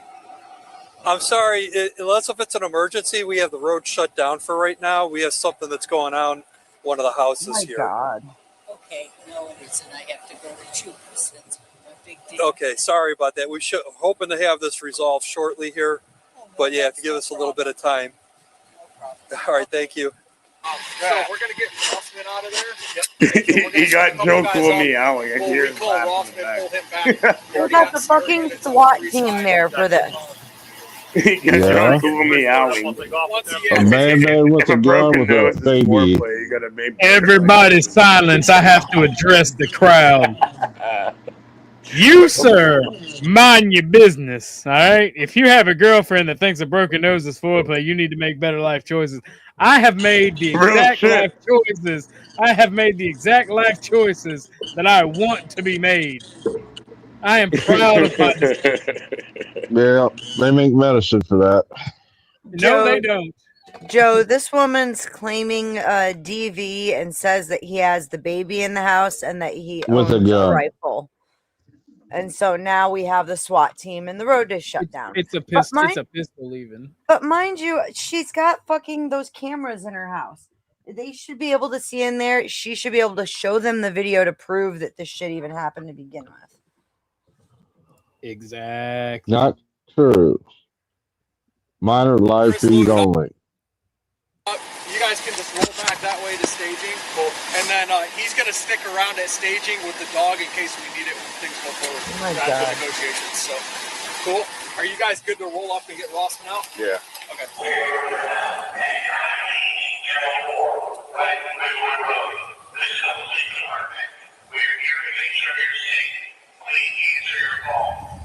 When officers were unable to take the suspect into custody, a SWAT team was activated as negotiators worked to communicate during an hours-long standoff. Nearby roads were shut down, and a local school was placed on precautionary lockdown. By mid-afternoon, officers safely took the suspect into custody and rescued the child. Wait. How do they rescue the child? If they took him into custody without an issue, how do they rescue the I hate the fucking hell. They chopped this one off. You'll like the video I sent you way better. It shows everything. They're bringing him around to you, Chris. Hey, Fisher to Miller, when you're done securing him, come check out the house with me real quick. Hey, can you get a cup key? Yeah, double lock. Well, that's a crime to walk around with bunny ears. Hey, spread your feet really wide for me. Gotta put my finger in your asshole because you didn't listen to us and open the door. Can you watch up? Sorry, go ahead, MC. I mean, true, but I mean, at the end of the day, he's only going to jail because he didn't listen to the cops. Because at this point in time, he didn't do anything wrong. Like they haven't confirmed that he beat the chick. He didn't do anything, but didn't open the door. He's the father of the child, so he has every right to do with his child as he pleases, as long as he's not abusing the child. Correct. They're going to try to say it's abuse, it's this, it's that, because they had to get involved. And right now, they're not confirming or denying that he hit the lady. So I guess we got to wait another 5 minutes.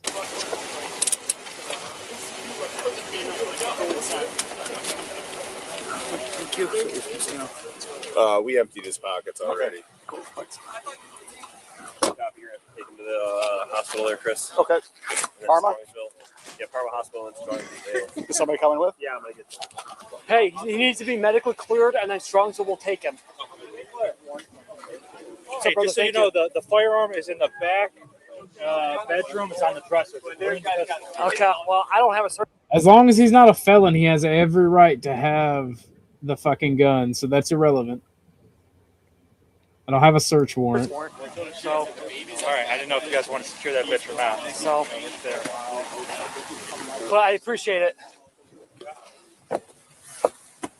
All right, sorry. Everything's good up there. I'm just trying to think ahead, okay? So one of the questions I have is after this is all over, I want to go in there and see if there is a gun in that house. Okay. So what I'd like is your consent to go in that house and look for it afterwards. I can go get a search warrant, right? But that's going to be a whole lot of extra work. You're the homeowner? Yeah, she's the homeowner. She's the homeowner.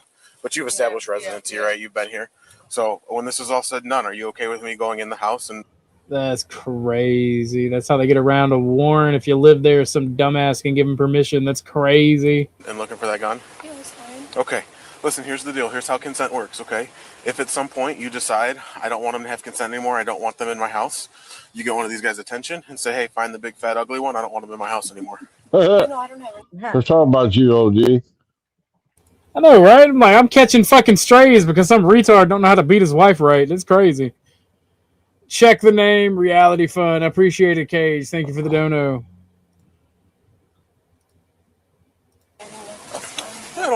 And listen, we're not in there. The point of us going inside afterwards is not to try and find something to get you in trouble for. That's not the goal of that. Yeah, well, I okay. didn't do anything. The goal of that is he says he has a gun. Let's find out if he has a gun or not. Did he say anything? Did he admit to having a gun? Or what? He's told them he has a gun. Yeah, he's So it's there at the house? He's repeatedly told them he has a gun, but I mean, people say a lot of things a lot of the time. I know mean, he has one, so I know it's Hits on the. He missed. We got consent, right, Chief? Yep. Okay. The pistol for the back left. Okay. Kind of looks like it's going to be a wood door. Yeah, I need gloves and a bag. I've already started photos. I got photos of this room, photos of the magazines, and photos of the gun. You already did photos? Started this from the inside. I didn't get the outside yet. Oh, I didn't get the whole house. Do I need the whole house? Yeah. Whole house? Yeah. So they already had photos and everything before they asked for consent. I threw a couple of dimes over there, but if you can after this, you should go look at what's going on over here in Toronto. I'm from Canada and Toronto, and the police they got lashed. They're going too crazy.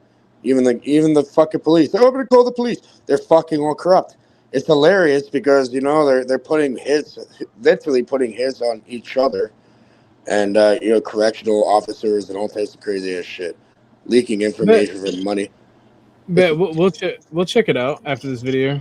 And Yeah, then check it out later. Yeah, check it out later. It's fucking insane. I'm like, what? All right. Look into it. Okay.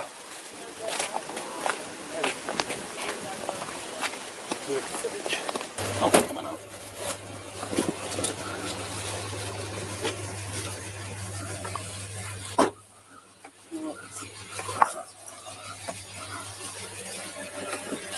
All these guys up here.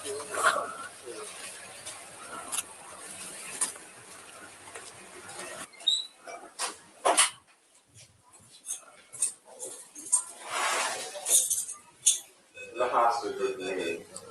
You were the hostage. Yes. The child's mother, she's had 4 children taken from her because she's abused them. And I was only in the house to protect the child. Her last children were taken from her because she poured vinegar on them. I accidentally knocked her up and got her pregnant, and I've been protecting this child ever since. And that's why I would not want to leave the house, because I don't trust her alone with So the who child. called the cops? Her? Yes. She called the cops. She called and the she cops. said that you were keeping the child. She wasn't even in the home. She abandoned the home. I woke up with the child, and the cops were at the door. So she said that you were keeping the kid hostage? Yeah, that's apparently the message she said. Okay. All right. Okay, follow him up.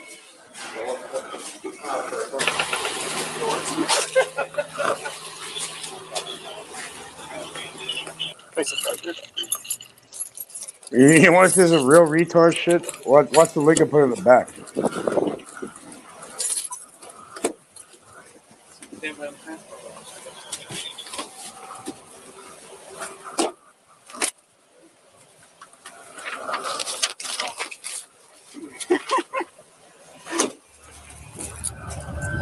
Later, officers charged the suspect with domestic violence, disrupting public service. Authorities say additional charges may be considered pending grand jury review.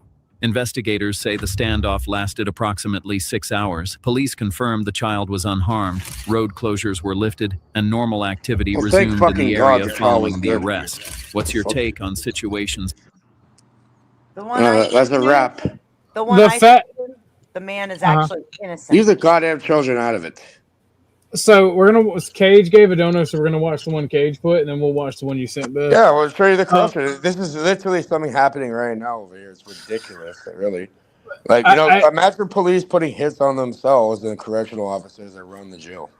That's what I'm saying, Joe. How can the dad keep his own kid hostage? I think the reason that his face and shit was blurred out is they know they don't have him on anything, but because of contempt of cop and him not listening to the police and them having to shut the school and the roads down, they're trying to pin him with that, and they're trying to be dicks. Because that's fucking crazy. But here's the video. At least no children got hurt. Mm-hmm. Simple. No women or children. Like, even like the fucking mafia and shit, they don't fuck with women or children unless like women can. Like, they're adults too. But yeah, no children. That's true. Here we go. Ontario, police have revealed shocking details from an investigation with links to organized crime. Investigators say 7 current Toronto police officers and 1 retired officer are charged. York Regional Police were... My brother in Christ, bro, the police could have just left, But they're all corrupt and shit. I kind of find it funny when people are like, "I'm gonna call the police." I'm like, they'll probably fucking kill you, right? Shut the fuck up. Brought in to lead the investigation called Project South. Here are the key findings. A conspiracy to commit murder, shootings, extortion, robbery, drug trafficking, and firearms offenses. This investigation also has uncovered serious allegations of criminal corruption among police officers. It is alleged that these officers have demonstrated varying degrees of criminality and associations to criminal networks.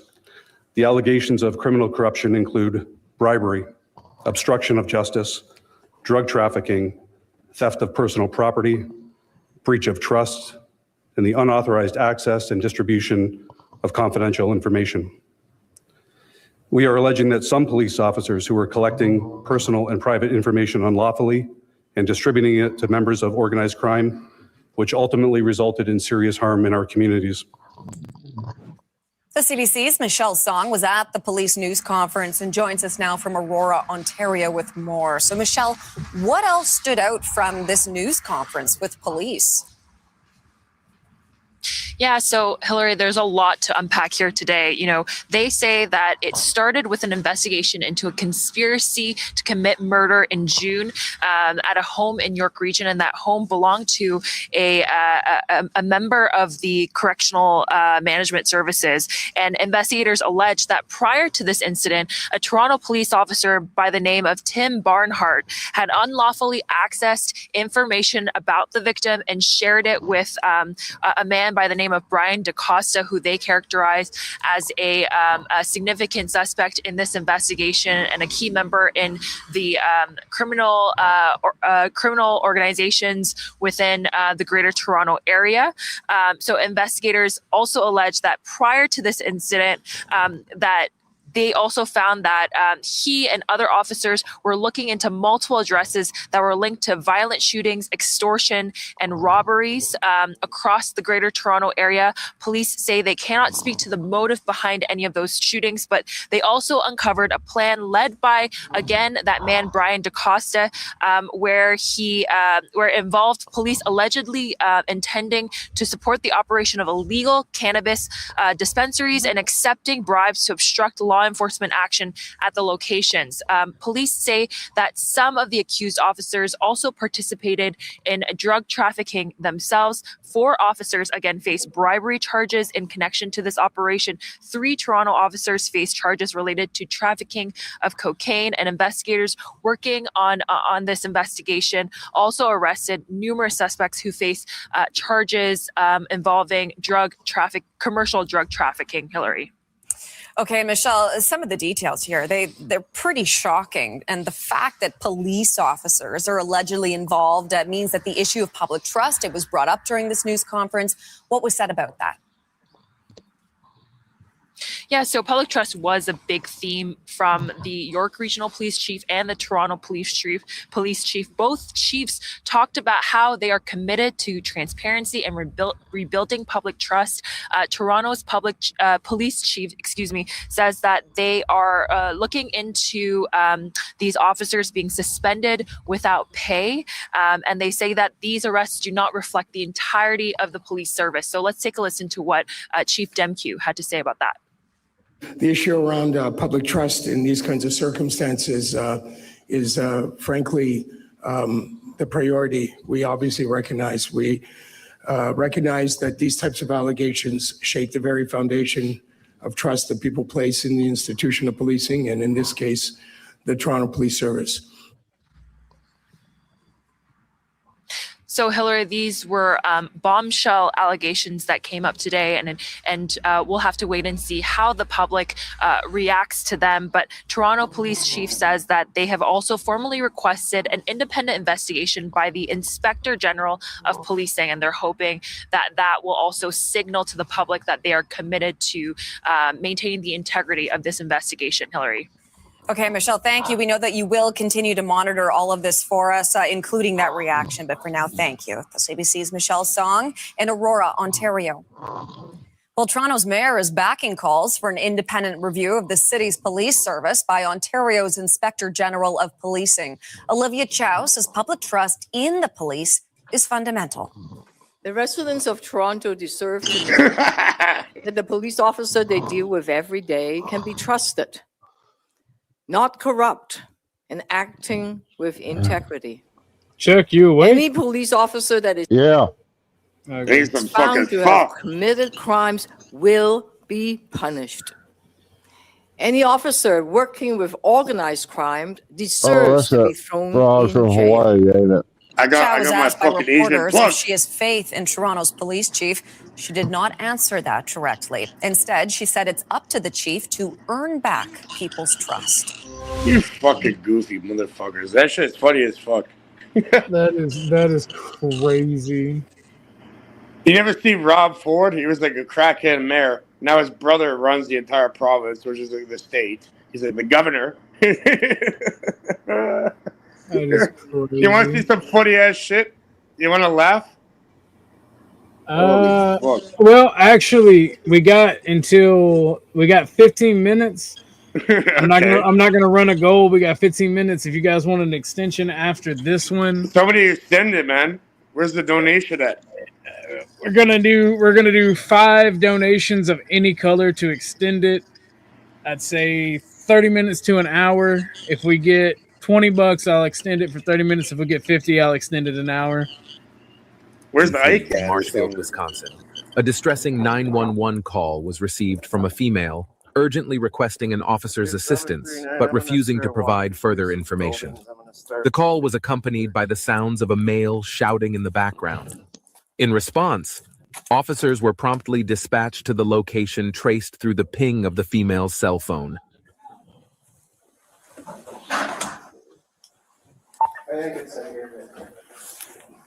Trying to get a gang, so might as well the 51st state. Hold on, pause it. you understand, Regent Park, we had the original Section 8, or the original, what they call the projects over here, actually, buddy. Project Originals, yeah. Go talk to P.O. about that. What the fuck? Most of your goddamn movies and most of the stuff that comes out, oh, The Matrix, oh, guess what? Toronto. Oh, guess what? Biggest artist in the world. Toronto. Guess what? It all comes from over here. And yeah, they run game and they move it to you over there. What are you talking about? You think we're fucking pussies over here? Are you kidding me? I'm from the Jane. Welcome back. Dr. Trapman, apparently. He's dead. Regardless, like, oh, you want to see something funny? Our best mayor ever was Rob Ford. And, the Dixon Bloods went and fucking, filmed him smoking crack and extorted him for millions and millions of dollars. Now his brother is running the whole goddamn province. That was a long time ago, but These people- anyway, this shit's pretty damn funny too. It is. Police department. No. You should have knocked differently. Police department, open the door. I love knocking like that to fuck with people. You got a triple knock, just like this. Hello? Hey, this is Officer Cloud from Marshall Police Department calling you. What's going on? Well, we got a call from this number stating, okay, well, what apartment are you guys in? Well, we're trying to, we just want to make sure everything's okay, all right? So we just got to check on everyone. Okay. Well, how would you know we're knocking on the door? We're not leaving. Come to the door. How would you know you're knocking on Open the the door? door. You're fucking banging on the goddamn door. What do you mean, how would you know? What's going on? I have to go to work. No, I have to go to work. Okay. I'm not willing to be late for work. Okay, what's going on? I have to. Nothing. Okay. Nothing. I have to go to work. I don't even know why you guys are here. Get away from me, please. You're making me feel. I want the chief of police here. Okay. Whoever the supervisor is. I want the chief of police here. Let's get to we need the chief over here. There you go. He's Come on back. here. Okay, he's coming. Okay, I mean, she ain't I don't have ugly. time for this, sir. I have to go to work. So you called her. No, I didn't. I don't know who called you. I didn't call you. What's your phone? Start with that. 603-85. I'm Stop from messing around, New or Hampshire. I'm from Fuck, Massachusetts. L'chaim, man. L'chaim.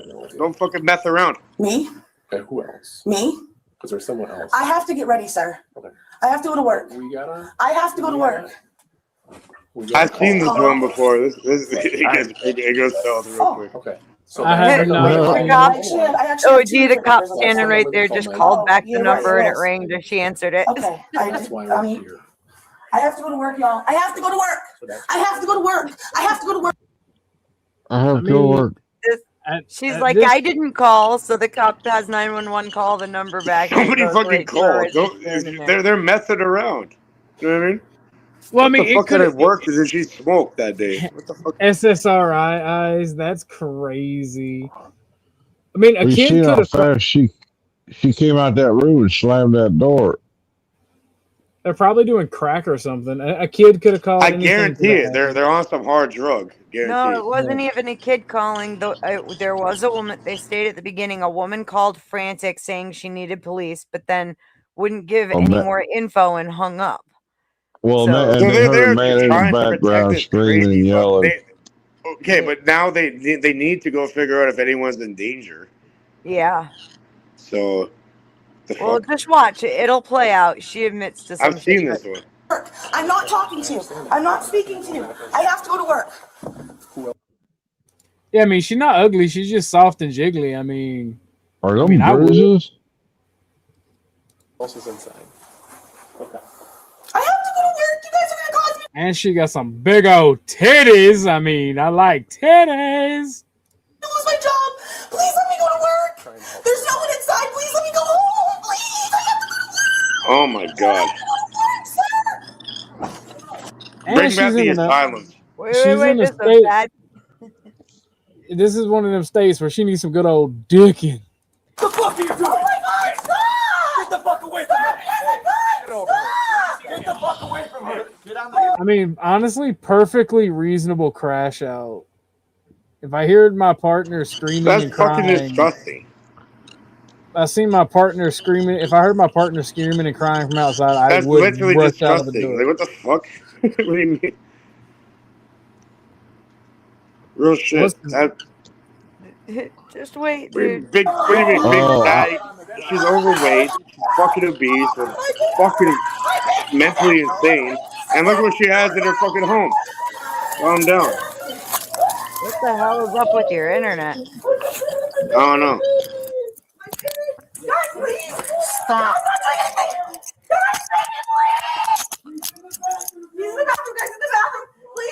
Oh no, my woman's coming over just now. Like, what the fuck is this kind of crazy? I didn't do anything. I thought you guys were hurting my Like they found this cunt. I mean, they didn't have a right to taser him so far. Like, Officer! I can't breathe! You just I can't breathe. What is she, George Floyd? What do you mean you can't breathe? No one's doing shit. You're standing in a hole. I can't. Let's go. I can't breathe. Oh my god. I see more contempt of cop here. I just see more contempt of cop. I don't see. I shouldn't be laughing at this, but this shit's funny as fuck. I can't breathe. I can't believe it. I gotta adjust this constitution before. Okay, hold on. I just tightened down when she was pulling. One second. Well, there's the open air. No, you are. Jesus Christ. That's disgusting. Oh Lord, he's crying. Where's she see him? There's a fucking baby 3 feet away from him. Can we sit you up? They just tased him for no fucking reason. It works out. It does work out.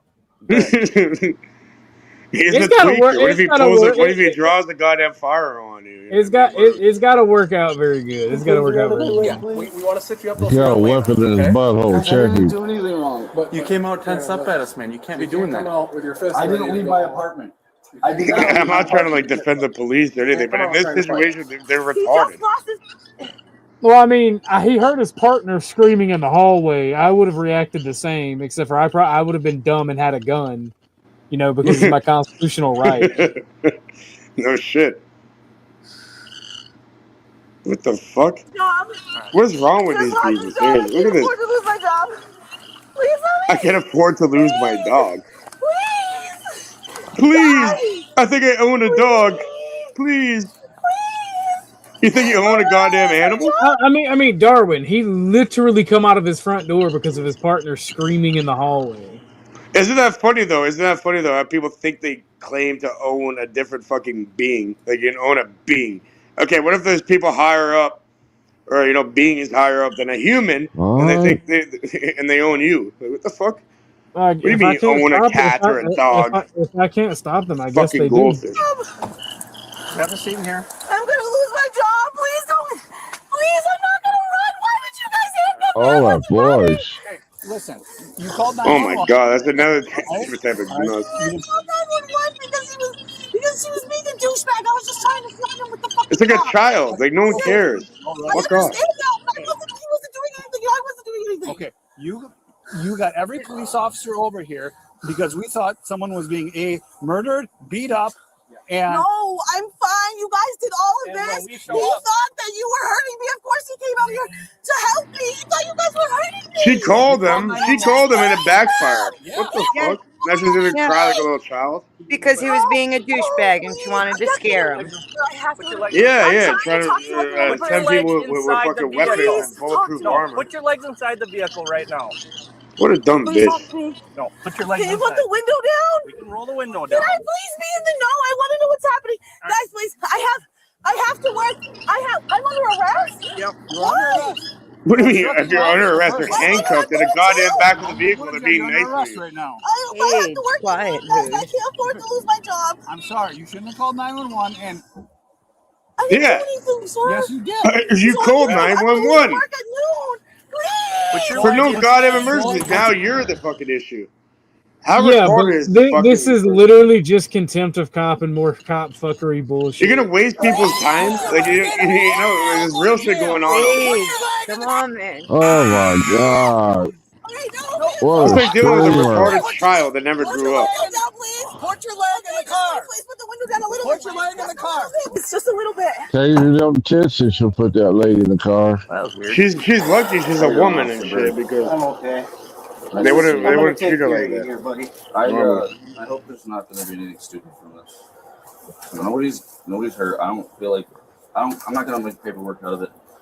So, Dolphin and Wales are thinking we have family over there. That's crazy. I'll put the window down a little bit. Stop yelling. Talk to me. I need to know what's going on, please, sir. You're being arrested for 1, disorderly conduct. 2, resisting an officer. I wasn't resisting, 3, sir. I have to go to work at noon, please. That is resisting an officer. Sir, I have to go to work at noon. And 3, for obstructing an officer by filing a false police report, which caused us. Hey, wasn't I called the police because he was He's straight up making shit up with that last one. yelling? Okay. No, she called 911 for no reason, pretending not to. It would be abuse of 911. Yeah, anyone can call up the fucking police, and they're gonna come fully armed. And you know what? This stupid fucking child went and did that shit, and they showed up. Like, what's really going on? Nothing. You just ruined everybody's day for no reason. You fuck. You know, there's real shit that needs to be happening. You know how many people I know that I grew up with? They get shot in their fucking head, and the police are nowhere to be found. Don't call 911 unless there's a goddamn emergency, for real. The only time I ever, in my entire goddamn life, call 911, I live right by a hospital. Right by, where you pull onto the fucking highway. I'm driving a car, and somebody tried jumping in front of my car. I'm like, what the fuck do I get out? How am I going to do anything? So I called them. I'm like, there's somebody right here at this entrance to the highway jumping in front of people's cars. I'm like, go deal with that right inside the goddamn hospital. You can look at it. Only time I ever would ever. I'm like, what the fuck? This is out of my fucking pay grade, out of the ability I can fucking go and help. Fair enough. Fair enough. Sir, I can't afford to lose my job. I'm sorry about that. Blah, blah, blah, blah, blah. Fuck off. You're going to come down We to the didn't want to station hear right the now, video yeah. anyway. Can you bring me back now? I'm trying to be back before work, please. No. So is she going to be held? So I called them. I was putting on hold, and they didn't do shit. They didn't give a fuck. Baby, I have to take care of. Where's your baby right now? In there. In there? Yes, sir. I have to go to work. Okay. Please, I have to go to work, please. So who's going to watch the baby? I'll call out. I just have to be there for my baby. Please don't take him away from me. Your baby Well, take the baby. alcohol. We got to find somebody for him right now. Alcohol. We have to What? go through what just happened right here, and Sir. we're going to go do that at the police department. Okay, well, can we go now? I have to work. You want to call them and just let them know you're going to be late? I can't. I'm the one that opens. Well, I'm sorry, but that's not going to happen right at this exact moment. So. Okay, well, yeah, can I please He's call literally laughing at her. Like, this is literally just a fucking power trip. I don't care what anybody says. This is just a fucking douchebag on a power trip. On the same note, she Okay, but no, if they're calling them up, what do you expect? To me, it'd be funny as fuck. I'm like, shut up. No one cares. They're not a They little don't have anything on Okay. her. They're wasting more resources by arresting her. No, she committed crime calling 911 for no goddamn reason. My brother in Christ, do you know how many times that kids accidentally call 911 and they don't arrest the parents? She's not a child. She's not a kid. She's a grown-ass woman. Well, Do you know how Not many? only that, oh gee, this was malicious. Like just because she wanted to fucking, her boyfriend was being a douche, so she wanted. Oh no, I get. she tried calling him, and then now it backfired on Who's her. got the feedback? It's driving me nuts. And Okay, Kate, Could be me. Sorry. you keep get talking. feedback. You keep talking a whole lot. Well, I'm trying to hear what they're saying to the man inside, because I'm pretty sure they cut him loose. Okay. Well, we'll have to go get that in a second here. Sir, what's going on with my boyfriend? I don't know. I'm out here talking to you. Do you think I know? Okay, your decision's got you here. My decision? I didn't do anything besides try getting her to calm down. We cooked her breakfast this morning. I didn't do anything besides cook bacon and sausages for us. What part of cooking has you stepping through a doorway with your fist raised at police? We have to. Nigga, when I hear my partner out there screaming and crying, that's what a fucking man does. Like, I'm getting fucking angry with these police. Why can't people, the police, honestly, in this interaction, Rush this because you're on a time. I don't think they've done anything wrong at all. schedule. Sir, please. Like you're being called to somebody's residence. You don't fucking reason. That is it. Okay, you were screaming that You guys just look That for we need to get there. reason to arrest me. I don't get it. I don't even know who you are. I'm not telling you. Okay, well then that's another reason we're not going to let you go then.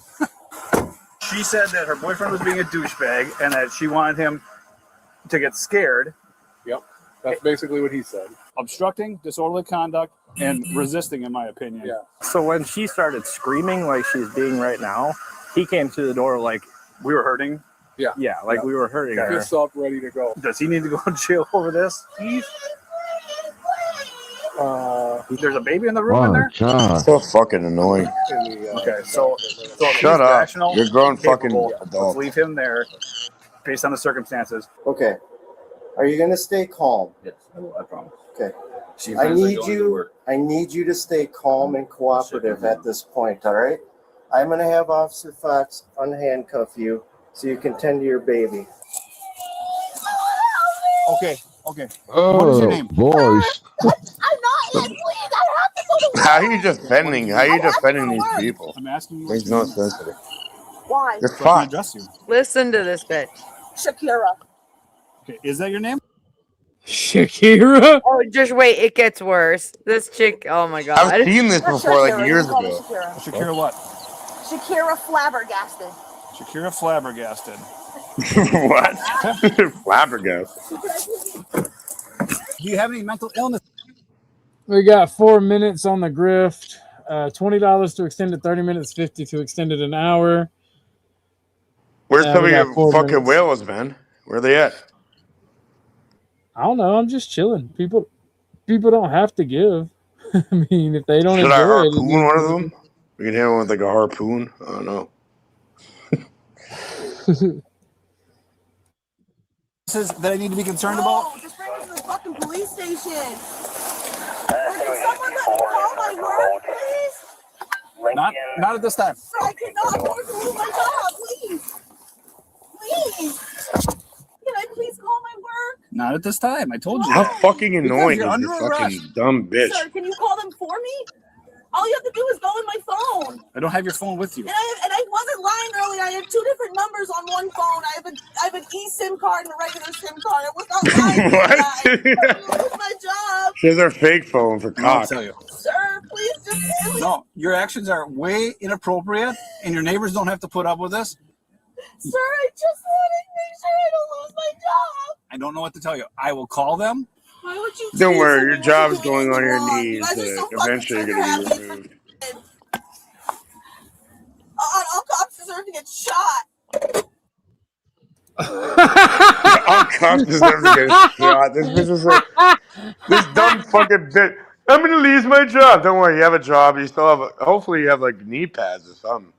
The fuck? Oh shit! I actually don't have my phone. I had an emergency. Ashley. An emergency. I have an emergency eSIM card too. No. I'm not joking. I had an emergency, and my friend doesn't have minutes, so I had to give him my phone. Give me 1 second, Ashton. I'm gonna try to log in on my computer. You okay, bud? Everything all right? Yeah, no, everything's okay. A mutual friend of me and my homie's car broke down, and they didn't have any minutes, so I don't like to leave. I don't like people to leave the house without a way to call. Yeah, it's always good to check in. A way to check in on the road. Yeah, right? we got a phone that works here, and I just let them take my phone. So give me 1 second. I'm trying to log in. I'm gonna let the video play while I'm trying to log in. It's all good, man. Okay. Fucking tease my fucking husband? What the fuck kind of shit is that? There's fucking 6 of you. You guys did a bum rush them, you fucking loser. Yeah. Bring me to the hospital. For what? Bring me to I the would hospital. tase her. Bring me to the hospital. I want to kill myself, and I feel like I want to kill myself. Bring me to the hospital. Okay. Duly noted. Bring me to the hospital. I want to kill myself. I'm having thoughts of suicide. Bring me to the hospital. Bring me to the hospital. What? I'm having thoughts of suicide. I want to kill myself. I'd like to talk to an officer. Okay. What would you like to talk about? I would like to go to the hospital. I'm feeling We're not gonna take you to the hospital because you're gonna go to jail. So. Really? Yep. Wait, what is he doing then? We're still working through that, but Wait, why am I going to jail? I told you that already. Can I just get bailed out? No. Oh my god, this is like a retarded goddamn Why? truck. I'm going to sleep in a prison? Sir, why am I getting arrested? For disorderly conduct, obstructing an officer. He's not getting arrested? Huh? We may arrest them too, yeah. But So what about my baby? we'll take care of the baby. Oh my God, This is way too annoying, man. Take your baby. You guys coming to get my baby? Did I say that? No, I did not say that at all. Okay. Why can't I just get bailed out? Because in Oh my God, please, sir, please, no, please. I'll be 1095. Hey, you should have fucking looked at God. You're not move like you fucking dumb cunt. What's going on with my baby? Is he getting arrested? Sir, why am I getting arrested? Because you created a giant disturbance here. I didn't do anything. I didn't know that I was resisting. I was just trying to see if he was okay. Sir, please don't do this. I kind of feel bad for this person. Like, how retarded do you have to be? Please.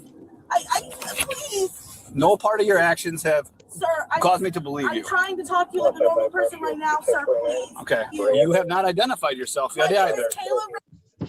My birthday is 10.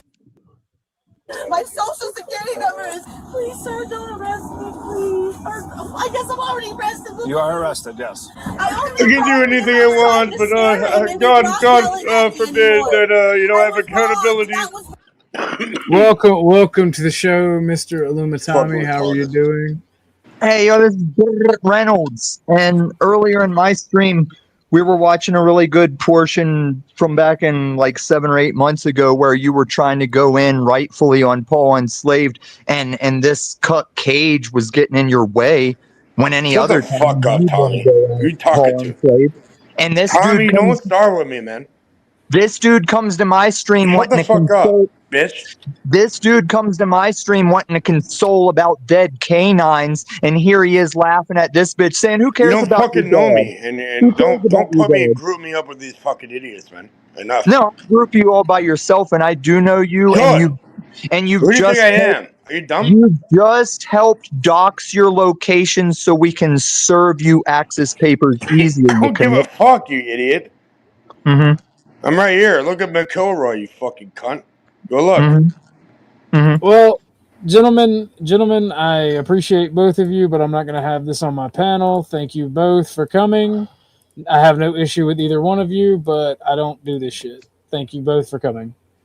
We went to content.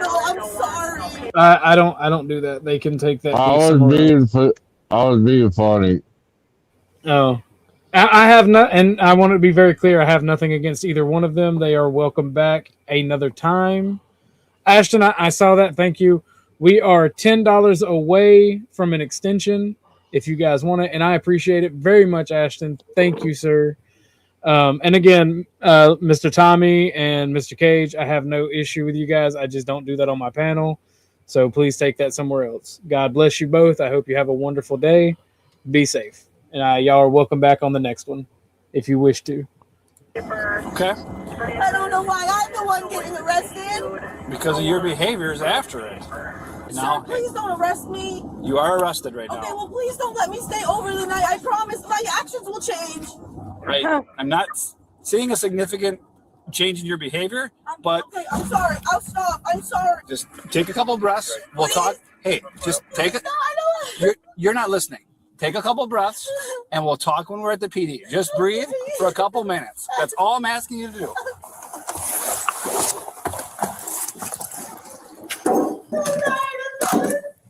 Okay, we're gonna step by the car. We're gonna go in my booking area, and you're gonna have a seat. All right. Officer, I'm ready. Since Ashton did donate half, we will go 15 minutes extra. Thank you again, Ashton. I didn't know that I was resisting arrest. Okay.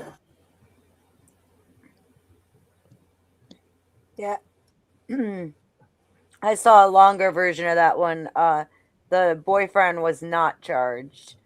And Well, I'm glad we got to hear the video. right? Every time you hit play, oh my god.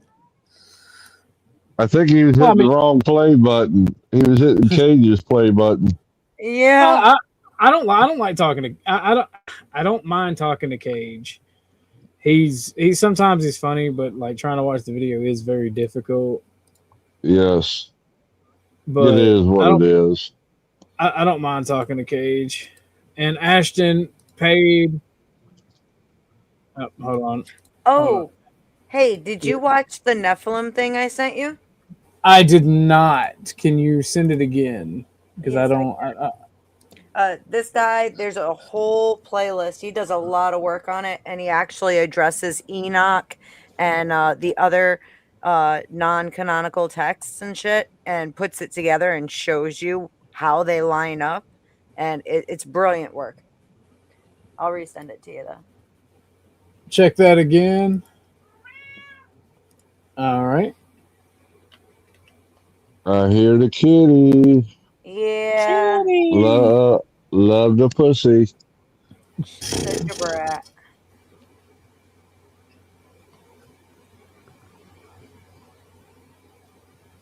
Let's go, Ashton.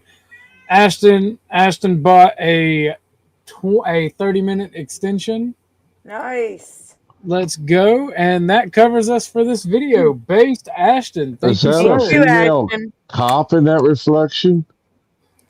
I think it is a parent who abused their child. This one is school calls 911 after child comes to school. I'm talking about the cop. Oh, in the reflection of the window? Yes, I believe so. Yeah. That's what I was looking at. Abuse involving the disciplining of a child, but when officers attempted to question the father, the situation quickly escalated.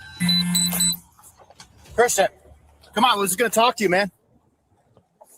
We just gotta talk to you. Huh? Don't make this worse than it needs to be, dude. Well, it doesn't matter now. You made this worse. But whatever happened with her? She's the one pushing.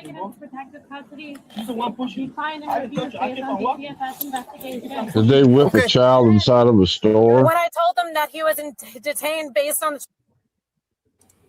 he got whooped at school. Oh, at school. By who? I guess Or the dad. Parent? I think he told the school that he got whooped. I think that's what I'm understanding. Because if he got whooped at school, why would they be going to detain the parent or question the parent? You know. I thought he was. I got you. when I told him that he was detained based on the investigation, he started pushing and shoving me to get past, accusing me of putting my hands on him when I only stepped in his path, and then continued to try to leave with the... Hey, Christian, we got to talk to you guys, okay? I know. I want to talk to you, not her. You don't have to talk to this officer. I will talk to you. We talked before. Let's work this out. You're gonna make this way worse. You're gonna get your kid taken away. Let's just talk this out, man. Lisa? Lisa? Hey, Jess? Yeah? Can you just go by micro, let Stephanie talk? You're making this exponentially worse for your kids. She didn't even have to say that. She could have just done what her superior or her partner said. Did she just say they're making it worse? Yeah, they're making it worse for their kids, is what she said. Oh my God. No. Yeah, just talk to this officer. You can talk to her and we'll figure this out. Huh? It doesn't, we have to talk now. Christian, we have to talk. We can't just leave now. We can't just leave. Based on what happened, we got to figure this out. Do you have spikes in your car? Block the exit. Come on out. Even after a long wait, officers refuse to give up. Eventually, the father realizes there's no option but to comply. But during the investigation, officers uncover the reality. This wasn't just about pushing an officer. The situation was far more serious. I was saying just block the exit for them. Come on out. Just come out, Christian. She's coming. The police car is lower. She's coming right here. Okay, then come out. Just come on out. Just come out, man. Yeah, man. I'm not. You know I'm cool with you. I'm not gonna rip you out of the car unless you're gonna make me. Okay, come on. I don't want to break your window. Just come on. Let me pay you down for weapons. All right.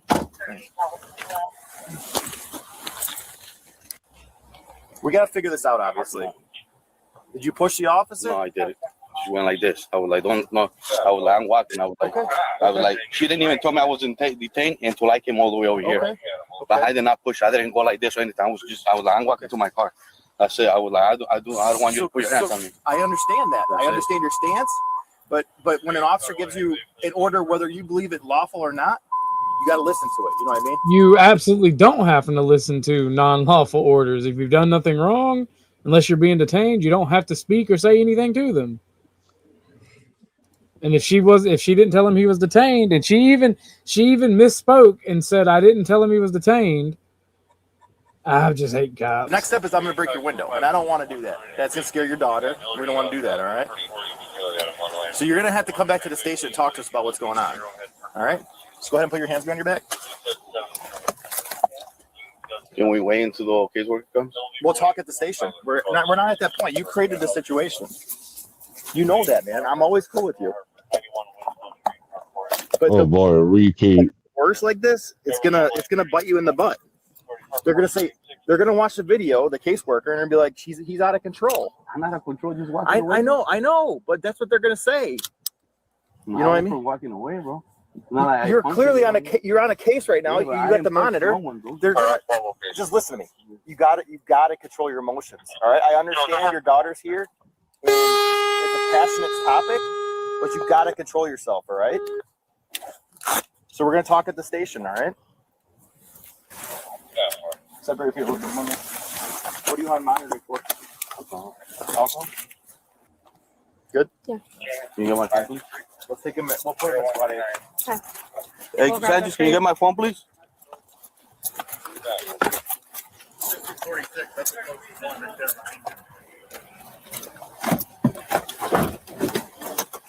He's done this walk a few times. Yeah, at least that one cop seems to know him and be pretty chill with him. But I'm just saying, he threw his hands up immediately, and the way he got in that car, you could tell he's done this a few times. Well, that bitch cop just has to get her final words in. This is why women shouldn't be police officers, just being honest. I agree. Well, I'm not going to argue with it. He's not trying to argue with you. Shut the fuck up. Like, seriously. Over there for me.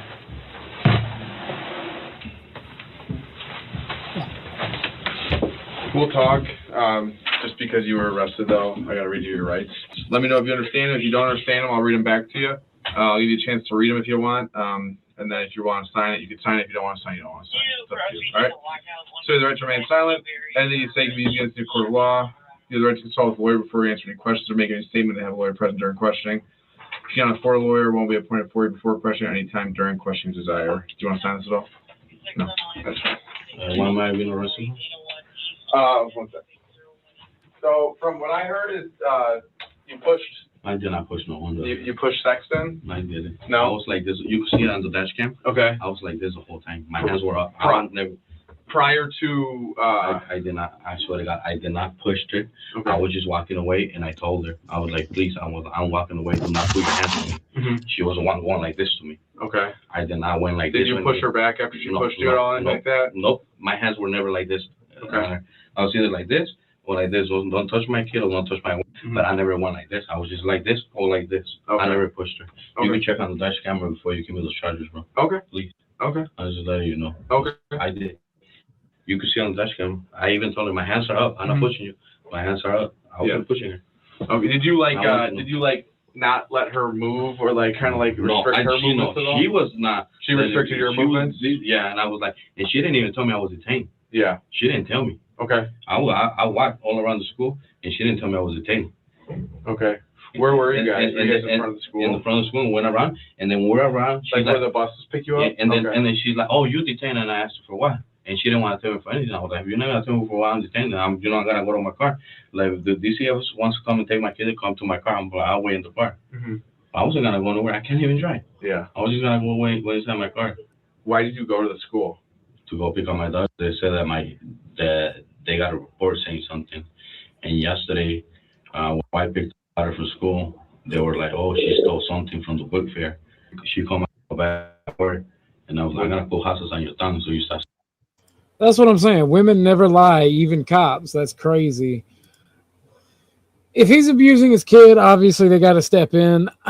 My dad, when I was in, I forget if it was elementary school, because before we went to middle school, they took 3rd, 4th, and 5th grade and put them in their own building. So I don't know what the fuck they call that. But we were separated by like 4 different schools. And I believe it was 4th grade. I had gotten in trouble in school, and my dad came to pick me up. And I mouthed off to him. And he just like palmed me in the chest as hard as he could. And then palmed me in the back when I like doubled over out of breath. And he had to deal with something similar to this. But my dad is a violent retard, or violent not retarded. So he didn't have to get arrested and all this. We just had a defects case that lasted like 3 days. So, I mean, it's weird. So like I have experience with stuff like this. I mean, I hope that they show the body cam of her. I don't know what was the original problem. He spanked her. He spanked her. And she came to school visibly hurt. She stole from the book fair, so he didn't spank her. He said he put hot sauce on her tongue. Oh, that's crazy. These creative punishments just whoop their ass. Jesus Christ. Saying bad words, and I grabbed a little bit of hot sauce and I put it on her tongue. Okay. And she was crying. I was like, "You gonna stop saying bad words?" And she's like, "Yeah." Okay. And then she said something again. And then I was like, "I already talked to you. I already took your phone away. I didn't get you no tablet." I was like, "You still do not listen." I was like, "What do you want me to do?" I was like, "You want me to tell you how my mom like raised me when I was little?" I was like, "My mom used to go with the cable, with the hangers." I was like, "I don't want to do that to you." I was like, "I don't want to do that to you." I was like, "I don't want to." And then she's like, "Oh, I don't care." And then Okay. That's it. How many times? Like once. Just one time in the butt. Yeah, but not hurt. Okay.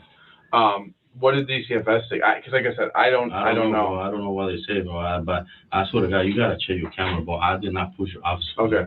Well, I'll talk to Jessica about that. We'll check the camera and everything, and then we'll go from there. I did say you're not taking my kid away. Yeah. So how you gonna react in a situation like that when say, "Oh, we gotta take the kid away"? Right. No, I'd be pissed off too. Yeah. So I understand. You know, like I did not push the officer, bro. If I would have pushed it, I would have put it down to the ground. Right. No, I agree. So DCFS. So who told you that the kids were being taken? The lady said, "Oh, your kids were taken into custody." The DCFS said that? No, the officer. Oh, okay. And then officer and then when I told her, I was like, "But the school's supposed to call us." I was like, "They didn't even call us to tell us anything." And then I was like, "Okay, you dismissed." I was like, "I don't want to talk to you." And we were leaving, and she's like, "Oh, you're not leaving." She, like she was putting her hands on me. I told her, I was like, "Do not put your hands on me." I was like, "Don't put your hands on me." Did you like move her hands off you at all or anything like that? I only went like this. I'm just saying natural reaction. If someone puts their hands on me, I'm gonna just wipe their hands away. I didn't push her. I didn't do anything. I was just like this. I was like. That lying son of a bitch, because as soon as he admits to it, they're going to try to slam him with charges. Again, cops be like, "Why do they hate us?"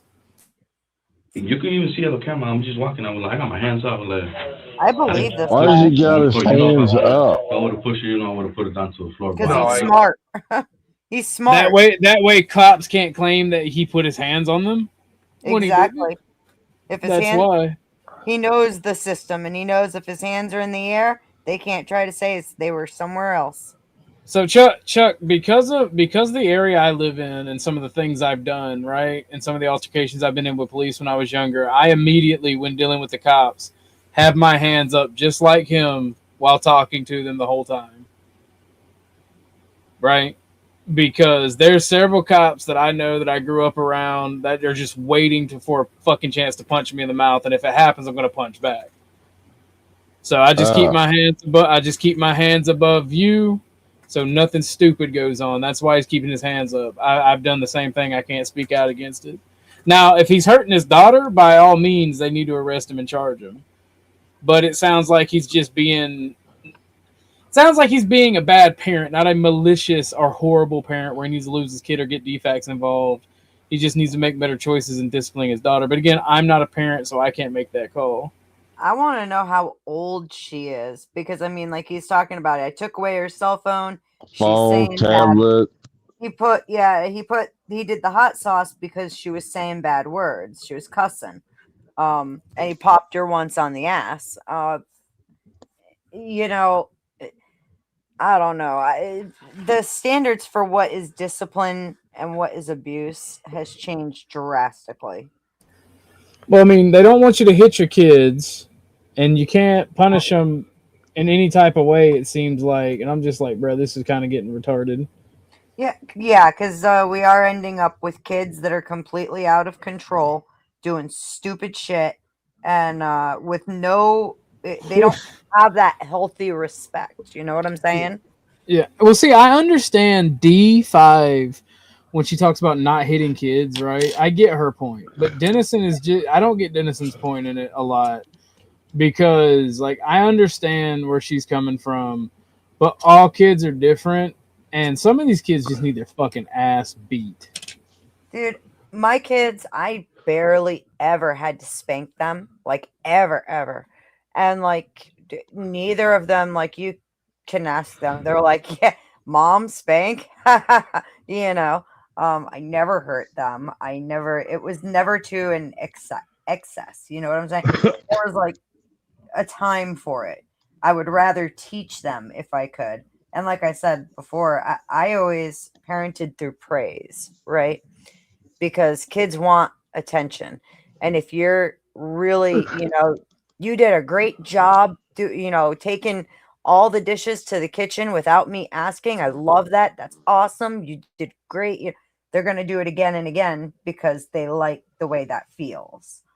So there's certainly different tactics, but on the same note, I mean, some of these kids today, dude, like I've gone into the school and seen kids literally fighting teachers to the ground, biting, kicking, spitting. It's wild. That's because they know they can get by with shit. Yeah. If you had done that, if I had done that back in my day, holy shit, my parents would have whooped my ass in front of the principal.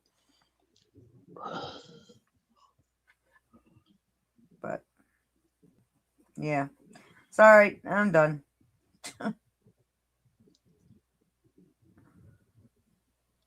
I was muted this whole time. I mean, absolutely.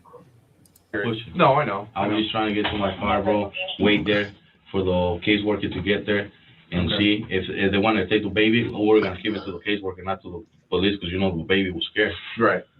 And they wanted to take the kids because of what happened last night? I think so. Okay. Thanks for cooperating, man. Bro, I know. Can I talk to you, bro? Yeah, what's up, dude? I did not push your officer. Dude, yeah. I didn't see shit. Okay, So okay, whatever okay. she says, No, what you say. You know what I mean? I'm telling you, McCoy, can you guys please check the camera so you can see so you can see that those charges, bro, I swear to God, I did not push her, bro. All I can say is whatever happened today, like I said, you gotta control your emotions, man. You let yourself get too hyped. Bro, how you want me to I got it. I did not push her, bro. Like, I didn't go nothing like that. Listen. It's not, even if your kid gets taken away for a little bit for protected, it's not permanent. It only becomes permanent if you act a fool and you're showing yourself as a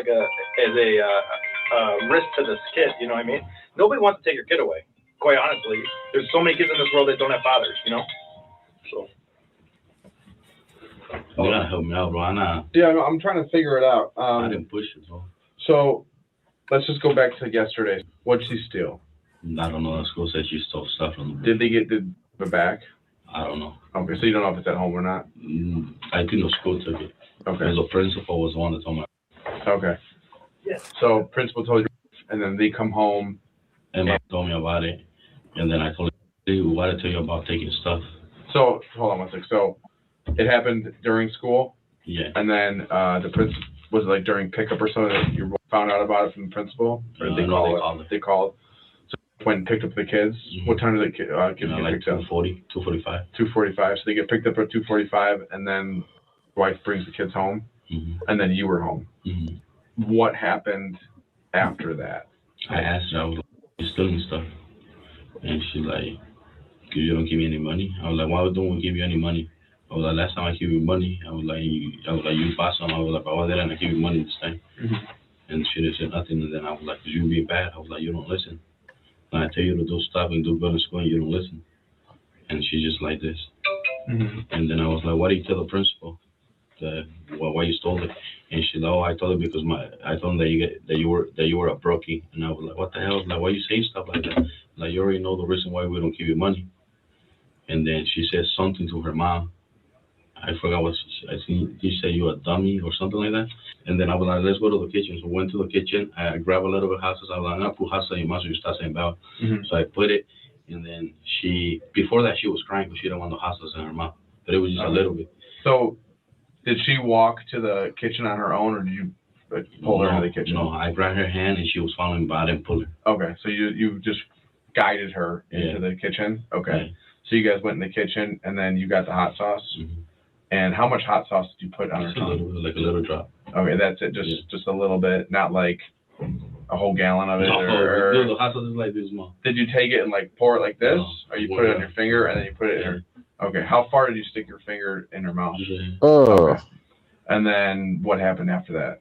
Nothing. She was just there, and she's like, can I have water? I was like, no. I was like, yeah, I keep on saying bad words, and she's like, Okay, so she asked for water because it was her mouth was hot. Okay, and then you said no. yeah, I told her. Okay, and then keep going. Sorry. And then that's it. And then I just told her, I was like, yeah, listen. She's like, yeah, I will listen. I was like, okay. And then, but before that, I told her, I was like, I just went not hard. I just went like this. I was like over there, like right here. Okay. So like kind of like upper lower back, upper butt kind of. Did you like the butt cheek, or was it kind of more like the back fat area? Okay, so like kind of like okay. I like go over there. I was like, you better stop. How hard did you? Like this. Oh, the kid went Like to school and ratted him out. Like 2. Okay. I don't really. Yeah. Oh boy. That's what it sounds like. He's got a brat for a kid, and they try to get him in trouble. Yep. And here's the thing. Actually, the hot sauce treatment, I'm not saying it's good or bad, but like that is actually a very common punishment in this like group of people, like Latino families. That sounded racist. Every Latino family I knew in my neighborhood when I was a kid, the hot sauce was a very common punishment. Yeah. Well, you know, there's no Latinos in New York. I grew up in Rhode Island. Yeah. So yeah. My neighborhood was run by the Latin King. Racism. We can't be doing that anymore, people. I wasn't being racist. What the fuck? I'm joking, Ben. Asshole. Cooking. I asked her if she was hungry. And I took some rice. Hey, I've seen Joe Cool get upset. I don't want none of that smoke.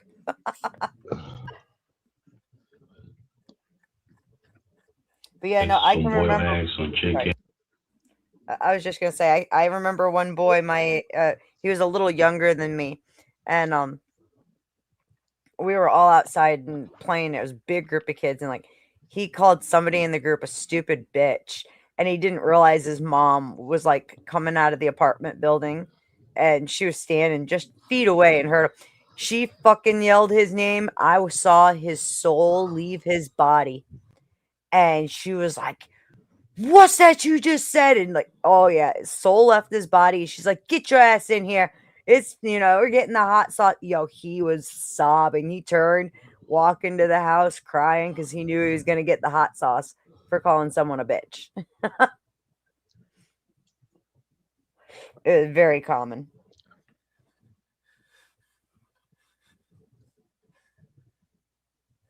Don't know. Roasted peppers with tomatoes, and then I served, and she was sitting. That's it. And then she was playing. Then the DCFS lady came and knocked on the door, and she's like, "Oh, how you guys doing?" And I'm like, "Oh, good." I was like, "All the babies are not here."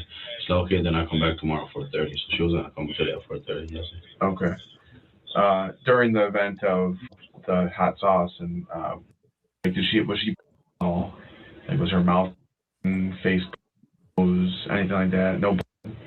Okay. You didn't see any. Did she complain about or anything like that?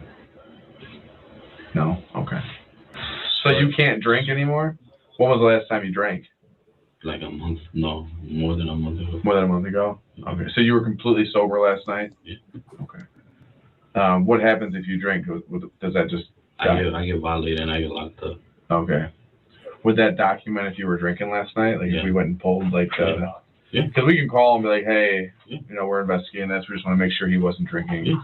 And they'd say, yeah, he was, it's zeros. Okay. Okay. If, God forbid, you said you were drinking or your kids say you were drinking last night and you're telling me you're not, it's one really easy way to figure that out, and that's just calling them like, hey, I'm getting two different stories here. What does the device say? And if they say, says he wasn't drinking, like, well, then I believe, it just shows that you're being truthful, which is good for, your credibility talking to the police. You know what I mean? I give my permission for you to call my probation officer or the guy is called okay. From Scram. Scram alcohol. Monitor. Okay. So completely sober last night. As officers leave him alone in the interview room and step away to hear the children's side of the story, Christian's anxiety begins to build. Every passing moment feels heavier as he waits, unsure of what officers are about to uncover. I'll let you do that, okay? Just sit tight. Give me like 20 minutes, okay? Just give me 20 minutes. They got him on top after they put him under arrest. I think he's just detained. Let me make a phone call, but I need my medicine, bro. What medicine? Anxiety medicine. What to do? Okay. All right. Just relax, all right? Give me a minute. You're not closing the door, bro. You just leave it like that? Yeah, I can leave it. I hope he's telling the truth. Have a seat over there. So, yeah, the reason you're still here is because your kids are giving us a different story than what you're telling me. So, I mean, they're saying that hot sauce was used, that you hit her, but they're saying a little more hot sauce than what you're telling me. No, I didn't. A little more hot sauce than that, bro. I mean, how big is the and how much did you use? Did you put it on her mouth like this? No, bro. No? That's the only one I have open. I used it on my hot dog. Mm-hmm. It's not even, it's more than halfway full, bro. Mm-hmm. Did she go to the bathroom after you put the hot sauce on her? Yeah, she just went to go get some toilet paper, that's it. Okay. And then she went back to the kitchen and drank she tried drinking some water. That's it. I didn't hit him hard, bro. Okay. Was she, did she puke at all? I didn't see her puking. Did you hear her puke at all? I just seen her spitting on the sink, that's it. Okay. In the bathroom? Not in the bathroom, in the kitchen. In the kitchen. All right, we'll call your mom and put her on speaker. All right. You speak Spanish, right? Yeah. I don't understand Spanish, so. We'll call you the ambulance. We need the ambulance, but if you want the medicine before that, it's up to you. Hello? Hey. Hey. Hey. Where are you? The police station, they arrested me. The one in the line? Yeah. What did they say? I don't know. They're talking to the girls. Hey, you don't think you could bring my medicine? Not the blue ones or the pink ones. It's the little white ones. I don't know if you're going to be able to find them because I hit them. Did they let you out already or not yet? No, they're going to keep me. I'm probably going to go to jail, dude. Yeah. I don't know. The girls making up stuff. They're saying that I hit them hard, that I made them bleed, and then only put I wonder if that's his stepdaughter. Put a little drop of hot sauce on her mouth, and then I only hit her in her butt once. It's nothing personal. It's we have to do. So I got a good one that I've been trying to play for the last few days, and I don't want to give YouTube my ID because I've already given it to AdSense. I've already given it to Google once. I just try to use my credit card, and like, oh, this credit card's not accepted for age verification. So they're really trying to get people's IDs. Between YouTube and Discord, it's really pissing me off. Yep. It's coming. Yeah. Discord's what, first of the month? Yeah, it's sometime. I got a really good one in the back. If y'all want to see the really good one, sure. Drop a $30 Cash App, and I'll give fucking Google my ID so we can watch the really good one. Either Cash App or Super Chat. We got until this one ends to get that done. Our due diligence, and we have laws that we have to abide by, and when children are saying this stuff, we have to and it. then the girls, when there's people right there talking to them, bro, then like they get all cheesy or like, oh yeah, like they start making shit up, bro. Actually belay that request because I don't have my phone and I have to have my phone to take a picture of my ID, so oh, that's shitty. Belay that. Yeah. I know. I believe. I know. We deal with this all the I time. wonder if this is the stepdaughter. And then that's what I'm thinking. Yeah, because he keeps talking. He's calling her that girl or girl.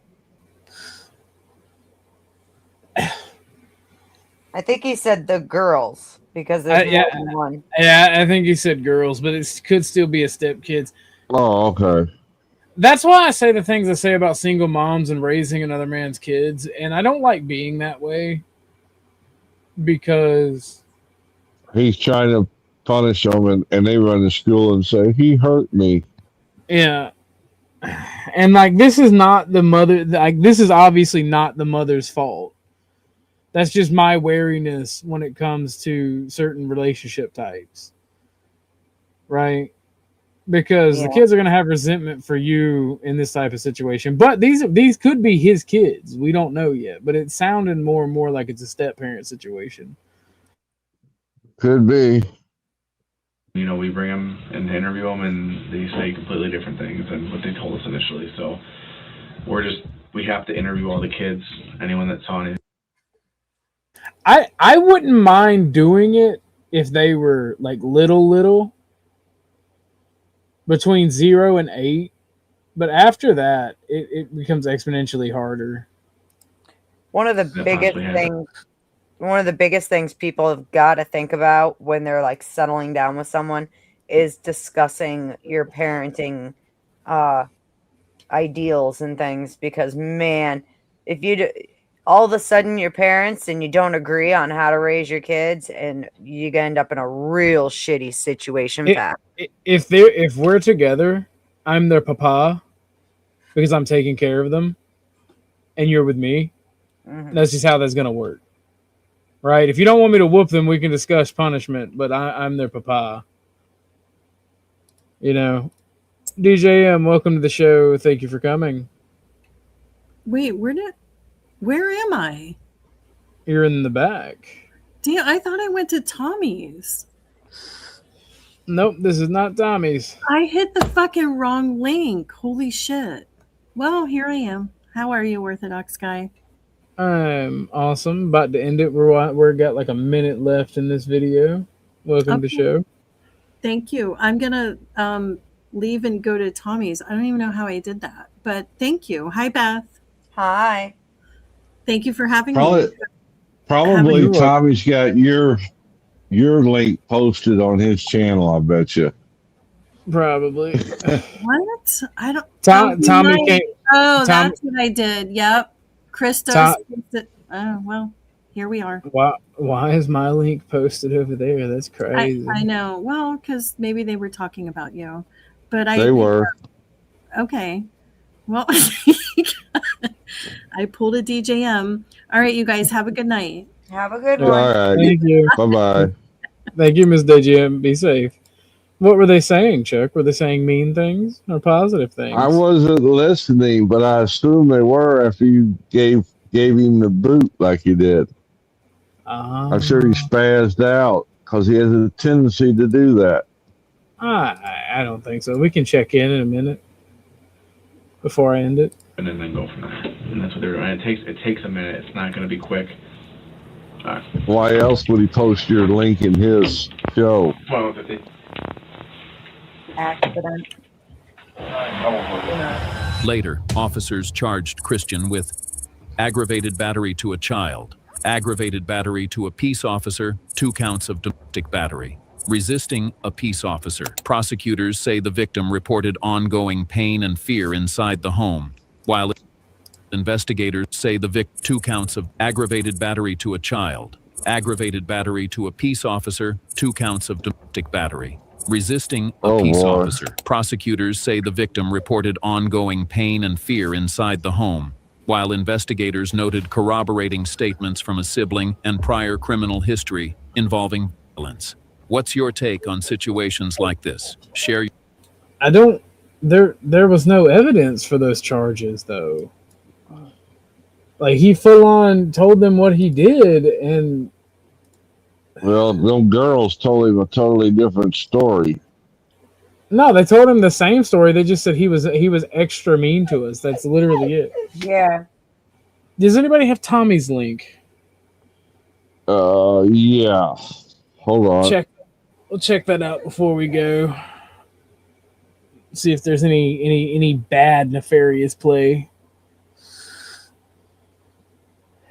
I thought I handled that quite well and was respectful. I want to be a little upset if there was bad nefarious talk at play. I'm not gonna say it's malicious at all. I think he handled it perfectly. I know I handled it perfectly. I'm a good little Christian boy.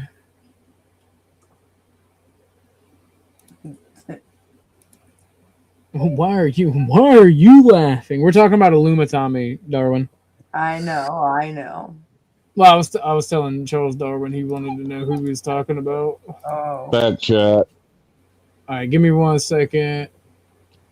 All right.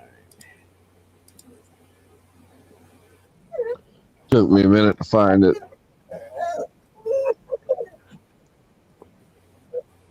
That Tucker making all that noise? Yeah, he's being a spoiled brat. He's being a spoiled brat. He's making me mad. Got Alaska looking over here all worried. Like, what is going on? Hank has a sex doll over here. I am. What? Yeah, what?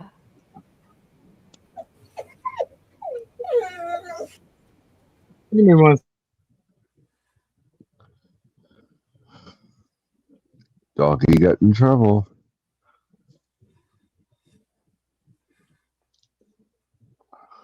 Oh, you know he's never in too much trouble. Oh, that's for sure. Until they work on their time. I want attention now. I don't care what you're doing. I want attention now. Oh yeah, he's being a little ass hat. Alaska does that to me too sometimes.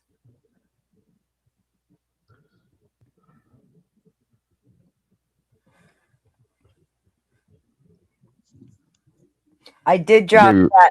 I put that link in your. I guess sent it to you on Discord.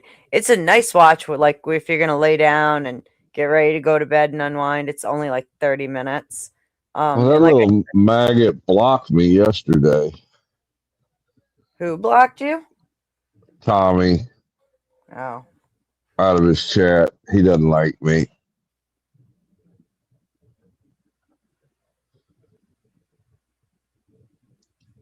Even though I've donated to him many times. Nope. Illumitami didn't talk any shit. He was pretty chill. Yeah. Didn't Which say anything surprised about me. Well, I mean, I wasn't doing it to be malicious. I just don't want people to take out their beef on my channel. Yeah, because that's what it was. It was the beef from over there. He followed him over here. I don't know how he knew he was over here. Unless Cage went back and told him or something. I don't know. Yeah, all he's got to do is look around a little bit. Pops up pretty easily. You think? Yeah. But how would they know Cage came here, though? Literally, I don't think there's a whole lot of people on. You just pull up the live. Scanning the channels, yeah. Yeah. Well, any final thoughts, ladies and gentlemen? I'm looking forward to bed. That's my You final looking forward to bed? Oh, yeah. All right. I'm in my nice, soft blankies and curling up with my pillow. Shit, you need some company? Goddamn, making it sound fun as hell. Oh, there you go. And close my eyes. You can make a YouTube live like Majestic or whatever her name was. Oh, Jesus Christ. That was crazy. I wouldn't be able to do that. I'm sorry. I'd beat the shit out of it too bad. They'd be able to see everything. They wouldn't get no fun in. That's the thing. They had that bitch's ankles in the air though. That was funny. It was. All right. Well, everyone have a good night if you're closing out. Thanks for having me, OG. You're welcome. I hope you have a good night. Get some good sleep yourself. I'm gonna take Tucker out, work out, and take a shower and go to bed. Badass. Look forward to talking to you tomorrow or something. Thank you, Beth. Good night, darling. Good night, babe. All All right, everybody. Thank you for coming and hanging with me. We had an awesome conversation for the first 3 hours about friendship and the duty therefore, and I went 6 more hours just talking and hanging out. Thank you guys for showing up and showing out. I appreciate you. I'll see you on the next one.